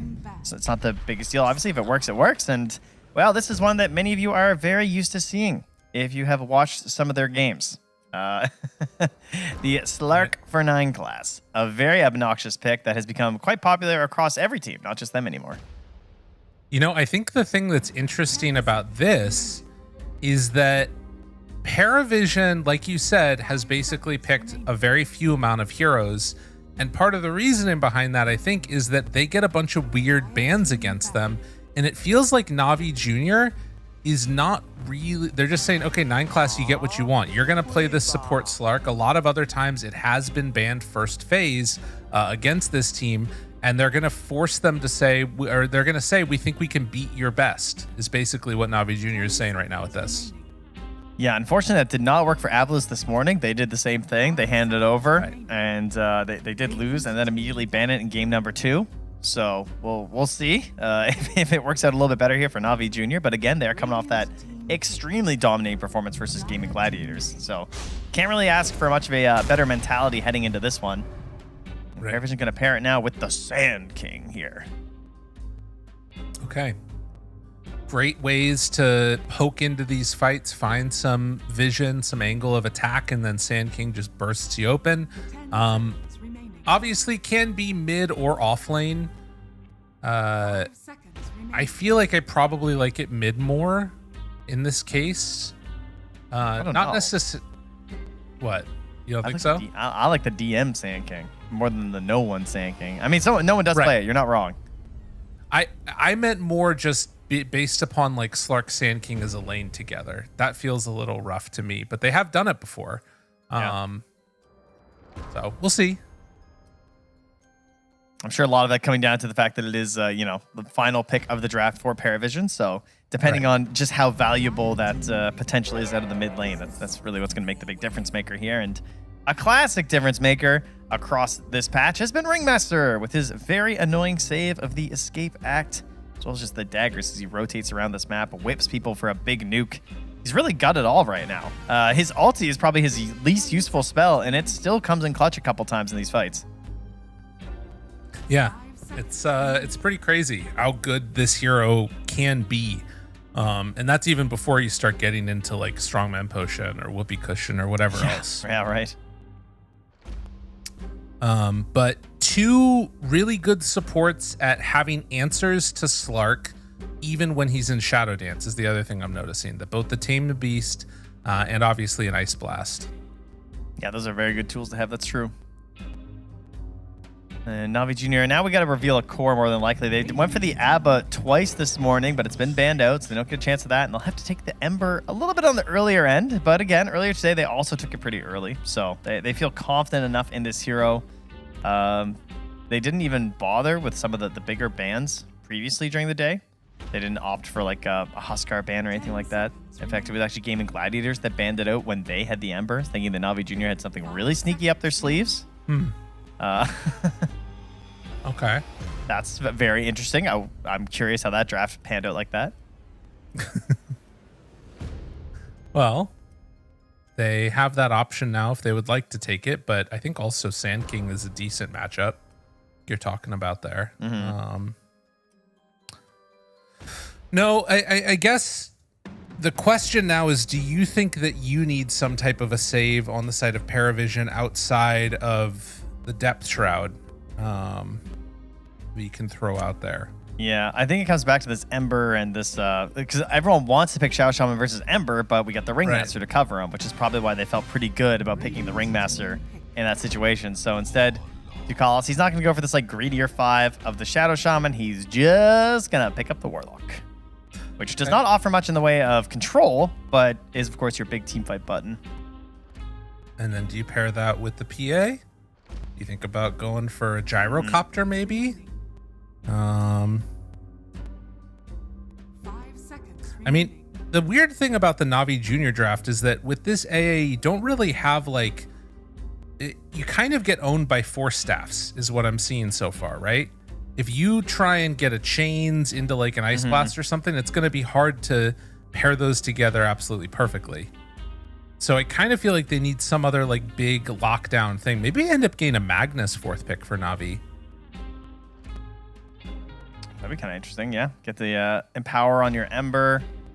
Have a pretty solid chance in the lane, too. If this is a weaker position 1 hero, or if somebody you feel you can get a little bit of away with in the lane. And so this was, this is interesting, because they've been playing a ton of TB. So again, they have a very small hero pool. They keep going for it. They keep winning with it. TB over PA. You can understand why there was a bit of hesitation here. You're picking the TB into the AA Ice Blast, which is kind of scary. Into Ember. You're picking it into Ember, and but even the wheel I find is actually quite good versus TB because the way he likes to position in a team fight, he's often in that like perfect range where the wheel comes in and he's facing it. And then of course you're locked in place, you're taunted, you don't get a chance for a Sunder. Things can turn bad pretty quick. But he gives you incredible map control. He gives you the ability to pressure objectives, which they're lacking quite a bit with their other 3 heroes right now. Like if they got a PA2, their abilities to take down towers would be pretty weak, and they would need a little bit of help from the other positions. Oh, That's this is good. Yeah, I was thinking Timber feels like it fits really well. Now, this is the one thing I'm thinking about. Basically, what Navi Jr. right now is just maxing out damage, right? One chains into all this other stuff following it up. The big problem that I'm seeing is that, like, what is the like sort of lockdown against Force Staffs? How do you deal with that? Because the Timber chain or the Chakram or whatever it is that needs to get dealt, that still has some of that travel time too, and I just don't think that there's enough lockdown right now on the side of Navi Jr. Yeah, but if you get ahead with this, then Force Staffs are only going to do so much because they do have pretty high mobility as well, right? Like one Force Staff, it might not be enough to change this around. I hear what you're saying, but I also see them playing heroes that they, were really comfortable with this morning. They got 2 back-to-back Timbersaw games for the W earlier today too. And so they're at maximum comfort mode right now. Dude, Satanic is in sepia mode up there. What the heck's going on? He looks like he's like the Matrix filter. Yeah. Like they're about to kick down the door behind him or something. That's awesome. All right, Nature's Prophet, Life Stealer. I guess the other thing too is that Navi Jr., if you take it late enough, you could just get hexes to solve that problem too.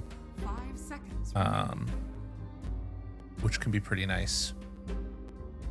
They're still looking for likely their carry. To be honest though, I would not hate seeing like even this Timber run in the safe lane and then you take some other like, I don't know, like a Mag again. Like I feel like Mag fits really, really well in this draft for Navi Jr. as like that second jump. And Storm Mag 1 would be pretty beast. I feel like they're just going to gyro though because they're playing safe and they're playing comfort. Right. I'm trying to think of something outside of Gyrocopter, but I think that's just what they're going to pick.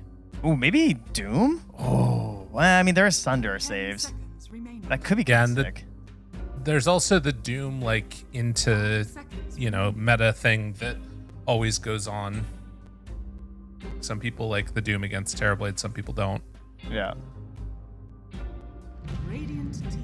Yeah, it's just Gyro. Yep. Don't overthink I don't like it. I hear you. I feel like it doesn't address anything specifically in the draft. It just feels like, oh, this is a good carry right now. It's not risky at all, for sure. Gotta risk it to get the biscuit, Trent. That's what they say. Say it a lot.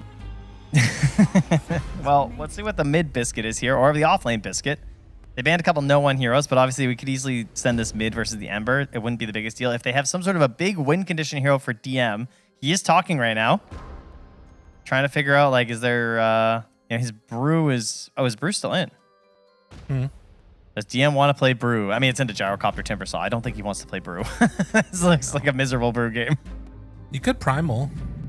No. Oh! That's risking it for the biscuit, Interesting.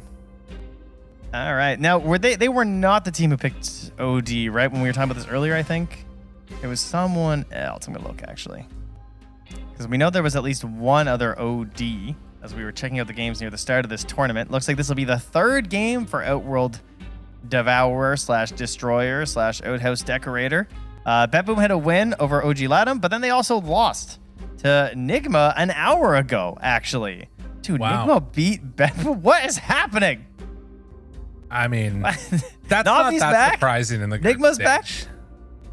That's a little surprising. Don't give me that's not that surprising. Listen, I am a perennial like BetBoom non-believer. So that's true, actually. I guess you're right.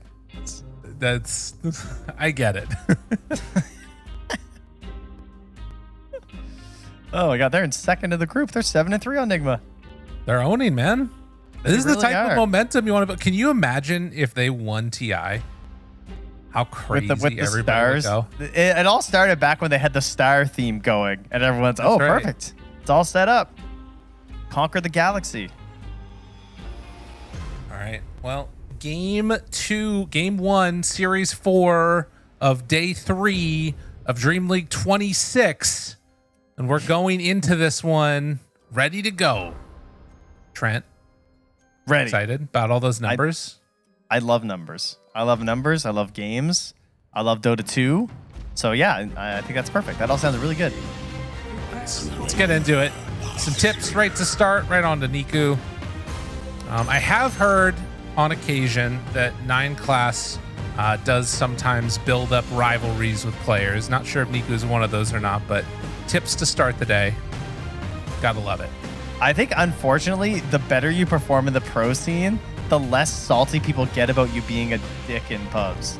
Like, I feel like you get a pass, don't you think? It seems like I think before, yeah, I feel like before he was considered like this whiny, annoying guy in pubs, but now because he's walked the walk on the pro scene, everyone's just like, crazy old 9 class. Like, yeah. They almost That's don't take fair. him seriously.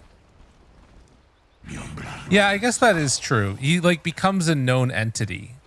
Like versus when you're, just somebody sort of talking, playing on the ladder or whatever. It's a bit of a different scenario. Drops down the little banner there. The Slark was wrapping around.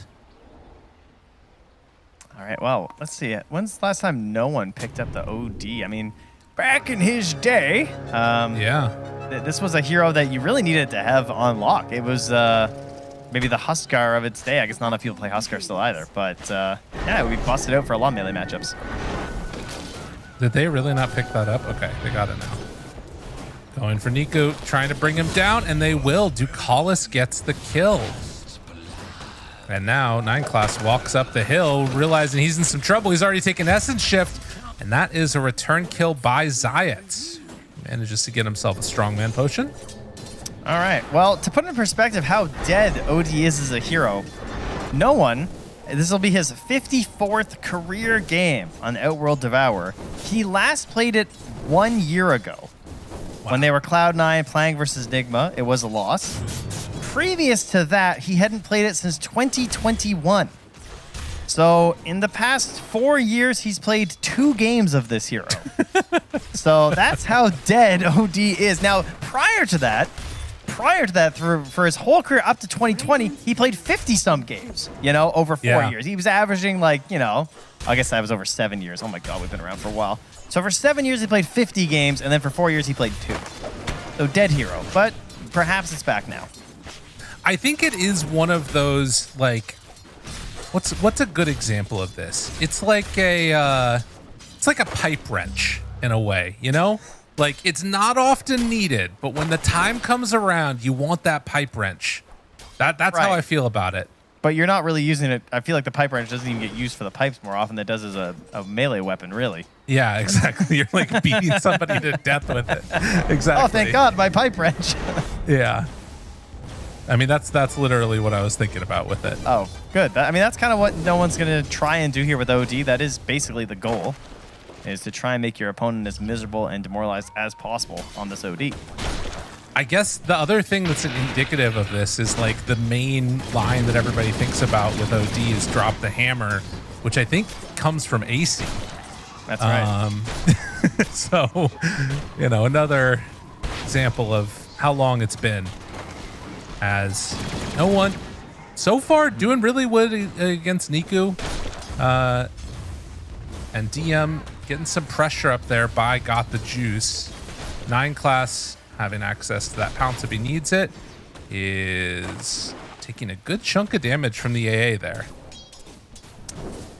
Yes, and as AC would say, we'll see who in the mid lane can turn their bagel into a breadstick in terms of kills. That was a go-to line from that guy. AC loved that one. Bagel into a breadstick. My other favorite was that he used to call Darkseer the Grape Crusader, like instead of the Cape Crusader. I always liked that. Oh, okay. Yeah, I was a big fan because he's purple, That makes sense. Yeah. Man after my heart. I was going to say that, to me, the bagel and the breadsticks was even before Everything Everywhere All at Once.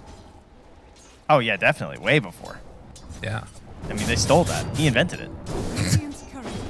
No one in the history of the world had said it first. Yeah. I hope he's complaining.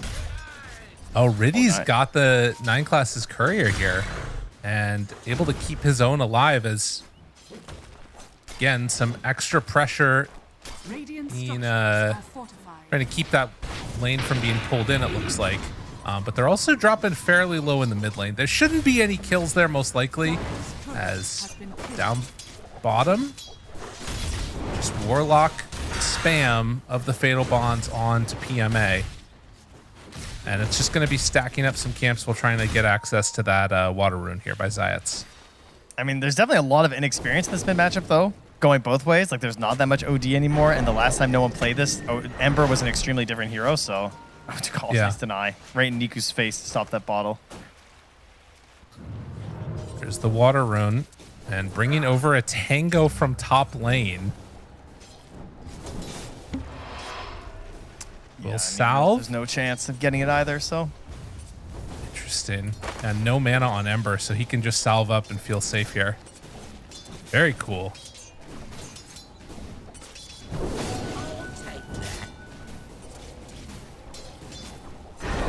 A pretty quiet one, but you can see having a good time in this. 13, 14 denies to the 14 CS of Nico. He's bullying him. Yeah. Yeah, that is the plan. It's working. It's been a while, but this old dog still remembers his tricks. Niku's just like, what's this hero? This hero's never existed in my pro career. I have no mana. Yeah, it's dude, cool. you'd be like, you'd be like, Kotal, give me mana. He wouldn't even laugh. He wouldn't even know, guys. That's right. 13 mana boy. He doesn't even know. God, 13. Enough for it to That be was a my good power. All right, we got to stop. It's just going to keep going forever if we keep it up. You want the old man memes? Another round Fatal here. Bonds here. Yeah. Harassing. Of course, he's got 2 points reactive. So PMA not really caring about this. Zayats again going to stack while coming to help secure the 6-minute rune. And no one vanishes. Does have level 6. Thinking about chasing this here. Might be in some trouble. Almost enough for the kill, but Ducalis can't quite get in range. I guarantee no one just had no idea. Because I had no idea. Like, I don't think anybody knew. It's just like, will it kill? We could have had the little freeze frame, had a little quiz in the chat. There's just no certainties there anymore. I wonder if he procced, maybe if that would have been enough to get the kill, because it's mana difference right now. Yes. And he had used possible. up a bunch of mana on the Arcane Orb. And this is why we need Coddle. Right. Yeah. Chakra into ulti. Genius. That's actually kind of hype. And then Mana Leak comes back. And then we got strats. Yeah. I forgot about Mana Leak. Oh, that's a good one. Wait, I guess it probably makes more sense to just start with Sanity's Eclipse then, and then to spam out your Arcane Orbs just in case you don't proc. You know what I mean? I guess. But of course, if he started, maybe he's worried about some sort of a rotation. He just yeah, runs I don't away know. or something. Yeah. Well, regardless, it is... well, he also increases his maximum mana. Okay, so no, you just need to get the procs. It's the big thing. That's what it is. Yeah, 2,000 gold lead, though, at the start for Paravision, and the majority of that right now is just the difference in mid. Like, that's all of it, right? He's, what, 1,000 gold ahead of the OD. Or rather, the OD's 1,000 gold ahead of Niku. Radiant's bottom tower is under attack. It's not okay, it's kind of a disaster. It's a little disaster. But he's got 2 points Flame Guard, so it's fine, you know. He'll do his thing. He'll jungle it up. He'll recover. Can't get the rune, though. It's stolen by Ducalis. And there we go. Astral, Ducalis backs away. Niku needing to run. That Arcane Orb chases him. I mean, this has been a perfect OD game so far. Yeah, this is exactly what you want the hero to do. And it feels like a little less risky than Huskar in some ways. Yeah. I mean, they definitely suffer some of the same problems in terms of just like if you don't get the right timings or it's a bit of a slow start, it can feel kind of bad. But it also comes back to your idea about the Force Staffs because you get to naturally build one, which feels great. Mm-hmm. Not a lot of mids that want Force Staff first. No, it's not really a common build. Should mention that Satanic down bottom could be low and potentially brought down as they bring the gyrocopter. Now PMA, no points in Timber Chain, so wasn't able to connect with that chakram onto there. Satanic really counting on him having no points as well. Yeah. He's clearly done the math and knows for sure there's no points. I don't think he could have played there right there. They even scan just to make sure they're not wrapping on him or something with the smoke really fast. Keep him protected. Class. Just kills the courier, runs away, almost level 6.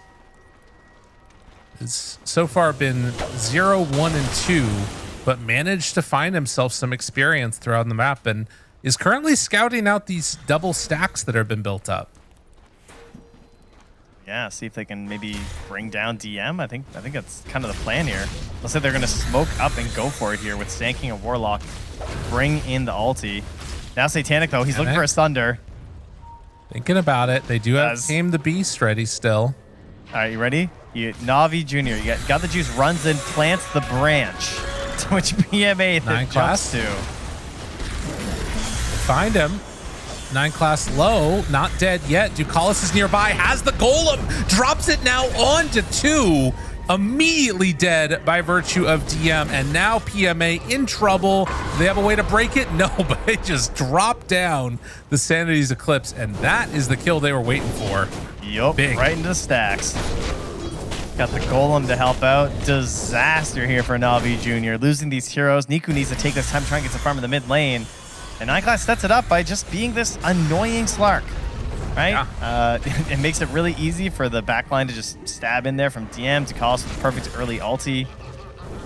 And it's not just kills, but it's your piggy bank now stolen away here, as they're even coming to zone back Niku. But in doing so, 9 class has found some of his allies, and he will go down. Yeah, that is that was pretty nice for him. Pick that one up. Is working towards an Aghanim Scepter right now on the gyrocopter. Yeah, he needs farm going on. Yeah. And honestly, PMA is going to need to also on this Timber. Because he's going to have good damage for a while to help deal with this Terrorblade, but I do kind of feel like this OD is continuing to be a problem. I mean, this is just—it's such a problem with just having that bottom lane. I mean, this 4K lead is just this bottom maneuver, you know? Right. Double kill, golems, take all your stacks, and then take your tier 1 tower is so much gold altogether. Like, there is a point booster Blink Dagger Sand King running around this map with phase boots. He is the top farmer in this game. He is insanely huge. And now you have 9 class with the ulti too, so he can be even more obnoxious on his scouting. And you never know when he's setting up for an actual kill and a play and you're being baited, or he's just there alone. Yeah. Yeah, that is the frustrating part about this, is how much vision you get, how much threat you put on the map just by sort of existing, and then how free it is to disengage. And it is sort of a problem that we're seeing that, I mean, if Ember is not there, you really don't have a way to like fight any of these heroes. They don't have no control. I love it when they play right here in this part of the map too on the Slark, because you cannot be caught. You get to run around this little circle, farm this camp, and if he comes over, you just jump to the low ground. Ah, ha, ha. Right, 9 class? Just jump. Just right? jump. Like I said, just it's impossible to get caught. Just jump. Jump, 9 class. Jump. Get out of there. All right, he's good. He's fine. Not even close. Jeez. He likes to make him sweat a little bit. All right, so a 5,000 gold lead now. And 9 class again scouting out this area. No night vision advantage at this point. But as we get close to that 14-minute mark, should be good to go in a sec. All right, so what to do, though, on the side of Navi? What is the plan? how to salvage the situation here. So we get jumping onto 9 class. Nice. Okay. Keep killing the Slark because making your territory is pretty nice. They'll take those. They have a smoke though. Okay, it's Paravision who are making the plans. They want to make their move. This Sanity's Eclipse is going to do a lot of damage. Everybody has like kind of a middling mana pool at this point. And with like 1 to 2 arcane orbs, OD is going to have like, it'll probably be about like 600 damage. Is roughly what I'm thinking. All right, they're just going to leave it. Not even going to try.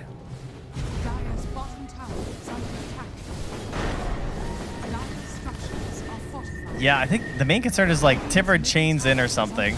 He gets astraled. He loses all his mana. What's Timber's? 900? Yeah, that's pretty sweet. Timber is like by far the best target to just steal it from with the astral. Right. And then just dump the ulti on them. Ooh, yeah, that's scary. Man. Diving in the middle of the fight as Timber seems kind of hard versus OD, guys. I'm looking at this. Yeah, I mean, he's rushing BKB. Yeah. Niku getting a Mage Slayer is pretty huge. Oh my god, 9 class. Okay. Ulti used, backs out of there for the moment. And thinking about an epicenter move from DM, but they're not going to go for it. Niku just gets out. I haven't seen a 14-minute tier 2 take in a while. Yeah. They just walked it down. It's just theirs now. And now Dukal's saying, hey, we're going to play here. Like he's saying, I want to control this space. You guys are farming in here. I have ulti. Like, let's just, how could they ever fight us in here? Right. Yeah, and it's true. I mean, they really don't have an answer. They kind of need like at least one more item on all of their cores to be able to fight. And how much of the map are they going to give up? How much of the map are they going to just lose out on based upon them not being able to fight? If it's a 5-on-5, like if they catch somebody just all alone, that's a different story, obviously. What is no one doing over here? He's being kind of crazy. 9 class jumps onto the gyrocopter, will pop out the ulti and then get away. And yeah, PMA just dying in there. Might need one more hit. Is it not enough? Oh no, he goes down. Damn. No one did the math. No concerns there, unfortunately. No chance at saving that. What's his mana magic res at right now? 32%. Don't matter though. And now that's an easy setup for the Tormentor. So good job just lurking nearby there. DM ready to help out there with the ulti. And this gold is about to tick over into the Aghanim Scepter as well here for DM. God. Oh, and there it is. They get the shard. So Slark can play even more obnoxiously around here with the Depth Shroud. Yeah. That's an issue. The good news is their gyrocopter is farmed. That part is going well. They have a big carry. He's got some helpful team fight possibilities here. They have an Ember for cutting waves. The pickoff isn't ridiculous from the Radiant, right? Like if he has Remnants down, Niku's pretty safe. So maybe they can drag this out like some of our teams have been doing so far in this group stage. I think my one big issue in this is that it does feel like this game gets a lot easier when you have BKBs on the gyrocopter. It gets a lot easier when your BKB is there for Timber. You can actually go into the middle of the fights. The downside to that is that with the Sand King Warlock backing things up, if you do decide to go, as we'll take a look at this replay from earlier on where it all started to go wrong, a Burrow Strike into OD like 2 hits, and Gyrocopter is actually going to be dead to a Sanity's Eclipse with that, right? Like, it can happen before he gets his BKB off, as we're going to come back into the world of the living here. So I don't know. Like, he's going to need to get to Satanic now, it almost feels like. Simply get the Satanic. There it is.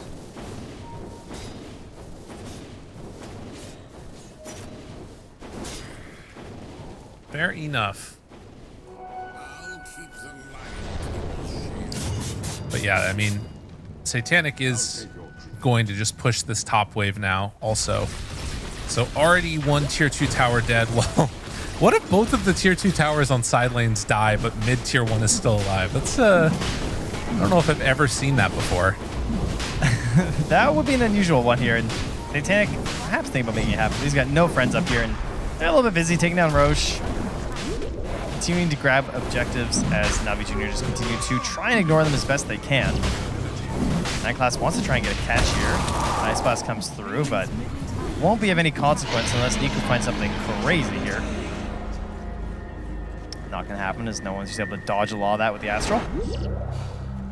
And the heal comes from Ducalis after. Dire's top tower is under Meantime, 9 Class walks forward, starts taking away some more of this vision around the map.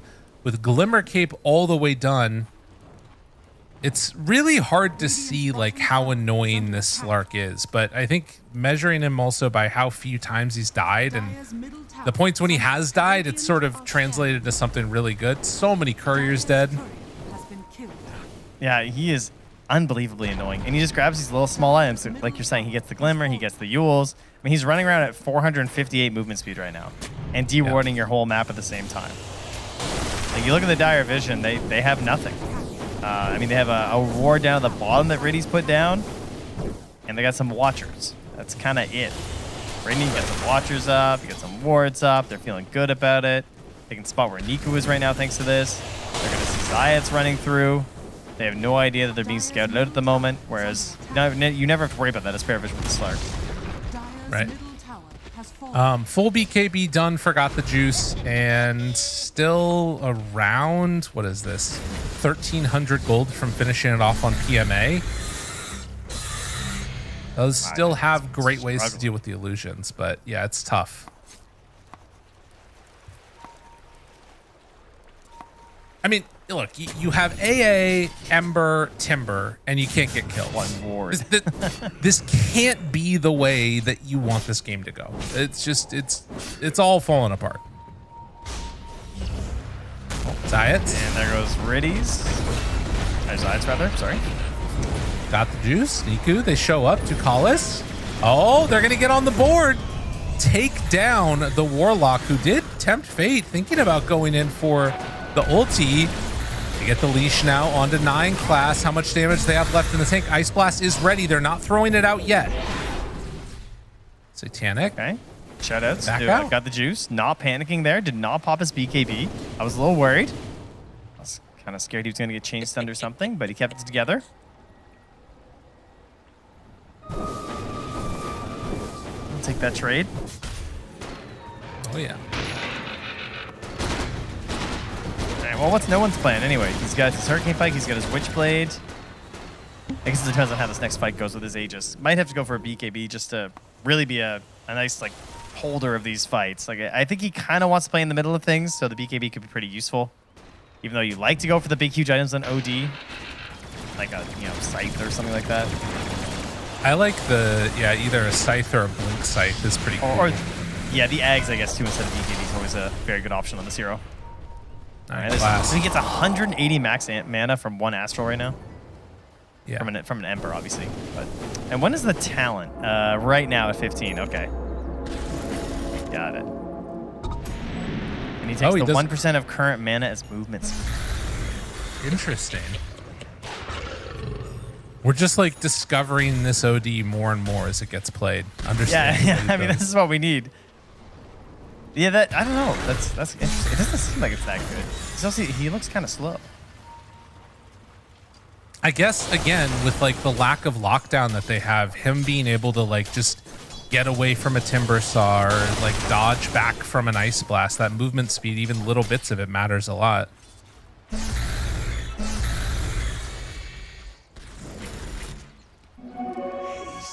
So haste room. They jump in with 9 Class, find one, able to dodge out from the beast, and well, that's another hit and should be dead on Zayats as well. Double kill, now turning onto PMA, pops his BKB, already very low, and is just going to die, it looks like. Satanic, the one that takes the last hit. Trent, this is not good for old Navi Jr. No, there's a lot of meta left, and they're on your high ground, and you're all dead. Your Gyro's just trying to farm bottom. I mean, they do not have an answer right now. No. also, yeah, this is not good. Not good at all. Tier 3 tower goes down. Still 18 seconds until Timber is up. Do you think about going for more? I don't think they have to be honest. Like, this seems like it's going to be an easy back away. And the fear comes out, gets onto the last ranged Rex, and then they back away.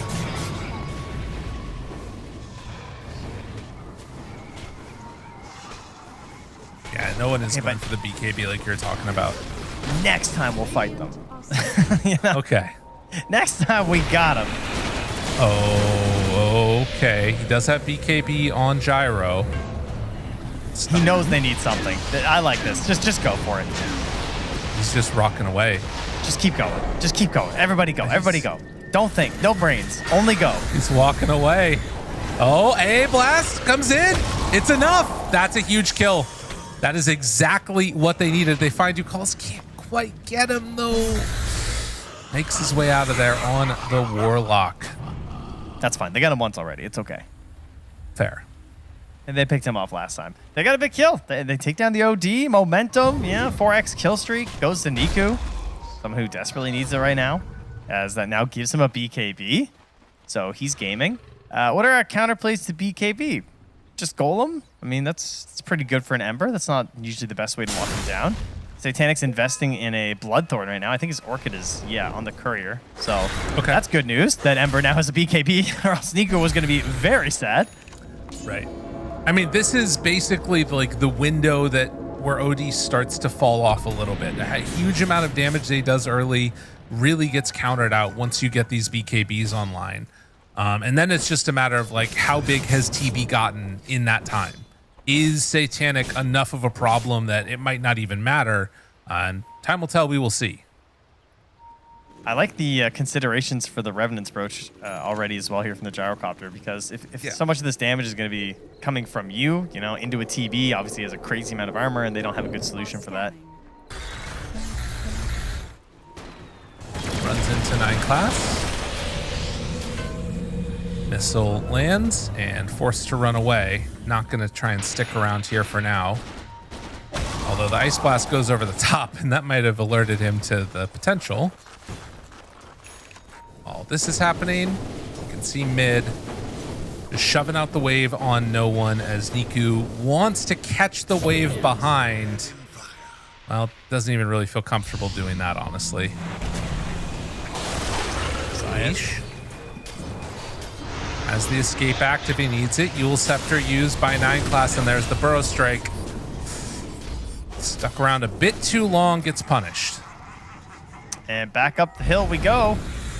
PMA still has that BKB at the ready here. Gyro coming back. Thinking about it. Goo finds him. Manta to take off the reflection. Still, Satanic needs to be addressed. Hitting and taking down this tier 3 tower from the low ground, and it is fully gone. Are they going to go for any more? Orchid, Burrow Strike, big hits, dead! And that's the problem. You get the Sanity's Eclipse out before the BKBs. They're already so low. Can just keep chasing. No one next on to PMA. Going to die. Double kill, triple kill for no one. Absolutely disgusting. GG, they're done. Okay, so what a pick. That is a closeout hero right there. The OD did his job 100%. I mean, ends up being Niku lowest net worth core of the game, and he didn't really get a chance to play much Dota here. He's feeling good. Look at that smile, yeah. Like, guys, it's easy. Yeah, it's been a year. He's still got it. He knows what he's doing. Absolutely. And I mean, a lot of props as well to DM. Not as flashy as getting to play OD, but his tanking, it's a great hero, and he showed why. Like, he just played it. He won the laning stage compared to everybody. He was top of the board, and then immediately rotated down bottom. 9 class, really the leading force of this draft as well, just constantly giving them vision, letting them know where to play on the map, setting up the first big fight that gave them everything by stealing all of their stacks, taking down their tier 1 tower, and then eventually even into their tier 2 because of that. So That was a pretty clean game and some classic Paravision Dota. Absolutely. And I think that this is the type of counter to Ember that I really like to see, because we had talked about like the Earthshaker in the last series and it being like an answer sort of. I feel like this OD, if you know how to play it, gives you, like you talked about, like you said earlier, the power of Huskar in a way, but like not as much of the late game downside, and just some weird cool stuff. It's nice to see. What a pick. Yeah, it was particularly good here too because of the usefulness of Force Staff too, so they couldn't even punish him. As OD can be sometimes a little bit static maybe, and you feel like if you're behind, you're gonna have a bad time. But obviously he won his lane, so just don't be behind. Crazy idea here. And 14-6, low kill game. But mostly that's because one team just did not have the option of ever going for kills. It was just rats scurrying about, trying not to get caught by the mice, or the cats of Paravision. And they were the big cat here today. The tabby cat even. I like that. Nice. Well, a good stuff indeed coming out, as it is Paravision continuing their streak through this group stage. Navi Jr. would still love to be able to come away with at least one victory against them to try and keep those hopes alive of making it out of Group B. We're going to be back in just a few with game number 2 in this series. Stick around. See you on the other side of the break.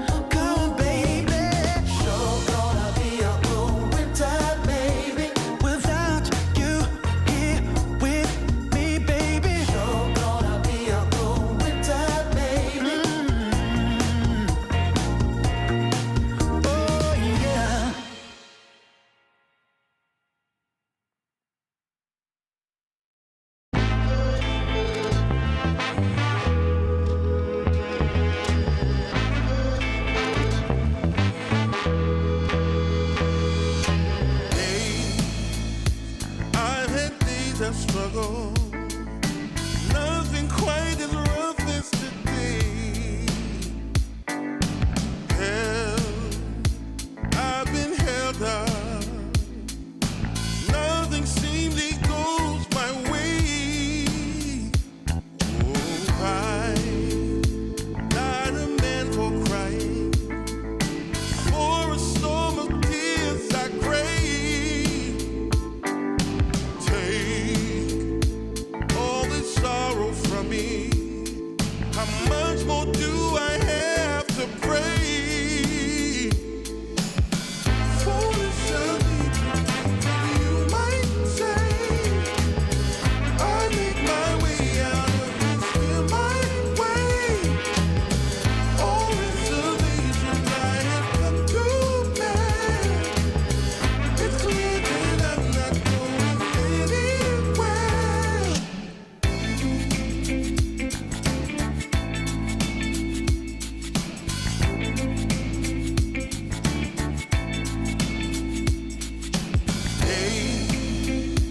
I've had days I struggle. Nothing quite as rough as today. Held, I've been held up. Nothing seemingly goes my way. Oh, I, not a man for crying. For a storm of tears. I'm here with Noan, the mid player for Parvision, and we are going to be looking at his settings and his config and all of the way that he plays Dota to be at his peak performance. So, first of all, just looking at your overall gear, mouse pad, mouse, keyboard, monitor settings, how long have you been using this stuff for? Is this something you've been playing for a very long time? I think this is the only mouse that I use for my life, the Zader. Oh wow, okay. Razer Zader, it's just a new one, my wireless V3 Pro. I think it's light as well, so I just changed it like a few months before ago. This one I've been using, I don't remember actually which keyboard I used before, but it's Razer as well. I'm a big fan, and this key I think I have only two keypads for like 12 years. When you set up your monitor, it's very different. Some people like to have it close, some like to have it far. It looks like you have it pretty much at the back of the desk. Is this? So you keep it low but far. Yeah. Okay.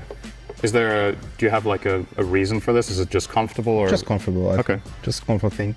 Yeah. Let's look through. Take me through your hotkeys in general for spells. You just have the standard QWE DFR. Yes. This is just flat out standard. On some heroes I have different ones. Let's say like on some Arc Warden I have a quick cast, or a Meepo as well. I have quick cast on both. And but for spells, I think it's mostly it. I usually like do it like old way, I would say. I need to say about inventory as well, right?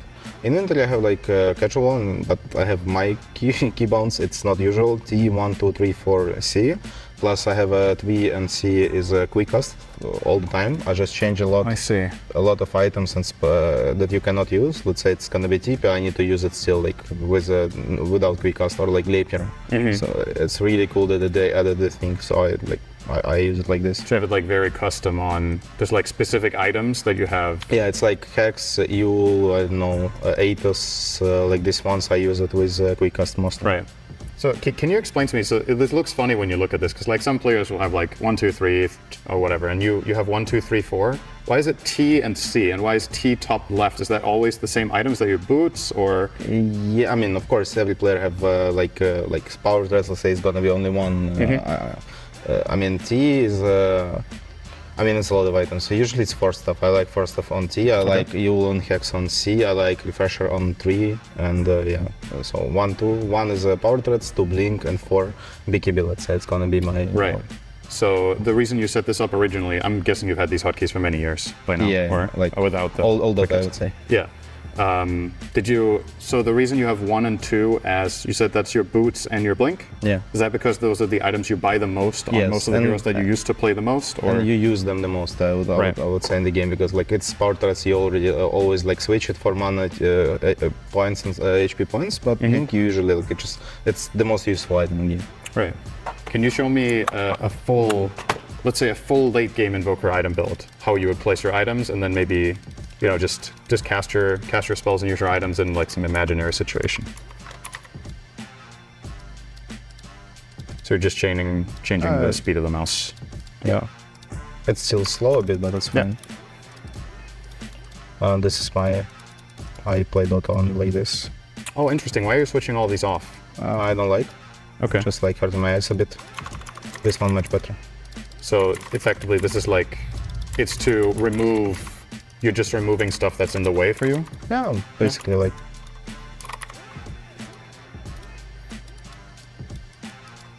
So this is your full-on 6-slot late game invoker build. Kind of. Yeah. And maybe you will have BKB as well here. Yeah. So this is getting hard in late game sometimes to use it. Like, you want me to use just like in the air? Well, I mean, it's just interesting to see with what you talked about, like the priority of items, right? So you talked about you usually have BKB on 4, but now you have it on T when you have all these items. Is that because you have so many? Yeah. You're prioritizing items that target enemy heroes. Yeah. Get the better keys. So like Dagger, Gleipnir, and Hex are on the higher priority, and then the self-defensive item is T now. Yeah, because you need to get through spells on Invoker, basically. Like, you need to use spells better than, like, you need to use BKB before, I think. Because, like, it's way too hard to use all the spells, all the items, like, in late game, especially in Pro Dota, when everybody, like, will kill you for this. Yeah. It's harder for me to click because it's not my settings, but it's fine. Okay. Like, so, yeah, but, like... Well, your APM is high. I'll say. So... Like, usually how you will do this is, like... Something like this, plus Hex on top of it, but it's fucking too much, you know, and you need to blink, you need to get in position. It's so much stuff right now in Dota. Yeah. We can do simple one. I don't think that was very simple for a lot one. No, that one but if that's simple, then I think you just blink, use this. And he's dead. But I could have done some of that. But you don't, and you will press BKB before usually, in like, so you don't fuck up your. Because if you try to press BKB, then you can fuck up everything. Like, I don't know. So it's fucking hard, honestly, in late game to press all the buttons correctly. Like, it's almost nearly impossible. If there's a situation when enemy attacks you, I don't know, it's fucking hard. Yeah. When it's free, I don't know, nobody attacks you, it's easy. But Pro Dota, it's not about this, right? So yeah. Do you use any of the settings from the... Yeah. So Valve introduced, this is pretty new, right? The Dota Labs. Is there anything you're trying or that you like or wish you had? I don't know when like, I use only one. It's when the Primal Beast and Brute was in the meta, you couldn't hit creeps because of it. Like, they just stay in net like this, and you literally couldn't hit, you know, like this. Oh, so they're blocking the last hit. Yeah, but now you with this one, you can just always hit it. So you're holding down G, and then you cannot attack heroes. Yes. Oh, interesting. So yes. And that's why these heroes become much worse, by the way, but I'm sure. Interesting. Yeah, but I use only this one. I don't know what they have else. Like, this one's, I think it's not useful. This one I don't even read before. All right, that was No One from Power Vision showing us all of his settings and some nice, sexy Invoker combos. Thanks for watching. Thank you.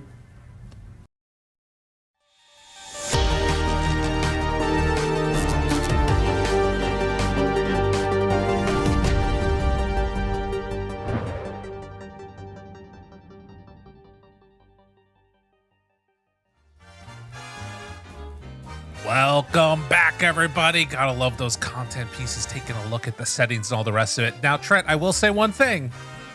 No one was wrong about one thing. He was wrong about something on there. And that is, he said that it was useless to use those other settings. There was one other one, because you could choose where you only hit creeps. You can also choose where you only hit allies.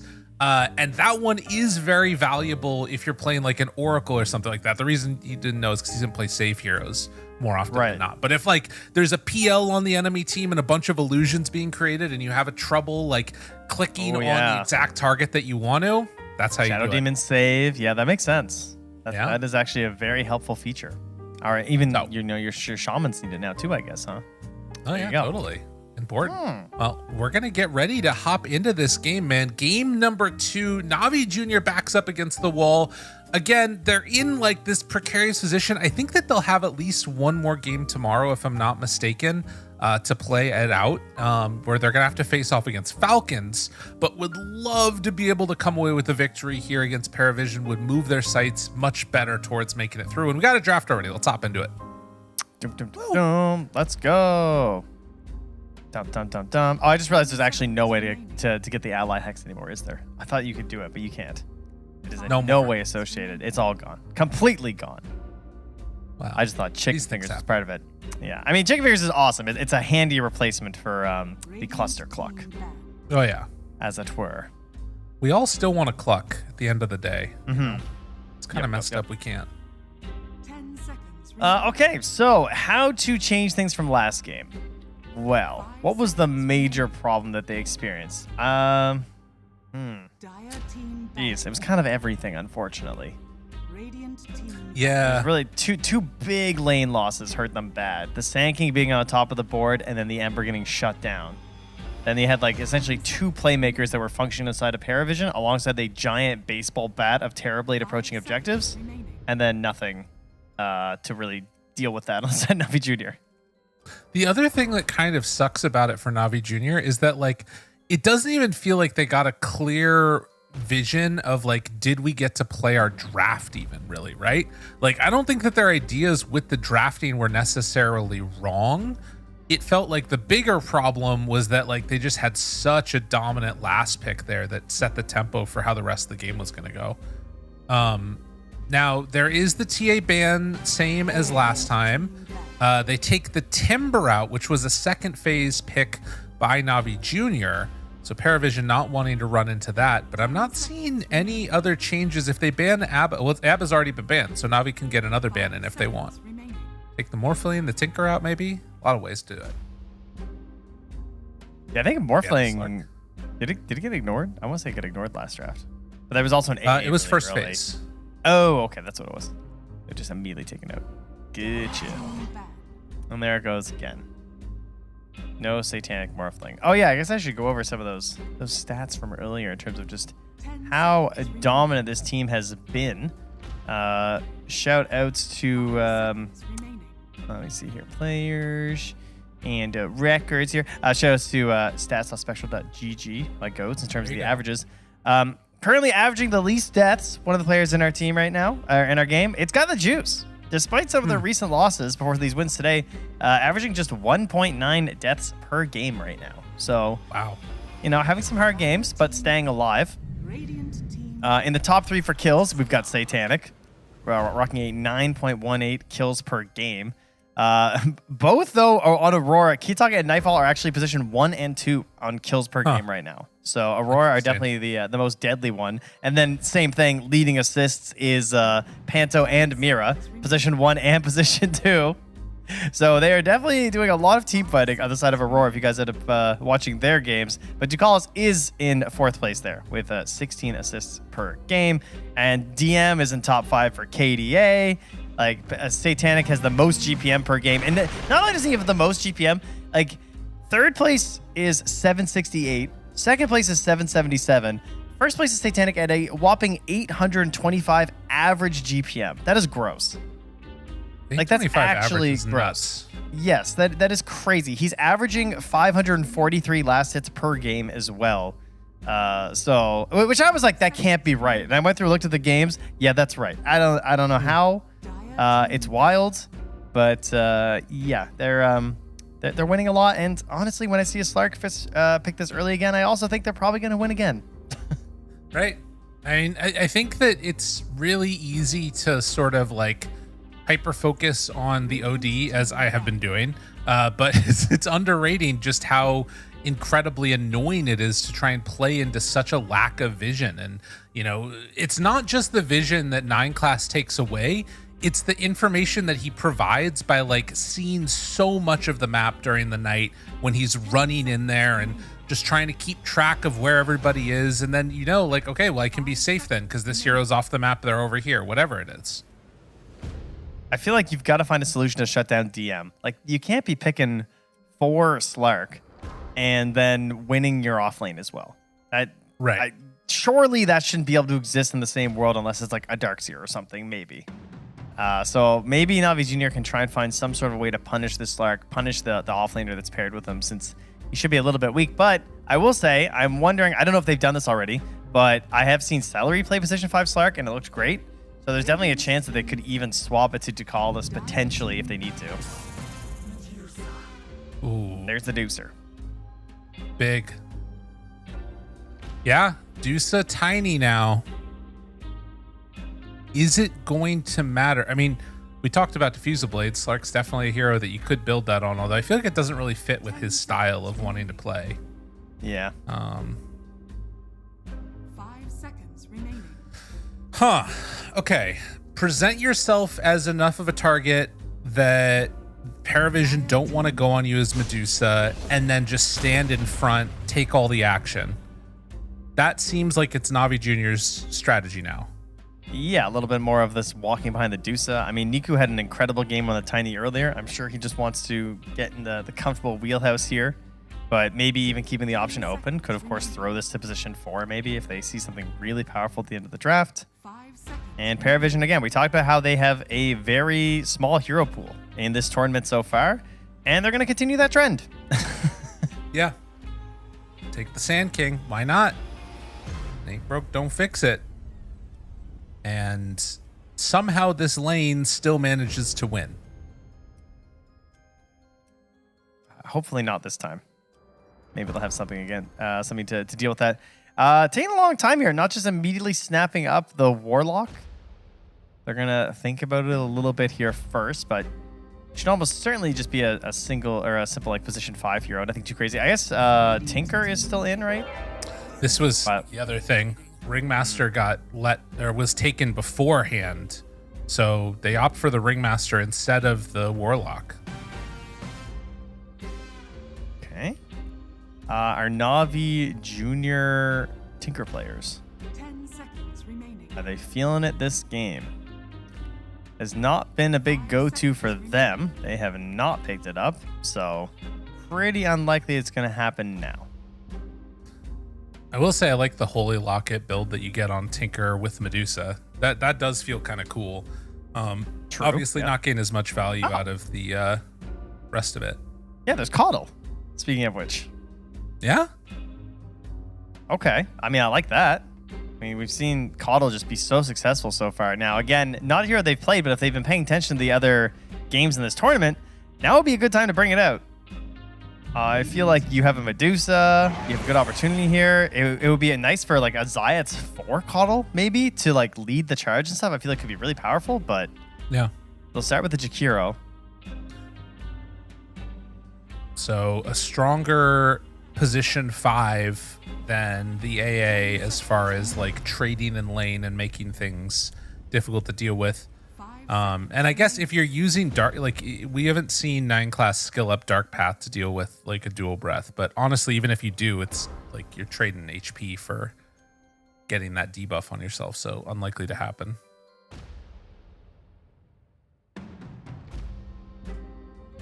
I see they played 2 games of Coddle at Valahia season 4, so last month. So it's definitely possible. Oh, we're gonna get a Shaker. Okay, all right. So we got a lot of flex happening here. Either a Tiny 4 or a Shaker 4. Pretty likely gonna be a Shaker 4, I think, with how Zayats likes to play Dota. And I think we're getting a Tiny being flexed between position 1 and mid here near the end. But almost certainly going to be a mid Tiny as well. So I think we're getting a last pick position 1 hero. But again, there's the Medusa. She could be position 1, flex the offlane. They have a lot of options, is really what's happening. Right, because yeah. I mean, you could do a lot of stuff. The only thing we know for sure is that Jakiro's 5. That's right. Something is figured out here.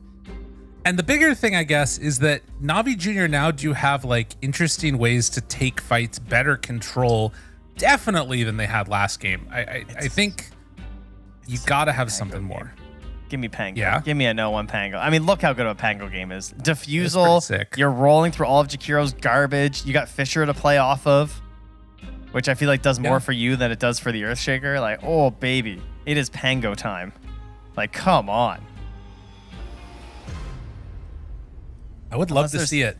Unless there's a position 1 that's more. But the problem is there's enough mids left, unfortunately, that it's probably more important to take your position 1 now. Because all the spirits are still in, and Pango, and Kunkka, and blah, blah, blah. Like, you know? Right, but are you going to find a better combo? Okay. Okay. that the legendary no one sniper coming back, making its return? So. Dude, you know that is such a classic. Like It you is. destroy the mid lane and then you're afterwards give me sniper. It's such like a I'm going to outplay you hero. And it makes me want to see them put the Earthshaker mid maybe? Although I don't know, maybe you just take too much shrapnel damage. Yeah, I guess I I'm think not you sure do. what you would do. I think you put the tiny mid and the Shaker's going to try and rotate for an early Fisher kill. Okay. It's your best But hope. you would have to switch up your build if you do that for sniper, because normally they go like the headshot take aim combo. But maybe against a Shaker you start putting more points in a shrapnel. I don't know how that matchup goes. I think Niku just likes tiny and will play tiny. That's my prediction. Okay. Oh, they missed another chance on a TB, which is why I thought they would take TB. Because it was just so dominant last game. It still looks pretty good here, and I figured there was enough picks left for no one for it to be worth it, but they'll miss out on the TB, they'll miss out on the PA potential, and no one will have to dig a little bit... Sorry, Satanic will have to dig a little bit deeper in the old hero pool for this one. I guess hypothetically it could be Satanic Sniper too. Mm-hmm. Yeah, it's definitely possible. I'm still down for a Satanic Sniper into Pangolier here. I think that'd be great. Dire team pick. Radiant team pick. No, they're gonna go Sven. Snooze. Snooze carry hero. Everyone's just a version of Sven right now, every carry. It's just either better Sven or worse Sven. And then Sven's just somewhere in the middle. Oh, quick pick though. The bear. Okay. All right. We get it. It's basically what we're anticipating. No real swap ups at the end there. I guess the biggest thing to watch for in this is how does Nico do against no one sniper? There's some potential here that like we highlighted this as the matchup to watch. I think this mid lane is going to determine a lot of how this game goes. If Niku does not get off to a good start, Navi Jr. is not going to be able to play Dota. Like you need that tiny to be running around, making moves, killing people. Yeah, hopefully it does not occur like last game. That's, you know. And they gotta do something a little bit better versus the Sand King and Slark lane too. And will you be able to do that with a Jakiro and Ursa? I would hope so. I mean, you keep the detection, make sure that's on lock. You're getting all your debuffs out onto the Sand King, focusing him down, forcing him into stacks in the jungle, perhaps on the earlier end. They seem to have a lot more potential in the laning stage this time on the side of Navi Jr. Should be a closer game, I would think. We will find out as we get ready to pop into this one. A tough matchup last time around for Navi Jr. And again, it's one of those moments in this DreamLeague where it can determine if you're playing Dota in a couple of days or if you're done in the tournament. Group B is so close. We started today basically with Talon at 6-4, and Falcons was 5-5. Second place, sixth place. Like the spree that you could end up in is anywhere. Let's get into this game. Oh yeah, let's do it here. TM with an early tip on the gut the juice, saying, "Oh, leave me alone, please, Mr. Bear." That's a very scary carry for any offlaner to go into. You know, there's some risks involved.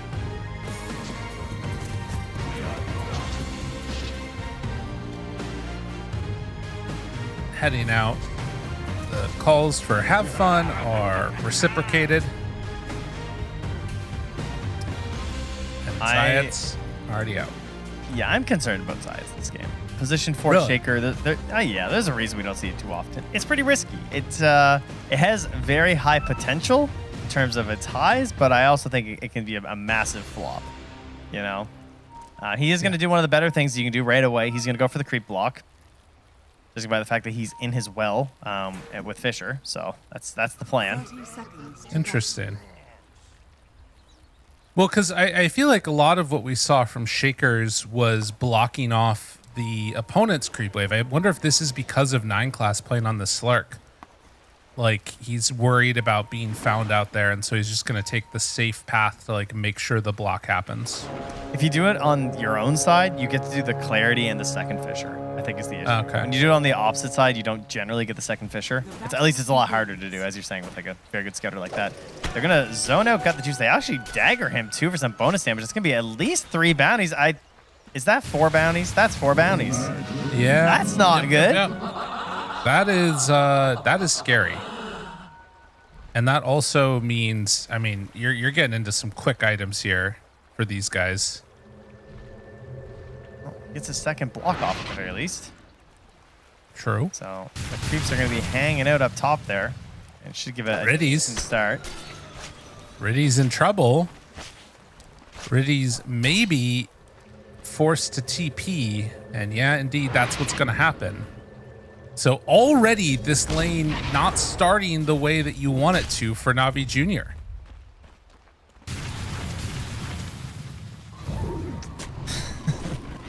Yeah. Yeah, I'm trying to find the positives. Oh, Zayat's going to run into a courier. That's a positive. Get him. No. Oh, he was so close. He doesn't get it.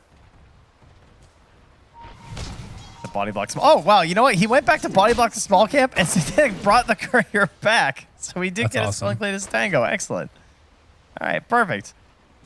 Lane is saved. Yeah, so this will be another game with a Medusa. We had one earlier today where we got a Meteor Hammer. We actually saw the pressure on the tower. I think it was the Divine Llama game. That is the goal here from Navi Jr. And that should hopefully open up a lot of space for Shaker, because one of the reasons why Shaker tends to struggle a bit as a position 4 is that pretty much every support right now can farm. Shaker still sucks at it. Shaker needs to sit on the creep waves for like 2.5 minutes to get a Blink Dagger at a decent timing. And so it creates this big like gap in the earlier part of the game where a lot of supports are accelerating and using their levels and roaming and smoking with their cores. Shaker has a hard time doing that. And if you do go for that play and you try and use just your fishers and you miss out, it feels like your game's just like kind of over. So you'll often see them just go for the safer road of just like staying on some relatively safe lane of farm and just chilling for a couple of minutes. Well, and that is why you end up talking about Niku in this one and needing to have a good game. And you can see already he's not. You know, it's not terrible, but 10-4 versus the 8-3 does get his bottle delivered. So that's going to help out a little bit in terms of making sure that he can stay survivable in this one. But again, just getting bullied back. It's really rough. I mean, this is an annoying matchup, and he threw out another shrapnel there. Niku will be able to go up and get the water rune at the very least. Yeah, he's going to need some help from Zayats, but I'm sure no one will be very much paying close attention to where the positioning of the Shaker is and ensuring that there is some help in that regard from the top lane. Right. While stun, lock off, Satanic, maybe an opportunity there, not quite enough damage, 27. I feel like if Zayats had like ran and gotten one more hit, that might have actually been enough. Yeah, I didn't think it was going to be that close, but the blood grenade taking him down. Riddies. Zayats maybe going for a salve cancel here. And the dual breath from the fog finds Satanic, and he is going to go down. First blood taken by Riddies. Yeah, no follow-up there on the Zayats. He gets away. And lots of creeps here under the tower. Oh, mid. No one pops the fairy fire, and the tower, the third hit. Oh, 12 HP. Fissure. But the Fissure Zayats comes in, shuts the door. Unreal. Nicely done. All right. That is what you need. You know, I have my concerns about position 4 Shaker, but simply TP mid Bottom. and kill the enemy position 1. They managed to come in and got the juice, though, with 9 class. So everything comes at a cost. But yeah, that was big right there. No one was on the verge of just sort of snowballing this. To be honest, it's still not going to be great for him. As you can see, more pressure up top. Zayats doing a lot on this Shaker.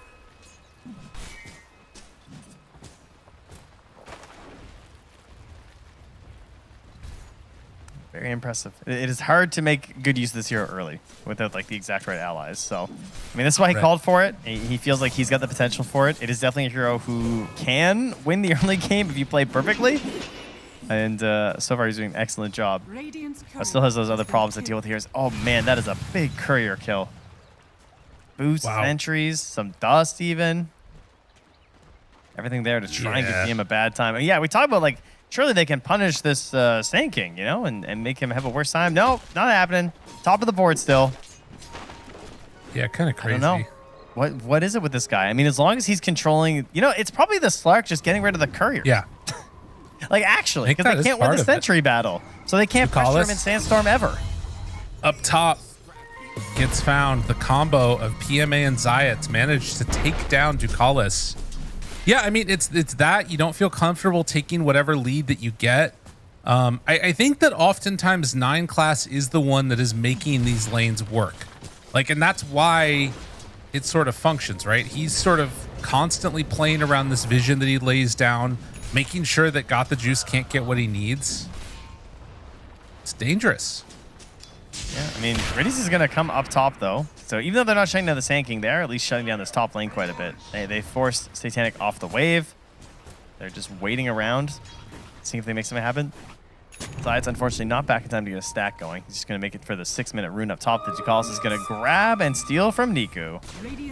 Yeah, better positioning here from Paravision as the dagger also connects into Shrapnel, into potential ulti. You get a good chunk onto him. Oh, one being so obnoxious. This is what you end up seeing. And yeah, 3 points in Shrapnel right now. Ducalis gonna run into Zayat here. Zayat quickly backs away.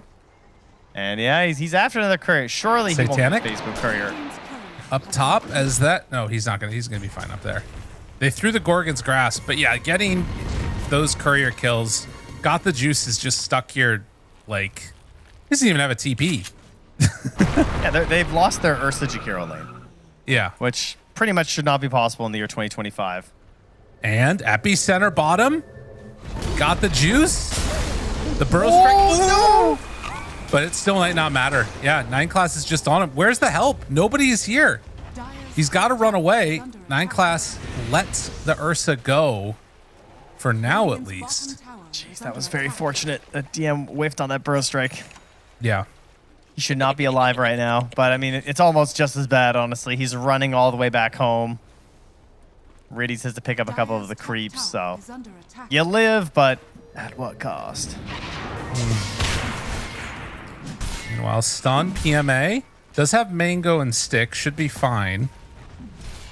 While that is happening, Paravisions start to make the journey down bottom, where Riddies is pulling these creep waves away from the tower and is going to go through the gate.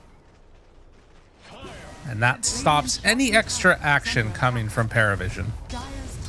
But, I mean, God the Juice cannot come back here. He feels it. So he's in the jungle right now. He needs a Meteor Hammer done on his Medusa so that he can rotate to her and maybe get something done. But we're only 8 minutes in, so that's still waiting. Satanic gets himself blocked off by Zayats. Chant Totem, Ice Path, and a hit from downtown Niku. Cleans it up. So after a frustrating laning stage with a lot of creeps denied in his face, Niku finding some action around. Yeah, Zayat's just, again, doing fantastic here with Riddies doing a lot of rotations through the Twin Gate. 9 class with all the courier hunting is a little low. He just got level 4, so he's not quite as annoying as he was before, and it does make him a little bit vulnerable to these level 5 Jakiro and now level 5 Shaker as well. Very high support levels on the Radiant side. DM's in behind, cutting, grabbing waves though, and just about to get a Blink Dagger. So we'll be the first person who can actually make some moves in this game. Yeah, I'm just dragging these creeps around. And if it's a one-on-one, not wanting to see that battle against the Ursa himself. So we'll just be pulling them over to camps and farming them out as the action was happening mid. Zayat's everywhere it goes, it seems like he is getting something done. But this little lull that we're seeing right here is going to slow down that Blink Dagger of his a bit. Just a wee bit. All right, I mean, no matter what, this is definitely better than last game. Yeah.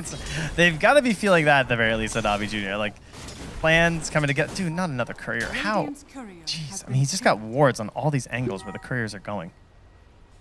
Jump, mid, Epicenter, Riddies, going to fall. And that's the Blink reveal, I believe, from DM.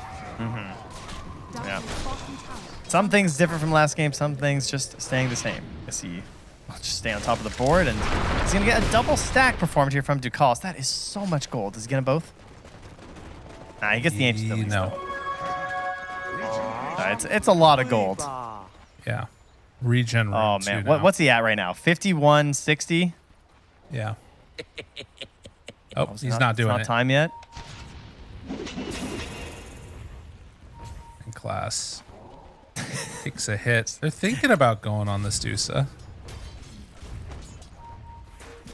But I guess just a little bit too scary. Is that what he's worried about? Them smoking in or something? Because now Sven's pinging it. Satanic saying, hey, guys.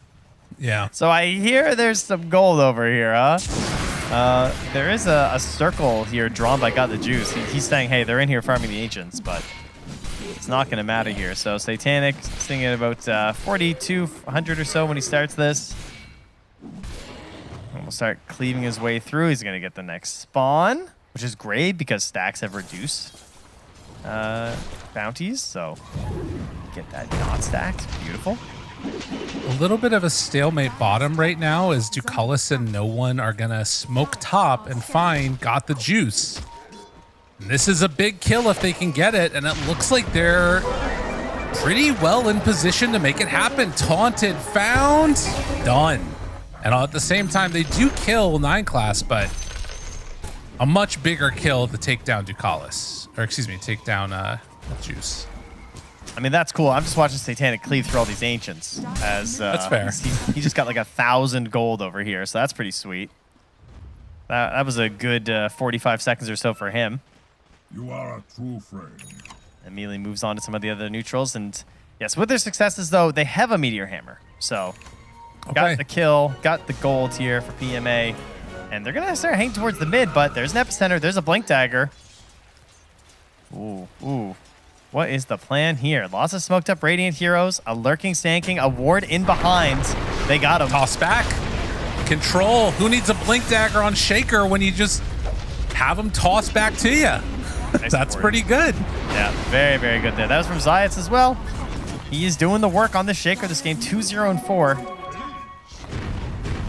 And this was a case of a player saying like there was a very specific hero they wanted. Might not be the best right now, but he felt like it would really help him control the game. I think with the Medusa makes a lot of sense as well. As unfortunately though, their carry. Yeah, not gonna run to issues. Abba toss onto no one. Hit, save for the moment, but only a moment as no one gets turned upon, blown up. And another time where Navi Jr. is starting to build this momentum. Yeah, and Zayats gets the kill, which is going to help reduce the amount of time that he needs to farm just on some random lane. He's closing in on that blink dagger. This is generally the window where you see it. It's like 12 to 15 minutes or so. They tend to just like chill on a wave, so expect Zayats to do exactly that. PMA can apply a lot of pressure wherever he wants with this meteor hammer here too, just as we make sure that they don't chain send him too bad, but should be all right. And what kind of anti-Medusa answers do we have here? Not many. Not a great matchup for Sven, you know? That doesn't really... No. He's not able to get anything that deals particularly well with the mana shield.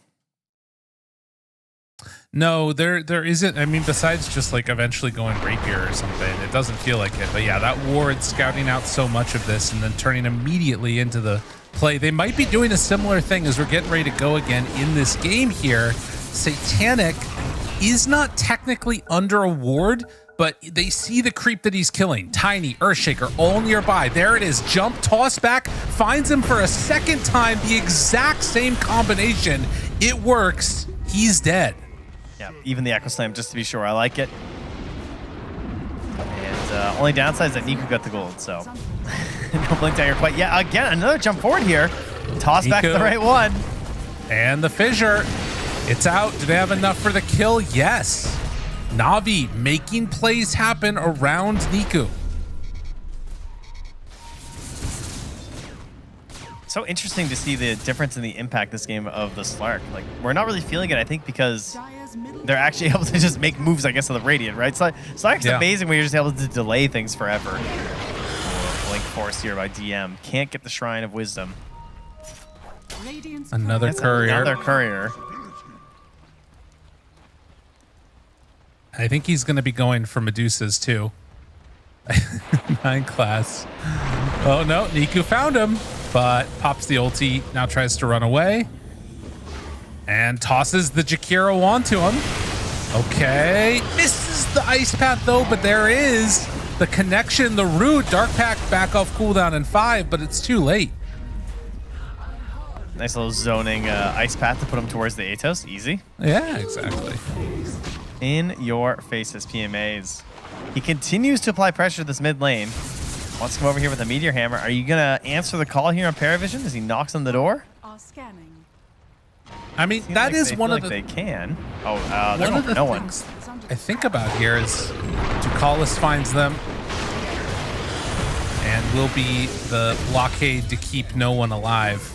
I mean, this is the one thing that I wonder about, right? Like, if you're all together as Paravision, it feels like you have the tools to stop this from happening, right? Avatos, quick answer there from Ringmaster, but these fights have not been going that way as well. They find Got the Juice again, and Satanic there hits, gets up high ground, maybe a chance to get away. Yes, he escapes. That's crazy. Wow. I mean, great way to play that. Recognizing that the terrain could give him an escape route, magically finds it. 9 class is going to run into him here. And Ambitious. if he could get this, the courier of the blink. Huge. No. Oh man, into mid. DM is there. They get him. Atos out. Ice Path. That time it lands. Yeah, they're just like getting picked off randomly around the map. Now, I will say 13-3 is still a slight gold lead for Paravision. Yeah, I don't know if that's going to matter. It's like, even when he tries, 9 class can't get a kill. It's just a courier, you know? He was doing his best there. Oh, not another courier, surely. Yeah, it's going down. How? It's definitely over. It's just They the must slayer like- of couriers. In the meantime, that's happening. I'm more. Oh, he sees another one. Personally. Yeah. He sees another one. It's coming back. How many are dead right now? 1, 2, about to be a third.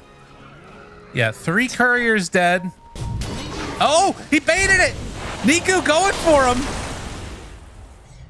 It doesn't matter. He's out. And he's gone. Got the juice on the Satanic.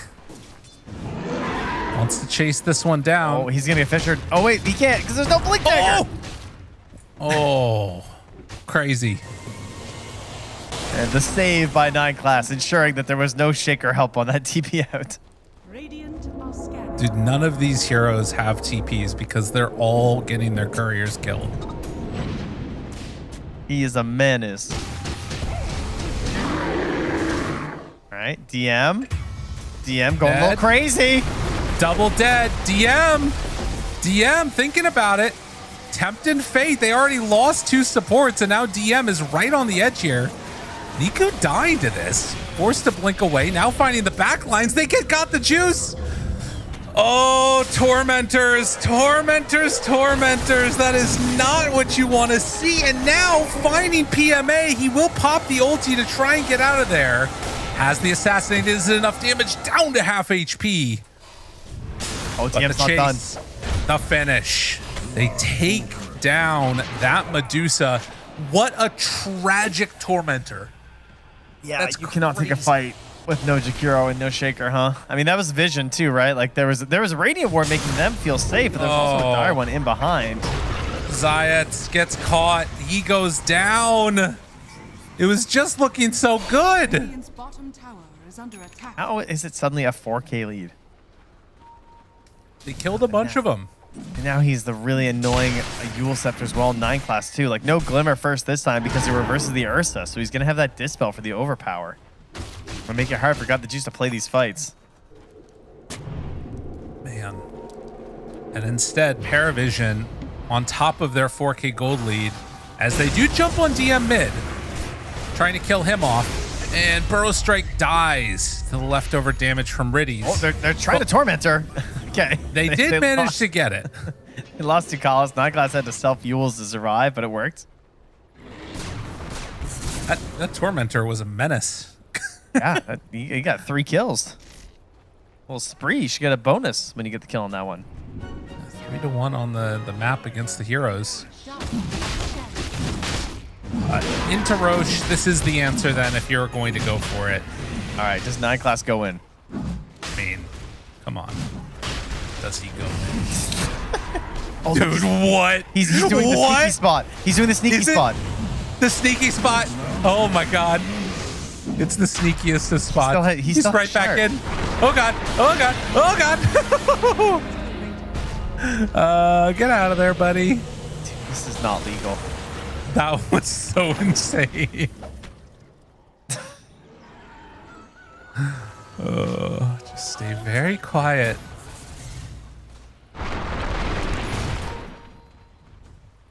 I mean, if he got that Yule's off, he could have just ran right in because Ursa was the only one that was trying to grab it. He might have been able to get it. I don't know if they'd ever recover from that if that had happened. Yeah. Yule's run away. Bye. Oh, creep wave. Uh-oh. Get out of there. Uh-oh. Hold on. He's got nothing. Hold on, Zayats. Threatening. Is this worth it? I mean, there's the wisdom shrine up. Okay, he's TP now. But Ducalis, DM, no one start to head together. Now looking, they're collapsing in on each other. All right, they find one. It's PMA, not a great target to start on this one, but they're going on to the target that they found. Stonegate's already out. Big jump. Ducalis dead. No one tries to back away. That meteor hammer is going to land onto DM as Sniper is being chased down. Ursa right on top of him, and no one is out of there. He is dead. 3 gone for the Jakiro. Satanic stank for the creeps. Yes, BKB. Zayats? No. You can just TP out of there. Okay. Interesting. Very interesting. Back and forth, Lyrical. That's what we got right now. Again, fighting for their life. Navi Jr. trying to move forward and stay in this upper bracket, reclaim that spot for themselves. It's going to be a very, very rocky road going forward as they had already lost that 1 game to Paravision and were on the outs as it stood.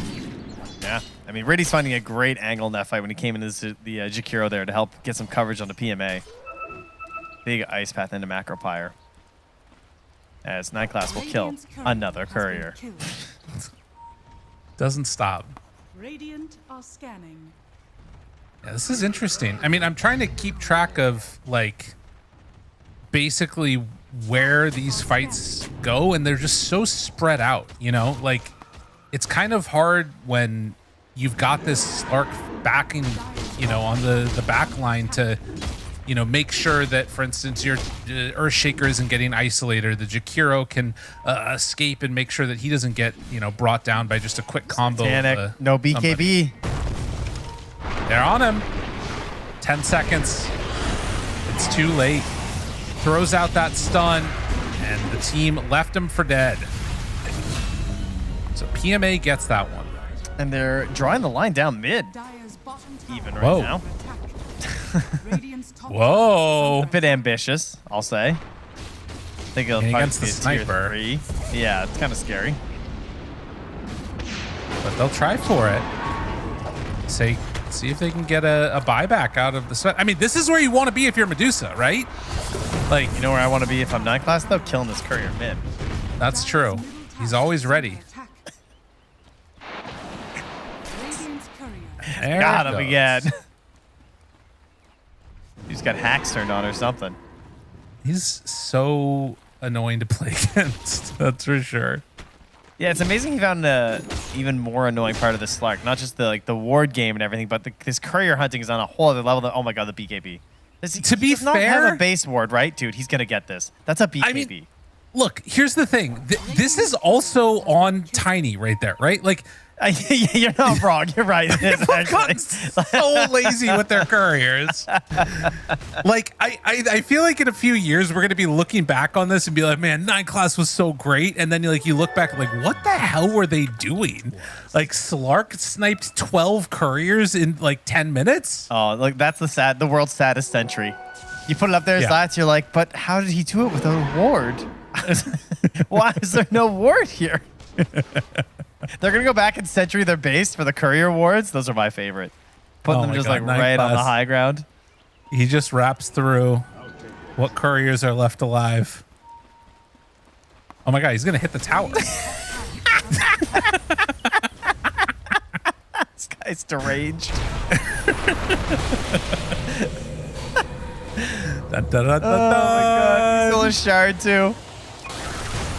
Yeah. He might be. Oh. Wait. He's a gamer. Oh no. Avalanche is there. All right. They got him. Thank goodness. And the couriers return to their natural habitat.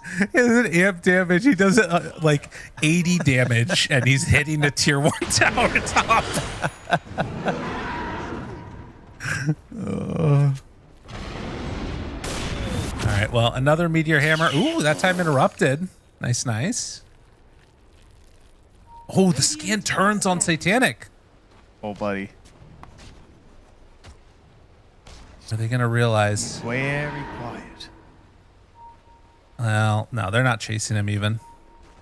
Sticking with the creeps. Yeah, fair. God, this has gotta feel bad as a carry though. He's just sitting over here, not doing anything for a while. Yeah, but those ancients spawn. He's not going for the big angle here. He's gonna get spotted. Oh my god. Oh my god. He's so close to them. Oh, what a jump! Big, huge. Finds more. Yule Scepter lift up onto the bear. Now rooted. 9 class still fine for the moment. Courier dead. Epi didn't get the burrow strike, but onto Riddy's. Good damage out, and DM able to survive. Now the stun, the toss back onto the sniper, but saved by Ducalis. No one's still in trouble. He does end up dying. There is the jump, though, coming from Satanic. Rooted for a moment, takes down the bear. Meteor Hammer lands from PMA. Niku has another salvo of spells to use in a moment here. So he tosses out DM right on top of him. Satanic, no more God Strength. But they can still chase and whittle down Niku if they want. A little bit tough. Jumps up, high ground, 9 class, pops ulti, backs out. And realizing they can't do anything more to this Tiny right now. Yeah, Zaitz is back in here, so that assistance is a bit too worrisome here. Niku, oh, he's almost got it, but not quite. He had force, but yeah, that's unfortunate. Oh. Not expecting to see the Sand King just TPing out right there. No. Not quite. As Satanic just returns to where he was. Man, what a jump to start this fight here from Satanic. This was crazy. He was just outside their vision and finds that they're right there. Like, that was perfect. Yeah. So well done. And then the fight got kind of weird here because eventually it's just Tiny and Medusa left, but Paravision don't have the damage to actually chase down and get something done. It's back in the real game. We are on the high ground with Tiny. Toss out. Oh, and the toss back to get him. Oh, no one found and punished. The hubris of his OD game gets caught up with him here as the sniper has consistently been tossed back into the fight. Yeah, and you know, we always talk about this notorious difficulty of actually catching the sniper lately with all the mobility tools he's got with the Hurricane Pikes as well as that Shard, but they've been able to make it happen. His 9 class with the Shadow Blade is going to get this courier while his tier 3 goes down to a Meteor Hammer. Oh wait, sorry, not a courier, both. Oh, a double. Oh, he's disgusting. That's a Witchblade down. guys, no more couriers, okay? Just leave them in the base. 9 class is running to catch another one, surely. Dude, look at where they're keeping the courier. Yeah, they're keeping them up on the high gave ground. up.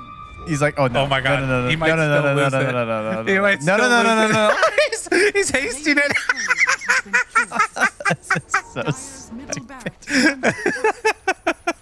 He used like all of the abilities to get it out to him. You know what's funny about that? Riddies thinks that that's a win because it didn't die on his way to him. Yeah, I guess. Oh, now he's gonna steal the Wisdom Shrine as well that was left. Yeah. So that's gonna help him. He goes to 14 3/4 now. just a little mini game that he's playing with himself on 9 class. Hunt the couriers. Niku and Zayats smoke together, head through the gate. Satanic sees Riddies walking up this hill. Instead, go for the bigger get on it. Got the juice. 3 swapped. This is Sven. You get a Daedalus. Things start to look better. Ice Path connects. Riddies, they force staff him away. The bravest Jakiro in the world going for that right there. Has no idea. PMA, they knew where he was at, and now found and going to die again. 9 class looking for more. Big kills. Can he get Riddies outside the base and hold him for long enough? I don't think his friends are coming fast enough. No, and the forced staff to get away. Recognizing the danger. Zayats might be the one that's left behind. The ninja gear, it breaks. Yeah, but he's still so fast. Yeah, I don't think that there's the follow-up that he needs, though. Nah, DM bailed. Back towards the Roche pit here. Is they're going to greet Roche as he returns to his southern home. Easy peasy takedown. Wow. So A game that has 6,000. been... Yeah, it's been very back and forth. Like, the gold lead has been always in Paravision's favor, but the chances of winning have actually been consistently on Navi's side, as they have been the ones who've been constantly pushing forward and getting that tier 3 and everything, but now it kind of feels like they've done a bit too much. Yeah. I mean, you do start to lose some value once this BKB comes online for no one, because it feels like that's been the big way that they've stayed in this. Yeah. But especially now that Sven is starting to like hit so hard also. Like I think you might need the Aghanims on Got the Juice actually. The Nullifier, like I understand the desire for it, but you need to stay alive first and foremost, and they find him. Wow, Niku caught. He just walked right into that little grove of trees. And yeah, it's too much. Sven's a crazy hero, you know? That is a lot of damage. I'm a bit of a Sven hater, but you can't hate it when he gets to this point in the game. Yeah. If he's got his ulti, you're dead. Oh my god. He got the shard. Perfect. Runs in. Battling 3. Basically no backup here. 9 class realizing he is not long for this world. PM. Can't get caught though. The ward, but there's no blink. No chance to get the Yules off for some lockdown chase.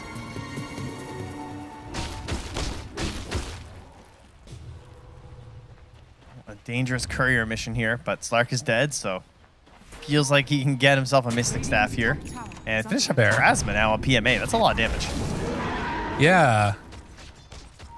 I mean, Navi Jr. can still win this. I think as the game goes later and later, I'm starting to favor Paravision more. Because that like first initial jump blow up is really scary. I guess it changes a little bit once Ursa gets his Aghanims, which he is queuing up right now. But I kind of want to see Navi like see if they can get anything more here. Maybe push the tempo and see if they can take down this tier 3. I don't know. It's a weird game. It is a weird game. Trying to figure out how to play this with your Medusa too. Because a lot of the fight wins have been some pretty fortunate stone gazes too, whereas going high ground, you're probably not going to get the same like chaotic way that the stone gaze was helping them, you know? It's fair. Okay.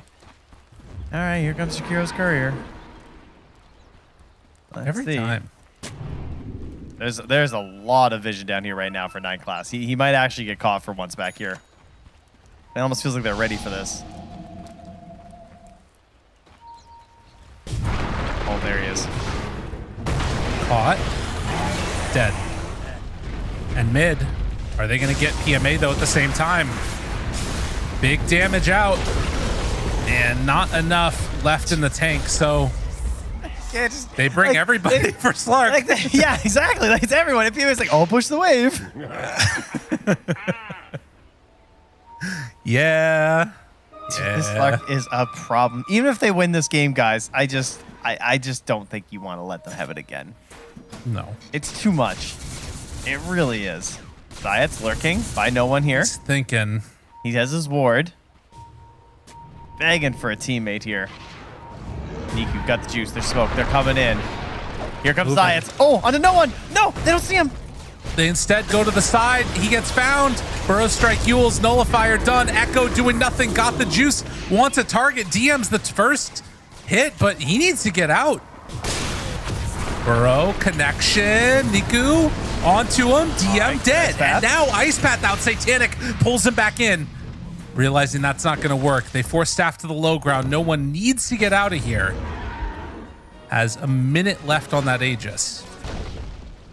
That was close. Yeah, that was very, very close. That ward vision just barely not giving vision on the spot where no one was standing. And he could have got caught there pre-BKB and blown up, I think, but got a little bit fortunate there. And then good prioritization there from Briddies to get an Ice Path after, as the BKB was just wearing out on no one to ensure he didn't have the damage to help bring down one of those Radiant cores. Allows them to reset here and have a chance of getting the juice, the Aegis. Sorry, the Aghanim Scepter, which he really needs.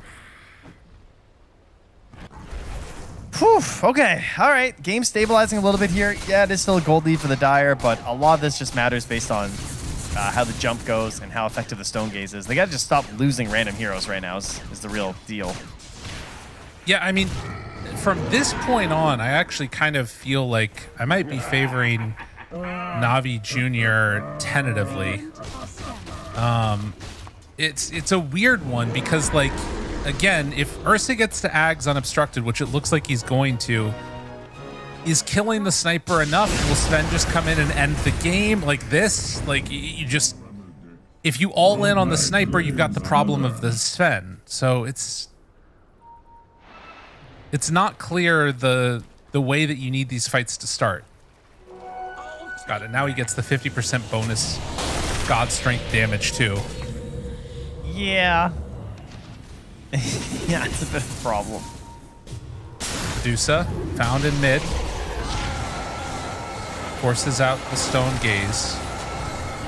And she will retreat back to her team. Nine class. Just so much damage. Yeah. I'll jump. Faba, toss, turn, battle, DM, Burrow Strike. Who's his target? Where is he going? I mean, Sniper's hitting on a PMA. I'm not sure if that's enough. Sven's coming. Throws out this the is a scary assassinate. guy. No, waiting for that moment. Jump in, get him. Got the juice onto Sven though now. And the toss back gets the Sniper in the midst of all of it. Oh, it's not looking like it's enough though. And no one chasing down Niku, keeping their eyes on him. They give up on that chase and instead turn to the Medusa. Satanic was just way too strong. That's no God Strength. Yeah. You know, he's still coming in and doing the most damage in that fight. Actually ridiculous. He had just picked up the Swift Blink running in there too. So it just has a absurd right click he's able to provide there. And despite getting all clumped up in there, they just don't have the damage to deal with this right now. I mean, he gets a Satanic and it's... Oof. All of this net worth on Tiny sets up for control. It sets up to get the Sniper in a good position to hit. But if you don't have the damage coming from the Ursa and the Medusa, it's all for nothing. And that's what it feels like right now. Yeah, the Chain Stun is just too good. Can't find a way to get these defensive items into a useful spot for the Ursa. I mean, trying to get a save from an ally too. I mean, they have Force Staffs, they have Glimmers. It's just not enough yet. All right, well, they got the banner. They're plinking away from the low ground. Not much you can do. Can't risk a fight without your Ursa. Yeah. Needs more. MKB is the next call for him. Which is for what? I guess the I'm not sure what it's for. There's the Butterfly and Sniper also. Yeah. Yeah. I like the blind too, but lots of epi pulses when you have the the scepter.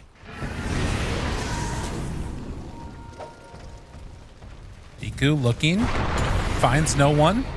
BKB haste. EMA. They back out. That's BKB down. As Roche not spawned yet. Could be a big moment there as 9 class. It's ready to find more couriers.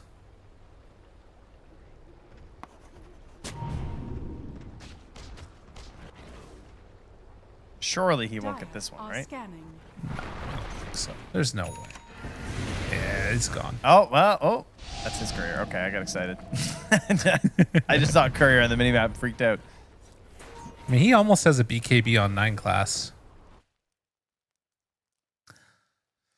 All right, quick pause here. All right, little stretch out for everybody here. Stop slouching, everyone. Enjoying your game. Okay, good. Sit up a little bit there. Get a good stretch. Do you are you a big fan of stretching or no? Yes and no. I should stretch more. I stretch a little bit. I mostly just stretch for like warming up though. Oh, okay. You know, I don't do a lot of just like daily stretchings. I need to stretch more. My goal is to do the splits, the side splits. I can do that. The full side splits? Yeah, I Yeah. know. I've seen how flexible you are. You're very flexible.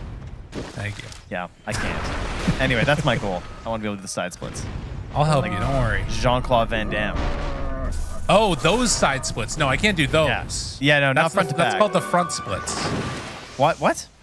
That's Why is it called the front splits? Because you're facing front. Oh, okay. Fine. Fair enough. Doesn't it make way more sense that your feet are going to the side, so they should be the side splits? Maybe it is called side. I don't know. I don't remember. Yeah, well, I want to do those splits. Apparently, they're very hard to do. I'm right. according to Trent's Script. right. Thank God we have no. a Googler. You know, But there's you, a dance but you move. can do the front back splits, and I've seen it, and it's crazy. So there you go. Trent, I'll tell you this. There is a move that you can do in dance, which is called a toe touch. And you can land in those splits. Perfect. People I'll do just that. Zayats, he is getting split. And so was Riddy. Holy moly. Split in half. Didn't stand a chance. PMA. Now, well, they tossed them right on top of each other. But Ursa's like, you think I'm going to be able to fight that right now? You have this mind? No, but look at it. The jump in from 9 class, the burrow strike, but he gets the Aghanim's turn. Satanic saved again. The bear man can't find his target. He just wants to eat him up, but there's no one in the ghillie suit. Triple kill from DM as Niku is found. All of these annoying little saves makes the bear mad. So close. It was so close to a quick blow up on the Sven, and then just got delayed and delayed and delayed. He took a total of 6,000 damage on the Sven as well there. Yeah, the way this starts too, where they toss onto the Medusa, but then the instantaneous grenade every time is so frustrating because he just gets disarmed and he doesn't have anything to deal with it as Medusa. And he can't swing for that full duration when he actually has them right on top of him, and he does a good amount of damage, but he can't use it. You know, he's got this Parasma. He's trying to get tools to deal with the Sven Warcry, but he's just disarmed. So you feel like a Dagon might have been better if he could have gotten it. Well, the Aghanim Scepter is at least done here for Riddies. It would be That's nice if their something. Shaker wasn't just blown up in one touch too. That would be good. I mean, they all have buyback. Is there a way? Any chance in the... I mean, Ducalis is right behind him with the Escape Act.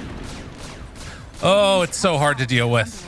It feels ridiculously difficult. But no one is here hitting away, trying to find a second set of racks at this point, making sure he's within range of Ducalis. And the grenade to walk away. They keep their second racks alive. But now, Medusa, BKB done. That's big. That is a big one. I mean, Ursa trying to get in towards the MKB still. They're going to try and find a good Echo Slam. They've got their Aghanim Scepter on the Jakiro. They have big tools, and you saw the damage. It can happen there from Got the Juice. It's possible to get the Sven, but it's going to have to come on the back of getting those supports first. And not losing the Earthshaker to start the fight. 9 class, popping smoke, runs by. They wrapped around. Oh, they feel like they're safe because the Slark was out there, but he didn't catch him.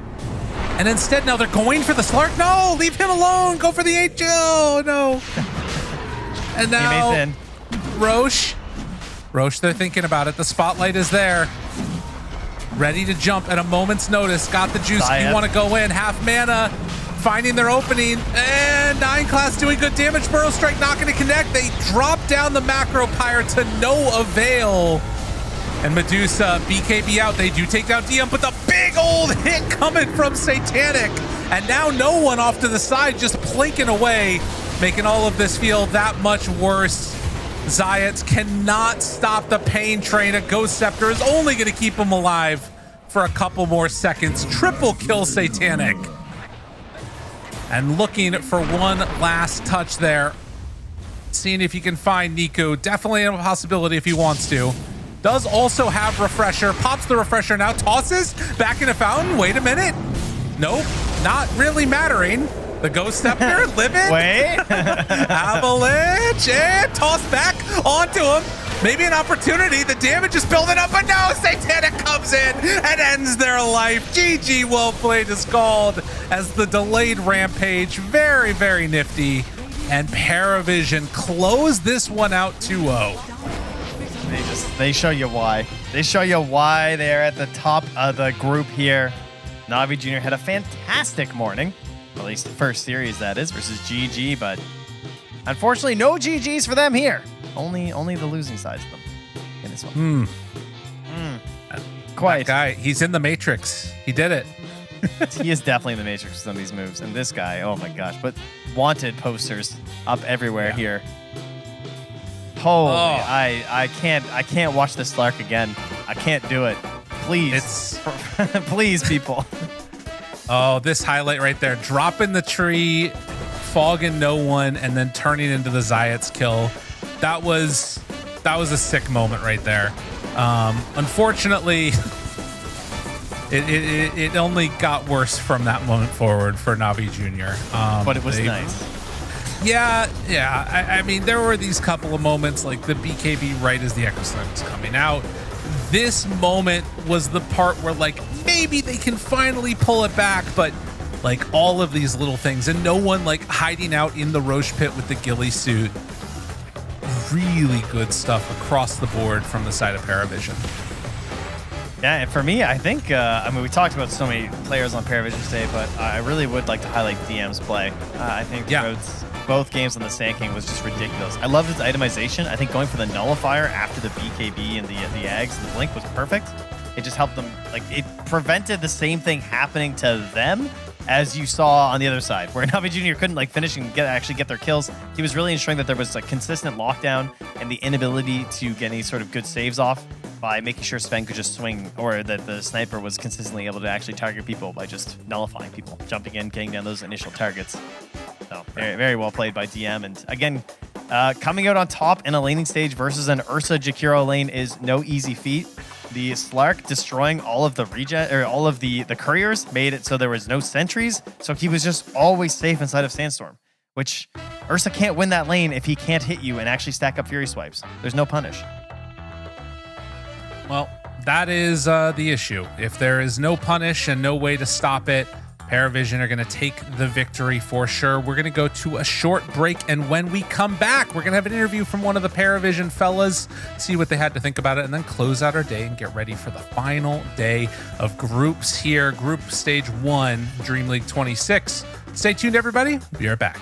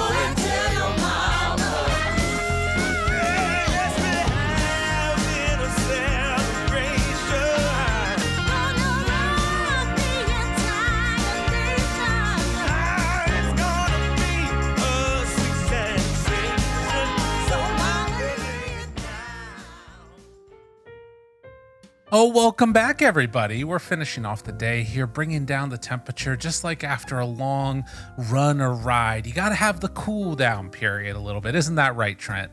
That's right. Yes, that's what we're here for.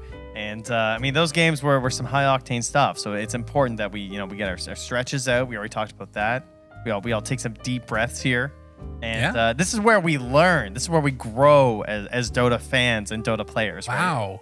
That's what this part's Growth.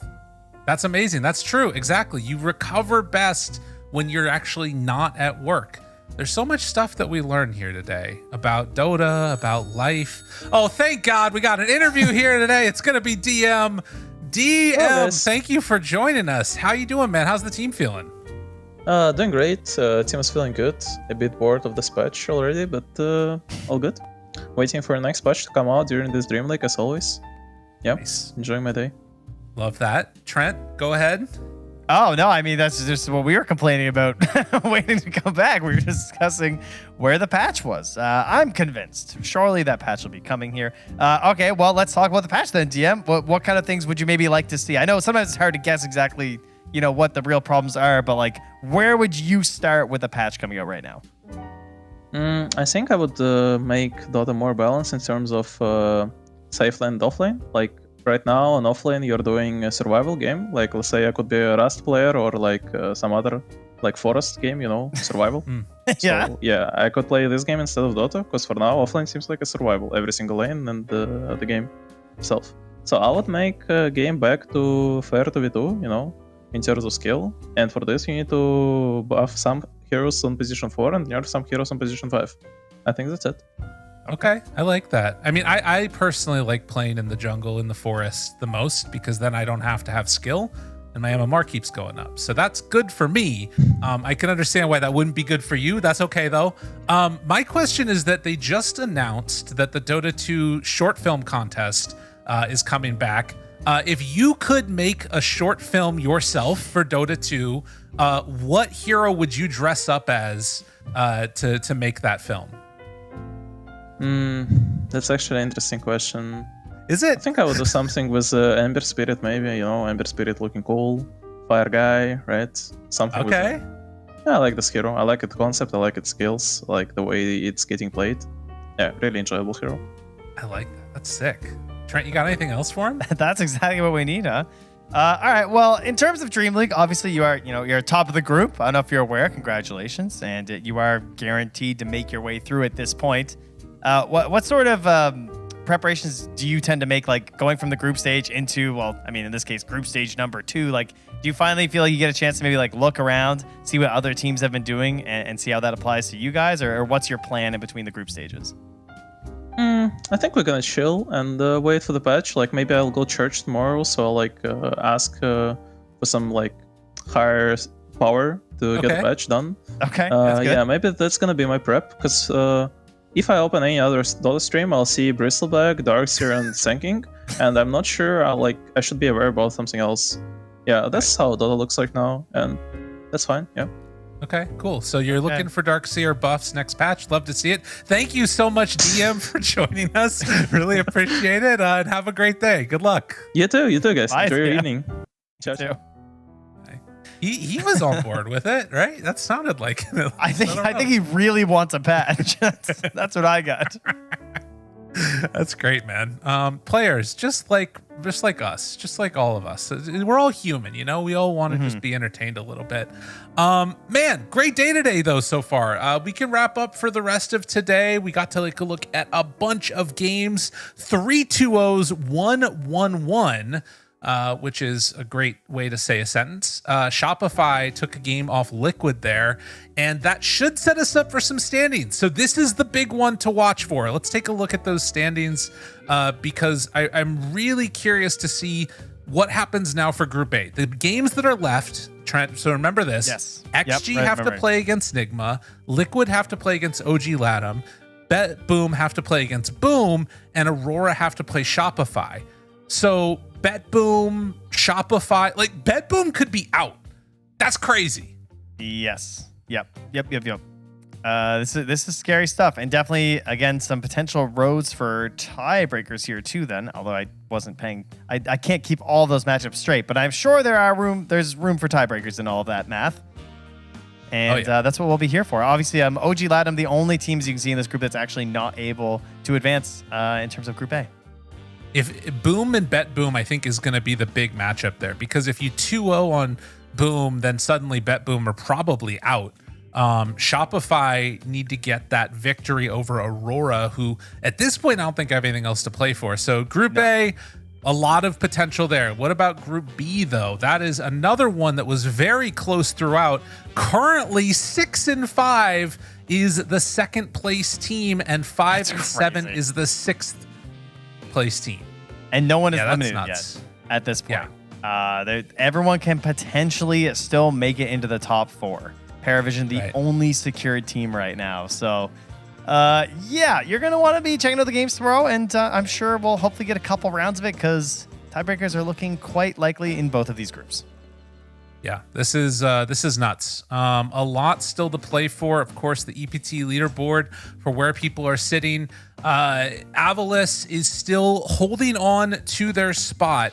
We did see them there at the bottom of the group, so if they get eliminated early, there's a decent chance with Nigma doing so well that they might lose their spot to them at least. And then it's a question of Shopify. Are they able to sort of last long enough to knock VP out of contention? At this point, people are pretty sure that Tundra should have their spot locked up, although mathematically, we can't completely say that as of yet.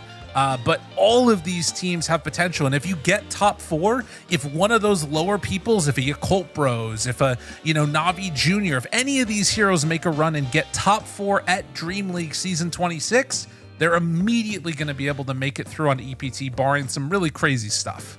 That's right. Yep. Unless there's a lot of other crazy placements that happen. But top 4 is a very good shot of making it in unless the people above you are even, also needed points and are one of these already guaranteed teams. That would be the thing that could get you into trouble. So that is where we stand right now with the EPT, and that's what we're playing for here. Absolutely. Well, we do also have tomorrow's schedule that we can take a look at. As you can see, it is Group A, Group B. On this stream, we're going to have Team Liquid versus OG Latam, and then Gaming Gladiators facing off against Flipster Talon. After that, there may or may not be tiebreakers here. We'll find out then and there what indeed is going to happen. But be sure to tune in. Twitch.tv/ESL_Dota to Ember. It is going to be awesome. Thank you all so much for watching. Trent, I'm going to let you do the final words and the throwaway. Tell the people. Wow, thank you very much, Eric. Yes, thank you for enjoying yourselves here on the Ember stream. Of course, we've got many streams going right now across the ESL platform, and probably some games still going on. Have yourselves a wonderful day, Trent. You took too long. We'll see you tomorrow.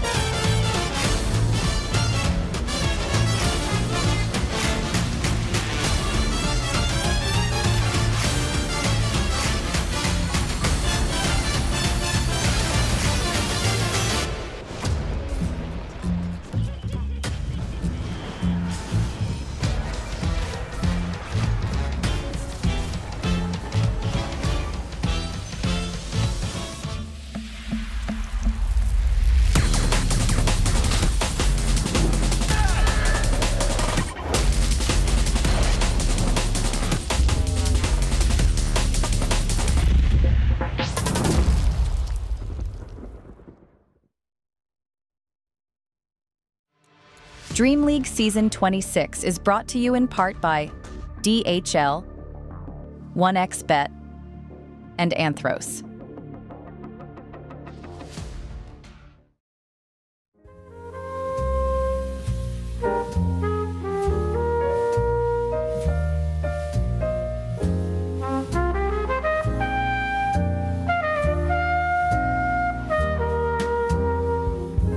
I haven't found the one.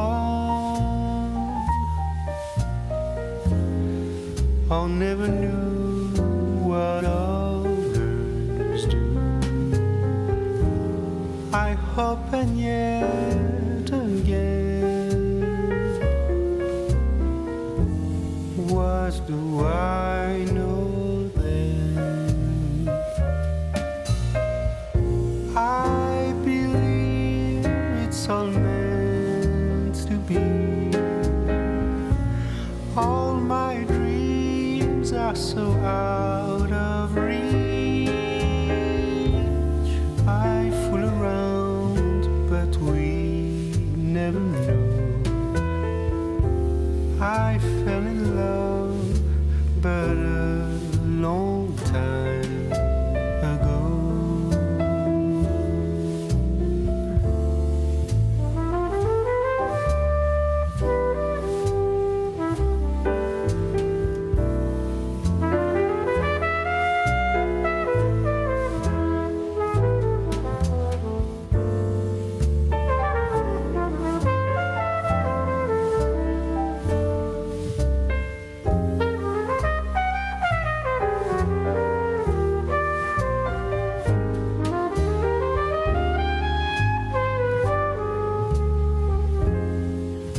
I sing the same old song. Been going on for far too long. I hope and yet again. What do I know then? I believe we're all meant to be. All my dreams are so out of reach. I fool around, but we never know. I fell in love, but a long time ago.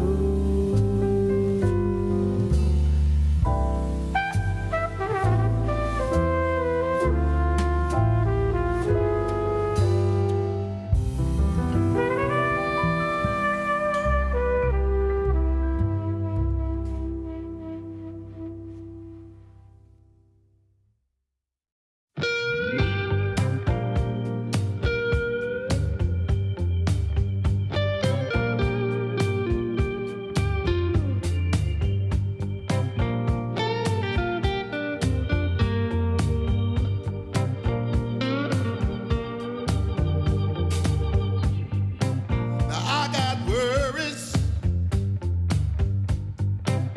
pounding in my chest.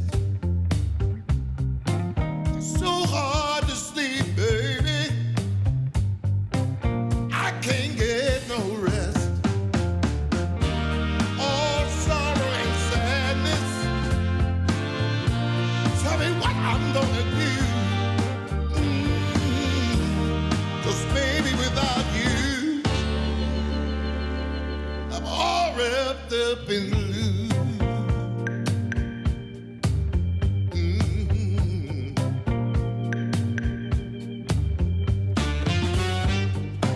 I thought it would be easy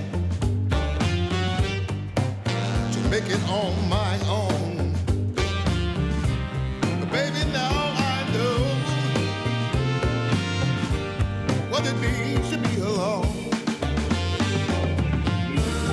Lost in the shadows. Tell me what can I do? 'Cause baby, without you, I'm all wrapped up in blue.